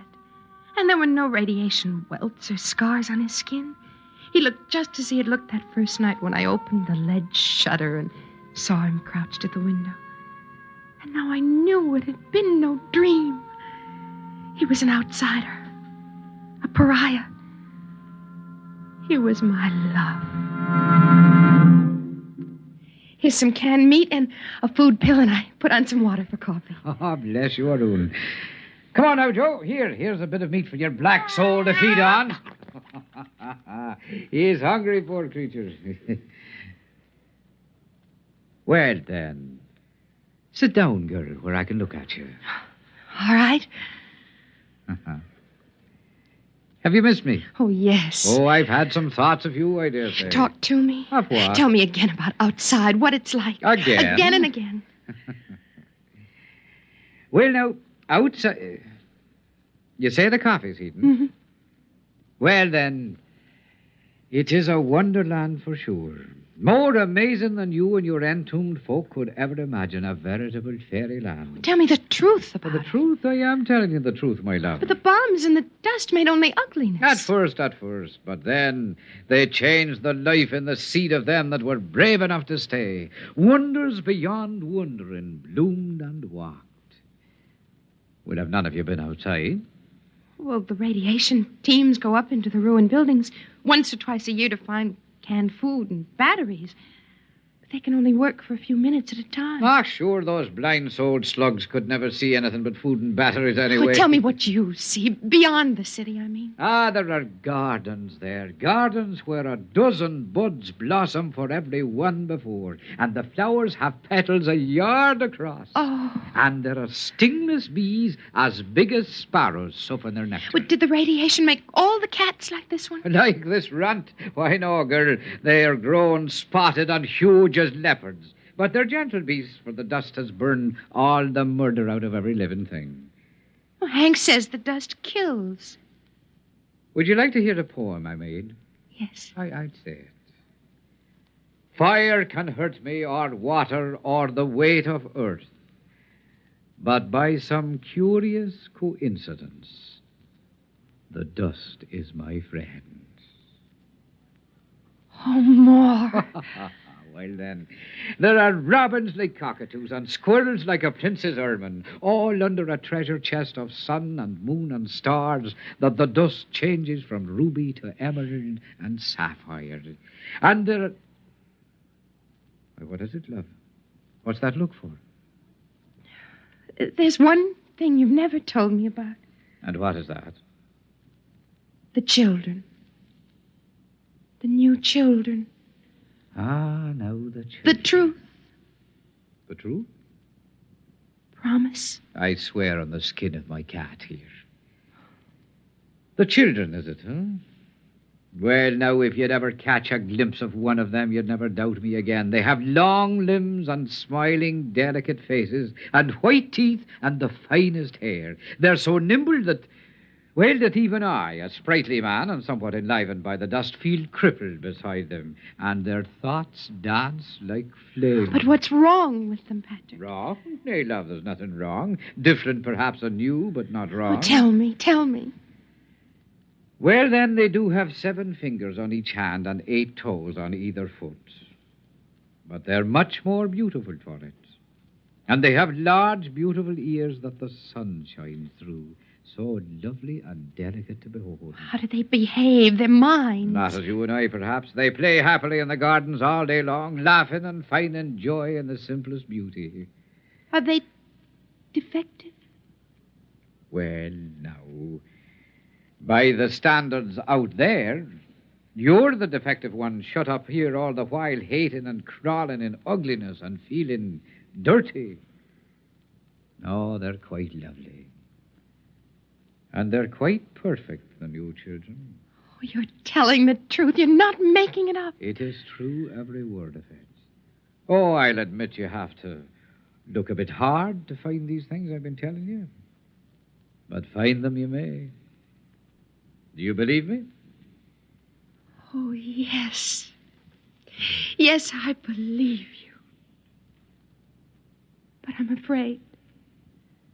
Give me your hand. Here.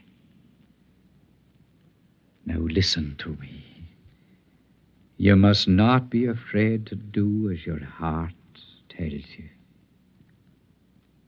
That's why I'm here. Oh, Patrick. Patrick. Don't either of you move. Oh, Hank, Stay there, I'll blast both of you. Hank, but... Carrying on like this, and not even with a man of the community, with an outcast, a pariah. No, man, I know what you're thinking, but you're wrong. I just happened to be coming by, hungry, a lonely tramp, and I knocked at the shutter, and your wife was a bit foolish and let her kind heart get the best of it. Do you think you can sell me that? Hank, please. So you're going to have a child, my dear. My child? Yes, your child. I should pull this trigger right now. I should shoot him down in cold blood. Man, you're mad. I never touched your wife. You contaminated pariah. You're going to die, don't you know that? Hank, if you kill him, you kill the bringer of the best news we've ever had. Oh, Hank, put aside your jealousy for just a minute and listen to me. Patrick has something wonderful to tell us, all of us. What do you mean? I mean that we need no longer fear the dust. Oh, Hank, remember how it was with me. All the exposure I had, and yet there are no burns. Hank, those who were brave enough to stay outside have adapted. They've become a beautiful people. Did he tell you that? Everything that grew or moved was purified. He filled you with lies so he could take you. No, it's true. The radioactivity is almost gone, burned out. Effie, I've been out there. It's horrid. No. You've been blinded. Blinded to beauty. Blinded to living. Good Lord, you believe it? It's true. It must be true. Look at Patrick. He's living proof. He's been outside for a year and there isn't a mark on him, not a scar. It's because he's brave. And the dust can't hurt the brave. Oh, you think that's it, huh? All right, Effie, I'm going to prove something to you.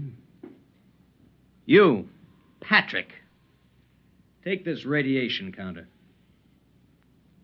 Take it. Very well.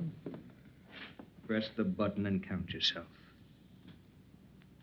Go on. As you say.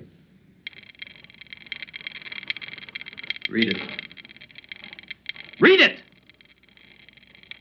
1,700. Yeah, you hear that, Effie? 1,700 radioactives, enough to kill 1,000 men. He's like raw radium. If you turn out the light, he'll glow green in the dark. A week's exposure to him will destroy you. What are you proving, Hank? That he's a freak. A freak! Get away from him. He's destroying you right now. May I shut this thing off now? Patrick, is it true? Yes, I'm afraid 'tis true. Oh, you do well to cringe, both of you. I'm living death. I'm death itself. As your husband so wisely said, I'm a freak. Just like the man who ate nails and walked on fire. Only my oddity is that for some unknown reason, the dust can't harm me. I'm the only one. Step right up, ladies and gentlemen. Not too close now. And examine the man who couldn't die. And now, if you don't mind, I'll go back to my dead world and leave you to yours. Wait. All of those beautiful things. It gets so lonely out there.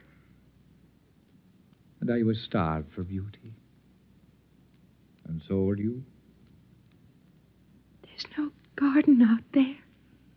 Garden. Listen to me, the both of you. What is out there is more terrible than either of you can imagine. You're worse than Hank, even. He only killed Beauty once. But you brought it to life so you could kill it again. You were afraid. Afraid of the loneliness out there. Well, I'm not afraid. Effie, keep away from the window. No, I'm not afraid. Maybe there is no garden out there. And no beautiful, strange children to play happily. But there can be if we're brave enough. Effie! I'm going, Hank! I'm going! Effie, come back, Effie! It's no use trying to keep her, man. Effie, come back! I love you! Come back! There's no use, man. There's still time. She stood the dust better than most. There's still time. The dust won't hurt you. Find her. Bring her back. I'll reward you. I'll give you food. If you want her, you'll have to go yourself. She'll die. Maybe she won't. How can you say such a thing? Because perhaps she's like me.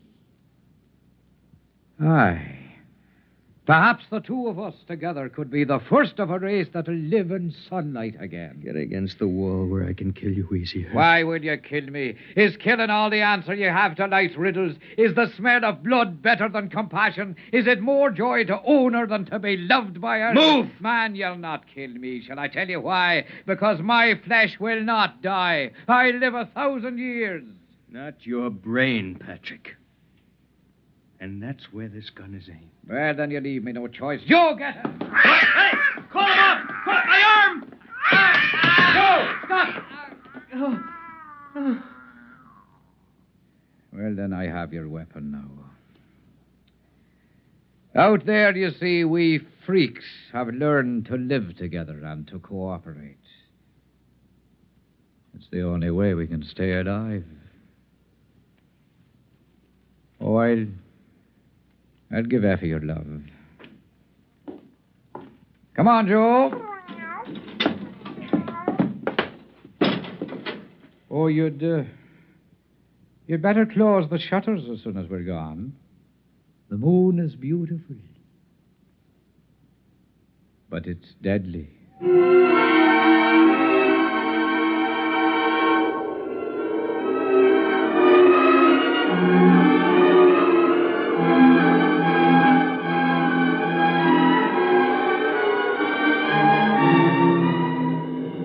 I was waiting for him at the end of the ruined street. When we looked back, we saw Hank closing the lead shutters on himself. We were alone in the world. Above us, the moon was green. I bent and picked up a handful of the dust and let it trickle through my fingers. And I remembered the words of Patrick's poem. Fire can hurt me, or water, or the weight of the earth. But by some strange coincidence, the dust is my friend.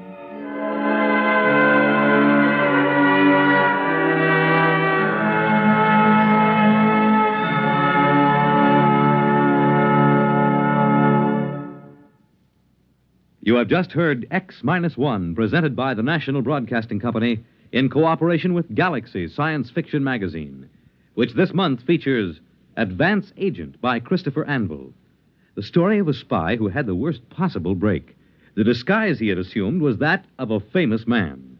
Galaxy Magazine, on your newsstand today. Tonight, by transcription, X-1 has brought you The Moon is Green, a story from the pages of Galaxy written by Fritz Leiber and adapted for radio by George Lefferts. Featured in the cast were Joyce Gordon as Effie, Bill Lipton as Hank, Ian Martin as Patrick, and Frank Milano as the cat. This is Fred Collins. X-1 was directed by Fred Way and is an NBC Radio Network production.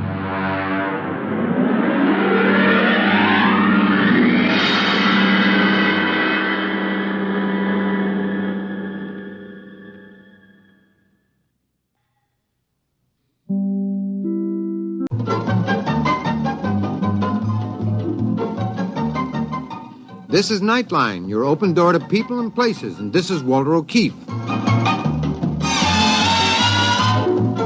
Nightline invites you to listen in on NBC's award-winning science fiction series X-1.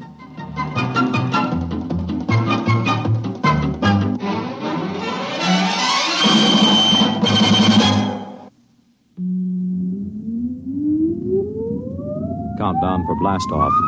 X minus 5, 4, 3, 2, X minus 1, fire.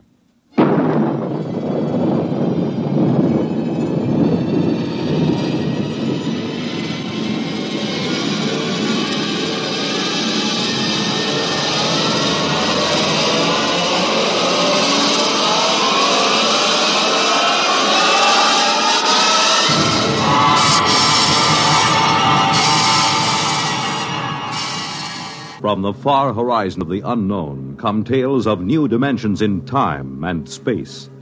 These are stories of the future, adventures in which you'll live in a million, could be years, on 1,000 maybe worlds. The National Broadcasting Company, in cooperation with Galaxy Science Fiction Magazine, presents X minus 1.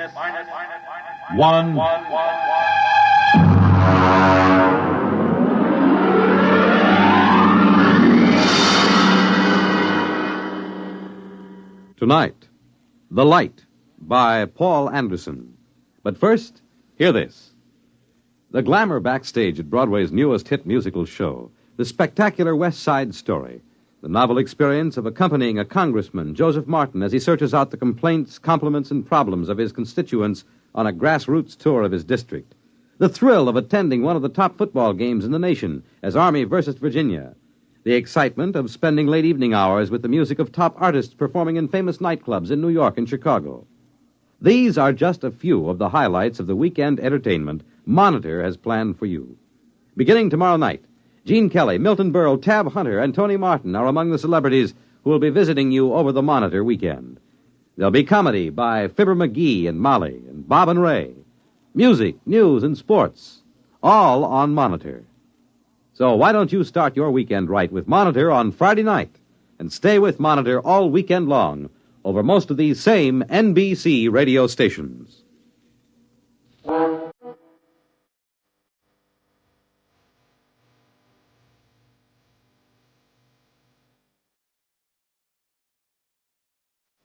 Now, X minus 1, and tonight's story, The Light. You really should feel highly honored, Professor. You're the only person I've been allowed to tell this to. And, of course, there's a good reason why you're being permitted to hear it. Why? I think you'll see why before I've finished. We're not a gang of power-nutty militarists, you know that. Personally, I'd like to tell it to the whole world, but it could very well touch off a war, and a war would mean the absolute end of civilization. There's one thing you should understand right from the start. Just because I know enough math and physics, just because I could pass the most rigid physical exam ever devised, doesn't mean I don't know anything about culture and art. When they picked me for the three-man crew for the first landing on the moon, they were a little condescending about that side of my background. Baird, the skipper, and Hernandez, the engineer, the other two members of my team, were a little leery of me just because I could talk about art every now and then. They needn't have worried. Once we left the space station and got into orbit, we didn't have much to do for several days but talk. Look at it. From this distance, you'd swear the Earth was uninhabited. It's hanging like a big sapphire in the inky black. Poetry. Don't you ever quit spouting it. Why are you writing me all the time, Baird? Maybe I don't trust a scientist who keeps talking about art all the time. You think there's no connection between the two? I know blamed well there isn't. I always thought that when you got up this high, you could make out the continents. I can't tell where the sea ends and the land begins. It's the clouds lying all over the surface that make it so tough. I think that's Russia coming into view, isn't it, Skipper? According to the orbital schedule, that should be Siberia emerging from the Terminator right about now. Are they watching us, I wonder? Why not? They've got a space station of their own with good telescopes on it. Yeah, and I'll bet they're hoping that we smack into a meteor. Maybe they don't have to hope. Maybe they've already arranged an accident. I doubt it, Baird. They wouldn't risk sabotaging us. Not on a trip like this with the whole world watching. Because it might start a war? Don't make me laugh. Nobody's going to start shooting when they know the whole world will go up in smoke just to avenge 3 spacemen and a $10 million hunk of ship. Ever hear of chain reaction? One sharp diplomatic note might set off the whole thing. You think our own government would be sending us to the moon if there were any military advantage to be gained from it? Then what's the idea? Why are we doing this? Prestige. They put up the first satellite, built the first space station. Now, we've got to be the first man to step on the moon, or the rest of the world will start looking on us as a second-rate power. You make it sound like some kind of game. Oh, it is, Hernandez. The deadliest game mankind ever played. One false move, and bang, the whole world goes up in a mushroom cloud. How long will it go on? That's what gets me. As long as there's a balance of power. But let one side, Russia or us, find a really new concept, something the other side doesn't even dream about, and it'll be all over. Suppose they find it before we do. That'll be too bad for us. The Cold War will be over, and so will we. Why don't you shut up, the two of you? You both talk too much. It was the wrong thing to say, I knew, out there in the great quiet night. We shouldn't carry our little hates and fears and greeds out beyond the sky and into space. Or perhaps the fact that we can be burdened with them and still reach the moon shows that man is bigger than he knows. I couldn't say. Anyhow, as the whole world knows, we made it. Our landing site hadn't been chosen exactly, but as you know, Professor, we came down at the foot of the lunar Alps, not far from the crater Plato. We felt no sense of pioneering when we touched down. We were tired and tense. It was merely a hard, breakneck job.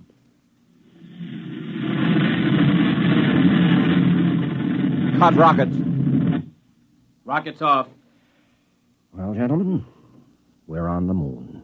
Can we open the viewports? I want to see this. Go ahead, I'm bushed. Look at that. That light. I didn't realize it would be so bright. It's a cold, eerie light. It's not like our deserts on Earth. They aren't as bright or as dead. All right, that's enough gawking. Our orders are to draw lots to see who's first on the moon. All right, Hernandez, you draw first. Well, Professor, we drew lots. And, of course, everyone knows who won. I did. I was to be the first man ever to set foot on the moon. At least for a little while, that's what I believed.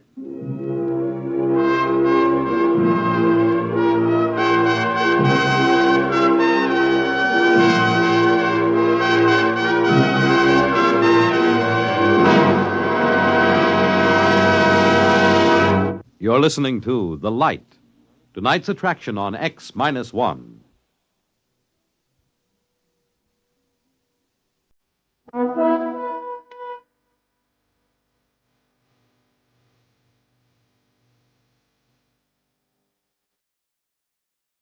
Now back to X-1 and The Light. We were in heavy spacesuits, of course, and it wasn't any too easy to move about, even with the light gravity of the moon. I stepped out of the airlock first, followed by Baird. I just stood there in the shadow of the ship, looking at the weird light, lost in wonder. I don't know how long I stood there before Baird spoke to me. Well, go ahead. Go ahead, what? Make the speech. You're the first man on the moon. You mean that prepared speech they gave us? No, thanks. We've got to make it. What's the matter with you? Your job to make the speeches. This is mutiny, you know. I ordered you to make it. I could make a suggestion. Why don't you write in the log that the speech was made and let it go at that? Judas Priest, man. All right. But if this ever gets out... It's our secret, Captain. Consider the speech made. Well, what do we do now? You start gathering rock samples. I'm going to take pictures. Come on the double. So we went to work. I gathered some samples, and each time I did, I left a little mark in the dust on the surface.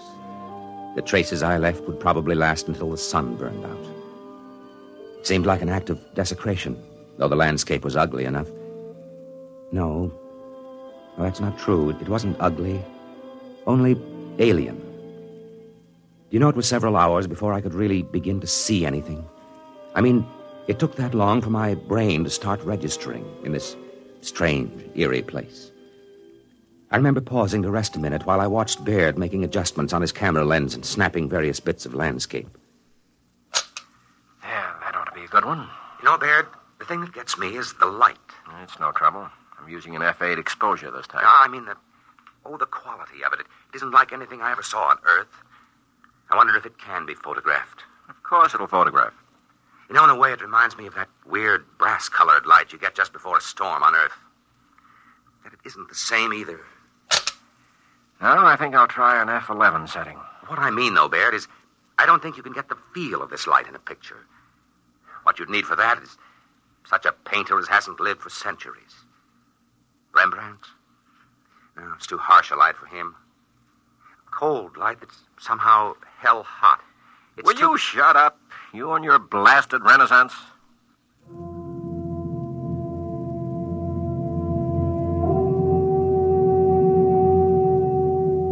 Well, I suppose Baird had a point. This was hardly the place for a chat about art. We went back to the ship after that, had a meal and a nap before setting out for more explorations. We decided to take a look at the Plato crater, and conditions were right for it, so we set off. All three of us this time. I won't describe the walk in detail. I can't. It wasn't simply the landscape and the lighting. On the moon, your weight is only 1/6 as much as it is on Earth, while the inertia remains the same. It feels almost like walking underwater, but you can move very fast once you get the hang of it. After a while, we reached the crater wall, climbed it, and stood looking down. Then Hernandez saw something and let out a yelp that almost split my ear when I heard it on the speaker in my helmet. Hey, look! What's the matter? What happened? There, in the floor of the crater, that mist. Yes, I see. Then they were right. Who? What are you talking about? The astronomers. They thought they saw something that looked like a mist in some of the big craters. They're right. It's right in front of our eyes. I thought there was no atmosphere here. How could there be mist? Maybe there's some kind of water table down on the floor of the crater. Hey, get back here. I want to go down for a closer look, Baird. And break your leg so we have to carry you home? No dice. You stay here. But we've got to find out. He couldn't break anything wearing that space suit. They're like armor. Stay here. I'll have your court-martial. Oh, Skipper, have a heart. Yeah, come on, Skipper. We've got to find out what that stuff is. In the end, we convinced Captain Baird, but he insisted we rope ourselves together before we made the descent. It was agonizing work getting down the lip of that crater, but we made it. We stood there silently on the floor of the crater, bathed in a cold, golden-white radiance. There's never been such a light on Earth. It seemed to pervade everything, drenching us cold and white, like silence made luminous. It was the light of nirvana. And somewhere, somehow, I had seen it before. I stood there, unable to speak, until another yell from Hernandez brought me to my senses with a wrench. Oh, no. It can't be. Now, what's the matter, Hernandez? Look there in the dust of the crater. Look and tell me I'm crazy. Good Lord. Footprints. Footprints of a man. Who? There's only one other country on Earth that could send a spaceship to the moon yet. Yes, Hernandez. Russians. Are they still here, I wonder? We can't tell by staring at the tracks. They could be 5 hours old or 5 million years. But why haven't they told the world? Why haven't they been bragging about it? Why do you think? You mean they've found something of vital military importance? Look up at the Earth. Maybe right now they're planning their next move. The last move. I don't believe it. They couldn't have done it. They couldn't have kept it secret. Why not? They could have taken off in a black ship when our space station was on the opposite side of the planet. How would we know? Come on. Where? Back to the ship, of course. They'll have to know about this in Washington immediately. If they find out we know their secret, that could be enough, Baird. That could trigger the war. I've got a code. Are you sure it can't be broken? That it already hasn't been broken? Shut up, you troublemaking whelp. Let me alone. Just the same, Skipper. We better follow those tracks. See where they lead to. We didn't bring any weapons. I'd be surprised if they were as careless. Baird, listen to me. All right, court-martial me later if you want, but listen. We can't just go back to the ship, never knowing for sure what these footprints are and who left them. How much looking can you do? In less than 1 hour, the sun will sink behind the lip of the crater. When that happens, it's going to get cold. Colder than anything you've ever imagined. I've got a heating unit in my suit. Good for 20 minutes at the most against a cold like that. Barely time to get back to the ship. All right. I'll take the chance and get back in time. But let me follow those footprints, Baird. It's your duty to let him, Baird. All right, permission granted. God help you.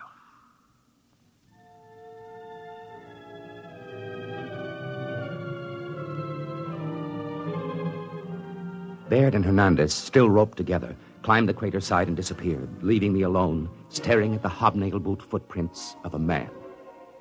I had to work fast, knowing that the sun would soon disappear and the awful cold begin.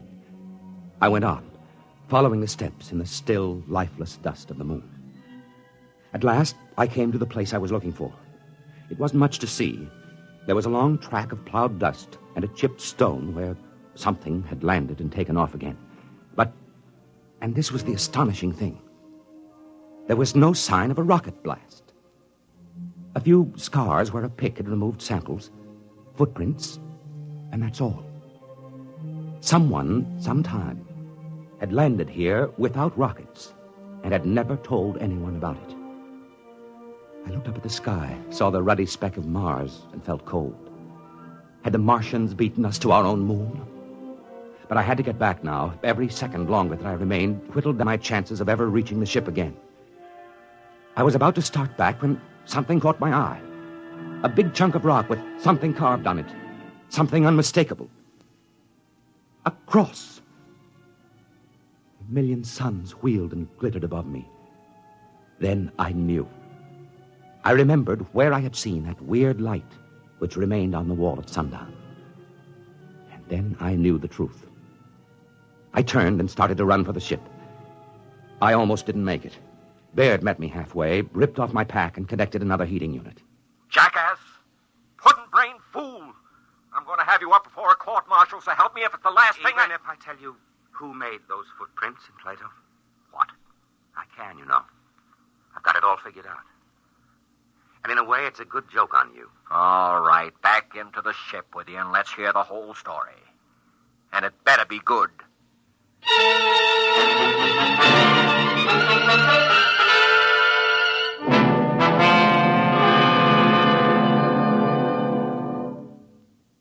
Of course, intelligence has been working night and day ever since we returned and made our report.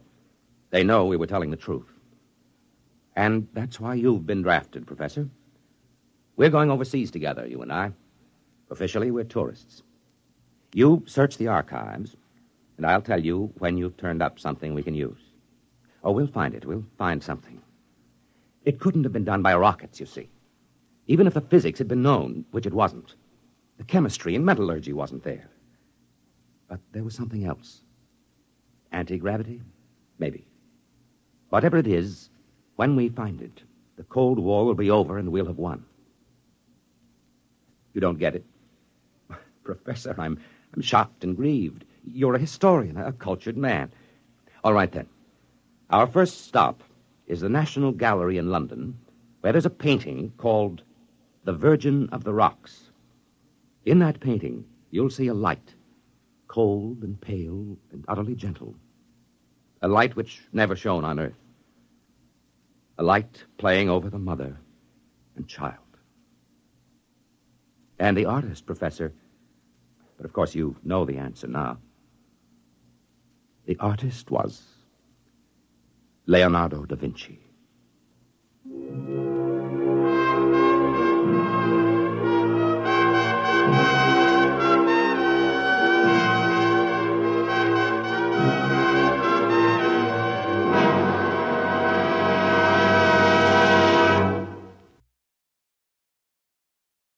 You have just heard X-1, presented by the National Broadcasting Company in cooperation with Galaxy Science Fiction Magazine, which this month features the conclusion of an exciting two-part serial, Wolfbane, by Frederick Pohl and C.M. Kornbluth.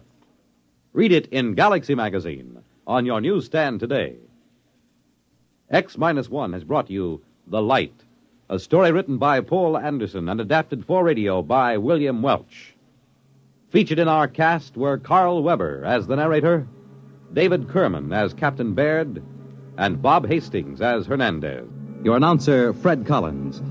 X-1 was an NBC Radio Network production.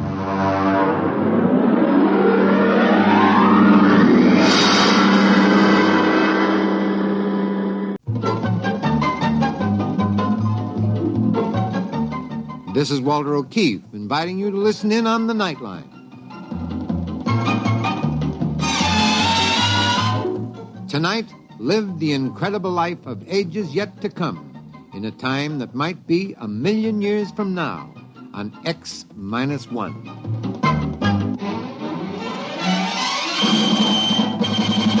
Now, an incredible story of the world beyond. Countdown for blast off. X-5, 4, 3, 2, X-1, fire.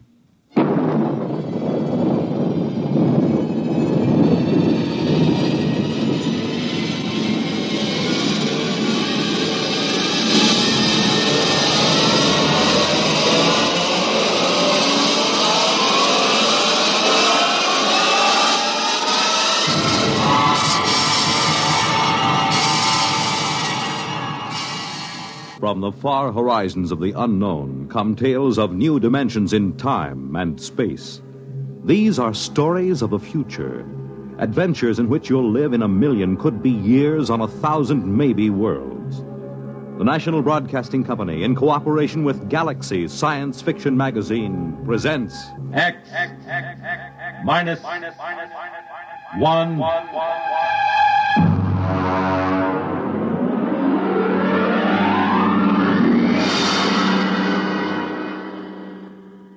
Tonight, The Haunted Corpse by Frederick Pohl. But first, hear this. Whenever you want things to be just right, be it here or there, or day or night, you make it Pabst, 'cause Pabst makes it perfect. Yes, Pabst makes it perfect. Just as we always have ever since 1844. So next time, you make it Pabst, because Pabst makes it perfect. America's Blue Ribbon beer from the Pabst Brewing Company, Milwaukee, Wisconsin. Yes, Pabst makes it perfect.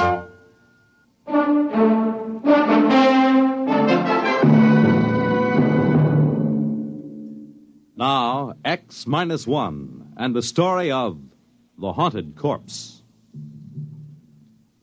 We moved in at 0800.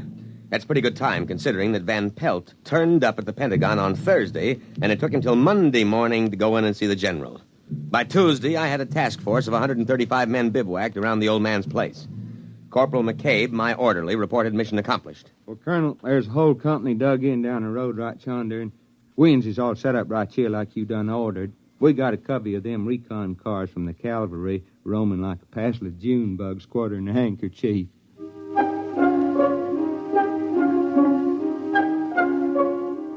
McCabe isn't very bright, but he's loyal.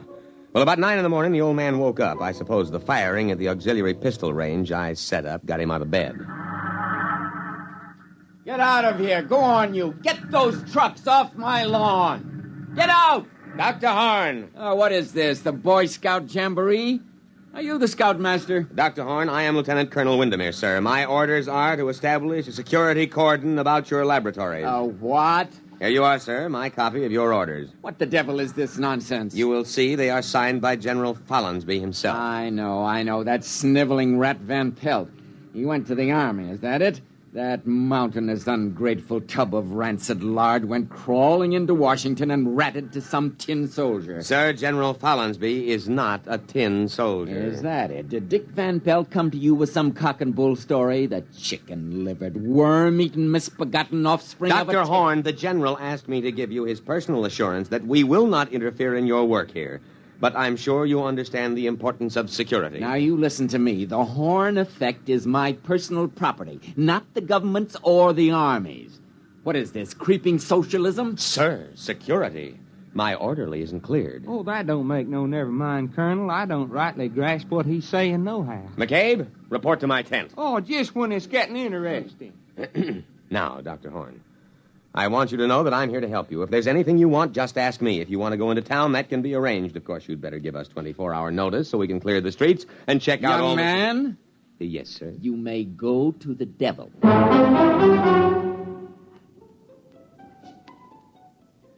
Of course, he went in to call the Pentagon and protest.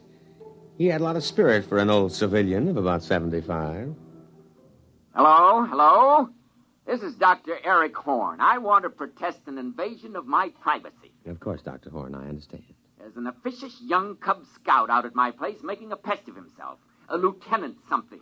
Lieutenant Colonel Windermere. But I called Washington. Yes, sir, but our intercept monitor put the call through to me. We'll take care of any outside calls you wish to make. Of all the insufferable...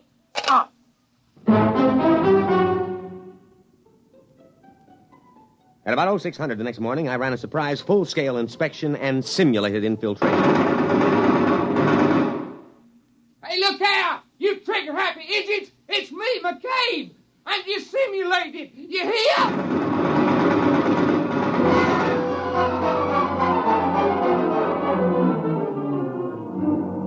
Fortunately, he was only grazed. The wire-stringing detail worked all night, and we had surrounded the old Victorian house with triple-strand electrified barbed wire with guard towers every 50 feet. At 1400, I paid a call on Dr. Horn. What are you doing here? Good afternoon, Dr. Horn. I came in for your report. My what? Your daily progress report. It's in my orders. Paragraph 8. Just carry on, sir. Corporal McCabe will take your words down. Oh, his clearance came through last night. You have a method for electronically killing a man without touching him. Killing, Lieutenant? Will you tell me what in the sweet name of heaven did I say that gave you that particularly stupid notion? But I understand. You think this is a weapon. Of course, sir. Of course. My machine renders humans into corpses. A chipped flint will also do that. Look, you simpleton, don't you realize what my machine can do? It can separate that something which, added to a body, produces a man. A subtracted leaves a corpse. I can separate the two things without destroying them. You understand that I can take the ghost of life out of a body and keep it unharmed. Try to understand that, you pig-headed, mule-eared, rabbit-faced...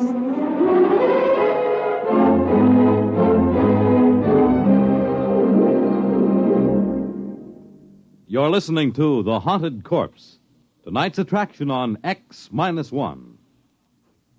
You know, the property value of your home depends on the well-being of your community and your neighborhood, on things like good lighting for your streets, accessible parks and playgrounds, and cleaning up slums.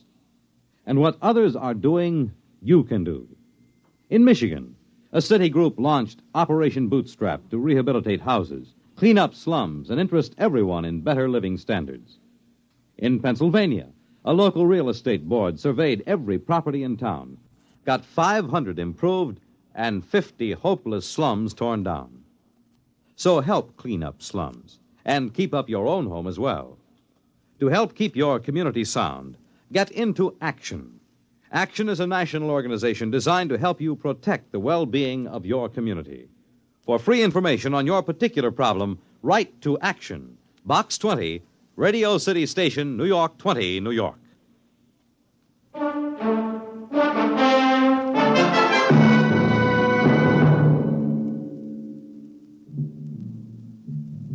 Now, back to X-1 and The Haunted Corpse.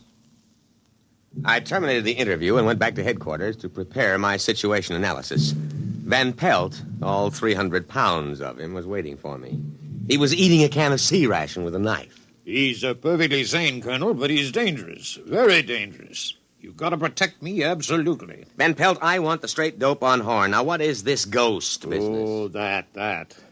That's just his way of putting it. You see, care to join me in a can of beans? No, thank you.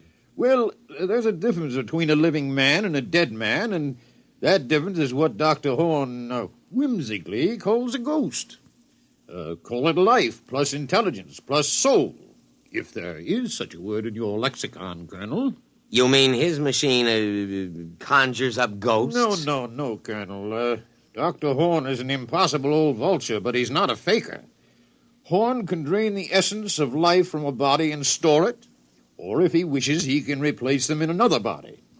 Would you mind handing me the can opener? This looks interesting. Macaroni and beef. Supper ration.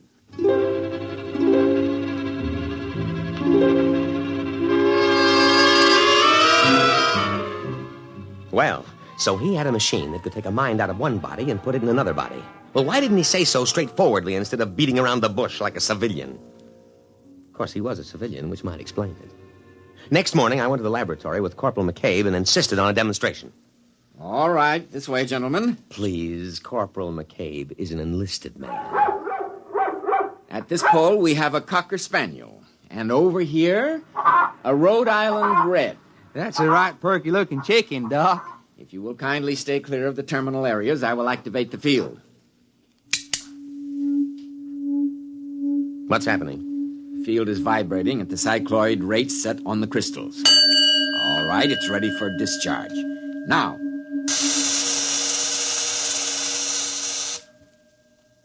Well? Watch.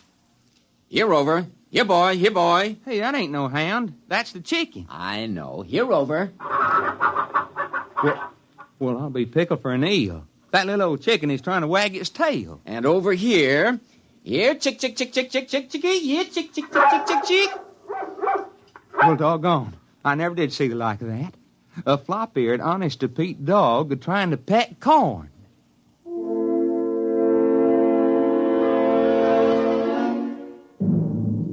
I had a private conference with the old man later. Under Section K of my security regulations, I moved on my own initiative. Well, Lieutenant? Lieutenant Colonel, there is a slight difference. Well? Now, can you do this with people? Indeed I can. But the silly laws covering these things, they won't let me. I've tried.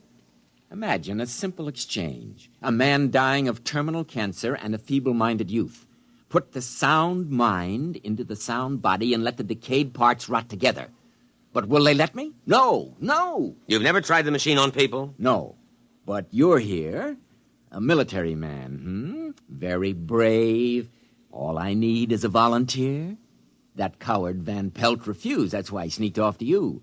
But a brave soldier like you... Negative, sir. Negative. But, Lieutenant... Negative, sir. And besides, I am not a lieutenant. I'm a field-grade officer. I don't believe you appreciate the investment the service has made in my training. However, if you need volunteers, the Army has a way of obtaining volunteers, sir. We'll see what we can do.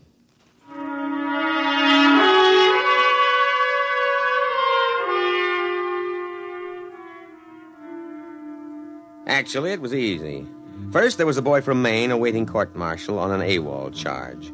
Second, he volunteered when I pointed out he could get up to a year at hard labor.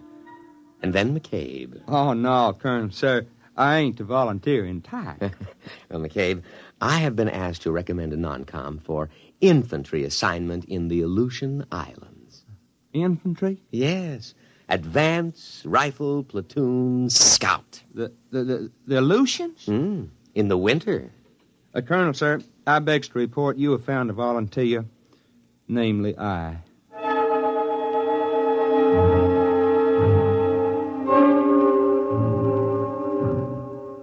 Dr. Horn had arranged the terminus of the machine poles to be tapped into metal helmets which were adjusted on the heads of the two men.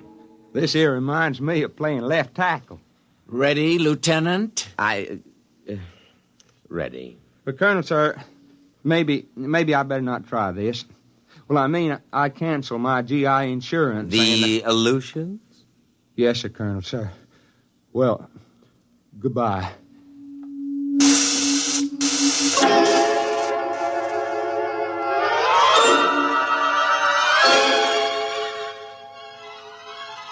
The test was an anticlimax. It worked. McCabe, that is, McCabe's body, reported himself as Private Ethan Coffin in a broad down-east dialect. I had Horn switch them back, and then I went back to my tent and put through a call. Crash priority. General Fallins be on a scrambler circuit, Colonel, sir. All right. Now leave, McCabe. This is top secret. They don't never tell me nothing. I swear it's worse than grade school. Now, General... Colonel! Colonel! Van Pelt, what's the idea of barging in? I'm making a top secret You call. didn't let Horn make his test. You didn't... Now, out, Van Pelt, out. But that's all he's been waiting for. You gotta listen to me. McCabe! Colonel! Escort Mr. Van Pelt out.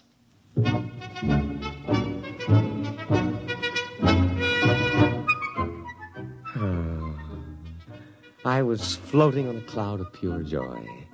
I could see my eagles within my grasp. Maybe even a full star. I told the general my plan. Are you still there, sir? Oh, well, you see, we use the device for intelligence. Suppose someone way up top in their government should visit the United States. We switch him, put our own man in his body, you see? Or in wartime, take a few prisoners and put our men inside their bodies. Yes, sir. Yes, sir. I can be available for a staff meeting at 0900. Yes, sir. General Windermere. Lieutenant General Windermere. Oh, why not?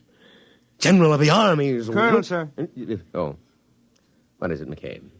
That Mr. Van Pelt. Listen, McCabe, next time I'm on the top-secret scrambler to the Pentagon, don't you dare let anybody into the command tent. No, sir, Colonel, sir. But this here Van Pelt... I don't want to hear about him. Now let him cool his heels a while. Well, he ain't. That is, he left. Good. But he carried on something frightful. He kept saying Mr. Horn wanted to live forever. What? Screwy, ain't it? That's what he said. He said all Horn was waiting on was to make a test on human beings. He said that he's going to grab the first man he runs into and steal his body. I think he is drunk or something. McCabe, call a condition red alert. Well, what for? Don't argue. Oh, never mind. You go up to the laboratory and take Dr. Horn into custody. I'll give the alert. Now move.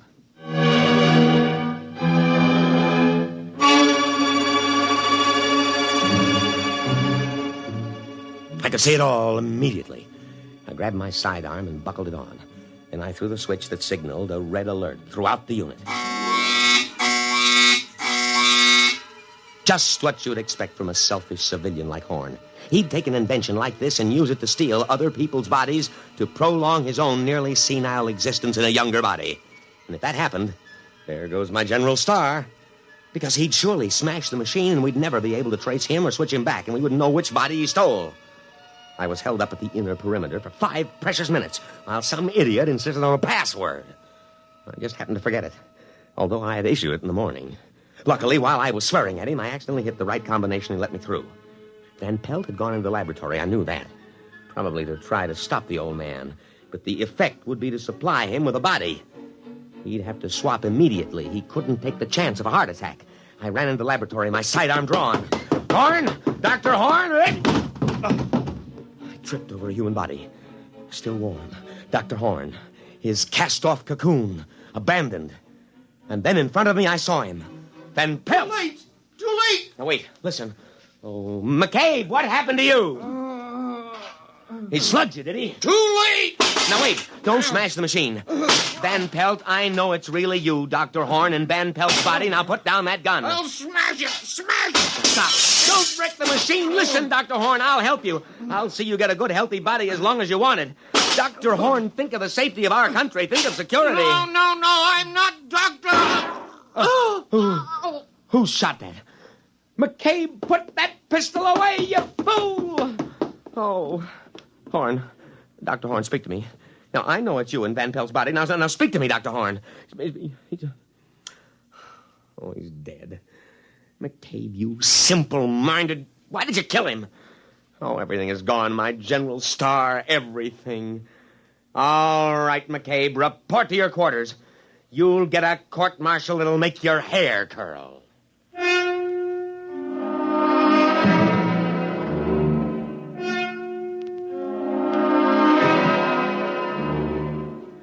I sat there in the wrecked laboratory, and I almost cried.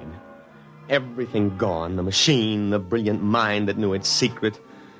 I looked at the corpse of Van Pelt that held the mind of Dr. Horn before that idiot McCabe had put a bullet through the brain and killed both. I could almost feel cheerful as I thought of the court-martial to come. It was at that moment that Sergeant O'Hare came in to tell me that McCabe wanted me on the telephone. I picked it up and waited to hear the miserable rat crawl and plead for mercy. Colonel, sir, this here's Corporal McCabe. McCabe, there is no use pleading for mercy. I trust you have managed to find your quarters. You're under arrest. That's what I thought. I don't think I'll stay for the court-martial, Lieutenant. They bore me. McCabe, but the voice. Dr. Horn. Precisely, Lieutenant, precisely. Goodbye now. If a body meet a body coming through the... Goodbye, Lieutenant. Thanks for the body.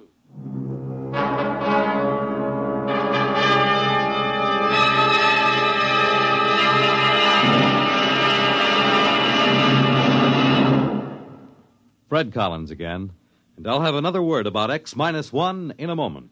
Have you ever asked yourself what this country's most important natural resource is? I'm Dorothy Olson, NBC Bandstand singing schoolteacher. Our most important resource?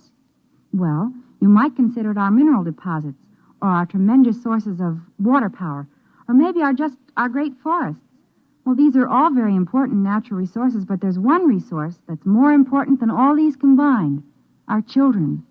Don't neglect them or their educational facilities. Poor schools breed inadequate citizens for tomorrow. And another thing, keep your youngsters in tip-top shape so that they won't miss important school days. Dress them against the weather so they won't catch needless winter colds. Check their wardrobe as they go back to school this fall to be sure that they have plenty of the right kind of clothing. Remember, our children are this nation's most important natural resource. It's your job to protect their future as they go back to school this fall. You have just heard X-1, presented by the National Broadcasting Company in cooperation with Galaxy Science Fiction Magazine. Your announcer, Fred Collins. X-1 was an NBC Radio Network production.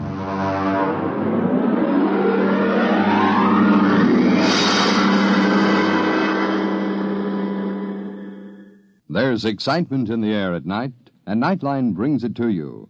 Hear Nightline with Walter O'Keefe, next on most of these NBC stations.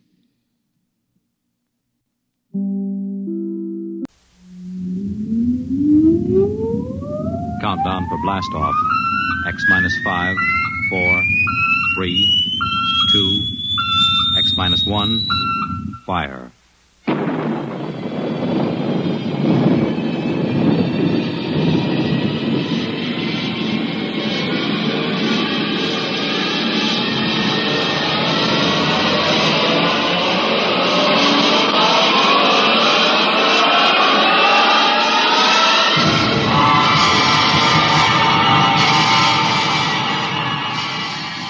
From the far horizons of the unknown come transcribed tales of new dimensions in time and space.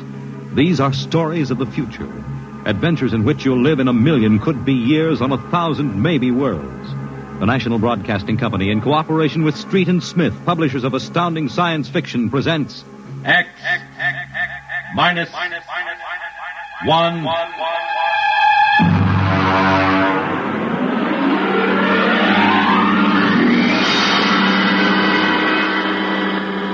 Tonight's story, The Embassy.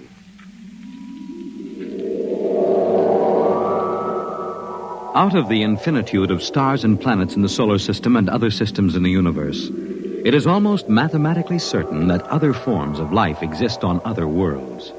Someday, in the future, in 1,000 years, or in the next 25 minutes, daring travelers through space will make contact with the inhabitants of another world. But the question is, will we contact them first, or will they contact us? A private detective agency in downtown New York. Mr. Graffius, Mr. Broderick will see you. Well, what can I do for you? My name is Graffius of Springfield. I would like your assistance in helping me locate a Martian embassy. Would you say that again very slowly? I came to New York to locate the Martian embassy.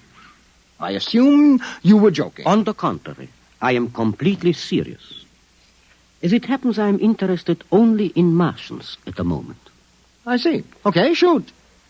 Well, it occurred to me in the course of my studies that we, Earth people, cannot possibly be the only intelligent form of life in the universe.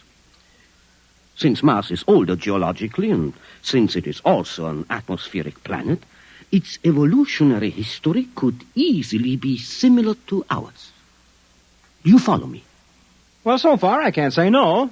If this is true, then they must have been watching us, observing us for hundreds, possibly thousands of years. They also know we are a militaristic, warlike race. We might conceivably set out to conquer and occupy Mars someday. In which case they would try to get the jump on us. Precisely, Mr. Broderick. Now, if you were planning to attack an unknown nation, what would be your first move, Mr. Broderick? Well, intelligence. Find out what the odds are. Oh, you have a very logical mind, sir. You would send agents to scout the nerve centers of earthly civilization and advancement. Not Kansas City or Equatorial Africa, my dear sir, but here, in New York, the most technically advanced spot on the earth. And you want me to help you prove this theory of yours? Precisely. The expense doesn't interest me. Well, now, this may take a long, long time, Mr. Grappius. After all, nobody has ever seen the Martian. I assure you they will be very ordinary-appearing people. Mm-hmm. Very likely they live together in downtown New York. Most certainly they live in a private house with no servants to pry in their affairs. Oh, some ordinary people who live in a private house in downtown New York. I might just as well look up Martians in the classified section of the phone book. There's one other lead which might help you. What's that? They would be almost certain to subscribe to every conceivable type of newspaper, scientific journal, and foreign language publication. Now, that might be something. Okay, Mr. Grappius, it's a deal. Excellent. I shall contact you tomorrow.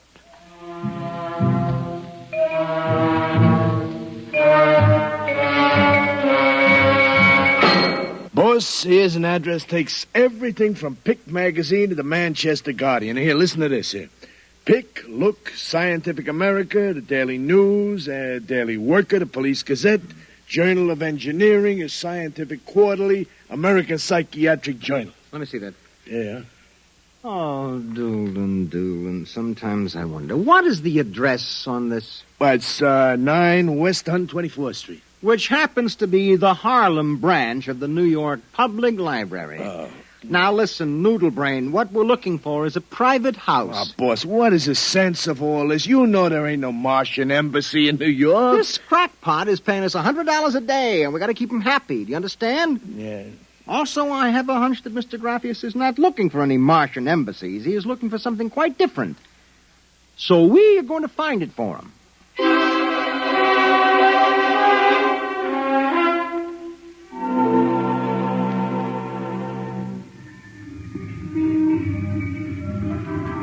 Which house is it, Doolin? It's right down there, number 108. Nobody comes out, nobody goes in. I asked around.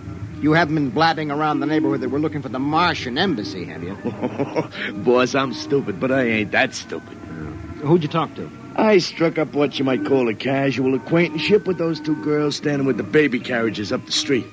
That cute one is real cute. Look, Doolin, don't try to do anything intelligent, all right? Just keep walking up and down, see? Check. I'm going back to the office to meet Grappius. I'll see you later, boss.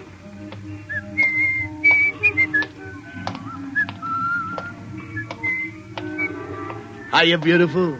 Hiya, Flatfoot. Name is Doolin, honey. Iron Man Doolin. Your line is getting rusty, Iron Man. So help me, honey. If I'm feeding you a line, may the heavens open up and strike me dead. Hey, what's that? Look out!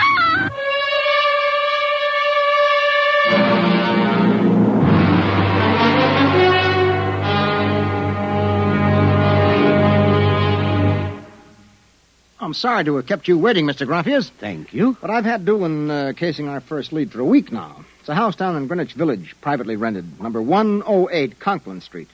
Nobody seems to know anything about who lives there, except that they subscribe to every paper and scientific journal put out. Also, there's a radio antenna on the roof. Oh, you don't suppose your Mr. Doolin will try to get inside the house? If this place is the Martian embassy... No, don't worry. Doolin can take care of himself. It's probably him now. Excuse me. Hello. Yeah, speaking. Doolin? Yeah, he works for me. What?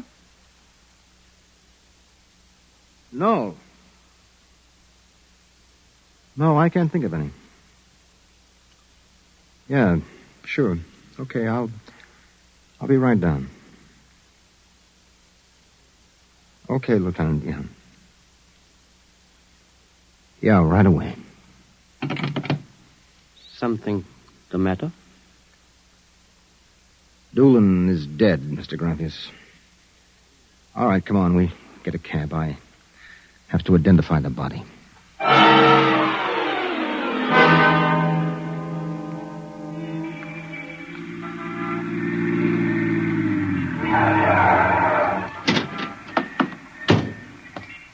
Lieutenant, I'm Broderick. Oh, there's your boy, Broderick. Anybody see it? A maid pushing a baby carriage. We can't seem to get any sense out of her. You mind if I talk to her? Hanson, this guy wants to ask the girl a few questions. Please. I told you what I saw. How many times I got to tell you? Look, miss, the dead man was a personal friend of mine. Would you tell me what happened? Helen and I were standing in front of Rathman's candy store up on the corner. We both had the babies out. He said hello and joked a little. Then he... What happened? It's too awful. No, please. Well, first he squashed, and then the stone fell on him. Could you repeat that? They don't believe me, but Helen saw it too. Saw what? First he squashed, and then it fell on him. He was mashed flat before it even hit him. Now, look. That's the story, Broderick. Please, let me alone. Let me go home. I told you what I saw. Now let me alone. Let me alone. Did you learn anything, Mr. Broderick? I don't know. May I ask, what do you intend doing? Well, as soon as the cops clear out and this place quiets down, little Broderick is going to pay a personal call on the Martian embassy. Or whatever number 108 is.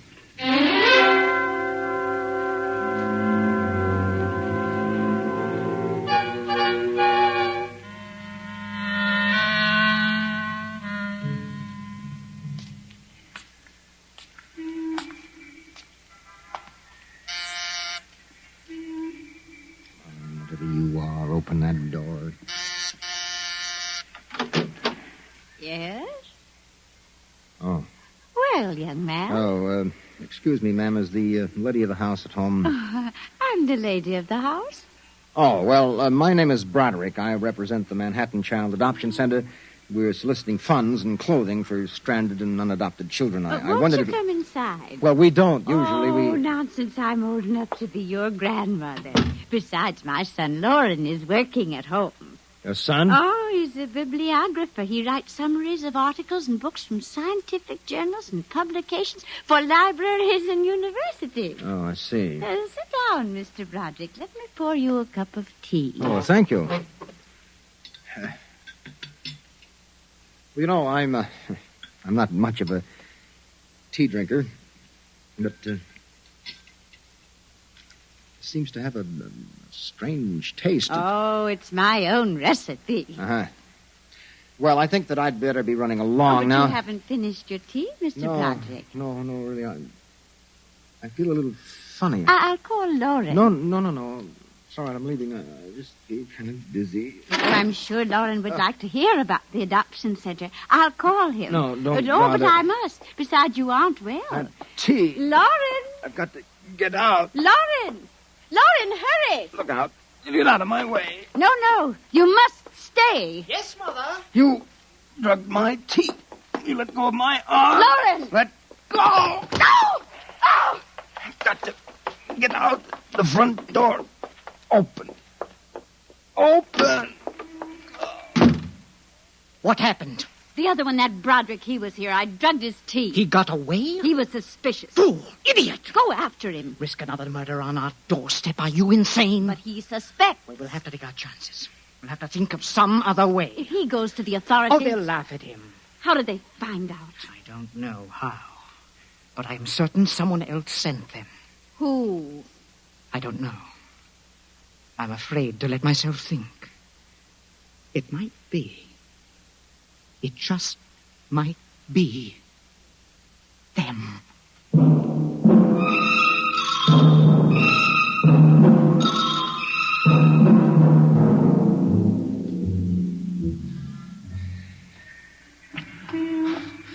I've got to get help. Oh. Look out!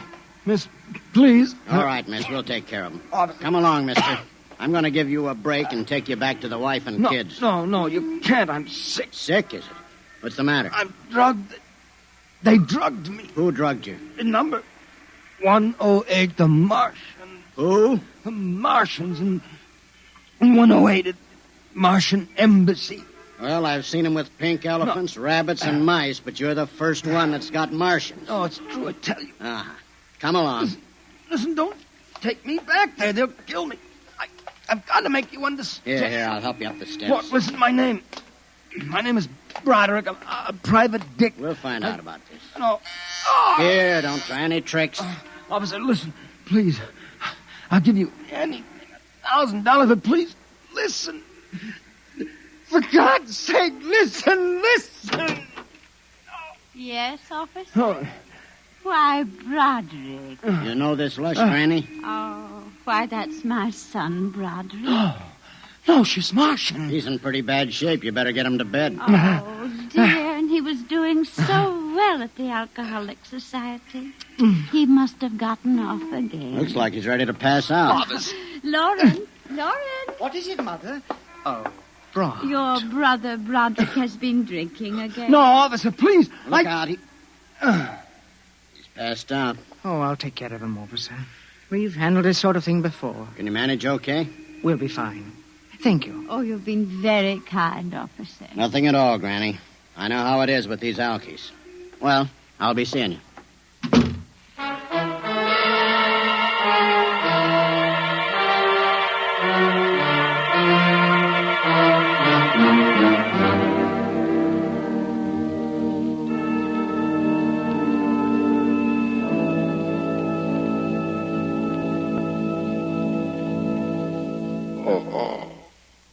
Martian embassy.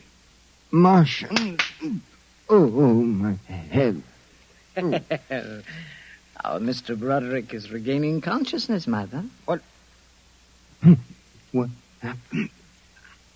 I can't get up. No. Do not struggle, Mr. Broderick. It will be impossible for you to rise from that chair. The pressure from this ray will keep you there. Ray? You've already guessed, Mr. Broderick. You mean this really is the Martian embassy? Yes. Yes, you have the honor to be the first prisoner of the Imperial Government of Mars. First prisoner? Yes. After the invasion, of course, you will all be our prisoners. What sort of nonsense is this? No nonsense, Mr. Broderick. As your people will soon find out. Our preparations for invasion are nearly completed now. As soon as we give the signal, our armed forces will launch a surprise attack. And then the Earth will be ours. Crazy. Oh, not half as mad as you, Mr. Broderick, to come muddling so foolishly into our affairs.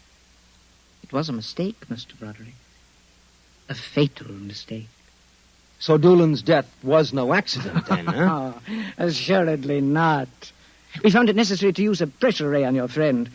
The block of concrete was an afterthought. We thought it might help to divert suspicion. All right. So what happens now?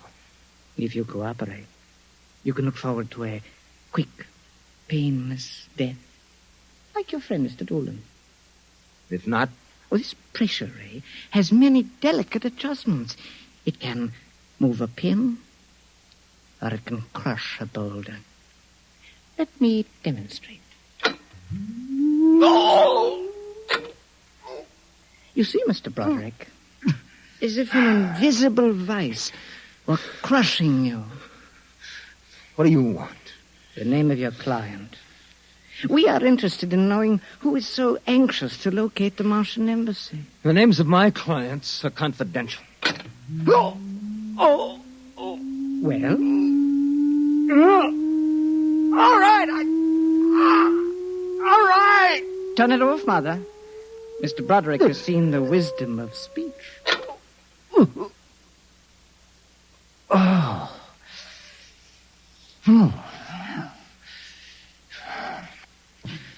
His name is Graphius.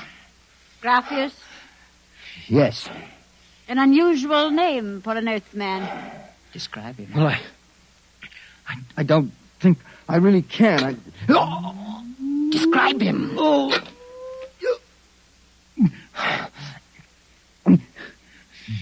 He's tall. The big forehead. It's about 60. Wears thick glasses. He's bald. Lauren, it sounds like one of them. Yes. Yes, it does. Contact the planet. Tell them we suspect that our plans are known. Ask for an acceleration of the invasion day. At once. What about me? Oh, I am sorry, Mr. Broderick. But I'm afraid you know too much now. In exactly 5 seconds, you'll feel the full impact of the ray which faces you. I would suggest that you relax and meet your fate calmly. Oh, no, wait a minute. You will feel no pain, just a wall of force crushing you. Yes, but listen. 5. But you can't do this. 4. It isn't human. Yes, I know we're not human. 3. Yes, but do you understand? No. 1. Mother in heaven. Now. No. Lawrence! It didn't work. Something has happened. The magnetic field is dead. Stand back from the pressurator. It will not function anyway. I have decontrolled your field. Lauren, it's one of them. They found us. Did you think we wouldn't? You are free to move now, Mr. Brown. Look, I don't know how you got in here, Graphius, but stick around. These babies are really Martians, just like you said. They're planning to invade the Earth and take over. There will be no invasion. All right, you keep these characters covered. I'll get the police. There will be no need for the police. I intend to handle them myself. But, Graphius, the police will want Do not call the police. I don't get it. You fool of an Earthling. Don't you realize with whom you are dealing? The invasion of Earth by Mars will be like child's play compared with what... Lauren! Oh! Holy mackerel. They just flattened out. Yeah, like your friend, Mr. Doolin. Oh, I detest the use of violence where the intellect can rule. But unfortunately, the Martians are a threat to us and must be destroyed so that we can proceed with our own plans. What plans? Naturally, you wouldn't comprehend. Wait a minute. There are some things here that I do understand. A second ago, that pressure ray didn't work. Now you're using it like it was a toy. How did you get in here, anyway? Who are you? Another one of these Martians? No, Mr. Broderick. I happen to be a Venusian. A what? A representative of the planet of Venus. You're crazy. Not at all. Martian invasion would be like child's play compared to ours. The Martians would simply have conquered and enslaved your people. We Venusians intend to exterminate you completely. And I suppose that you were going to start by knocking me off now, On the contrary, you are free to leave any time you please. Leave? Yes. Are you kidding? I know your plans, the invasion. I could go... Tell the police? Go ahead. Huh? Why don't you try it, Broderick? Because the minute I turn my back, you're going to let me have it. Suppose you try it and see. I have no interest in stopping you. Go ahead. Run to the police. Tell them anything you like. All right, Buster, you asked for this.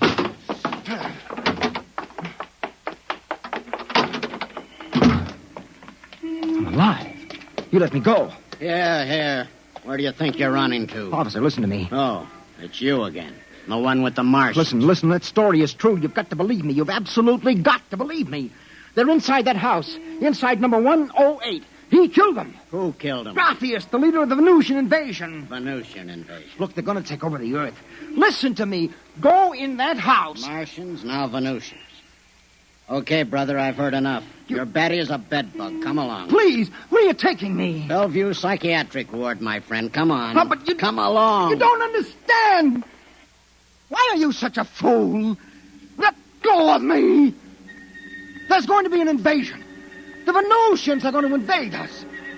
Why don't you listen to me? Why don't you listen?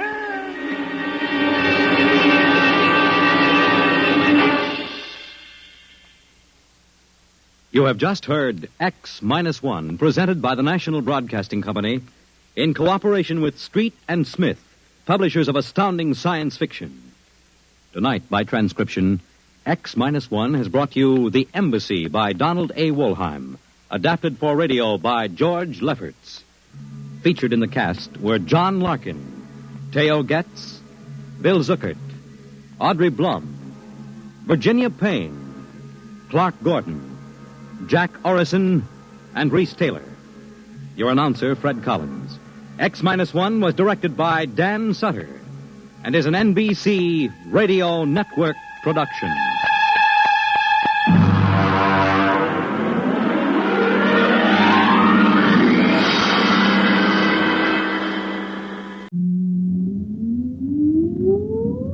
Countdown for blast off.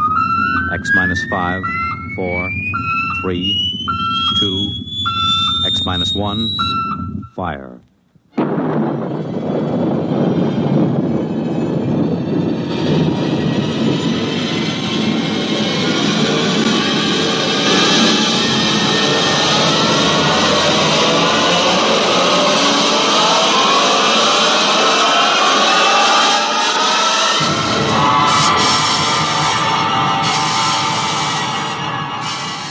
From the far horizons of the unknown come tales of new dimensions in time and space.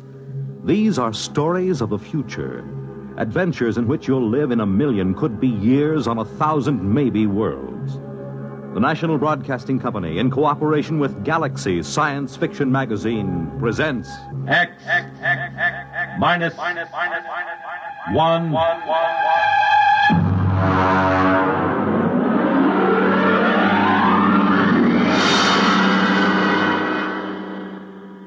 Tonight, Field Study by Peter Phillips.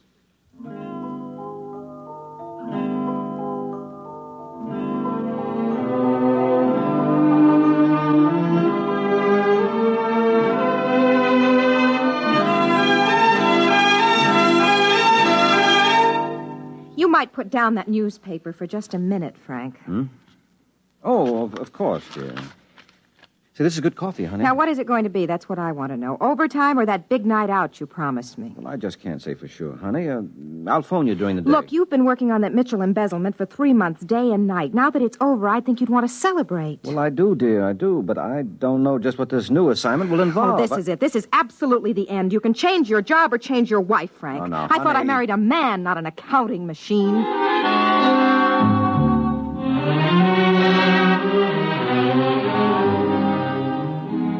I guess I do seem like an accounting machine to Betty sometimes.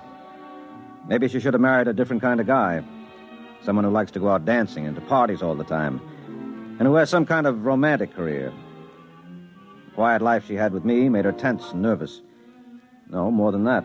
Neurotic. Actually, the work I did was rather interesting, although she didn't feel that way about it. Being an investigator for the accountancy branch isn't exactly like being one of those detectives as smart as Einstein and as tough as Marciano, but we do get into some unusual situations. And now there was this new assignment the chief had given me. All I want you to do is see him, Frankie. You can be normally curious, but that's all. If you question him, make it simple. And if he gets cagey, cut it out. You're not going as an agent. You're just an errand boy. Take what he hands out and bring it back. Get on it right away.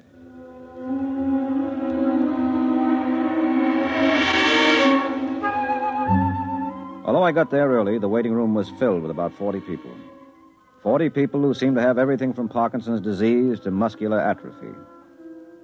In 40 years, I'd never had anything wrong with me but a postnasal drip, but I was prepared with the symptoms of an obscure ailment. I didn't have an appointment, but I had hardly sat down when the receptionist came over and ushered me into the office. I'll be with you in just a moment. Please sit down. Thank you. This is good of you, Doctor, but I was perfectly willing to wait my turn. Well, I'm entitled to use my own discretion. You're an interesting case. And please don't call me doctor. In the healing profession, that title's reserved for those who have taken the Hippocratic Oath. My name is Trancor. Mm-hmm. You said I'm an interesting case. How do you know about my case? You've never seen me before. My receptionist has intuitive diagnostic ability. Now, what are your symptoms? It seems you should be able to tell me. Well, let's say the recital is part of the treatment. But if you'd rather not bother, just take this capsule in water. But this is ridiculous. How do I know? You don't. I make no claims. You can take the capsule or leave it.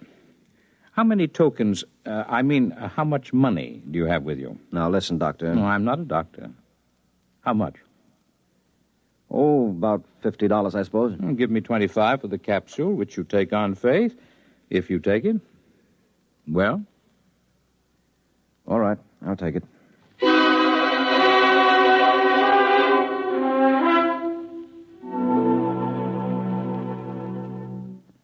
I'm afraid that's all there is to report, Chief. That's all right.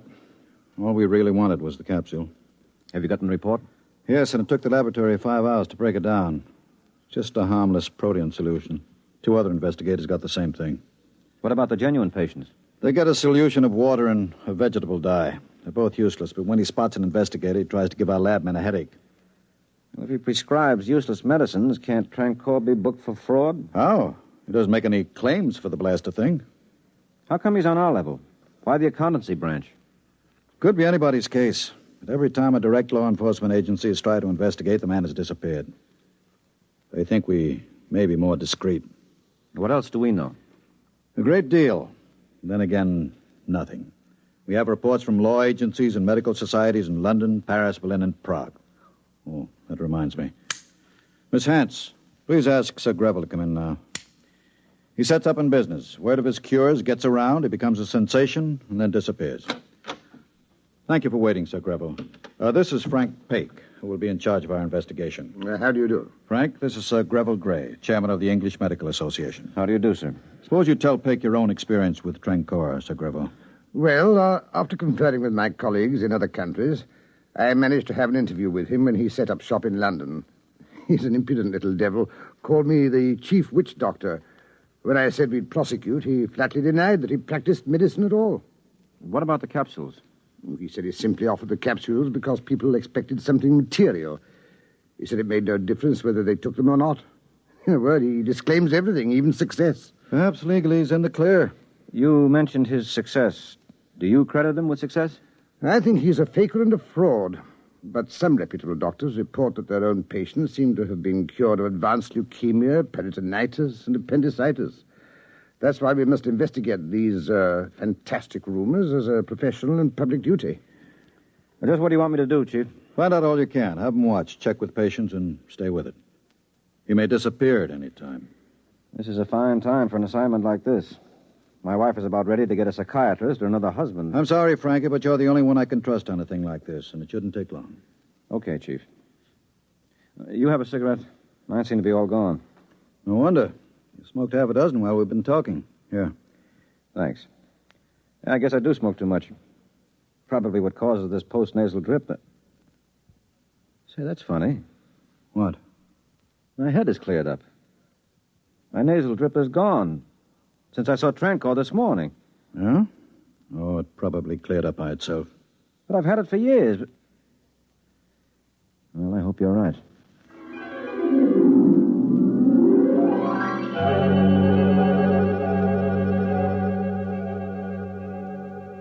Oh, look, sweetheart, I know I practically promised, but I can't make it tonight. I've been hearing that over and over. But, darling, this is a special case. It's detective work. The police are helping me. Oh, so you think you're a real G-man now, huh? A big, tough hero running around with a bottle of rye and a blonde. Oh, sweetie. Listen, hero, I hope they shoot first. I'm through. Oh, it's nothing like that, honey. Now, you're just upset and unreasonable. Well, look, I'll try to be home early. I'll call you. Don't bother. I won't be here. I heard from an old school friend today, and since you're going to be busy, I may as well go out. Oh, but baby, I'll listen. see you around town. And if you do get home early, don't wait up.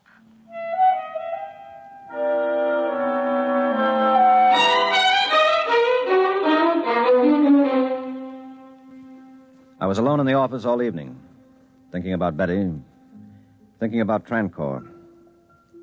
I remembered Betty's crack about a bottle of rye, so I called the liquor store and had them send up a pint. Every now and then I got a call from a detective saying they were still watching the office. Then there was a call from another detective saying that he had picked up Trancor at the entrance of the office building and trailed him to a hotel just off Broadway. I took down the number and was about to leave when the first detective called again. He said they were still waiting at the office door and that there was still no sign of Trancor. I didn't try to explain. I didn't want to think about it. What could I say? That he flew out the window? I took another drink of rye and went to the hotel. As I got there, a figure came out of the building. I wasn't sure, but I followed him. Good evening, Mr. Pake. How are your nasal passages? Fine, thank you. Yes, they're better. Walk with me, won't you? But first signal your policeman that he needn't follow us. All right. All right, now tell me something, will you? Am I mad? No, you're more sane than most. Your higher critical centers are momentarily dulled by fatigue and alcohol, giving full rein to your intuition. An endearing quality when allied with imagination. The saving grace, indeed, of your race. You're from India, aren't you? Trancor is a good Indian name. Incidentally, fatigue is a disease. Now, don't cure me. I don't want to wake up. Let me close my eyes a minute. Are you still here? Did you expect me to disappear? I could quite easily, by convincing you of my non-presence, as I did when I walked past those men outside my office. Don't you want to ask me some questions? Maybe I do, but why do you want to answer them? Oh, you figure I'm harmless, huh? Like my wife does. By no means. I went about to conclude my own particular investigation. I would say that you were most dangerous to me. Your imagination is quite highly developed. You know, all of a sudden, I'm not drunk at all anymore. And I need a drink. Come on, let's go in here. Very well.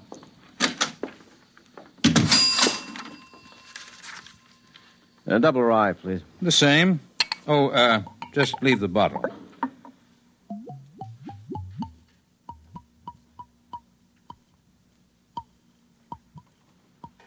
Ah, that's better. I was thirsty. You drank half the bottle. I make sure to eliminate the poisons in the alcohol, thus the toxic effects. As a rule, I don't drink, but when in Rome... Wait a minute. I remember reading a story once. You're from the future. Your imagination deserves something better than comic strips to work on. It's fascinating, but depressing to see science negated by superstition. Your concept of time is the greatest superstition. Well, now, let's go back. You did cure my postnasal drip, didn't you? The infection was cured by your body. I helped. I can't tell you how unless you have 500 years to spare. Well, I don't. I haven't got 12 hours to spare. If I'm to save my job, my reputation, or my wife. I do need some answers to a pretty lengthy questionnaire. Who, when, what, why, and where. You're convinced I'm a telepath? Well, aren't you? Not in your sense of the term. When you came into my waiting room, I knew you were not there as a patient. Your presence was in disharmony. As for your name and occupation, they're naturally blazed so clearly on the surface of your mind that even your native clairvoyance could read the information.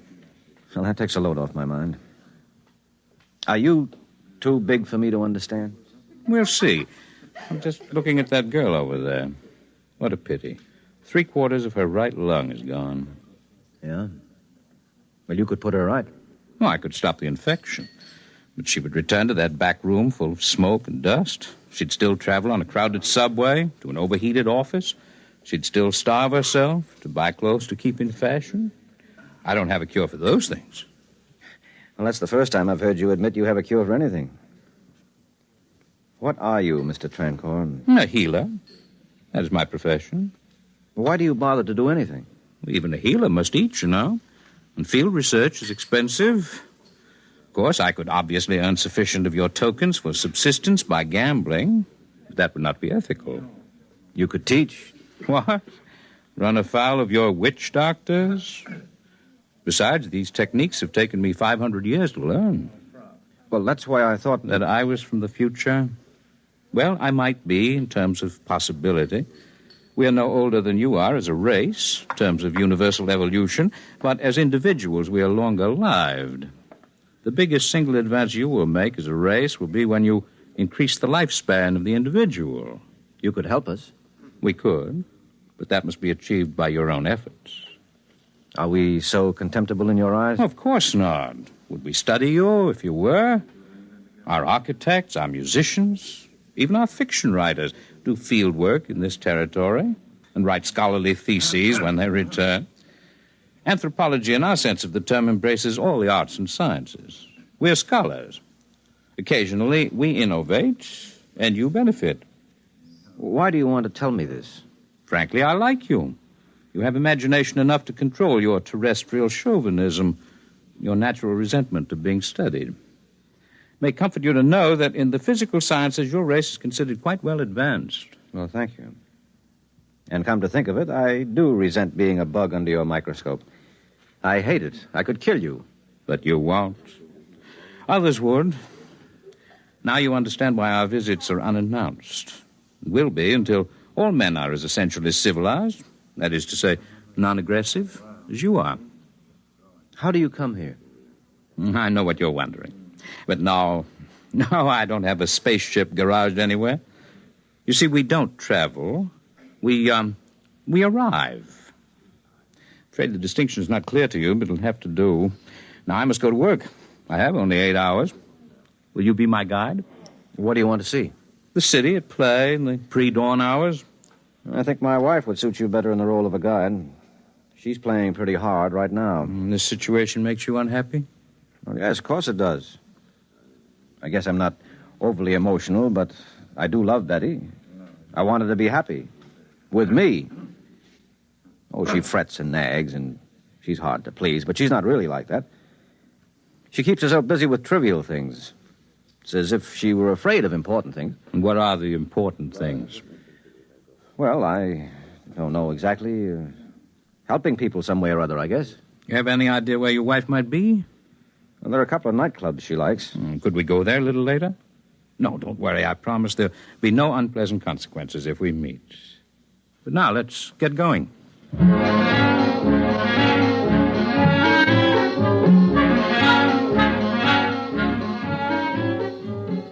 We made the early morning rounds of Manhattan.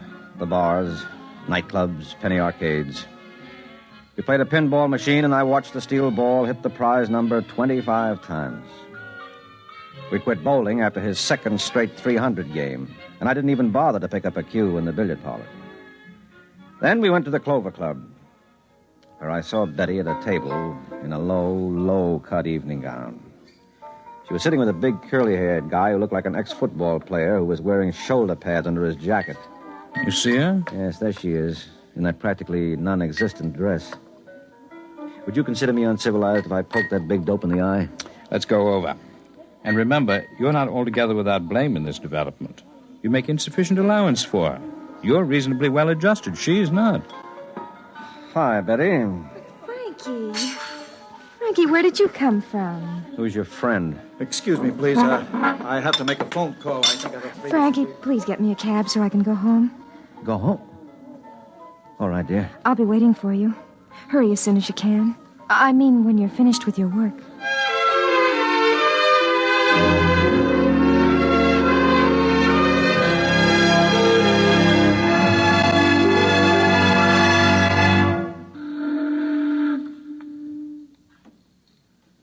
It's beautiful here, watching the lights on the river. How do you feel? My head is clear, but I'm a little drunk from the neck down. It's like a dream. I wish sometimes I could escape reality so easily, by imparting to it the patina of a dream. You can all do that. I almost envy you. Look, the dawn is coming up. The stars are fading. Yes. It's time for me to say goodbye, Mr. Peck. Can you at least tell me which star? You haven't seen it or named it yet. Promise to take care of Mr. Trancour for me, won't you? Make sure that he gets safely home. Find his address in this pocket. Goodbye, Mr. Trancour. Yes. Goodbye.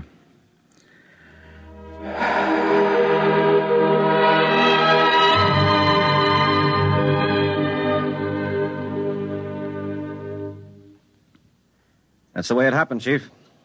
The body collapsed in my arms there on the bridge. When it came to, the man was Chandra Trancour, a second-rate doctor who disappeared from Madras 10 months ago. How do you expect anyone to believe that? Those doctors and cops can examine the poor devil till they drive him crazy, but he can't tell them anything. He has less idea where he's been these past 10 months than they have. How do you explain it? I don't. And I'd like you to hurry through my resignation, Chief. That's what you want. I want to be free to take legal action for Trancour if those witch doctors have him arrested on some phony charge. I'll take personal responsibility for seeing him home to India. You don't have to resign. I'll fix special leave if you insist on being crazy. Well, that's not all, though, Chief. You see, I'm taking an intensive 2-year course for a new career. Yes, you told me. I thought you were drunk. What's Betty going to think of a fool idea like that? If her nerves are on edge now, this is enough to drive anyone daffy. No. She's all for it. She really is. After all, a neurosis is a disease, and she met Trancour. Well, all right. Let me know how you're getting along.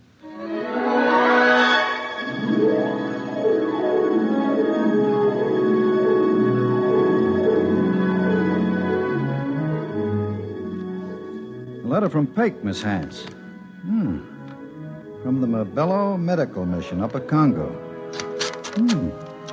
been 3 years since we heard from Peg. This is probably the most backward tribe mentally and physically in all Africa. Some trouble with the witch doctors at first, but they're beginning to trust me, with Betty's help. The women here love her, and she finds the tribal customs fascinating. Watch out for my name in the Anthropological Review.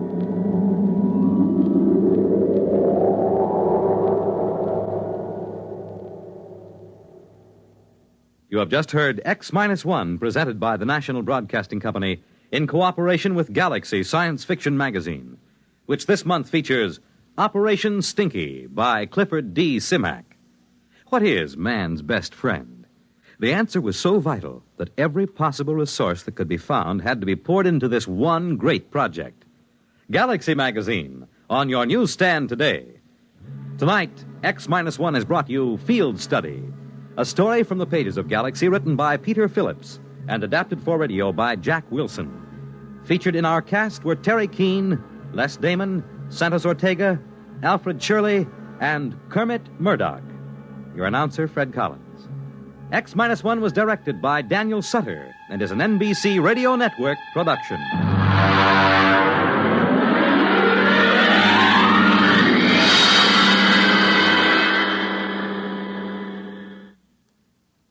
Can you identify the NBC bandstand jingle jangler? He or she is a famous personality, and you may win $1,000 if you can identify him. To enter the NBC bandstand jingle jangler contest, send a postcard with your name and address and phone number to NBC Bandstand, Box 515, New York, 19, New York. Enter today. NBC takes you across the nation, around the world, with news on the hour and the hotline service all day, every day on most of these stations.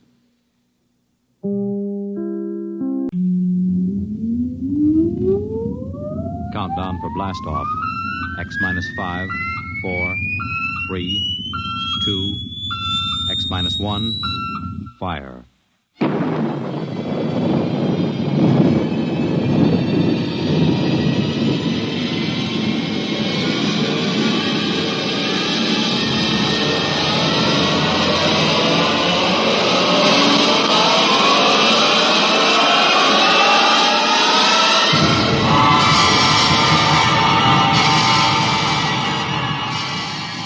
From the far horizons of the unknown come transcribed tales of new dimensions in time and space.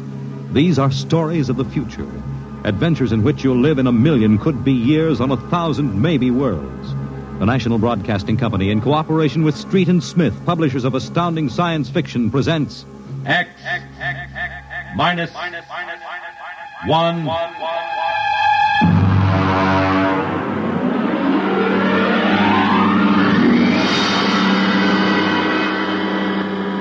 Tonight's story, Dr. Grimshaw's Sanitarium.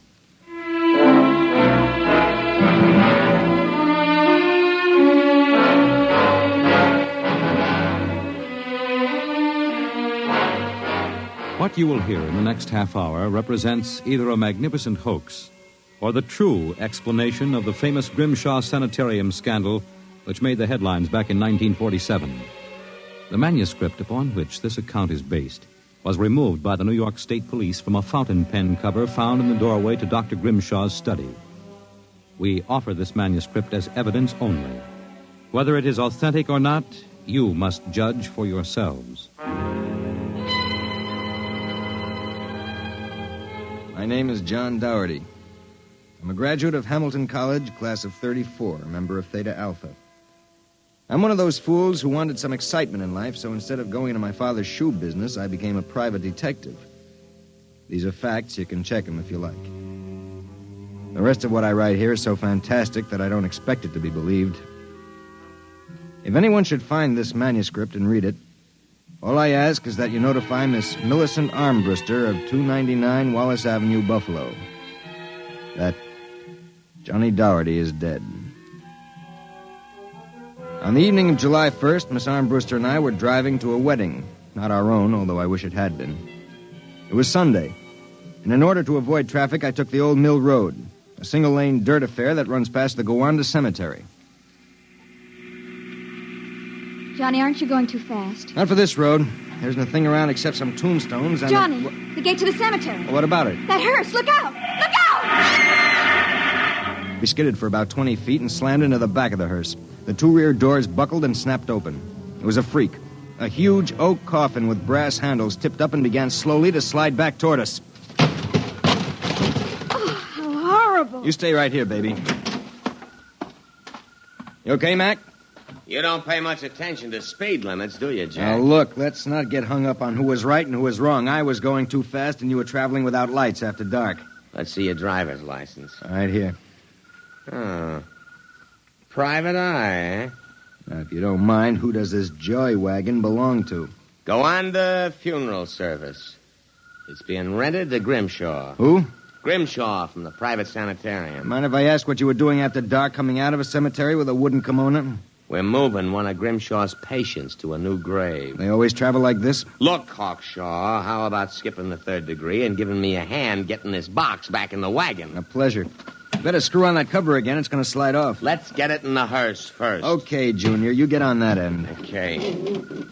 You ready? Yeah, lift.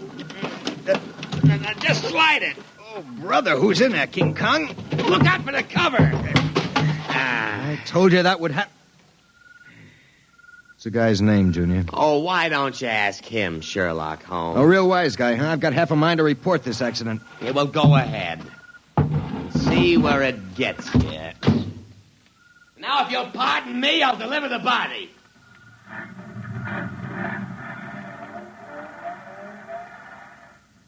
Everything all right, Johnny? I thought so until a few seconds ago.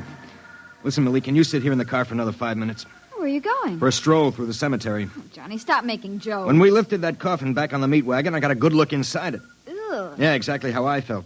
I figured we'd knock the stuffing out of the corpse, only I didn't expect the stuffing to be sand. What? Yes. That wasn't a body, that was a dummy stuffed with sand, a dummy with a wax face. Johnny! Which brings up an interesting question. Who's supposed to be in that box, and, just where is the dead man spending his time?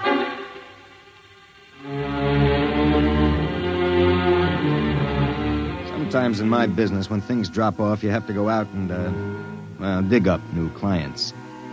My next case was a gentleman named Harlan Ward Sr., a wealthy automobile manufacturer. I'd gotten his name off his son's tombstone. Are you trying to tell me, Doherty, that my son Harlan was never buried at Gowanna Cemetery? Exactly, Mr. Ward. But why? Maybe if you'll tell me the circumstances surrounding your son's death, I can help answer that. My son was a rather impetuous young man. Tall, good-looking. After his graduation from Princeton, he began drinking quite heavily. After he got into a couple of scrapes, we sent him to Dr. Grimshaw's sanitarium in the hopes that he could be cured. While my wife and I were in Europe, we received word that he died, buried at Gowanna in our absence. Last week, my wife and I decided to have his body removed to the family vault here at Short Hills. How'd your son die? Suicide. You never saw the body? No. We couldn't get back from Europe in time. Now you tell me that his coffin contains a dummy. How do I know this whole thing isn't a plan to fleece me? You don't. But you're a rich man, Mr. Ward, and you're perfectly willing to take a chance that I'm on the level and that your son may still be alive. You sound very sure of yourself, Mr. Doherty. My fee is a $2,000 retainer plus expenses. What sort of expenses? However much it costs to take the cure at Dr. Grimshaw's sanitarium.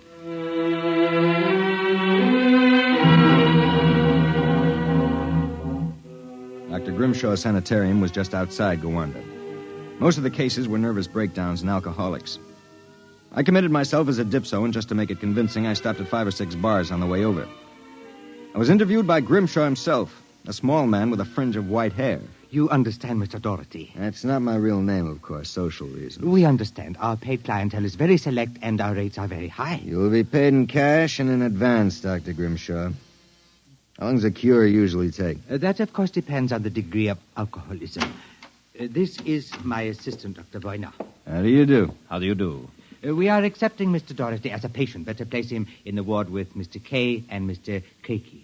Mr. K is a long-term patient, Mr. Doherty, a highly intelligent man, formerly a professor of plant pathology. Mr. Keiki suffers mild delusions. I think you'll find him rather amusing.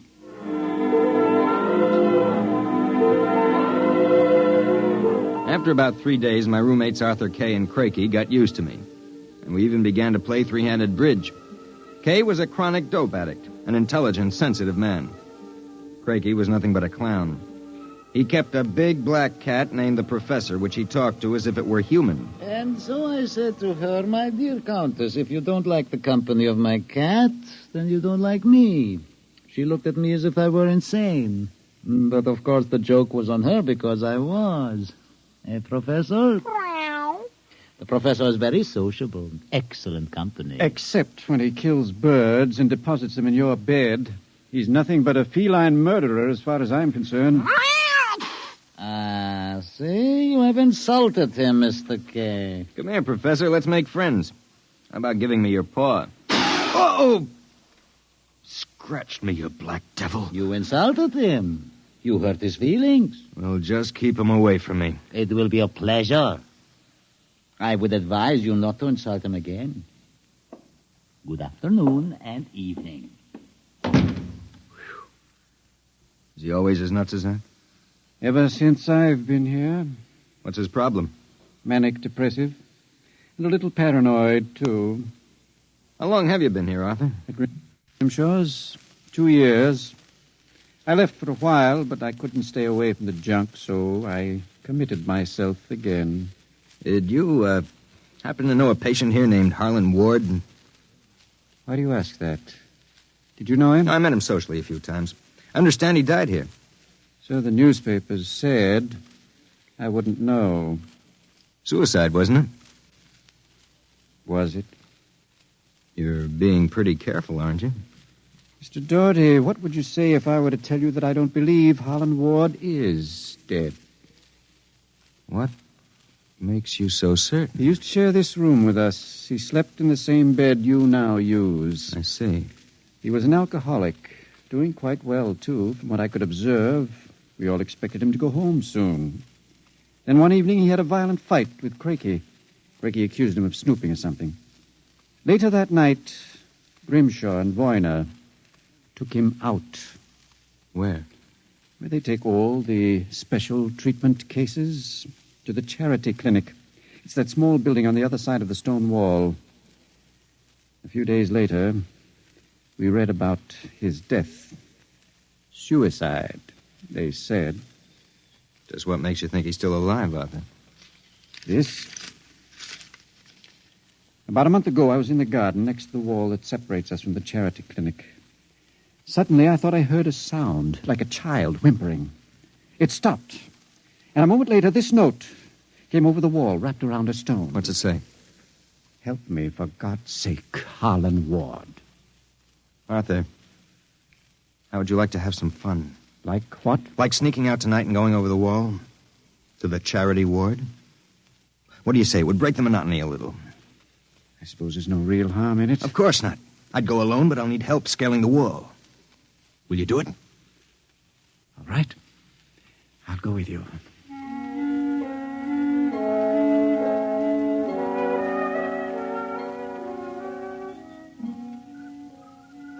Up.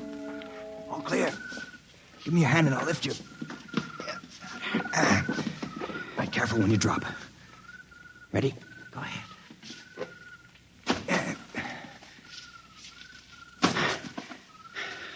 There's a charity building over there, the one with the lights in the basement window. Come on. Let's crawl over. Maybe we can see something. Shh. Listen. Can you make out what he's saying? No, I can barely hear. Good Lord. What was that? Probably some patient having the DTs. Let's have a look. Easy, it wouldn't do to get caught now. See anything? It's some sort of laboratory. I can see Grimshaw and Voyne and something else. What? There's a child with its back toward me. Now take it quietly. It will be easier. Please, no. It will all be over soon. You won't remember anything. No, I don't want to go. Why not give it to him? No. Shut him up, Voyne. Good Lord. What was it? What did they do to that child? Arthur, that wasn't a child. It was a midget.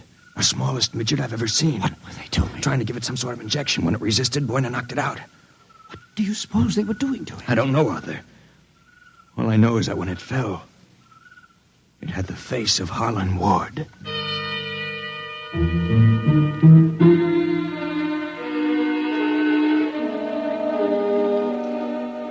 All the way back to our room, my brain was working like some frantic pinball machine. Only the score somehow wouldn't add up. The pieces were there, all right. A crazy old doctor, a brutal assistant, a private sanitarium, and a midget with a dead man's face. I thought that when I got back to our room, I'd have some time to think about it. I'd forgotten about our friend, the happiness boy, Count Crakey. So, I caught you. Fine, you've caught us. Now how about crawling back into the woodwork like a good little count? Where were you? Mink hunting. Arthur and I like to go mink hunting at night. You make fun of Count Crakey? I shall report you to Dr. Voyner. You'd better not if you know it's good for you. So, you threaten me? Me, Count Crakey? I shall scream for help. Help! Help! Did you hurt him? Just knocked him out. What do we do now? Put him to bed. Hope that when he wakes up in the morning, he's forgotten the whole thing. And if he hasn't? He's too crazy for them to take seriously anyway. Come on, let's get him back into bed.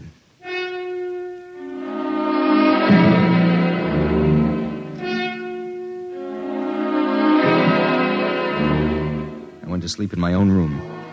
And the next thing I felt was the sharp jab of the hypodermic needle in my left arm. Hold it. It'll be useless to struggle, Mr. Doherty. In a moment, your motor nerves will be completely paralyzed. What's this about, Grimshaw? I might ask the same of you. My good friend Count Crakey informs me you and Mr. K decided to do some snooping earlier tonight. He followed you and saw you climb the wall. Crakey's insane. Mr. Doherty, that is a matter of opinion. Crakey, what is this? Perhaps my assistant, Dr. Grimshaw, would be good enough to explain. Assistant? Yes. You see, I am the actual head of the Grimshaw Sanitarium. Count Crakey feigns many delusions, Mr. Doherty. But in this case, he is telling the truth. Count Crakey is actually Professor Ernst Hassler. Professor Hassler and I worked together in the Berlin Neurological Institute before and during the last war. Unfortunately, my political affiliations with the Third Reich were under investigation by the War Crimes Commission. However, Dr. Grimshaw managed to smuggle me into this country, where I masqueraded as a mental patient, in order that we might continue certain experiments which were interrupted by the American Army. I can imagine the sort of experiments you conducted. You and your friend Mr. K will discover their exact nature very shortly, Mr. Doherty. It is a magnificent opportunity to serve science. I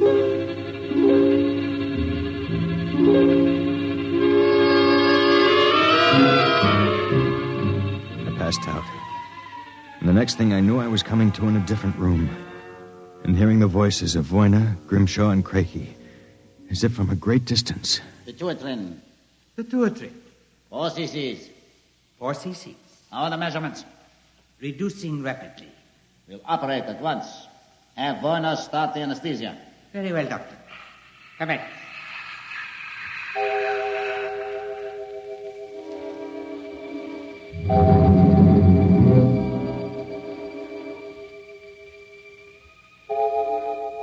When I came to again, I had a blinding headache. I began to wonder if Crakey and Grimshaw weren't doing something to drive me insane, because I lost all sense of perspective. The room seemed to grow in size. I don't know how much time passed, but one day Crakey came into the room with a bundle in his arms about the size of a newborn baby. The bundle was my friend, Arthur K. And worse yet, I was exactly the same size that he was. Let me out of here. Let me out. Allow me to congratulate you, gentlemen. How are you feeling? You dirty monster. I'm disappointed, gentlemen. Do you not feel privileged to be a part of an experiment that will place me at the very top rank of the world's endocrinologists? What are you doing to us, you madman? It has long been established, gentlemen, that dwarfism and giantism result from injury to or malfunction of the pituitary and thyroid glands. The interlock between these glands was thought to be a hormone. I have discovered that this was incorrect. It was an enzyme. An enzyme I isolated some years ago. I was well on the way to synthesis in Germany when the surrender interrupted me. The interruption also limited the number and type of subjects on whom I could experiment.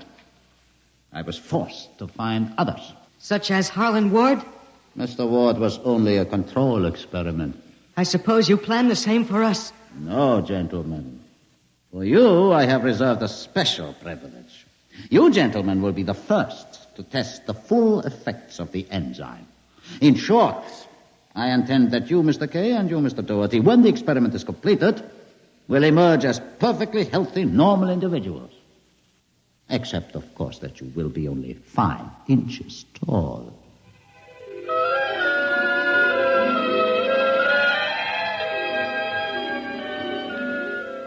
The days and nights that followed were a living nightmare.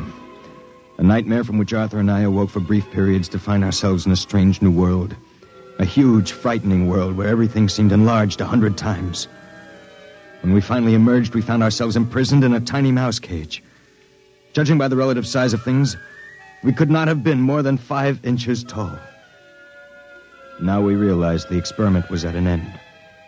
That from now on, it was either escape or be destroyed. How's it coming, Arthur? Another moment. I think I'll have this lock worked loose.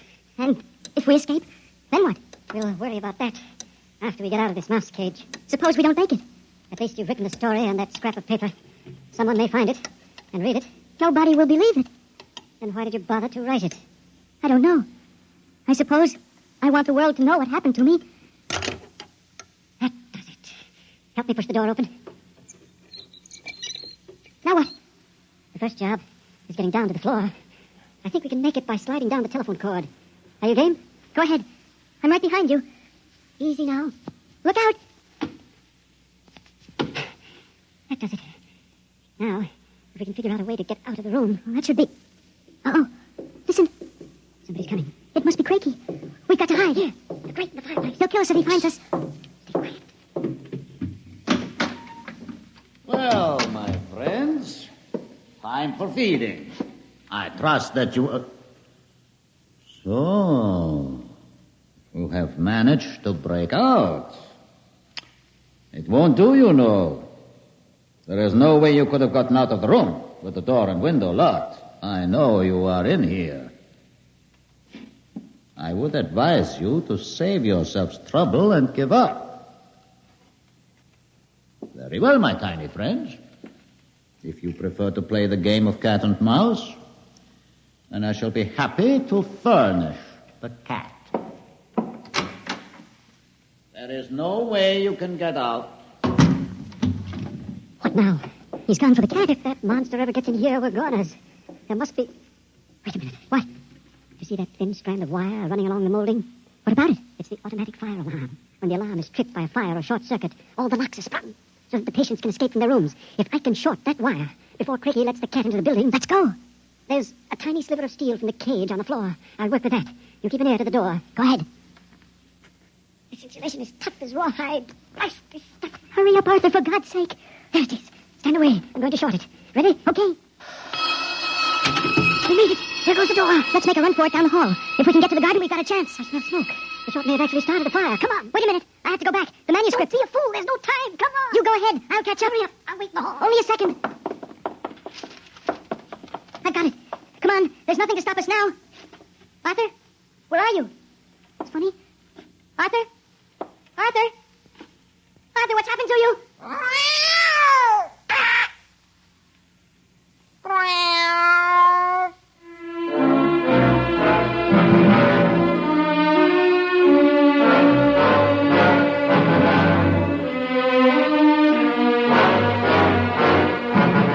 This is the record found in a fountain pen cover in the burned-out hallway of Dr. Grimshaw's sanitarium.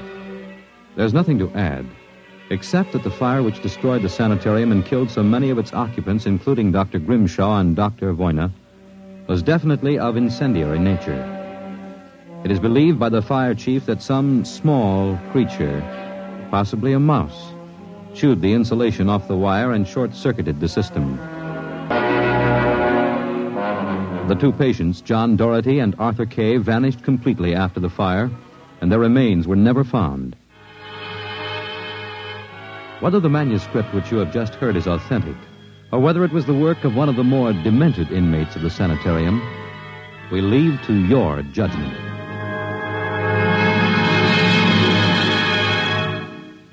You have just heard X-1, presented by the National Broadcasting Company in cooperation with Street and Smith, publishers of astounding science fiction.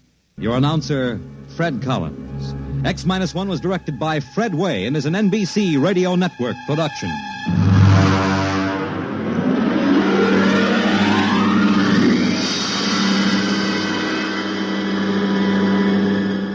X-1.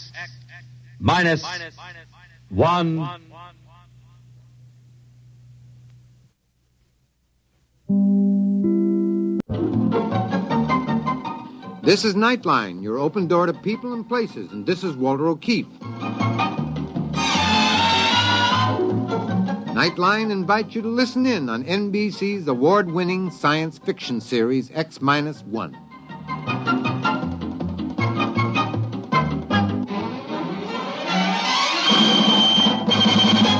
Now escape to a world of the future. Countdown for blast-off. X-5, 4, 3, 2, X-1, fire.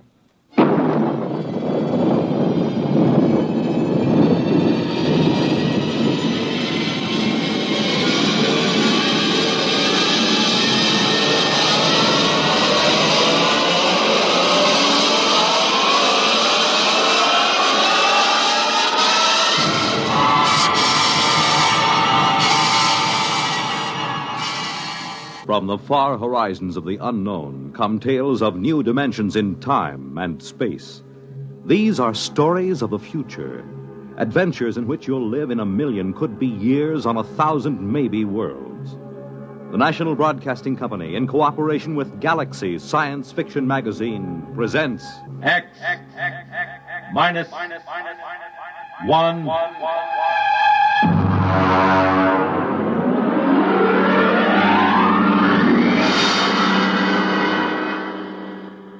Tonight, Tsylana by James E. Gunn. But first, hear this.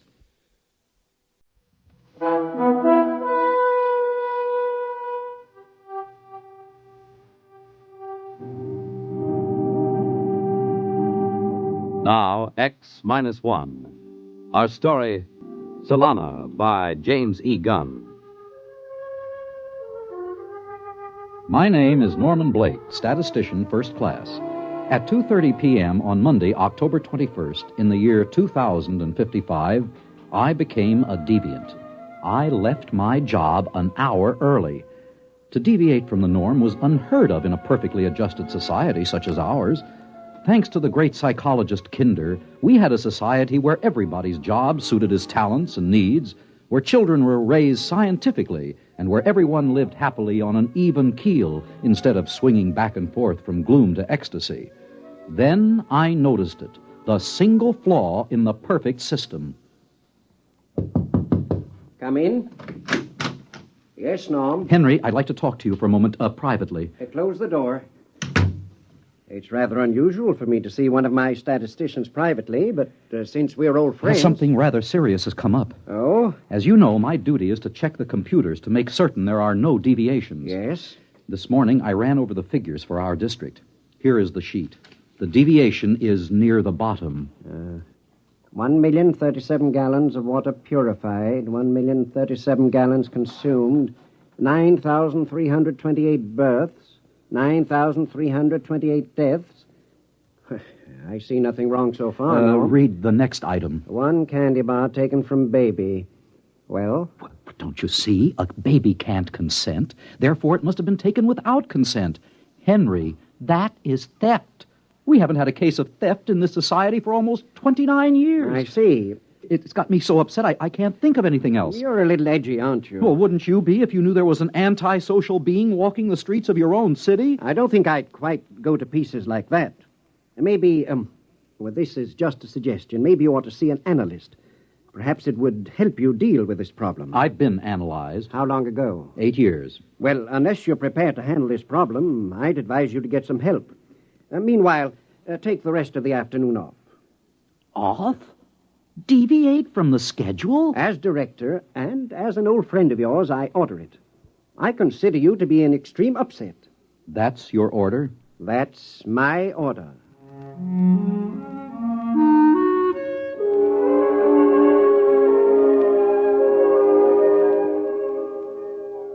I must confess that as I went toward the elevator, a line kept running through my head. Norm has departed from the norm. I was doing something unorthodox, and what frightened me was that it amused me. Here I was, leaving work 1 hour early. I was so preoccupied that I stepped into the elevator without noticing that someone was already in it. An invasion of privacy almost unforgivable. He was a small, strange-looking man with short silver hair and thick, round glasses. Oops, I beg your pardon. I didn't really know you were... Perfectly all right, stranger. I'll just step out and... Hold it, brother. You've got troubles, I can see. Well, My advice to you is see an analyst. Don't wait another 24 hours. Thank you for the advice. That's more than advice, brother. It's a commercial. Here's my card. Andrew C. Rednick, public analyst. Oh, you're an analyst. Freelance. I didn't know there were any. I'm probably one of the few still practicing. My slogan is, don't kid with your id. If life ain't dandy, come see Andy. I may be up to see you. You will, I can tell.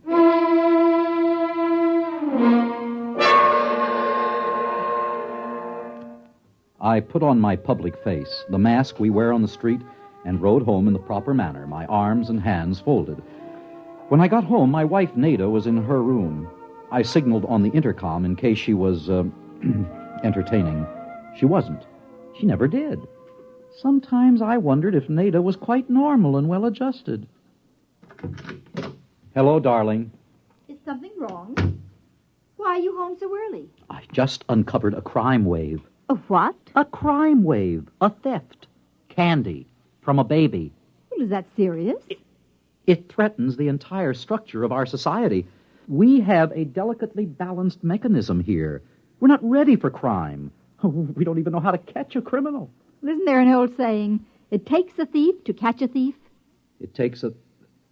Darling, that's it. That's the answer to our problem. What is? In order to protect society, I've got to catch the thief. And the only way to do it, obviously, is to become one myself.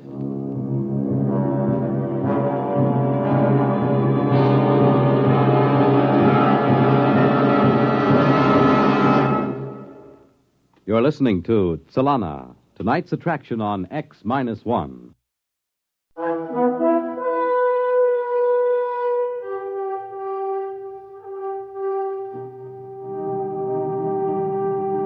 Now, back to X-1 and Tsylana. The address on the card was a deserted skyscraper, a pre-analytic building. The elevators were out of order, and I had to climb 29 flights of stairs. Finally, I was in front of a door that read, Andrew C. Rednick, public analyst. Grin and come in. Mr. Rednick? It ain't Santa Claus, brother. Who? You wouldn't remember. Park your ego. Now, boy, what's your problem? I've got to do something, and it isn't in my psychological profile. That's the trouble with this society. Nobody's capable of handling the unexpected. Are you saying there's an advantage to being unadjusted? Don't second-guess the analyst, boy. If you mean by advantage, will you be happier? No. But if you mean power, then you've got it. In a country of normal people, the neurotic man is king. You want to be king, boy? Of course not. I'm perfectly happy and well-adjusted, except for one little problem. Namely? I've got to catch a thief. So? So I've got to know how a thief thinks and feels, what he does, where he goes. You mean you want to become neurotic? Exactly. This is a rather unorthodox request. I suppose it is. I could lose my license if anyone found out. If you don't do it, it could mean the end of society and civilization. As bad as that, eh? Very well. Start at once? Why not? Sit at my desk while I lie down on the couch and tell you about my childhood. You lie down? I'm the one that's supposed to lie down. You forget this is reverse analysis. I'm supposed to make you neurotic, frustrated. Now then, the first thing I remember was an argument between my father and mother. You were living with your own father and mother? Ooh, how unhygienic. What a nasty situation. You aren't very good at this sort of thing, are you, boy? You're supposed to listen, not comment. Now then, When I was 27, I perfected analysis and revolutionized society. What are you talking about? Kinder perfected analysis and revolutionized society. He died. Don't second-guess the analyst. You know, I'm beginning to dislike you already. Fine. We're making progress already. You're beginning to experience dislike. Next, we'll achieve hatred, and then loathing. In 3 weeks, you'll be well on the road to becoming a crook.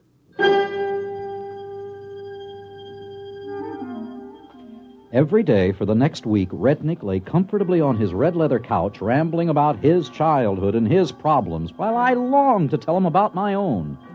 I grew more and more repressed, and my disposition became worse and worse. On the 8th day, something happened at the office that made me realize I had to hurry. Come in. Henry, it's happened. What? The thief has struck again, but this time it's even more serious. What did he take? $1 million is missing from the First District Bank. Great Scott. We've got to find this thief, Henry. We're doomed if we don't. Well, maybe he's worked out his repressions. After all, what can a man steal after he's stolen $1 million? I don't know, but I intend to find out. Maybe you ought to drop it, Norm. How can you say a thing like that? It's positively antisocial. Calm down now. You're all upset again. Why don't you take the day off and go home? Spend some time with that lovely wife of yours. She misses you. How do you know? Norm, boy, do I detect a note of jealousy? You'd better watch your step. Jealousy is the forerunner of violence. Are you seeing an analyst, as I suggested? Yes, I am. Well, keep at it, boy. You're in bad shape.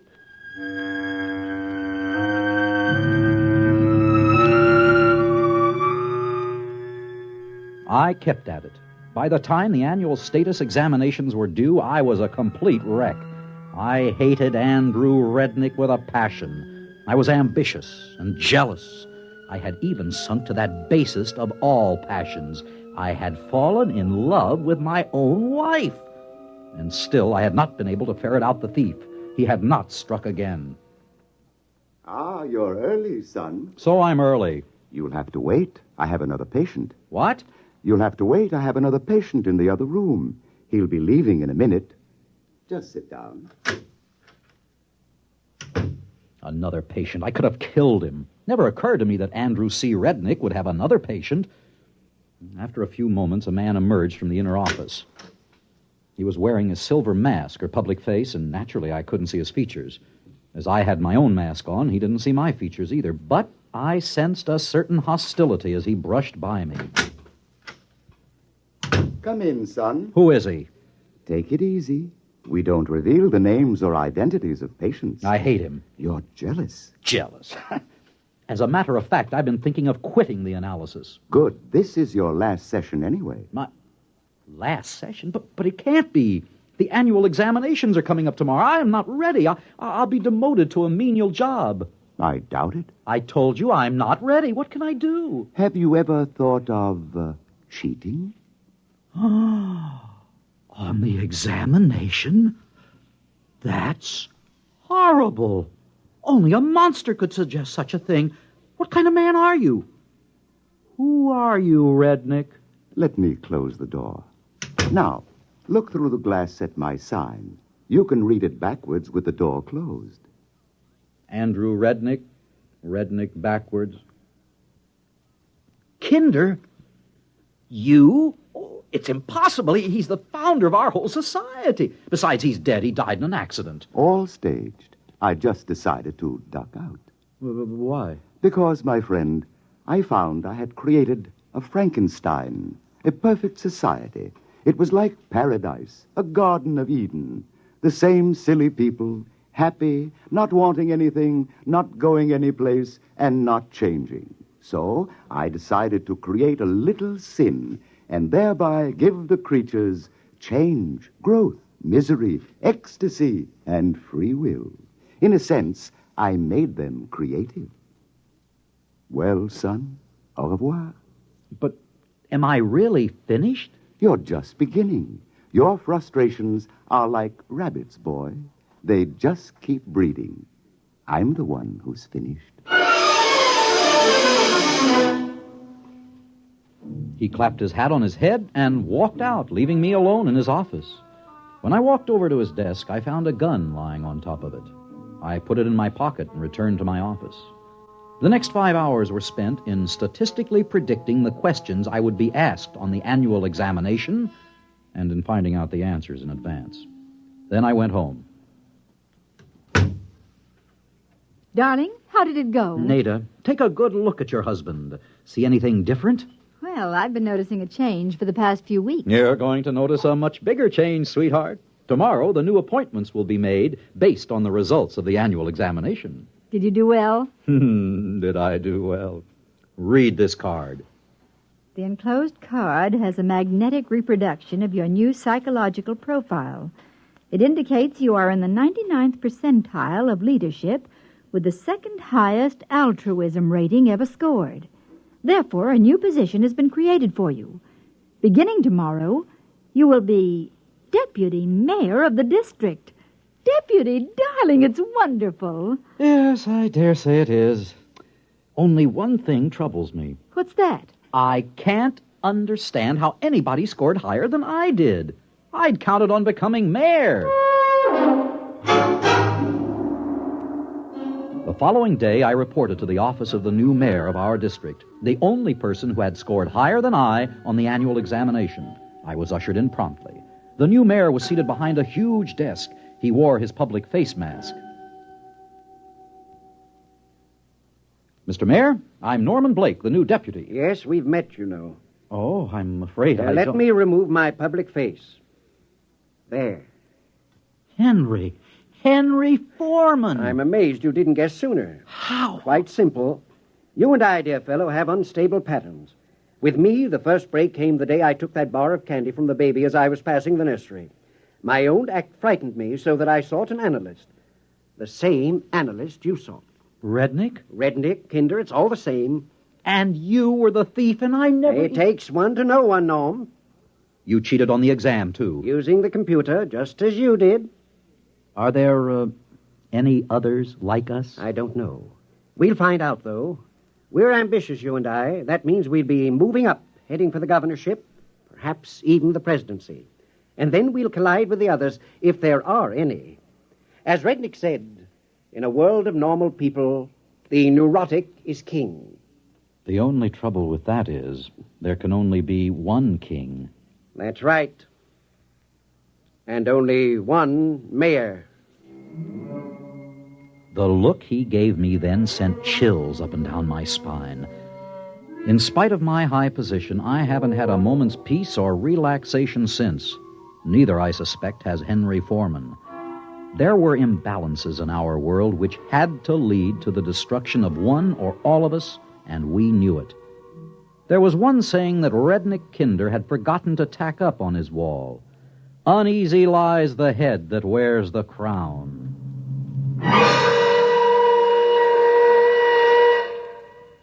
Fred Collins again, and I'll have another word for you about X-1 in a moment.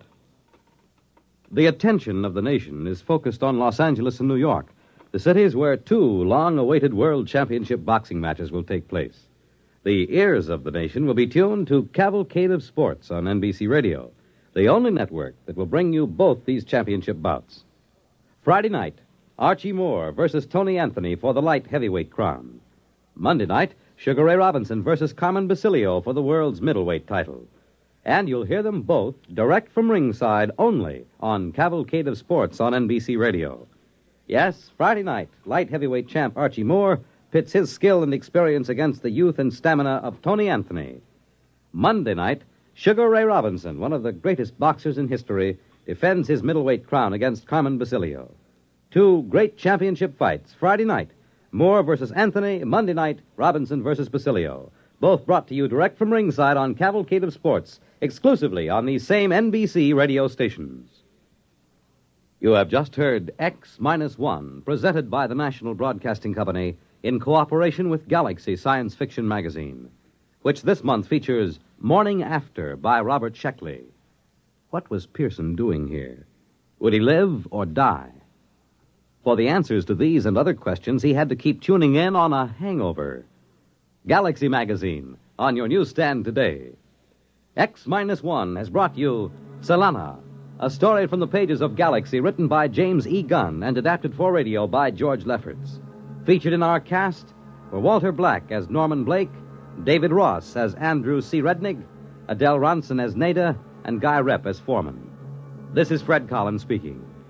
X-1 was directed by George Voutsas and is an NBC Radio Network production.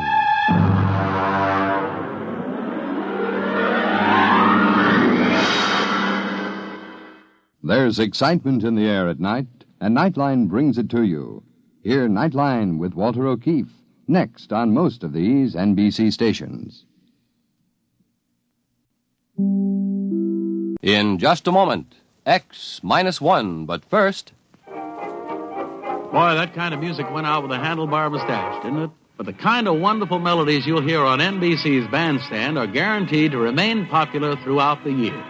This is Bert Parks, your Bandstand MC.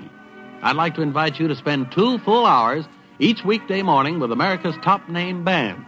Groups like Guy Lombardo, the Dorsey Brothers, and Ralph Flanagan. They'll entertain you in person. So listen Monday through Friday to NBC Bandstand. Now stay tuned for X-1 on NBC. After tonight's broadcast, X-1, the adult science fiction show, will not be heard until Wednesday, September 26th. It will be heard on Wednesdays thereafter. For the exact time, consult your local newspaper. And now, X-1. Countdown for blast off. X-5, 4, 3, 2, X-1, fire.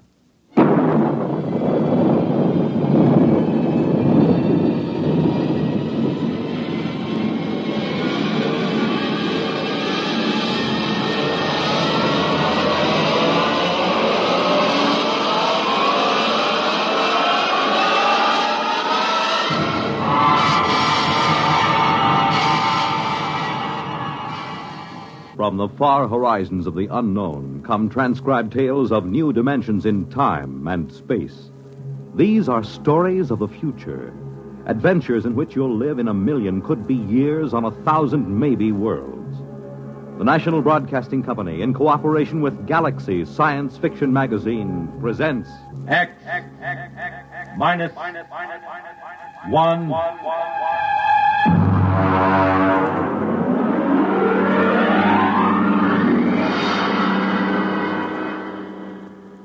This week, the police chiefs of the country are meeting in Chicago for the 63rd Annual Conference of the International Association of Chiefs of Police. Tonight, X-1 is proud to salute them as we present The Lifeboat Mutiny by Robert Sheckley.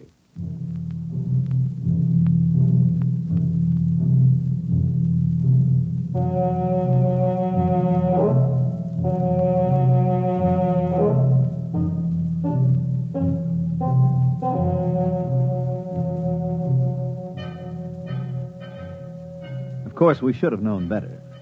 In a way, we were asking for it, but frankly, we were short of credits, and beggars can't be choosers. As a rule, I don't like second-hand equipment, not if I have to trust my life to it. But Joe, the interstellar junk man, can be pretty persuasive. He has an air of confidence when he walks down between the rows of antique jalopies on his lot and pats an airlock door lovingly or kicks at the ground gyros to show how firm they are. Joe exudes faith the way trees drip sap in the spring. And if you get too close, a little rubs off on you. Yeah, you see, solid as a rock. Look at that plating. I'm telling you, this boat is a real buy. She looks pretty old. Sure, she's old. Now, don't give us that story about it belonging to a little old lady who used it to flip to church on Sundays. Now, look, boys, I'm not trying to unload something on you. I don't stand to make a nickel on this, but tell me the truth. Did you ever hear sweeter engines? And look at those servos. Pretty old. And that hull. I bet it's 500 years old and not a spot of corrosion on it. I'm telling you, you're lucky. It's a coincidence, you two fellas coming in. You need a lifeboat. And sitting right here waiting for you, like you was made for each other, is this baby. Well, she certainly does seem rather nice. What do you think about it, Dick? It does look pretty good. It's about what we need for the ocean survey work on Trident. But you know Joe. They just don't build them this way anymore. Look at that propulsion unit. You couldn't dent it with a trip hammer.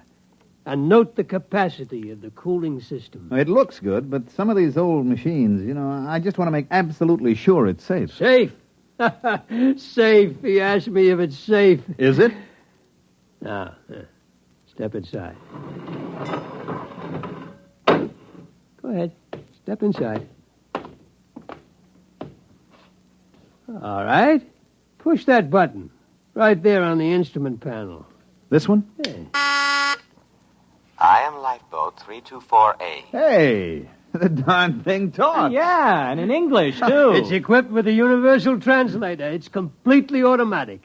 I told you they just don't build them this way anymore. Go ahead. Push the button again. I am Lifeboat 324A. My primary purpose is to preserve those within me from peril and to maintain them in good health. At present, I am only partially activated. Could anything be safer? This is no senseless hunk of metal. This boat will look after you. This boat cares. I don't know. The idea of an emotional machine always gets me. I can't even stand those robot maitre d's. They keep slobbering over you every time you go into a restaurant with their tubes just pouring kindness and consideration. Ah, you're a reactionary. We'll take it. You won't be sorry. Boys, you just bought yourselves a lifeboat.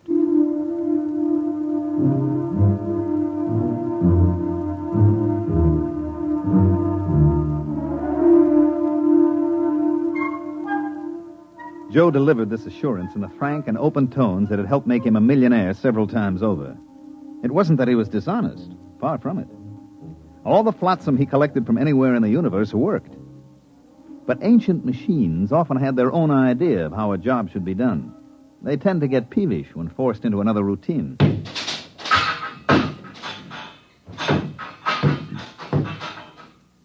Al, there she goes, Lifeboat 324A. I got her down in the afterhold. I think she's in perfect condition. It's just what we need for those oceans on Trident. I hope so. The last thing I bought from Joe was an electric razor. Only it turned out that it came from Deneb 3, where they are slightly reptilian. And an electric razor is used to help them change their skin in the hot months. If you remember, I was in the hospital 3 months, and after the skin grafts, I don't know my ears from my elbow.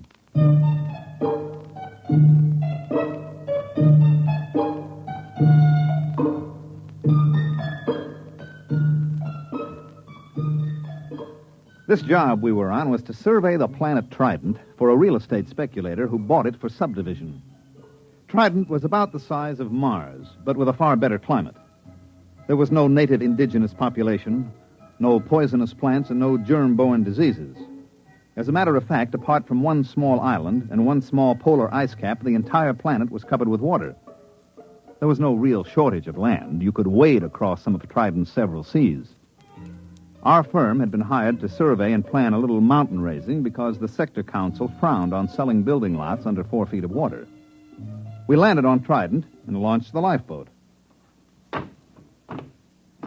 Okay, I got the sandwiches in the water. Ready to cast off? Aye, aye, sir. All mooring lines are on board. All right, let's crank this swan boat up and get going. Well, push that button. Aye, aye. I am Lifeboat 324A. My primary purpose is to preserve those within me from peril and to maintain them in good health. At present, I am only partially activated. For full activity, press button 2. Oh, there it is, right next to the first one.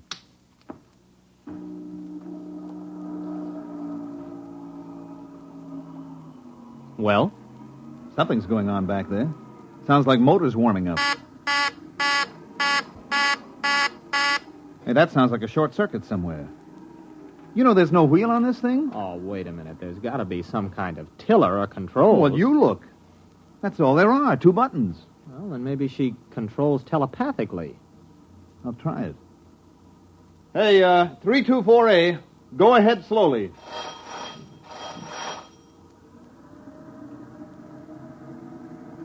Ah, there she goes. That's it. Starboard a little. Wait a minute. I still don't like the sound of that. I bet there's a short somewhere.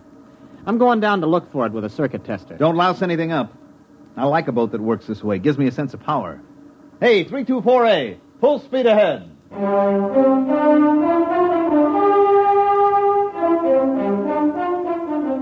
Arnold disappeared into the bilge with a circuit tester, and I handled the survey. Actually, our machines did all the work, tracing the major faults in the ocean bottom, locating the most promising volcanoes. And when the survey was complete, the next stage would be turned over to the subcontractor. He would wire the volcanoes, seed the faults, and touch the whole thing off. After that, there'd be enough dry land on Trident for anybody. Well, by mid-afternoon, I figured we could knock off for a while. We ate our sandwiches, took a drink of water from the canteen, and then had ourselves a swim in Trident's clear, green water.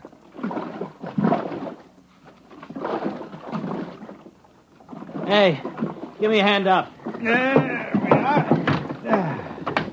That was very refreshing. Oh, yeah. I'll have to get this grease off with sandpaper, but I think I found the trouble.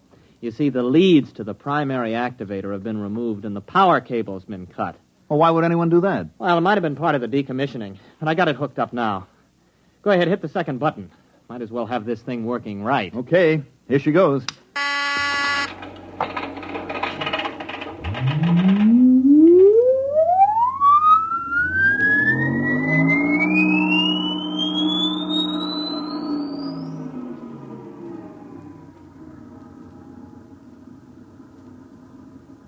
I am Lifeboat 324A.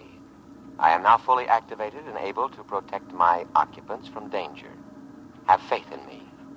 My action response tapes, both psychological and physical, have been prepared by the best scientific minds in all Drome. Ah, that's more like it, huh? Gives you a feeling of confidence, doesn't it? I suppose so. But where is Drome? Gentlemen, try to think of me not as an unfeeling mechanism, but as your friend and comrade in arms. I understand how you feel. You have seen your ship go down, cruelly riddled by the implacable Hagen. What ship? What's it talking about? You have crawled aboard me, dazed, gasping from the poisonous fumes of water, half dead. Oh, no, wait a minute. You mean that swim we took? You got it all wrong. We were just surveying. Half dead, shocked, wounded, morale low. You were a little frightened, perhaps, and well, you might be. Separated from the Drome fleet and adrift upon an alien planet. A little fear is nothing to be ashamed of, gentlemen. But this is war, and war is a cruel business, and we have no alternative but to drive the barbaric Hagen across space. There must be a reasonable explanation for all this. Probably an old television script got mixed up in its response bank. We better give it a complete overhaul. We can't listen to that stuff all day. Well, we're about a quarter of a mile from the island. I'll tell you what. I'll take it down and clean the goo out of the contacts when we get there. Hey, what's going on? We're stopping. Hey, lifeboat. Quiet, calm, trust in me. I am scanning the island. What's he talking about, scanning me? Better humor it. Lifeboat, that island's okay. We checked it personally. Perhaps you did, but in modern lightning-quick warfare, Drome senses cannot be trusted. They are too limited, too prone to interpret what they wish. Electronic senses, on the other hand, are emotionless, eternally vigilant, and infallible within their limits. But there isn't anything there. I perceive a foreign spaceship on the island. Oh, that's our ship. It has no Drome markings. Well, it hasn't any enemy markings either. I painted it myself. In war, we must assume that what is not ours is the enemy's. Oh. I understand your desire to set foot on land again, but I take into account factors that a Drome motivated by his emotions would overlook. Consider the apparent emptiness of the strategic bit of land, the unmarked spaceship put temptingly out for bait, the fact that our fleet is no longer in this vicinity. All right, that's enough. Now, I'm tired of arguing with you. Go directly to that island. That's an order. I cannot obey that order. You are unbalanced from your harrowing escape from death. All right. Enough of this nonsense. I'm just going to take that cutoff switch and... Come to your senses, gentlemen. Only the decommissioning officer is empowered to turn me off. For your own safety, I must warn you not to touch any of my controls. You are mentally unbalanced. Later, when our position is safer, I will administer to you. Now, my full energies must be devoted towards detection and escape from the enemy.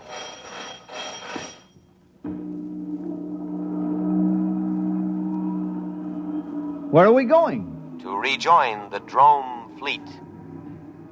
As soon as I can find it.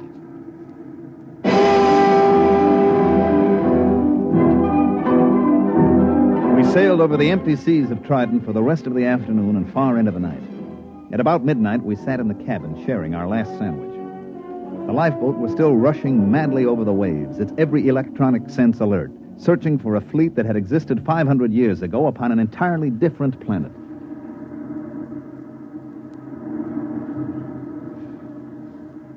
Oh, why didn't I pack more sandwiches? Did you ever hear of these dromes? Yeah, vaguely. They were non-human, lizard-evolved creatures. Yeah, they lived on the 6th planet of some little system near, Capella. The race died out over a century ago. Mm-hmm. And the Hagen? What about them? Also lizard, same story. Wasn't a very important war, you know. All the combatants are gone except this lifeboat, apparently. And us. We've been drafted as drone soldiery. Do you think we can reason with this tub? Oh, no, I don't see how. As far as this boat is concerned, the war is still on. It can only interpret data in terms of that premise. It's probably listening in on us now. No, I don't think so. See, it's not really a mind reader. Its perception senses are geared only to thoughts aimed specifically at it. Yes, sirree. They just don't build them this way anymore. Oh, I wish I could get my hands on Joe. Well, you know, it's actually a very interesting situation. The machine is acting very logically upon no longer existent conditions. Therefore, you could say that the machine is the victim of a systematized delusion. You mean the lifeboat is just plain insane? Well, I believe paranoia would be the proper designation. But it'll end pretty soon. Why? It's obvious. The boat's prime objective is to keep us alive. Our sandwiches are gone, and the only other food is on the island. I figure it'll have to take a chance and go back. Gentlemen, at present I am unable to locate the drone fleet. Therefore, I am turning back to scan the island again. Fortunately, there are no enemies in this immediate area, so I can devote myself to your care. Oh, you see, it's about time you got around to us. We're hungry. Feed us. Of course. Immediately.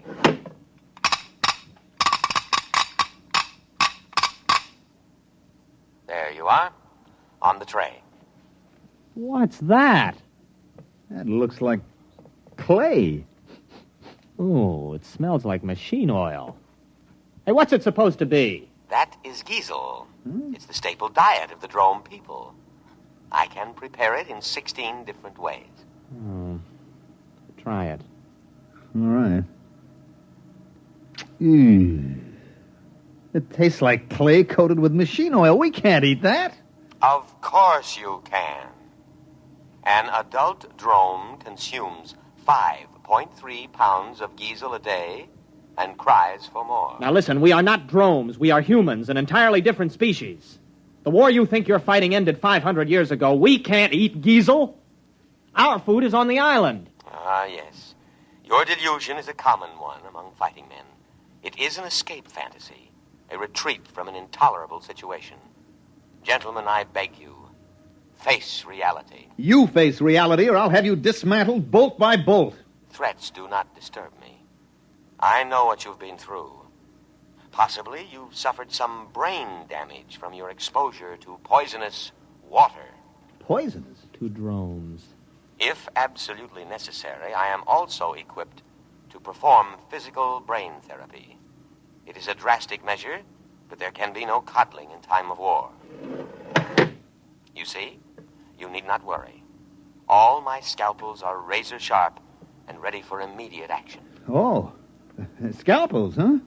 Well, we're feeling better already. It's a fine-looking batch of giesel, isn't it, Arnold? Oh, delicious. Nothing is too good for our boys in uniform. Do try a little. Oh, that's wonderful. Oh, that's delicious. Good. I am moving toward the island now, and I promise you in a little while you will be more comfortable. Why? The temperature here is unbearably hot. It is amazing you haven't gone into a coma. Any other drone would have. Soon I'll have it down to drone norm of 20 degrees below zero. And now I'll play our national anthem.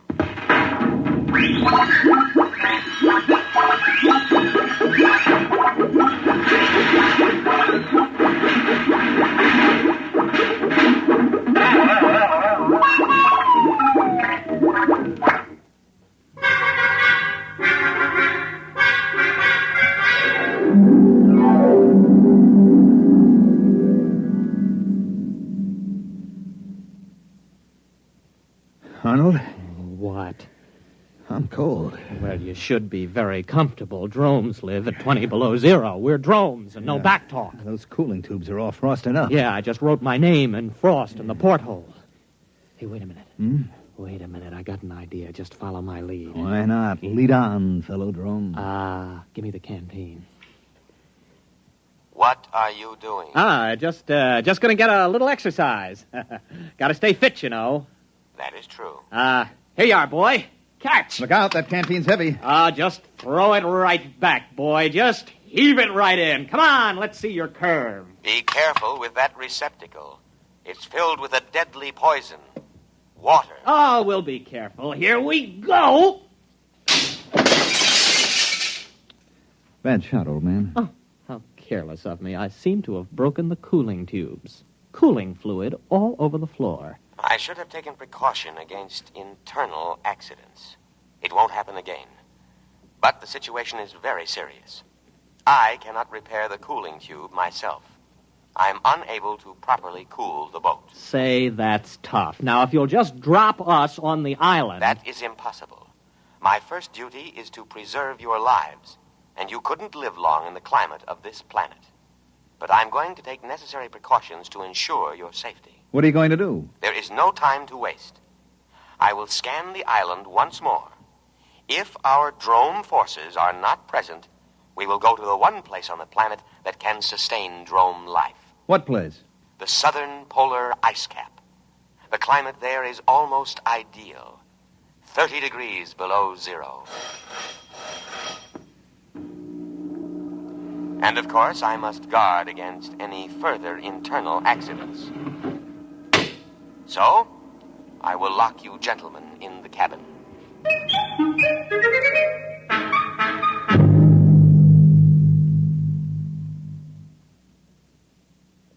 Think.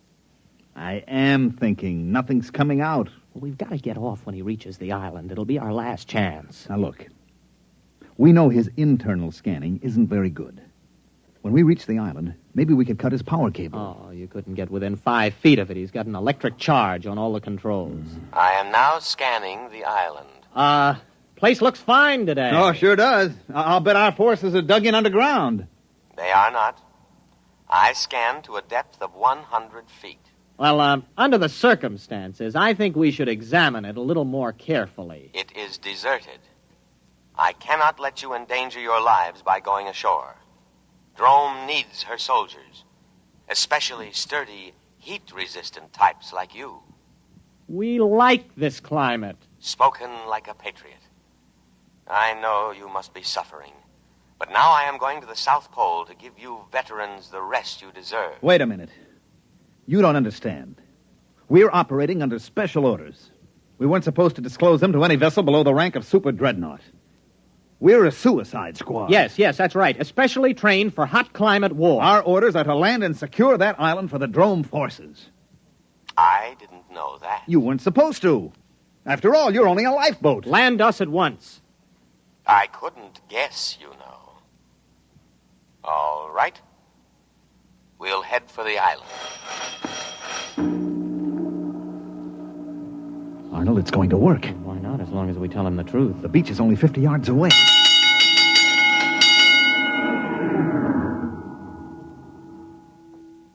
No. No, what? I cannot do it. What do you mean? This is war. Orders. I know, but I cannot obey. A different type of vessel should have been chosen for this mission, but not a lifeboat. You must think of our country. Think of the barbaric Hagen. It is electronically impossible for me to carry out your orders. My prime directive is to protect my occupants from harm. That order is stamped on my every tape, giving priority above all others. I cannot let you go to your certain death. You'll be court-martialed for this. I'll have you broken down to a dinghy. I regret to say I must operate within my limitations. I must take you to the safety of the South Pole. Listen, you crazy tin can. Let me at those controls. Please, do not attempt any more destruction. I know how you feel. Wait a minute, Arnold, old friend. Since we cannot accomplish our mission, we cannot ever again face our comrades. Death before dishonor. Hand me the canteen. No. Don't. That's water. It is a deadly poison. Don't. Don't. Too late. Arnold, it's your turn. We, who are about to die, salute you. We die for glorious Drome. That goes for me, too. Speak to me. Speak to me. Lie still, you idiot. There is no known antidote. If only I could contact the hospital ship. Speak to me. Are you still alive? Answer me. Here. Here. Perhaps if you eat some giesel. Dead. Dead. Dead. I will now read the burial service. Great Spirit of the universe, take into your custody the souls of these your servants.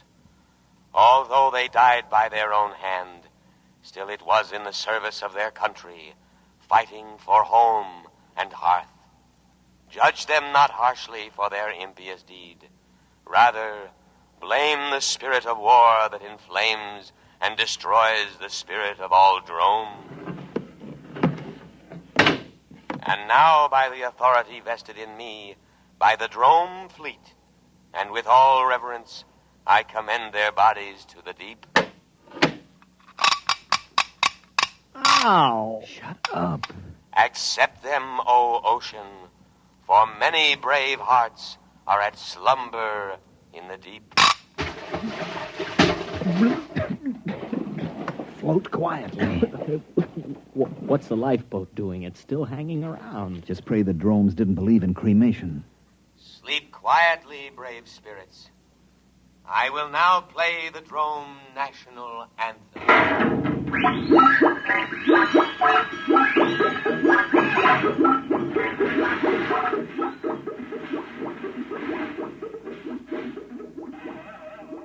Well, there she goes. Where? To the South Pole. To wait for the Drome fleet.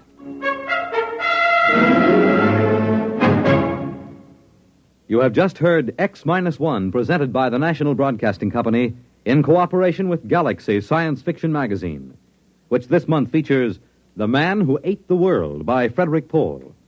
This is the story of a civilization which flowed with milk and honey, and of a man whose tragedy was that he had not drowned at birth. Galaxy Magazine, on your newsstand today. Tonight, by transcription, X-1 has brought you The Lifeboat Mutiny, a story from the pages of Galaxy written by Robert Sheckley and adapted for radio by Ernest Kenoy. Featured in the cast were Leon Janney, Mandel Kramer, William Redfield, and John McGovern. Your announcer, Fred Collins. X-1 was directed by Daniel Sutter and is an NBC Radio Network production.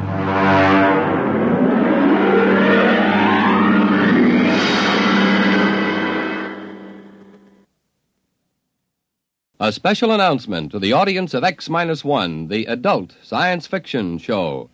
X-1 will not be heard next week, but will resume broadcasts at a new time on Wednesday, September 26th, and every Wednesday evening thereafter. For the exact time of the broadcast in your locality, remember to consult your local newspaper. The music of Tommy Tucker, live on Bandstand, weekday mornings on NBC Radio.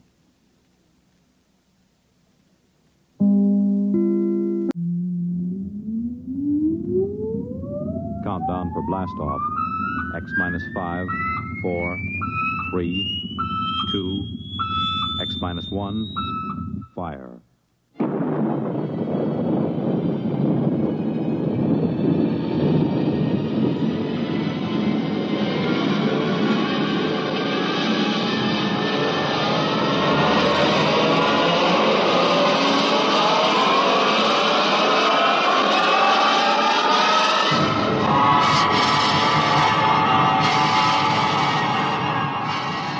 From the far horizons of the unknown come tales of new dimensions in time and space. These are stories of the future, Adventures in which you'll live in 1,000,000 could be years on 1,000 maybe worlds. The National Broadcasting Company, in cooperation with Galaxy Science Fiction Magazine, presents X minus 1.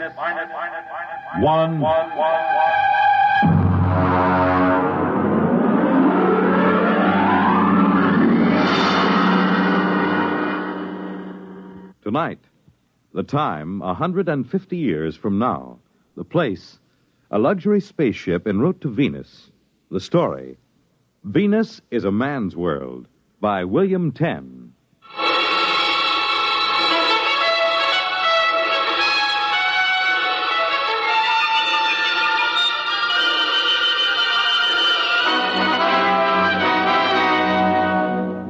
Some fellows are lucky. They have brothers, but not me. I have nothing but sisters. 2 of them, Carrie and Evelyn. Sometimes Carrie isn't too bad, for a girl, I mean. But Evelyn, boy, she's hopeless. It was Evelyn's idea to put me on that spaceship, jam-packed with 300 females, and all of them aching to get themselves husbands. In the one place that's still to be had, the planet Venus. Well, anyway, 20 minutes after we took off from the spaceport, I was bored stiff. Ferdinand, do stop fidgeting and sit down. I don't have anything to do. Well, I'll read to you and Carrie. Would you like that? No. I want to do something. What's the name of the book, sis? Well, it's titled Family Problems of the Frontier Woman. Doesn't it sound intriguing? Peachy keen. That's enough out of you, young man. Why don't you take a walk around the ship? Can I go with Ferdinand, sis? Well, wouldn't you rather we start the book? You should, Carrie. Every girl should read about the family problems of the frontier woman. Keep quiet, you boy. Oh, children, let's have enough of that. Now, go ahead, run along, you two. And Carrie, look after Ferdinand. See that he keeps out of mischief.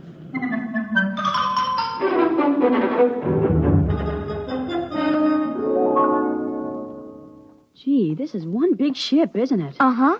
I sort of wish we were on a cargo ship instead of this liner. Why? This is super.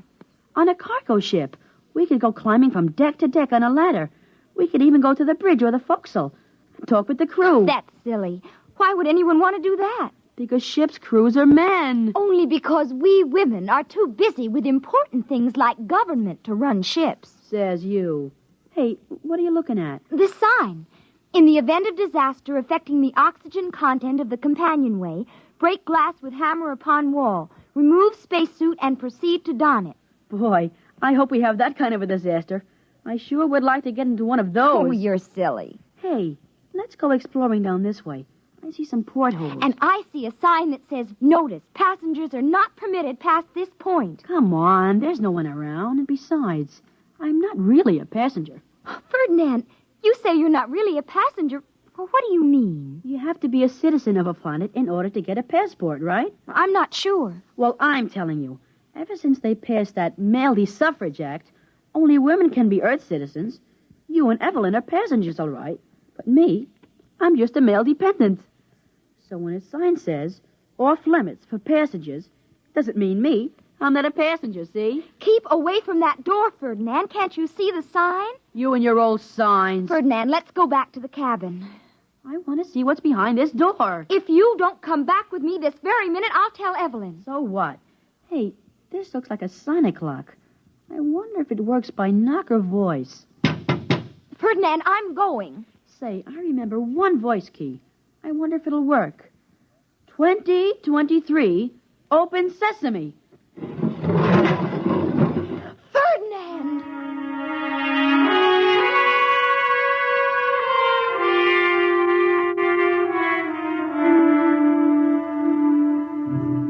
Out of all the million possible combinations, I hit it just right. The door clicked open into a dimly lit hole. As the door closed, a hand closed around my throat. The lights came on, and I found myself staring up the muzzle of a highly polished blaster, held by the biggest man I'd ever seen. We just stood there looking at each other for a while, till finally he said, Why, you're only a tadpole. Sir? A little tadpole. I must be getting jumpy enough to splash. My name is Ferdinand Sparling. I'm very pleased to meet you, Mr. I hope for your sake you aren't a tadpole brother to one of them husbandless Anura. Husbandless what? Anura, herd of females looking a nest. I come from Flatway, folks. You're a Venusian? Yep. What part of Earth are you from? And what are you doing on a spaceship to Venus? You know, the 3 out of 4. Yeah, how's that? The 3 out of 4. No more than 3 women out of every 4 on Earth can expect to find husbands. Not enough men to go around, with the Third Atomic War and all. Why, back in the 20th century, some of our best men went to the planets. My sister Evelyn says that by now, most of the men on Earth aren't even worth marrying. That's for sure. Those busybody Anura took care of that. Earth, what a place. I had a belly full. Why did you come in the first place? I came looking for a wife. Women are pretty scarce on Venus. I heard that there was a surplus of them on Earth. I can't understand why any man would even want to marry a woman. How old are you, Tadpole? 13, almost 14. Well, that explains a lot of things, Tadpole. It doesn't explain why you're heading back to Venus. Because I was in trouble the minute I landed on that woman's world. I didn't know I had to register at a government-operated hotel for transient males. Imagine, they told me a man couldn't say anything in court. All talking was done by female attorneys to a female judge. But I told them off. I told him where I come from, a man spoke his piece when he had a mind to, and his woman walked by his side. Well, what happened? Oh, I was found guilty of this and contempt of that. But I wasn't going to serve all those fancy little prison sentences, so I broke out and stowed away. You mean that you're breaking the law right now? Sure, aren't you? Oh, I guess so. I'm also a man outside the law. We're in this together. Shake, Ferdinand. Ferdinand? That's not a right label for a sprouting tadpole. I'll call you Ford. My name's Butt. Butt Lee Brown. Is Butt a nickname like Ford? Yeah, short for Alberta. But I haven't found a man who can draw a blaster fast enough to call me that. You see, Pop came over in the 80s with the first wave of immigrants from Ontario. Named all of us boys after Canadian provinces. I was the youngest, so I got the name they were saving for a girl. Golly, Mr. Butt, you must have had a lot of brothers. Yeah, full nest. They're Sass. His real name is Saskatchewan. Manny after Manitoba. And Uke, he was named for Yukon. I got one for every province and territory in Canada. Golly, all I have is 2 sisters. Oh? Tell me about them. Well, there's Carrie. She's almost 16. Yeah, well, how about your other sister? She a little older? She's old, all right. Evelyn's almost 21. She pretty? Who? Your sister Evelyn. Oh, I don't know. She's healthy. She's got very good teeth. If I know her breed, she's bossy and opinionated. Well, are no women? Oh, there goes the dinner gong, Ford. You better scat. Growing tadpoles need their vitamins.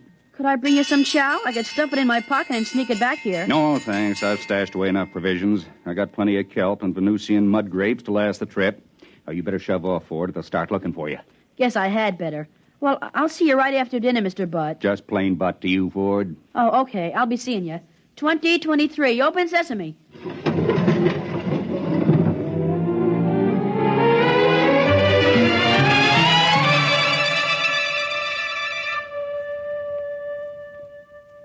Ferdinand, please be seated. I want to talk with you. Now? They just rang the dinner gong. I am aware of that. Now, where have you been? Around. I demand a straight answer. Where have you been, Ferdinand? I told you, sis, around. And don't call me Ferdinand. Call me Ford. That's what Butt calls me. Butt? Who is Butt? Oh, nobody. I just made it up. Ferdinand? I can't tell you. I can't. You must. Well, you promise you won't turn him in. Well, Butt's my friend. He's a Venusian. He's going home. Aboard our ship, the Eleanor Roosevelt?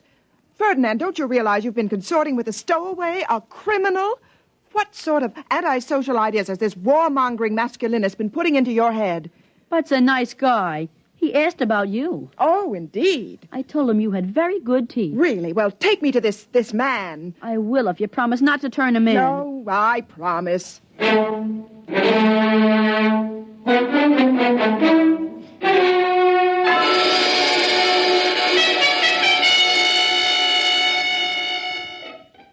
He's in there. The door has a sonic lock. I know the combination. Watch. 2023. Open sesame. Oh, it's so dark in there. But, hey, Butt, I brought along my sister Evelyn. She'd like to meet you. It's all right. Put on the lights. Oh. An honor, Miss Sparling. Please come right in. First, Mr. Butt, I want... Brown. Butt Lee Brown. First, Mr. Brown, you realize that you are committing 2 crimes. One, the political crime of traveling without a visa, and two, the criminal act of stowing away without paying your fare. Golly, Sid, that's no way to talk to Bud. I take it you either have no defense or care to make none. I wonder if all the Anura talk like that. And you want to foul up Venus. We haven't done so badly on Earth after the mess you men made of politics. Hear, hear. Yeah, hear, hear. Oh, you keep quiet, Ferdinand. And another point, Mr. Butley Brown. I don't suppose you know that under space regulations, you've made this poor child an accessory. But didn't make me anything. Let's not talk law, female. Let's talk sense. I'm in trouble because I went to Earth to look for a wife. You're standing right here now because you're on your way to Venus for a husband. So, let's. Let's? Let's what? Are you daring to suggest Now, that... Miss Sparling, no hoopla. I'm saying let's get married, and you know it. Gee, sis, say yes. And what makes you think that I consider you a desirable husband? Figure it this way. If you wanted a poodle, you're pretty enough to pick one up on Earth. When you go charging off to Venus, you don't want a poodle, you want a man, and I'm one. I own 3 islands in the Galertan Archipelago. Good farmland when they're cleared. I got no bad habits, outside of having my own way. I'm passable good-looking. My teeth are good, too. Besides, if you marry me, you'll be the first mated on this ship, and that's a splash most nesting females like to make. You know, there's more to marriage than just doing... So there is. Well, we can try each other for taste. Now, me, I'd vote yes. Me too, I'd vote yes. Now I'll cast my vote.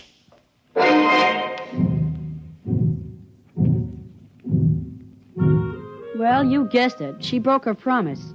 I suppose the kiss did it. She put it a stowaway to the captain, and he sent the detail from the ship's crew to halt Bud off to the brig. Well, later that afternoon, all the passengers, 300 females and me, gathered in the lounge for the hearing. It's all on account of you. Shush! Don't shush me. You promised your word wouldn't get Bud into trouble. Oh, you snitch. Shush, the captain is rapping for quiet. By authority vested in me under the Pomona College Treaty, the stowaway, a Venusian, Butley Brown, will be tried for violation of Articles 16 to 21 inclusive of the Space Transport Code. Purser, bring in the prisoner. Ladies! Those cheap extroverts, and they call themselves responsible. Ladies! Dear ladies! Thank you, ladies. Butley Brown, I order your person and belongings impounded for the duration of this voyage as set forth in sections 41 and 45. Captain, the sections are 43 and 45. You're quite right, Miss Sparling. Sections 43 and 45 of the Mother Anita Law Emergency Interplanetary Directives. Aren't you even going to give me a fair trial before you hang me? Talk to me! Ladies, I beg of you, ladies. Captain, what exactly are the charges against me? You're a stowaway. I can pay for my passage. You can? Well, then I guess we can dismiss the charges. Ladies, gentle ladies. Just a moment, Captain. Yes, Miss Sparling? I demand justice. You can't let him off that lightly. Besides, there's the other charge. What other charge? Assault. That comes under sections 18 through 35 of the MacDonald Law. It does? Well, then would you tell the court in your own words exactly what happened? Well, when I first laid eyes on Mr. Brown, he seemed to be a fundamentally decent chap, despite his barbaric notions on equality between the sexes, or worse. I was positive I could shame him into a more rational social behavior and make him give himself up. Go on, Miss Sparling. Just as I was getting over the colossal impudence involved in his proposing marriage and was considering the offer seriously, on its merits, as one should consider all suggestions, he deliberately dropped the pretense of reason. Get her. Ferdinand! My name is Ford, and you're nothing but a big snitch. You promised not to get Butt into trouble. Your name is Ferdinand, and stop trying to act forcefully like a girl. It doesn't become you. Miss Sparling, did I understand you to say that you were considering Mr. Brown's proposal of marriage? That is true. I will not deny that he appealed to me. He appealed to me as most savage ancients appeal to their women, as an emotional machine. Throw the proper switches, says his theory, and the female surrenders herself ecstatically to the doubtful and bloody murk of masculine plans. I'm afraid I still don't understand. What exactly did Mr. Brown do? He kissed me. Ladies, ladies, please, ladies. Mr. Brown, do you deny kissing Miss Sparling? No, Miss Sparling, do you deny enjoying the kiss? Your question is irrelevant and immaterial. Oh, she enjoyed it. How would you know? Well, I was right there. I could tell the way she acted. She sort of held the back of his neck, closed her eyes, and just hung on. What were you doing there? I introduced him. I met Bud first. Then I took Sis over there to meet him. I see. Ferdinand Sparling, I hereby order your detention for the duration of this voyage for aiding and abetting a stowaway as set forth in sections 41 43 and 43 and 45. and 45. And you can't arrest Ferdinand. He's only a child. You gave me your word no charges would be lodged against the boy. That was the usual promise one makes to an informer. But I made it before I knew it was Butley Brown you were talking about. I didn't want to arrest Butley Brown. You forced me. So I'm breaking my promise to you, just as I understand you broke your promise to your brother. I'm afraid both Ferdinand and Butley Brown will be picked up at New Kalamazoo Spaceport and sent terrorward for trial. But I used all our money to buy passage. I'm sorry. You'll have to return with your brother. Of course, there is a way out. There is? Well, tell me, please. Miss Sparling, if you'd marry Brown... Now, don't look at me like that. If you'd marry Brown, he would go on your passport as a dependent male member of your family. Do you think I'd marry that desperado? Why, he doesn't know enough to sit back and let a woman run things. Captain, you should be ashamed of yourself. I'll marry him! Perhaps I should be, but that's what comes of putting men in responsible positions. See here, Miss Sparling, I didn't want to arrest Brown. I'd still prefer not to. The officers and crew of my ship all go along with me. Why not? Men always think like men. They never use logic. They just rely on masculine intuition. Maybe so. This ship's crew are all residents of Earth.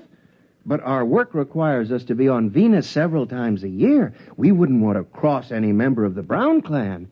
They're all men of influence on the polar continent. No, I wouldn't doubt that for a second. If anyone gets in their way, they merely oxidize them with a blaster. Take Butt. He's a big man in his own bailiwick, the Galertan Archipelago. When he wants to put somebody in office, well, he just appoints them. Mr. Brown has that much influence, you say? Power, actually. The kind a strong man usually wields in a newly settled community. Oh, Mr. Brown, if I marry you, would you promise to see that I'm appointed resident governor of the Galertan Archipelago? No. Attaboy, Bart. Don't give in. Ferdinand, this does not concern you. Mr. Brown, I might even consider a county clerkship. Nope. Stick by your blasters, Bud. Show her you're a real man. Mr. Brown, it would seem to me that if you really want to marry this attractive young lady, a compromise could be worked out. Well, I could make her sheriff. Oh, no. Would the position of sheriff of the Galertan Archipelago be acceptable, Miss Sparling? Yes. Good. I'll marry you here and now. I want to be a bridesmaid. Always a bridesmaid, never a bride. That's me every time. But you shouldn't have sold out. Why did you do it? You don't have to marry her for my sake. I wouldn't care what they did to me. That's all right, Tadpole. I'd do anything for my favorite brother-in-law. I'd sure like to be your brother-in-law. But gosh, you don't have to marry Sis. You could have had any one of these 300 females. Why marry Sis? I'm stubborn. What I like at first, I keep on liking. What I want at first, I keep on wanting until I get it. Yeah, but making her sheriff, what's going to happen to our man's world? Don't worry none about that, Ford, my boy. Wait till after we meet and go out to my islands. She'll find herself sheriff over exactly 2 Earth males, you and me. And I got a hunch that'll keep her pretty busy, huh? How about that,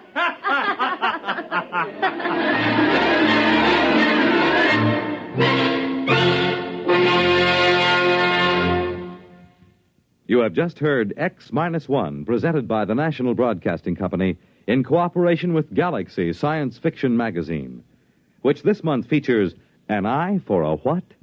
A story of the Earthmen who thought they couldn't hurt a friendly alien if their lives depended on it, while all the time their lives did depend on it. Galaxy Magazine, on your newsstand today. Tonight, X-1 has brought you Venus is a Man's World, a story from the pages of Galaxy written by William Tenn and adapted for radio by Arthur Small. Featured in our cast were Dennis Belabio as Ford, Bob Haig as Butt, Jerry Ann Raphael as Carrie, John Gibson as the captain, and Frederica Chandler as Evelyn. This is Fred Collins. X-1 was directed by Daniel Sutter and is an NBC Radio Network production.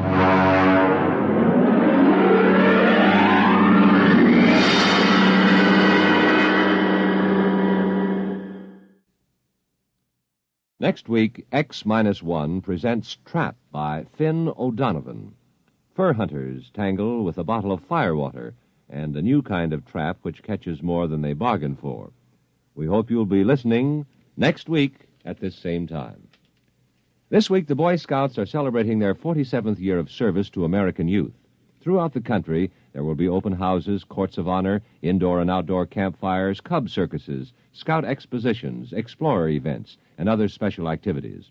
This is the second year of the 4-year program, Onward for God and My Country, which was launched to help prepare America's boys to live in today's world and prepare them to carry their full share in the years ahead. It's designed to give youth an opportunity to develop physical fitness, self-reliance, a sense of personal responsibility, a spirit of helping people, a willingness to share, an understanding of our government's democratic processes, and a firm spiritual foundation. On Sunday, February 10th, churches of all faiths will observe Boy Scout Sunday, with scouts attending services in uniform.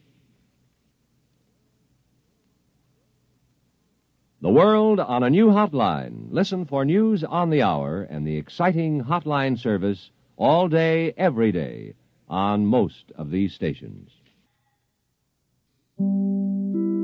In just a moment, X-1. But first, there's a certain water commissioner whose interest in the ladies sometimes overshadows his interest in civic affairs. His name is a familiar one, Throckmorton P. Gildersleeve, and he'll pursue his adventures tomorrow night when NBC Radio presents another comic episode of The Great Gildersleeve. So when you hear the familiar voice and hearty laugh of the water commissioner from Summerfield tomorrow, why, stay tuned and enjoy another romantic scramble with the one and only The Great Gildersleeve on this NBC station. And now stay tuned for X-1 on NBC.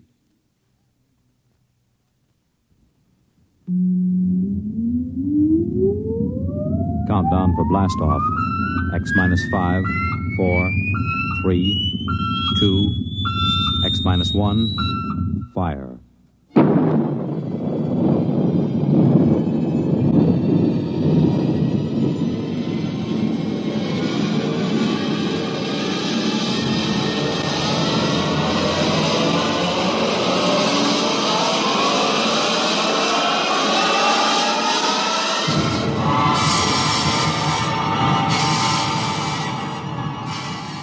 From the far horizons of the unknown come transcribed tales of new dimensions in time and space. These are stories of the future, adventures in which you'll live in 1,000,000, could be years, on 1,000 maybe worlds. The National Broadcasting Company, in cooperation with Galaxy Science Fiction Magazine, presents X-1.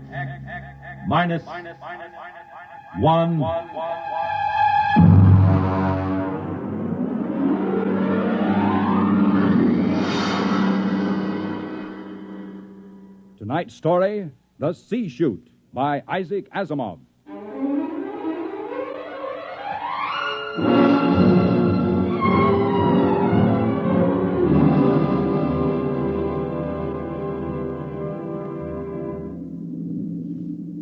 We were on our way home to Earth when it happened. 6 of us, coming home as passengers aboard the merchant spaceship Starfire. At the start of the Second Interstellar War, the one between Earth and the planet Chloro. And then it happened.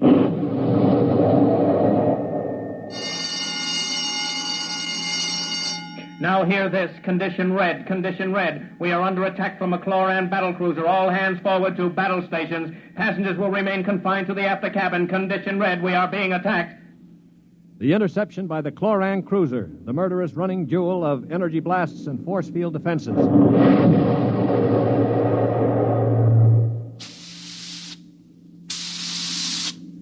We huddled in the passengers' after cabin, terrified, not knowing how the battle was going.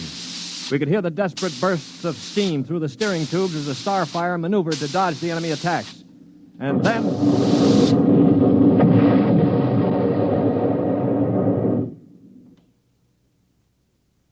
Now what? The beginning of the end, you might call it.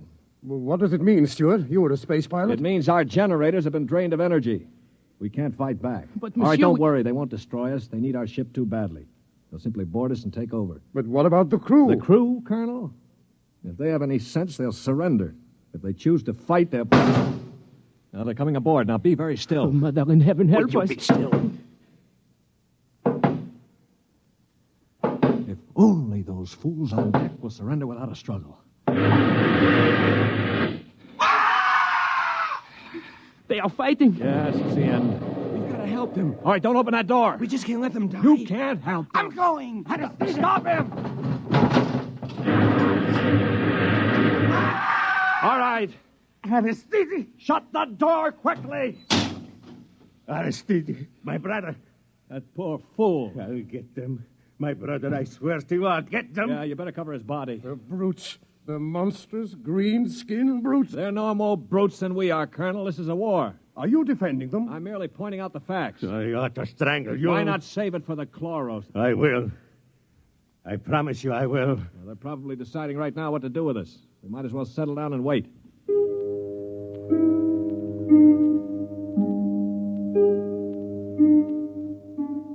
We sat there, the five of us, and listened while the Chloran invaders killed off the members of the Starfire's crew. Among us was Colonel Anthony Wyndham, an old Colonel Blimp type with a lame leg. Wyndham had spent his life in the militia back on Earth, but had never seen a battle. There was Demetrius Poliorkitis, who had just watched his brother being killed by a chlorocarbonizer. Poli was a huge man. He and his brother had tried truck farming on Arcturus and given it up after 2 seasons. Then there was LeBlanc, a sensitive, frightened young man of 22, and Randolph Mullen, who looked like somebody's caricature of a bookkeeper. A mild, balding, milquetoast little man.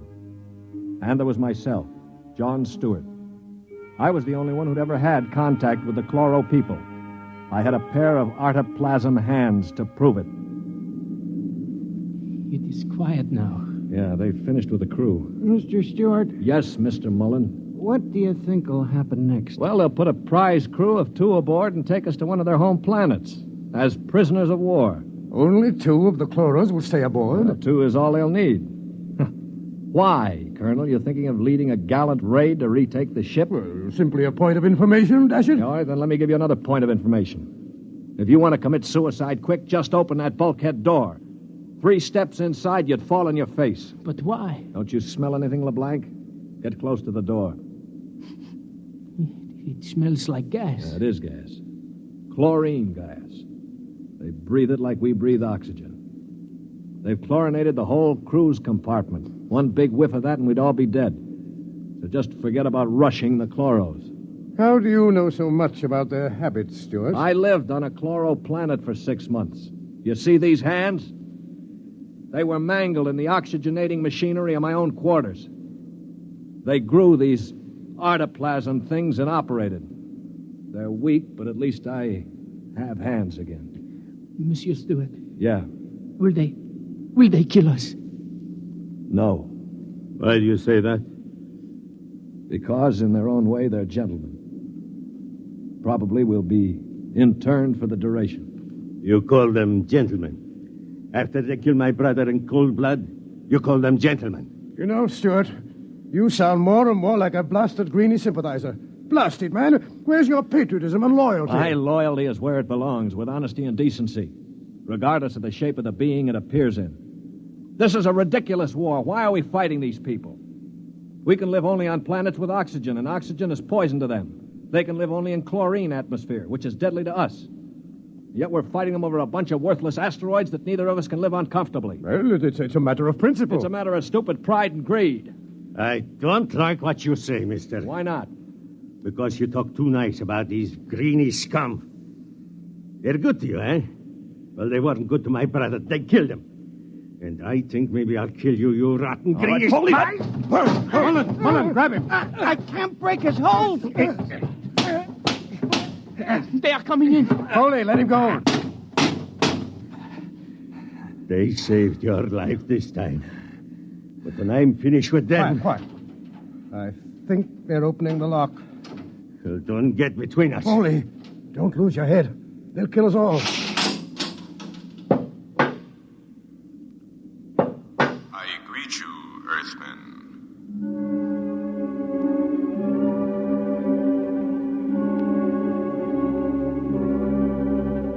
The chloro was not a pleasant sight to anyone unused to him. He was about the height of an Earthman, but the top of him was just a green stalk with eyes. He was still wearing a spacesuit to protect him from the oxygen in our compartment. In one of his tendrils, he carried a chloran gun. As he stood in the doorway, I could see Polyarchetes' eyes begin to glisten with rage. Then, with a bellow like a huge bull, he threw himself at the chloro.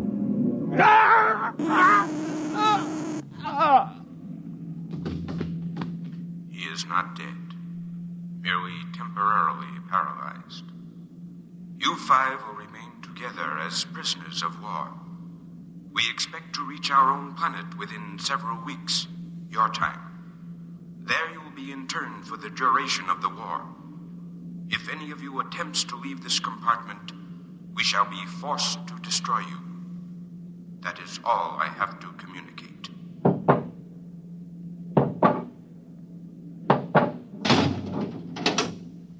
Hadn't we better do something for Mr. Polyarchetes? Oh, he'll be all right. Just hoist him up on the cot. That's good. Hi, Polly. Can you hear me, you stupid brute? His voice is coming back. Yeah. Now, I know what's going on in that thick skull of yours, Polly. You think that when the paralysis wears off, you'll ease your feelings by slamming me around some more. Well, if you do, it'll be curtains for all of us. How do you mean, sir? None of you know the chloros the way I do. Unlike us, they assume automatically that any group of Earthmen they find together comprises a biological grouping, like an ant colony. The result is that they consider the group as something, well, something holy. Now, they'd never break us up. And if one of us did any harm to another, they'd have us all executed as a bunch of chloro-type perverts, a non-functioning group. So call all the names you want. But keep your hands to yourself, or we're finished.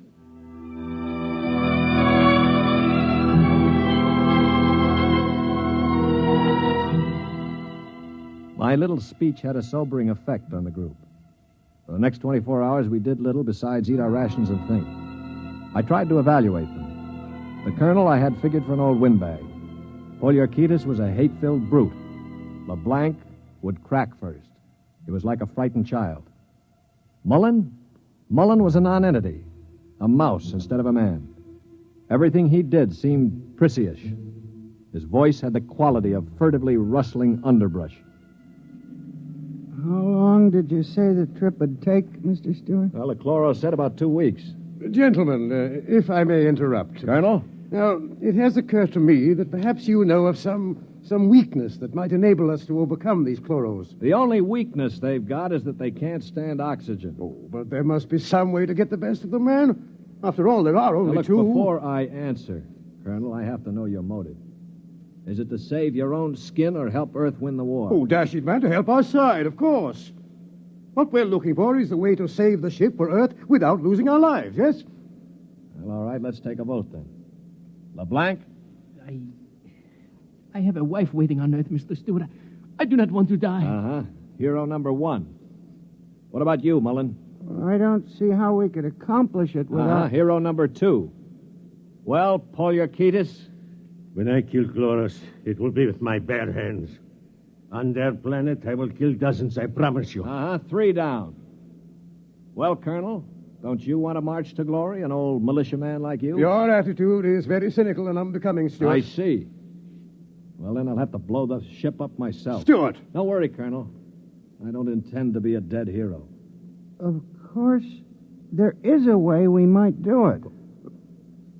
What did you say, Mr. Mullen? There's a spacesuit and magnetic boots stored in that locker over there. We might be able to reach the control room from the outside of the ship.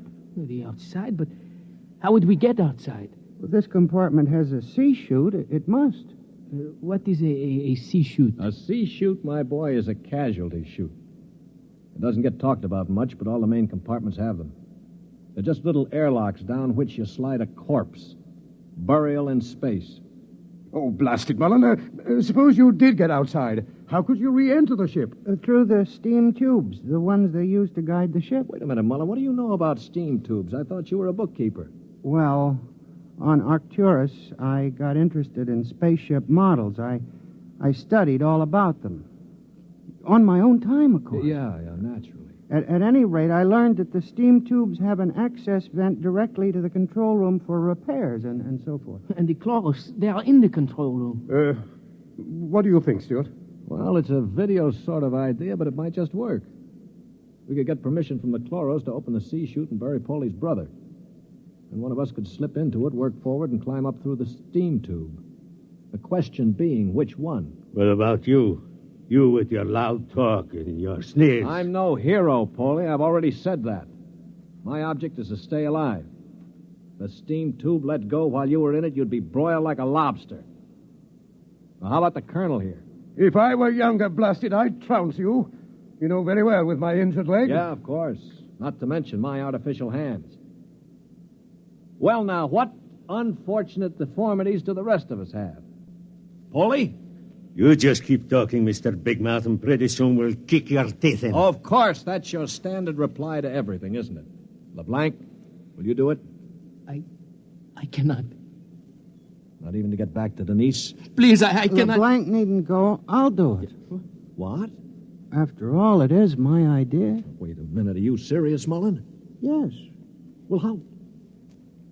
I don't understand. Why? Why you? Well, it seems no one else will do it. But that's no reason, man. I can't think of any other. Look here. Do you really intend to go through with it, sir? Yes, I suppose I do. Well, dash it, man. Let me shake your hand. You're an Earthman, by heaven. You do this thing and win or die. I'll bear witness for you.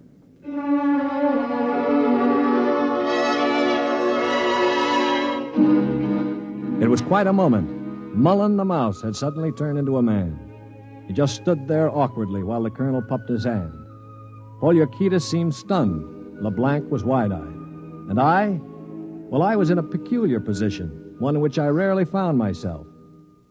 I had absolutely nothing to say. That ought to bring them. I hear one.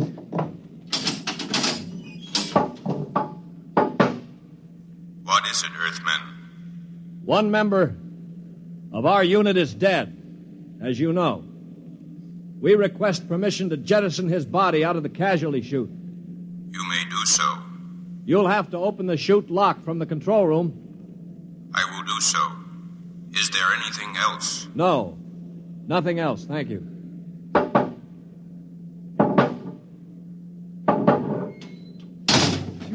Oh, boy. All right, come on now. We'll have to work fast. Mullen, get into a spacesuit from the emergency locker. Paulie, help Mom with those magnetic boots.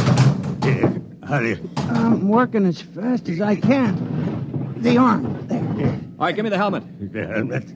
Okay. Now, Mullen, you better scratch your nose if you have to. It's your last chance for a while. What about radio contact? You can talk to us. We'll listen in on the helmet set in one of the other suits. The chloros won't have their set on the interphone frequency. Wait a moment. What for? Dash it, what's he going to use for a weapon? He isn't big enough to fight them barehanded. Ah, no, that's true. Well, how about one of those oxygen cylinders? Good idea. Use it to bash them over the head. Now, give him one of the cylinders equipped with a reducing valve. Now, look, Mullen, if your magnetic boots fail and you start drifting away into space, open this valve. See that? Now, you can use it like a miniature jet and try to blow yourself back to the ship. Understand? I think so. Well, I only hope it works. All right, here goes the helmet. You'd better hurry. The light is on over the C-Chute. Yeah. All right. That means they've opened the lock. Here. Now, can you hear me? Oh, LeBlanc, give me that other space helmet. Yes. Here. Let me switch on the radio. Can you hear me, Mullen? I hear you. Fine. Plenty of air? Air's okay. Uh-huh. Paulie, open the C-Chute. Okay, now help him in. All ready? Ready? Well, good luck. Close the chute. Pull the ejector valve. Now. He's out. Oh, God help him. The light is out. Yeah. The chloros have closed the chute lock. I don't suppose he has much of a chance. No. Do you think he knew it? I don't know. I just don't know. Should I try to contact him on the radio? Yes, I think... Wait a minute. What is it? Listen, the chloro's coming. Good Lord. He's sure to miss Mullen. Yeah, wait. Polly, get your brother's body on the cot. Put a blanket over it. Pretend it's Mullen asleep. Polly, for heaven's sake. My brother. All right, you've got to do it, man. It's our only chance. Listen, if Mullen could go out there and Very risk well. I will do it. Earthmen, Yes. you have jettisoned the body. Yes. Good. Is there something further we can do? No, We are very tired. Our grief is very great at losing one of our unit. We would like to rest alone. I will respect your wishes. I see that one of your units sleeps already. Yes, Mr. Mullen was overcome with grief. I leave you. Oh, brother. Polly, I thought sure you were going to rush him. With that brave little guy out there. What do you think I am, anyway? And to think I laughed at him. It makes me ashamed. Yeah, I guess I've been saying some things that maybe weren't too funny. I owe all of you an apology. Do you think it's safe to try the radio? Yeah, we better. Hello? Hello, Mullen. Can you hear me? Yes, I hear you. Where are you? I'm standing on the outside of the ship. All right, now take care. One misstep and you'll be marooned in space. Now, can you find the steam tubes?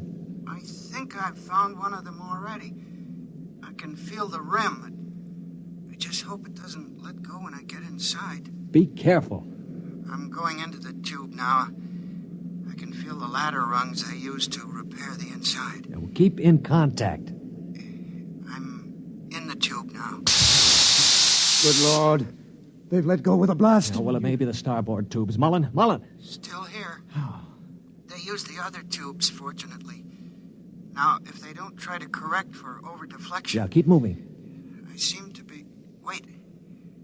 Yes, I'm at the end of the tube now, where it opens into the control room. Good. Now, look, there's a small metal door there. Can you feel it? Yes, I'm afraid it's locked from the other side. Oh. I can't budge it. Mullen, listen to me. Stuart, I'm scared. I'm terribly scared. Yeah, all right. Now, hang on. Don't blow up. Listen to me. Are you listening? Yes. Take the spare oxygen tank. Bang on the metal door that leads to the control room. The chloros are bound to hear you. When one of them comes to investigate, try to hit him with a cylinder. Now, aim for the stalk on top of his body. Try to blind him. Will you do that? I'll try. Well, now, go on. Only one can come. The other will stay at the controls. Now start banging.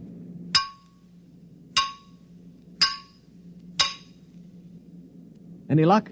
No, Wait, I hear something. Something's opening the lock. The door now. I hear... Ah! Mullen, what happened?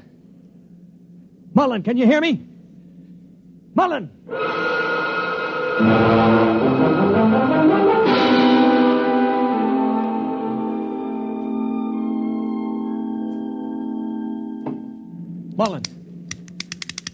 Mullen! Oh, it's no use. They must have gotten him. Yeah, he was one brave little guy, that one. But suppose they have just got him in the control room. I mean, maybe he's not dead. Well, then maybe one of us could rush them. We could bang on the door and jump the chloro. Well, the first guy would be a cinch to die. Well, I would be willing to take the chance. You? Why not? I could try. Not you. I'm the strongest. I do it. Now, listen, you chaps. I'm an old man. I've got nothing to live for anyway. Suppose I throw myself at the ray gun. Wait a minute. What's going on here? 20 minutes ago, there wasn't one of you who'd risk his little finger to get us out of here. Now you're falling all over each other. Maybe Mr. Mullen teaches us a lesson, huh? Yeah. Okay, Polly, give me the wrench. I'll start banging on the door.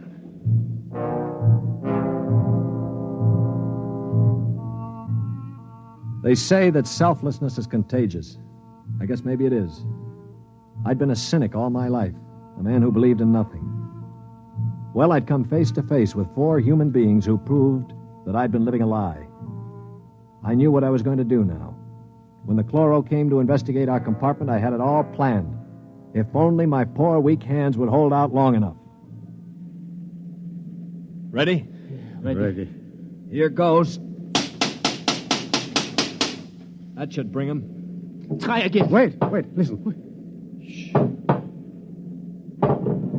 It's at the door. Get ready. It's opening the lock. For poor old Mullen now. Steady. No! Let him have it! Wait! Stop it! It's not the chloro! Wait! Good Lord! It's Mullen. Here, get the helmet off. That's it. All right, now lift. Mullen, are you all right? I seem to be quite all right. Well, the chloros. Both dead. At least I hope so. Well, what happened? Well, I banged on the steam tube hatch and a chloro opened it. Yeah? I hit him with a cylinder. It blinded him, I guess, but didn't kill him. He grabbed me and pulled me into the cabin. In the struggle, he broke my transmitter. That's why I couldn't talk to you. Finally, I managed to club him down. Well, what about the other one? The other one almost got me. It must have heard the scuffle and came into the cabin with a ray gun. What I did, I guess, was pure reflex. The cabin atmosphere was chlorine, of course, and the greenie didn't have a spacesuit on. Uh-huh. So I just turned on the oxygen valve in that spare tube. It was like spraying an insect with poison. Well, you're a brave man, Mullen. I'd have been scared to death. Mullen, what is it? Mullen.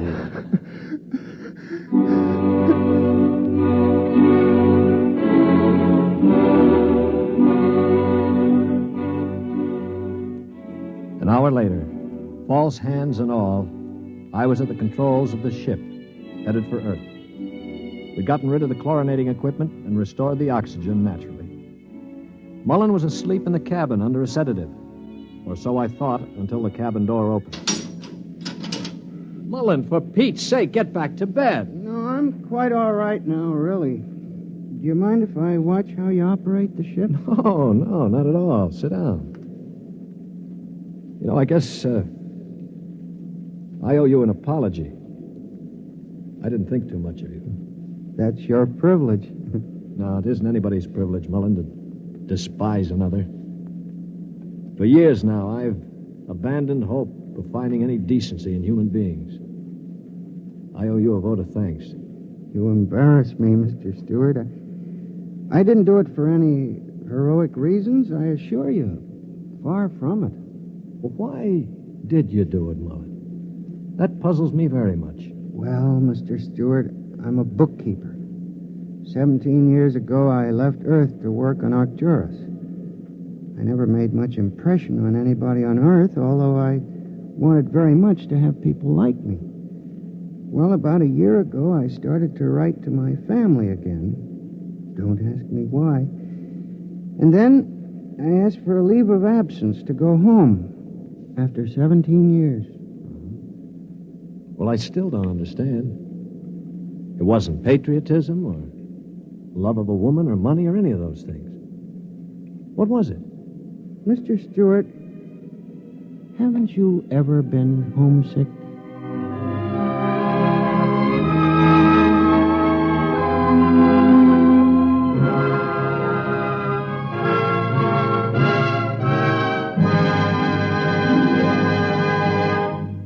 You have just heard X-1, presented by the National Broadcasting Company in cooperation with Galaxy Science Fiction Magazine, which this month features A Gun for Dinosaur by L. Sprague de Camp, a story of hunters in the bloodiest and most ferocious arena of all prehistoric Earth, where hunting reptile heavyweights is no job for human lightweights. Galaxy Magazine on your newsstand today. Tonight, by transcription, X-1 has brought you The C-Chute, a story from the pages of Galaxy written by Isaac Asimov, and adapted for radio by George Lefferts. Featured in the cast were Lyle Sudrow, Stan Early, Bob Hastings, Mercer McLeod, Danny Ocko, and John Gibson. Your announcer, Bill McCord. X-1 was directed by Daniel Sutter and is an NBC Radio Network production.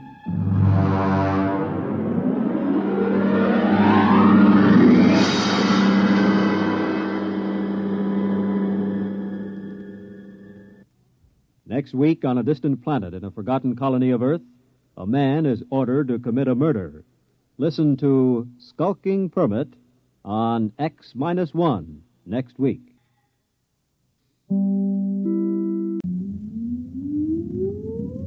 Countdown for blastoff. X-5, 4, 3, 2, X-1, fire.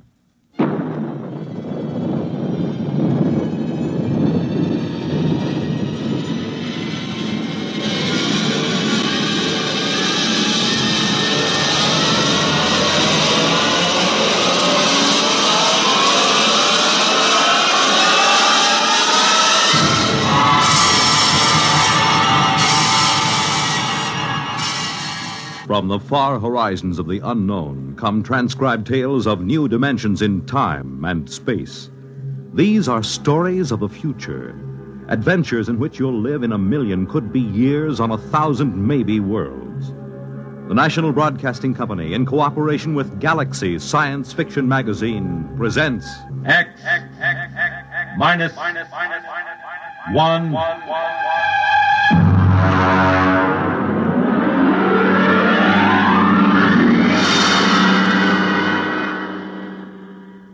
Tonight, Lulungomeena by Gordon R. Dixon.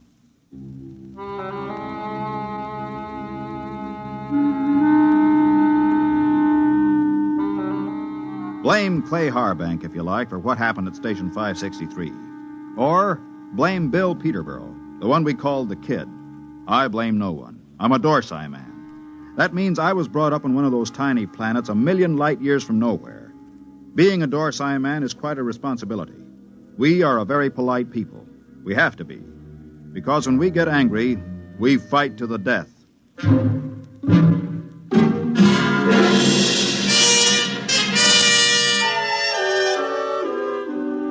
It all began that evening that Clay Harbank began reminiscing about his home planet, Lulungomeena. We were sitting around the recreation room of 563. There was a card game going on in one corner. Lulungomeena. The very name sounds like music, doesn't it, Mort? You know me, Clay. I'm a Dorsai man. I've been in the Dorsai planets. I've seen them all knocking around this universe for 35 years. But when it comes to sheer beauty, Lulungomeena. How long since you've been home, Clay? Home? 20 years, Mort. 20 stinking, miserable years. Well, that'll be over soon. Another 10 days. You gonna miss old 563? Miss this godforsaken little asteroid? Not for a minute. We'll miss your ugly face around here. At least I will. I'm gonna miss your gloomy Dorsai puss, too. Mort, why don't you get out of it? You've had more years in space service than any of us. You've probably got enough credits to get out, too. Me? I wouldn't know what to do with myself. Couldn't you go home? You should know better than that. The Denebrian trouble? The Denebrian trouble? You could go to Earth. What for? Ever been there? Never once. And I've never wanted to. I've seen too many Earthmen. Like the Kid over there. He's green in service. He's full of greed and stupid hate like the rest of them. No, that's not for me. Looks as if the game's breaking up. Here he comes. Well, if it isn't the big gambler from the windy planet. What's its name? Lulungomeena. Yeah. How's the piggy bank coming, Dad? The piggy's a gentleman, Kid. He never overeats, so he won't ever get indigestion. Sour grapes. You see this wad of credits? 500. How long you have to work for 500 credits, Dad? How many trips you have to make around this asteroid? How much closer to falling in your grave you have to come? You look as if you made a killing. I always make a killing. I'm a natural-born gambler. And I don't just talk about it like some. I think I'll go out and take a turn around the station, Mort. Fine, I'll go with you. It's, stuffy in here. Don't bother. I'd rather be alone. Big shot. Knocked around the planets for 35 years. Used to have a reputation as the hottest gambler in the systems. Comes from the most beautiful planet in the universe. Bull. Why don't you lay off him? Kid, let me give you a piece of sound advice. Go ahead. Lay off Clay Harbank. He's been around the systems a lot longer than you have. He may not be any chicken, but he's a tough baby when the situation calls for it. You trying to scare me, Mort? I thought you Dorsai guys were smarter than that. I'm beginning... No, look, kid. No, look. No offense, Morty. I mean, I wasn't trying to insult the Dorsai people or anything. I gotta go do a flight check. I'll see you.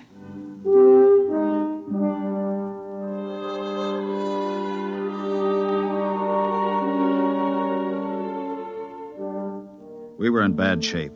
The 20 of us at Frontier Station 563 on the very edge of the human area had gone sour. Half the men had applications for transfer in already.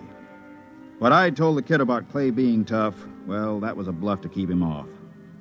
Nobody knew better than I did that Clay was burned out inside like a used-up rocket. I put on a spacesuit and went out to join him. Oh, hi, Mort. Hi. Beautiful night, huh? Nice. Back on Lulungomeena, on a night like this, the rakish flowers open up, and you can hear them singing. There are 6 moons, and every one of them is like a yellow lantern. My mom and dad and I used to live on the edge of a lotus pool. Here I go talking about home again. Figures.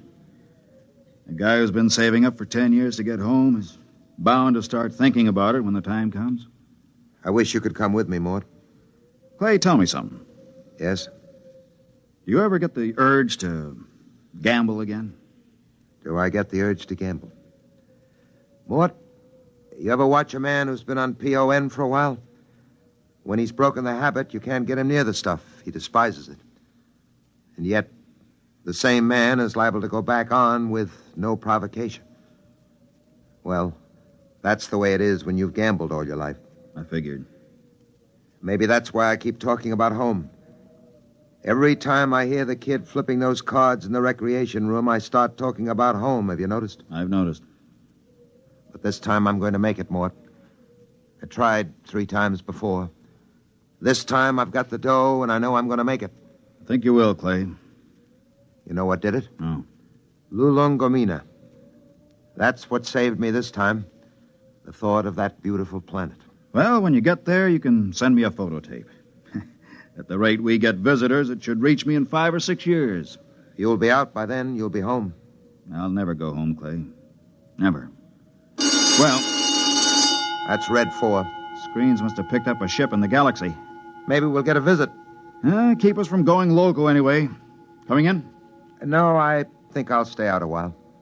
Well, I'm going to check the screen. See you later.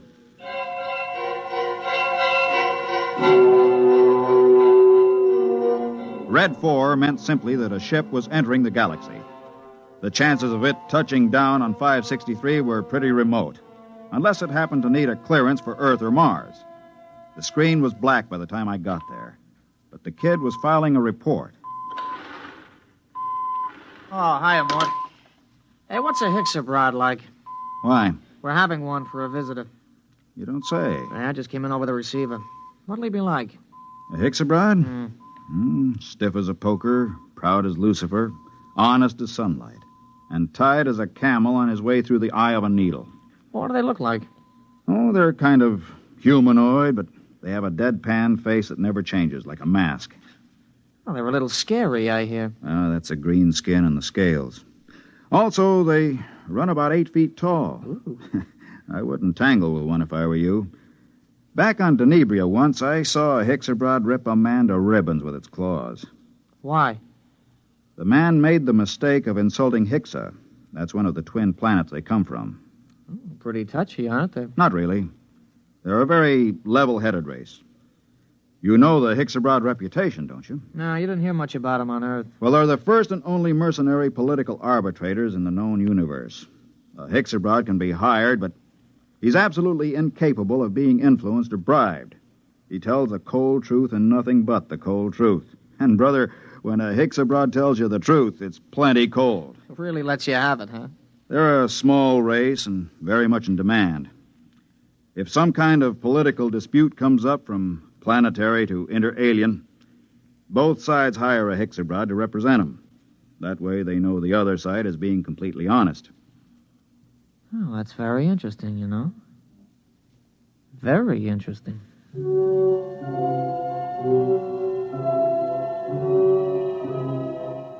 I could tell there was something on the kid's mind, but of course I didn't know what it was. Most of the talk in the recreation room that night centered around the arrival of the Hicks abroad. Landing beacons were turned on, and we waited for another radio communication. Hey, anybody want to sit in on this next hand? What? No, thanks. Well, I know better than to ask the galaxy's foremost gambler here. That's right, kid. Well, maybe when this Hicks abroad gets here, we'll be able to work up a decent game. Do Hicks abroads gamble? No, kid, they don't gamble. That's too bad. Well, we can always sit and listen to you lying about what a beautiful place Lulungomeena is. Kid, you just went too far. Yeah, you're going to do something about it? That's right, I'm going to punch your little nose. Hey, break it up! Break it up! Clay, you all right? Yeah, I'm okay. Well, you better get to the infirmary. Have your mouth taken care of. Kid, you get to your quarters. Since when are you giving orders? I'm telling you to get to your quarters. You better do what he says, kid. He's a Dorsai man. That's all I've been hearing since I got here. What big gamblers come from Lulungomeena and how Dorsai men are killers. So far, I've seen nothing, but I heard a lot of talk. You're gonna get to your quarters? I'll give you 5 seconds to start moving. You better go ahead, kid. Okay, Mort. I'm letting you bluff me out of the game this time. Just remember, there's going to be other games. Next time, I won't be bluffed.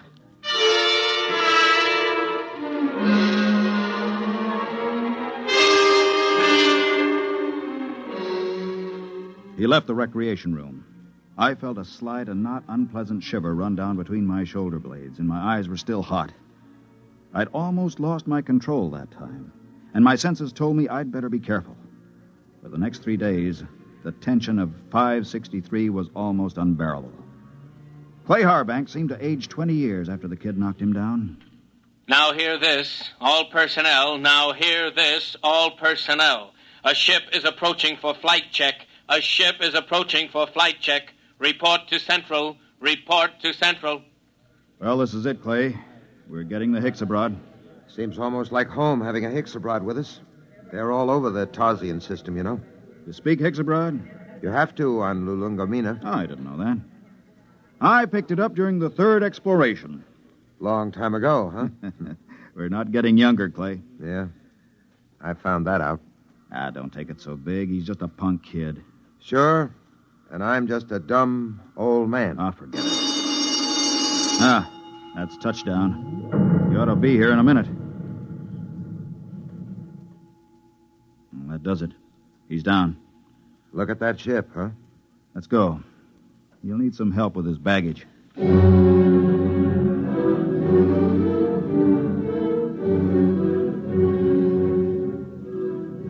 The ship was a silvery one-man job, the kind that have taken the Hicks abroads all over the universe. The cabin door slid back, and the Hicksa stepped out. He was as green and scaly as a lizard, but there was a certain unmistakable dignity in his bearing. Since I spoke the language, I was the first to greet him. Belt the Hutch and Hicks abroad. Welcome to this place. I greet you, Dorsai man. My name is Mort Bianski. I am called Dorlassus. Come. I'll show you to your quarters. Thank you. How long will you remain here? Only for one night. I wish clearance for Mars. I'm sure it can be handled. This way.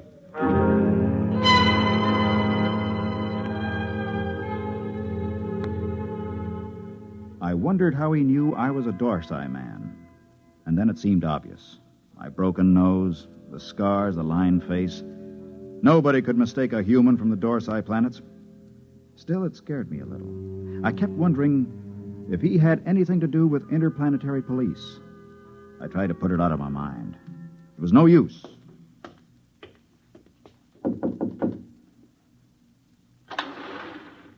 Mind if I come in, Clay?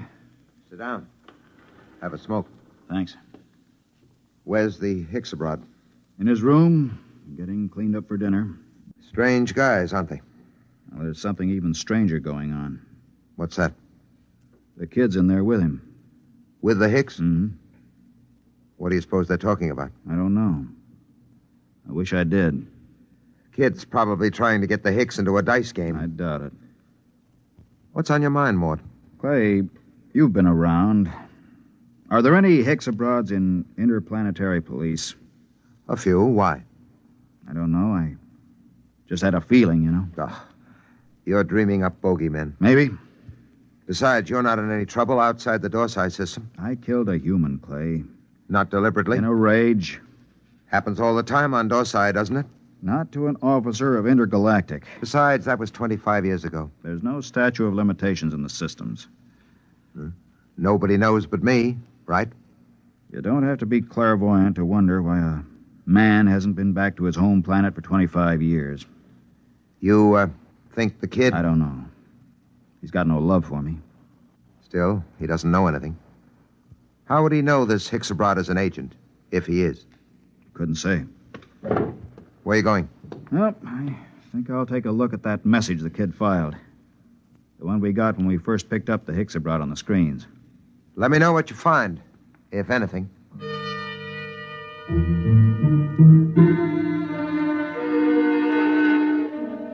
I walked through the empty corridors to the communication center. I went directly to the files where incoming messages are kept and flicked the tab until I got to Notices of Arrivals. There, 2 days before, was a report of the arrival of Dorlasis. I ran my finger down the statistics until I came to the line that said, Point of Origin of Flight. It read, Tarsian Galaxy. That was where Clay Harbank's Lulungomeena was. I read further, where it said Nature of Business. My blood ran cold as I spelled out the words criminal. Come in. Belt the Hutch and Hicks-abroad. I greet you, Dorsey man. Is there anything you require? Nothing, thank you. I came to tell you that we'll have dinner tonight at 800 hours. The young Earthman has already informed me. There's a shortage of raw meat here. I've brought my own food, thank you. I see you came in from the Tarsian planets. Yes. You didn't happen to be in the Dorsey planets before that? No. Oh, I thought perhaps you might have some news. I came from intergalactic headquarters. Yes, I saw your flight check. Then you know my mission. Yes. Good. How long do I have to pack? I will be leaving at 700 hours tomorrow morning. Can you be ready by then? Yes, I guess so. Good. I don't suppose there's any point in appealing to you. Hicks-abroads are supposed to be totally without emotion. There is no point in appealing. Funny thing. I've been running away from this moment for 25 years, and now that it's come, I'm glad. We'll be going back to the Dorseys? Yes, to intergalactic headquarters. After all these years. Home. I don't suppose a Hicks-abroad knows what that feeling is like. I will expect you at 700 hours. Now, if you don't mind, I wish to prepare my food. One thing. Yes? Did the young Earthman tip you off about me? No. Funny. I could have sworn it was him.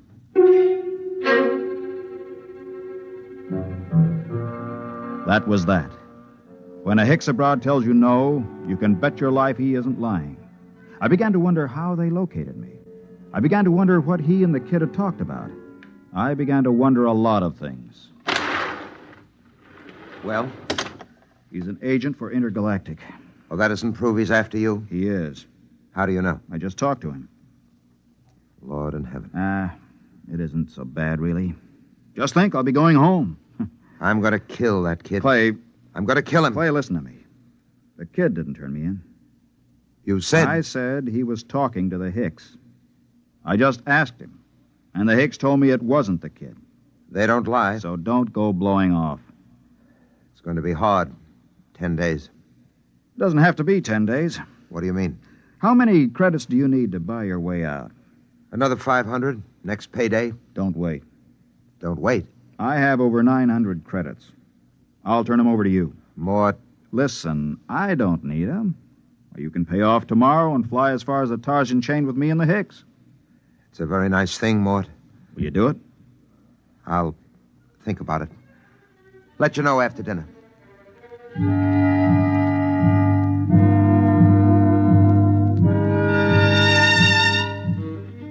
I thought of running away, but there was really no place to run once they tracked you down.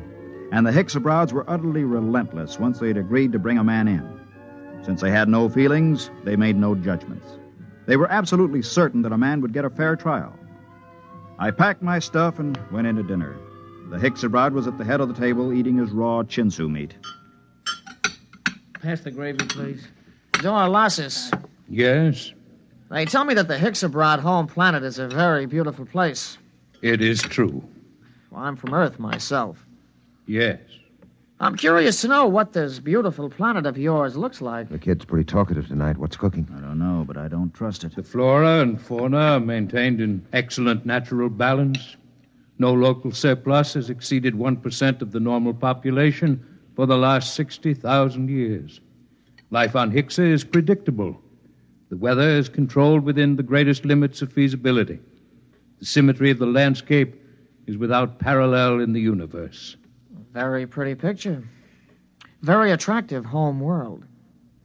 But I regret to inform you, Dorlasis, that I've been given to understand that it pales into insignificance when compared with another beauty spot in our universe. Your Earth? I wish I could say yes. No. This place is so wonderful, I doubt if an Earthman like me could get in. In fact, I've never seen it. But I've been hearing about it for some months now. And either it's the most wonderful place in the universe, or the man who's been telling me about it is a rotten liar. Get your gun, kid. Get your gun. Why guns? You call me a liar. Why use guns when it's possible to prove the thing one way or another with complete certainty? For months now, you've been telling me two things. One, that you used to be a gambler. Two, your precious Lulungomeena is the most wonderful place in the universe. The question is either statement true? They're both true. You'll back them up? With my life. I'm not asking you to back them with your life. Just back them with that nice little hoard you've been accumulating all these years. Clay, don't. Well, you said you were a gambler. Bet with me and prove it. Suppose I do. How do we prove my statement about Lulungomeena? It's easy. We have with us at this table a Hicks-abrod. In a conversation with him, I found out that he's just visited every planet in the Tarsian chain. Now, as everyone knows, a Hicks-abrod never lies. Do you think you could judge this point, Dorlasis? The point can be judged. Well, gambler. Clay, it's a trick. Don't bet. How much will you bet, kid? All I got. The equivalent of 10 years' pay.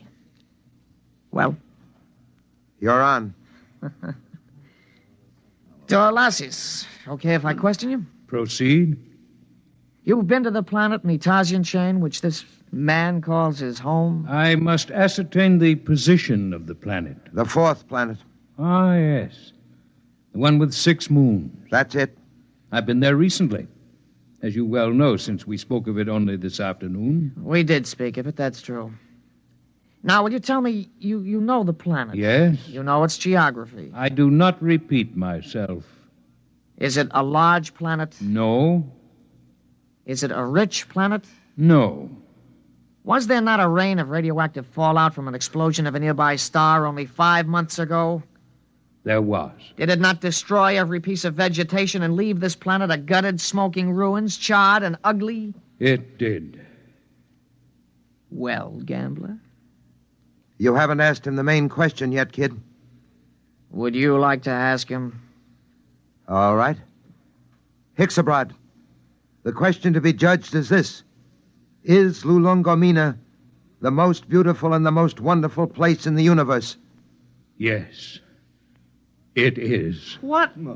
Well, kid? It's a trick. It's a rotten trick. I don't believe it. The Hickses... The eyes of the Hicks-abrod were narrow and baleful as he pushed back his chair. You could almost feel them burning as he dragged his scaly feet over toward the kid. He stopped about 6 inches from the kid and held both his hands up, palms near the kid's eyes. There was a clicking sound, and we watched 11 sets of gleaming razor-like claws shoot up from the tips of the Hicks-abrod's fingers. Their points were almost against the kid's eyes. Look at my hands, Earthman. Are they not clean? Yes. Do you doubt that I have told the truth? No. Then there is nothing further to discuss. I bow to you, gentlemen. I thank you for your hospitality. You will excuse me.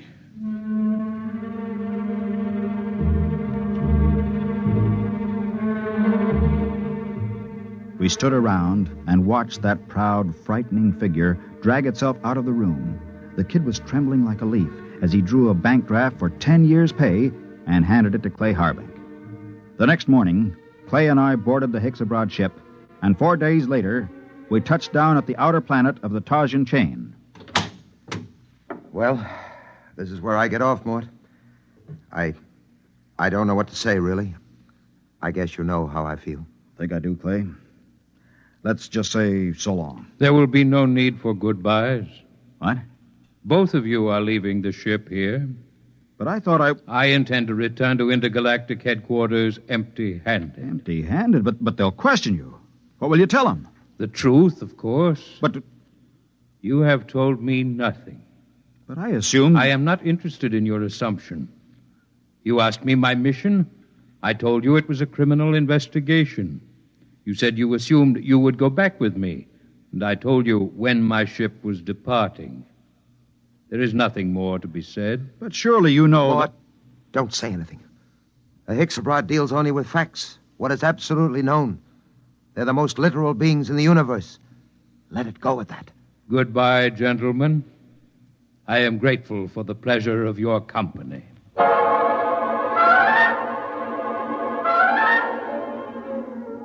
5 minutes later, Clay Harbank and I shook hands at the exit of the spaceport on Tarsus 10. But before we parted, there was one thing I had to know. Clay, one thing before you go. Yes? How did you know the Hicks Abroad would lie about Lulungomeena? He didn't lie, Mort. The Hicks Abroad never lies. But Lulungomeena... Mort, let me tell you something. Lulungomeena is a word in use throughout the Tarsian planets. Actually, it's a Hicks Abroad word. It means home. All I did was ask the Hicks Abroad if home was beautiful.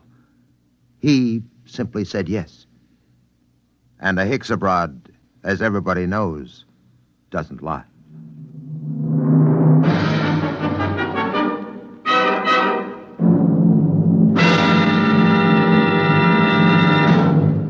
You have just heard X-1, presented by the National Broadcasting Company in cooperation with Galaxy Science Fiction Magazine, which this month features the Finn O'Donovan novelette Bad Medicine, the story of a robot therapist that never failed to effect a cure, even if it had to convert itself into a typhoid Mary to do so. Galaxy Magazine, on your newsstand today. Tonight, by transcription, X-1 has brought you Lulungomeena, a story from the pages of Galaxy written by Gordon R. Dixon and adapted for radio by George Lefferts. Featured in the cast were Ralph Camargo, Ned Weaver, Jack Grimes, Bob Hastings, and Kermit Murdoch. Your announcer, Fred Collins. X-1 was directed by Daniel Sutter and is an NBC Radio Network production.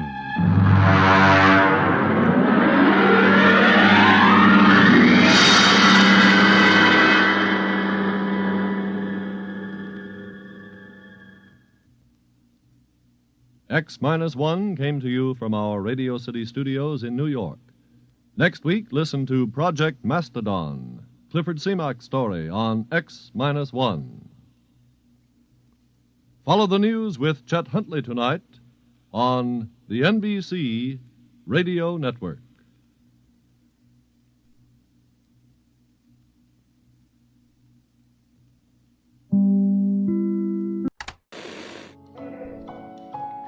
Unwind, and step into the golden age of radio.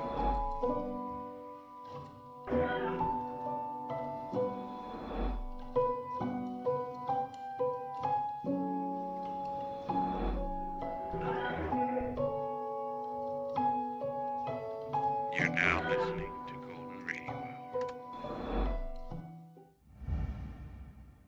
In just a moment, X-1. But first, no one can deny that spring is in the air, and to prepare for the new season, NBC's Weekday brings you some timely and useful features.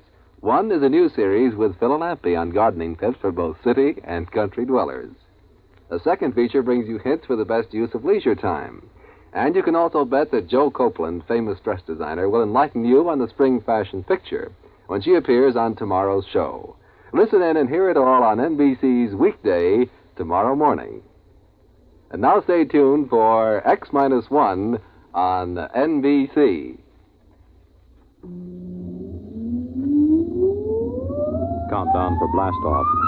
X-5, 4, 3, 2, X-1, fire.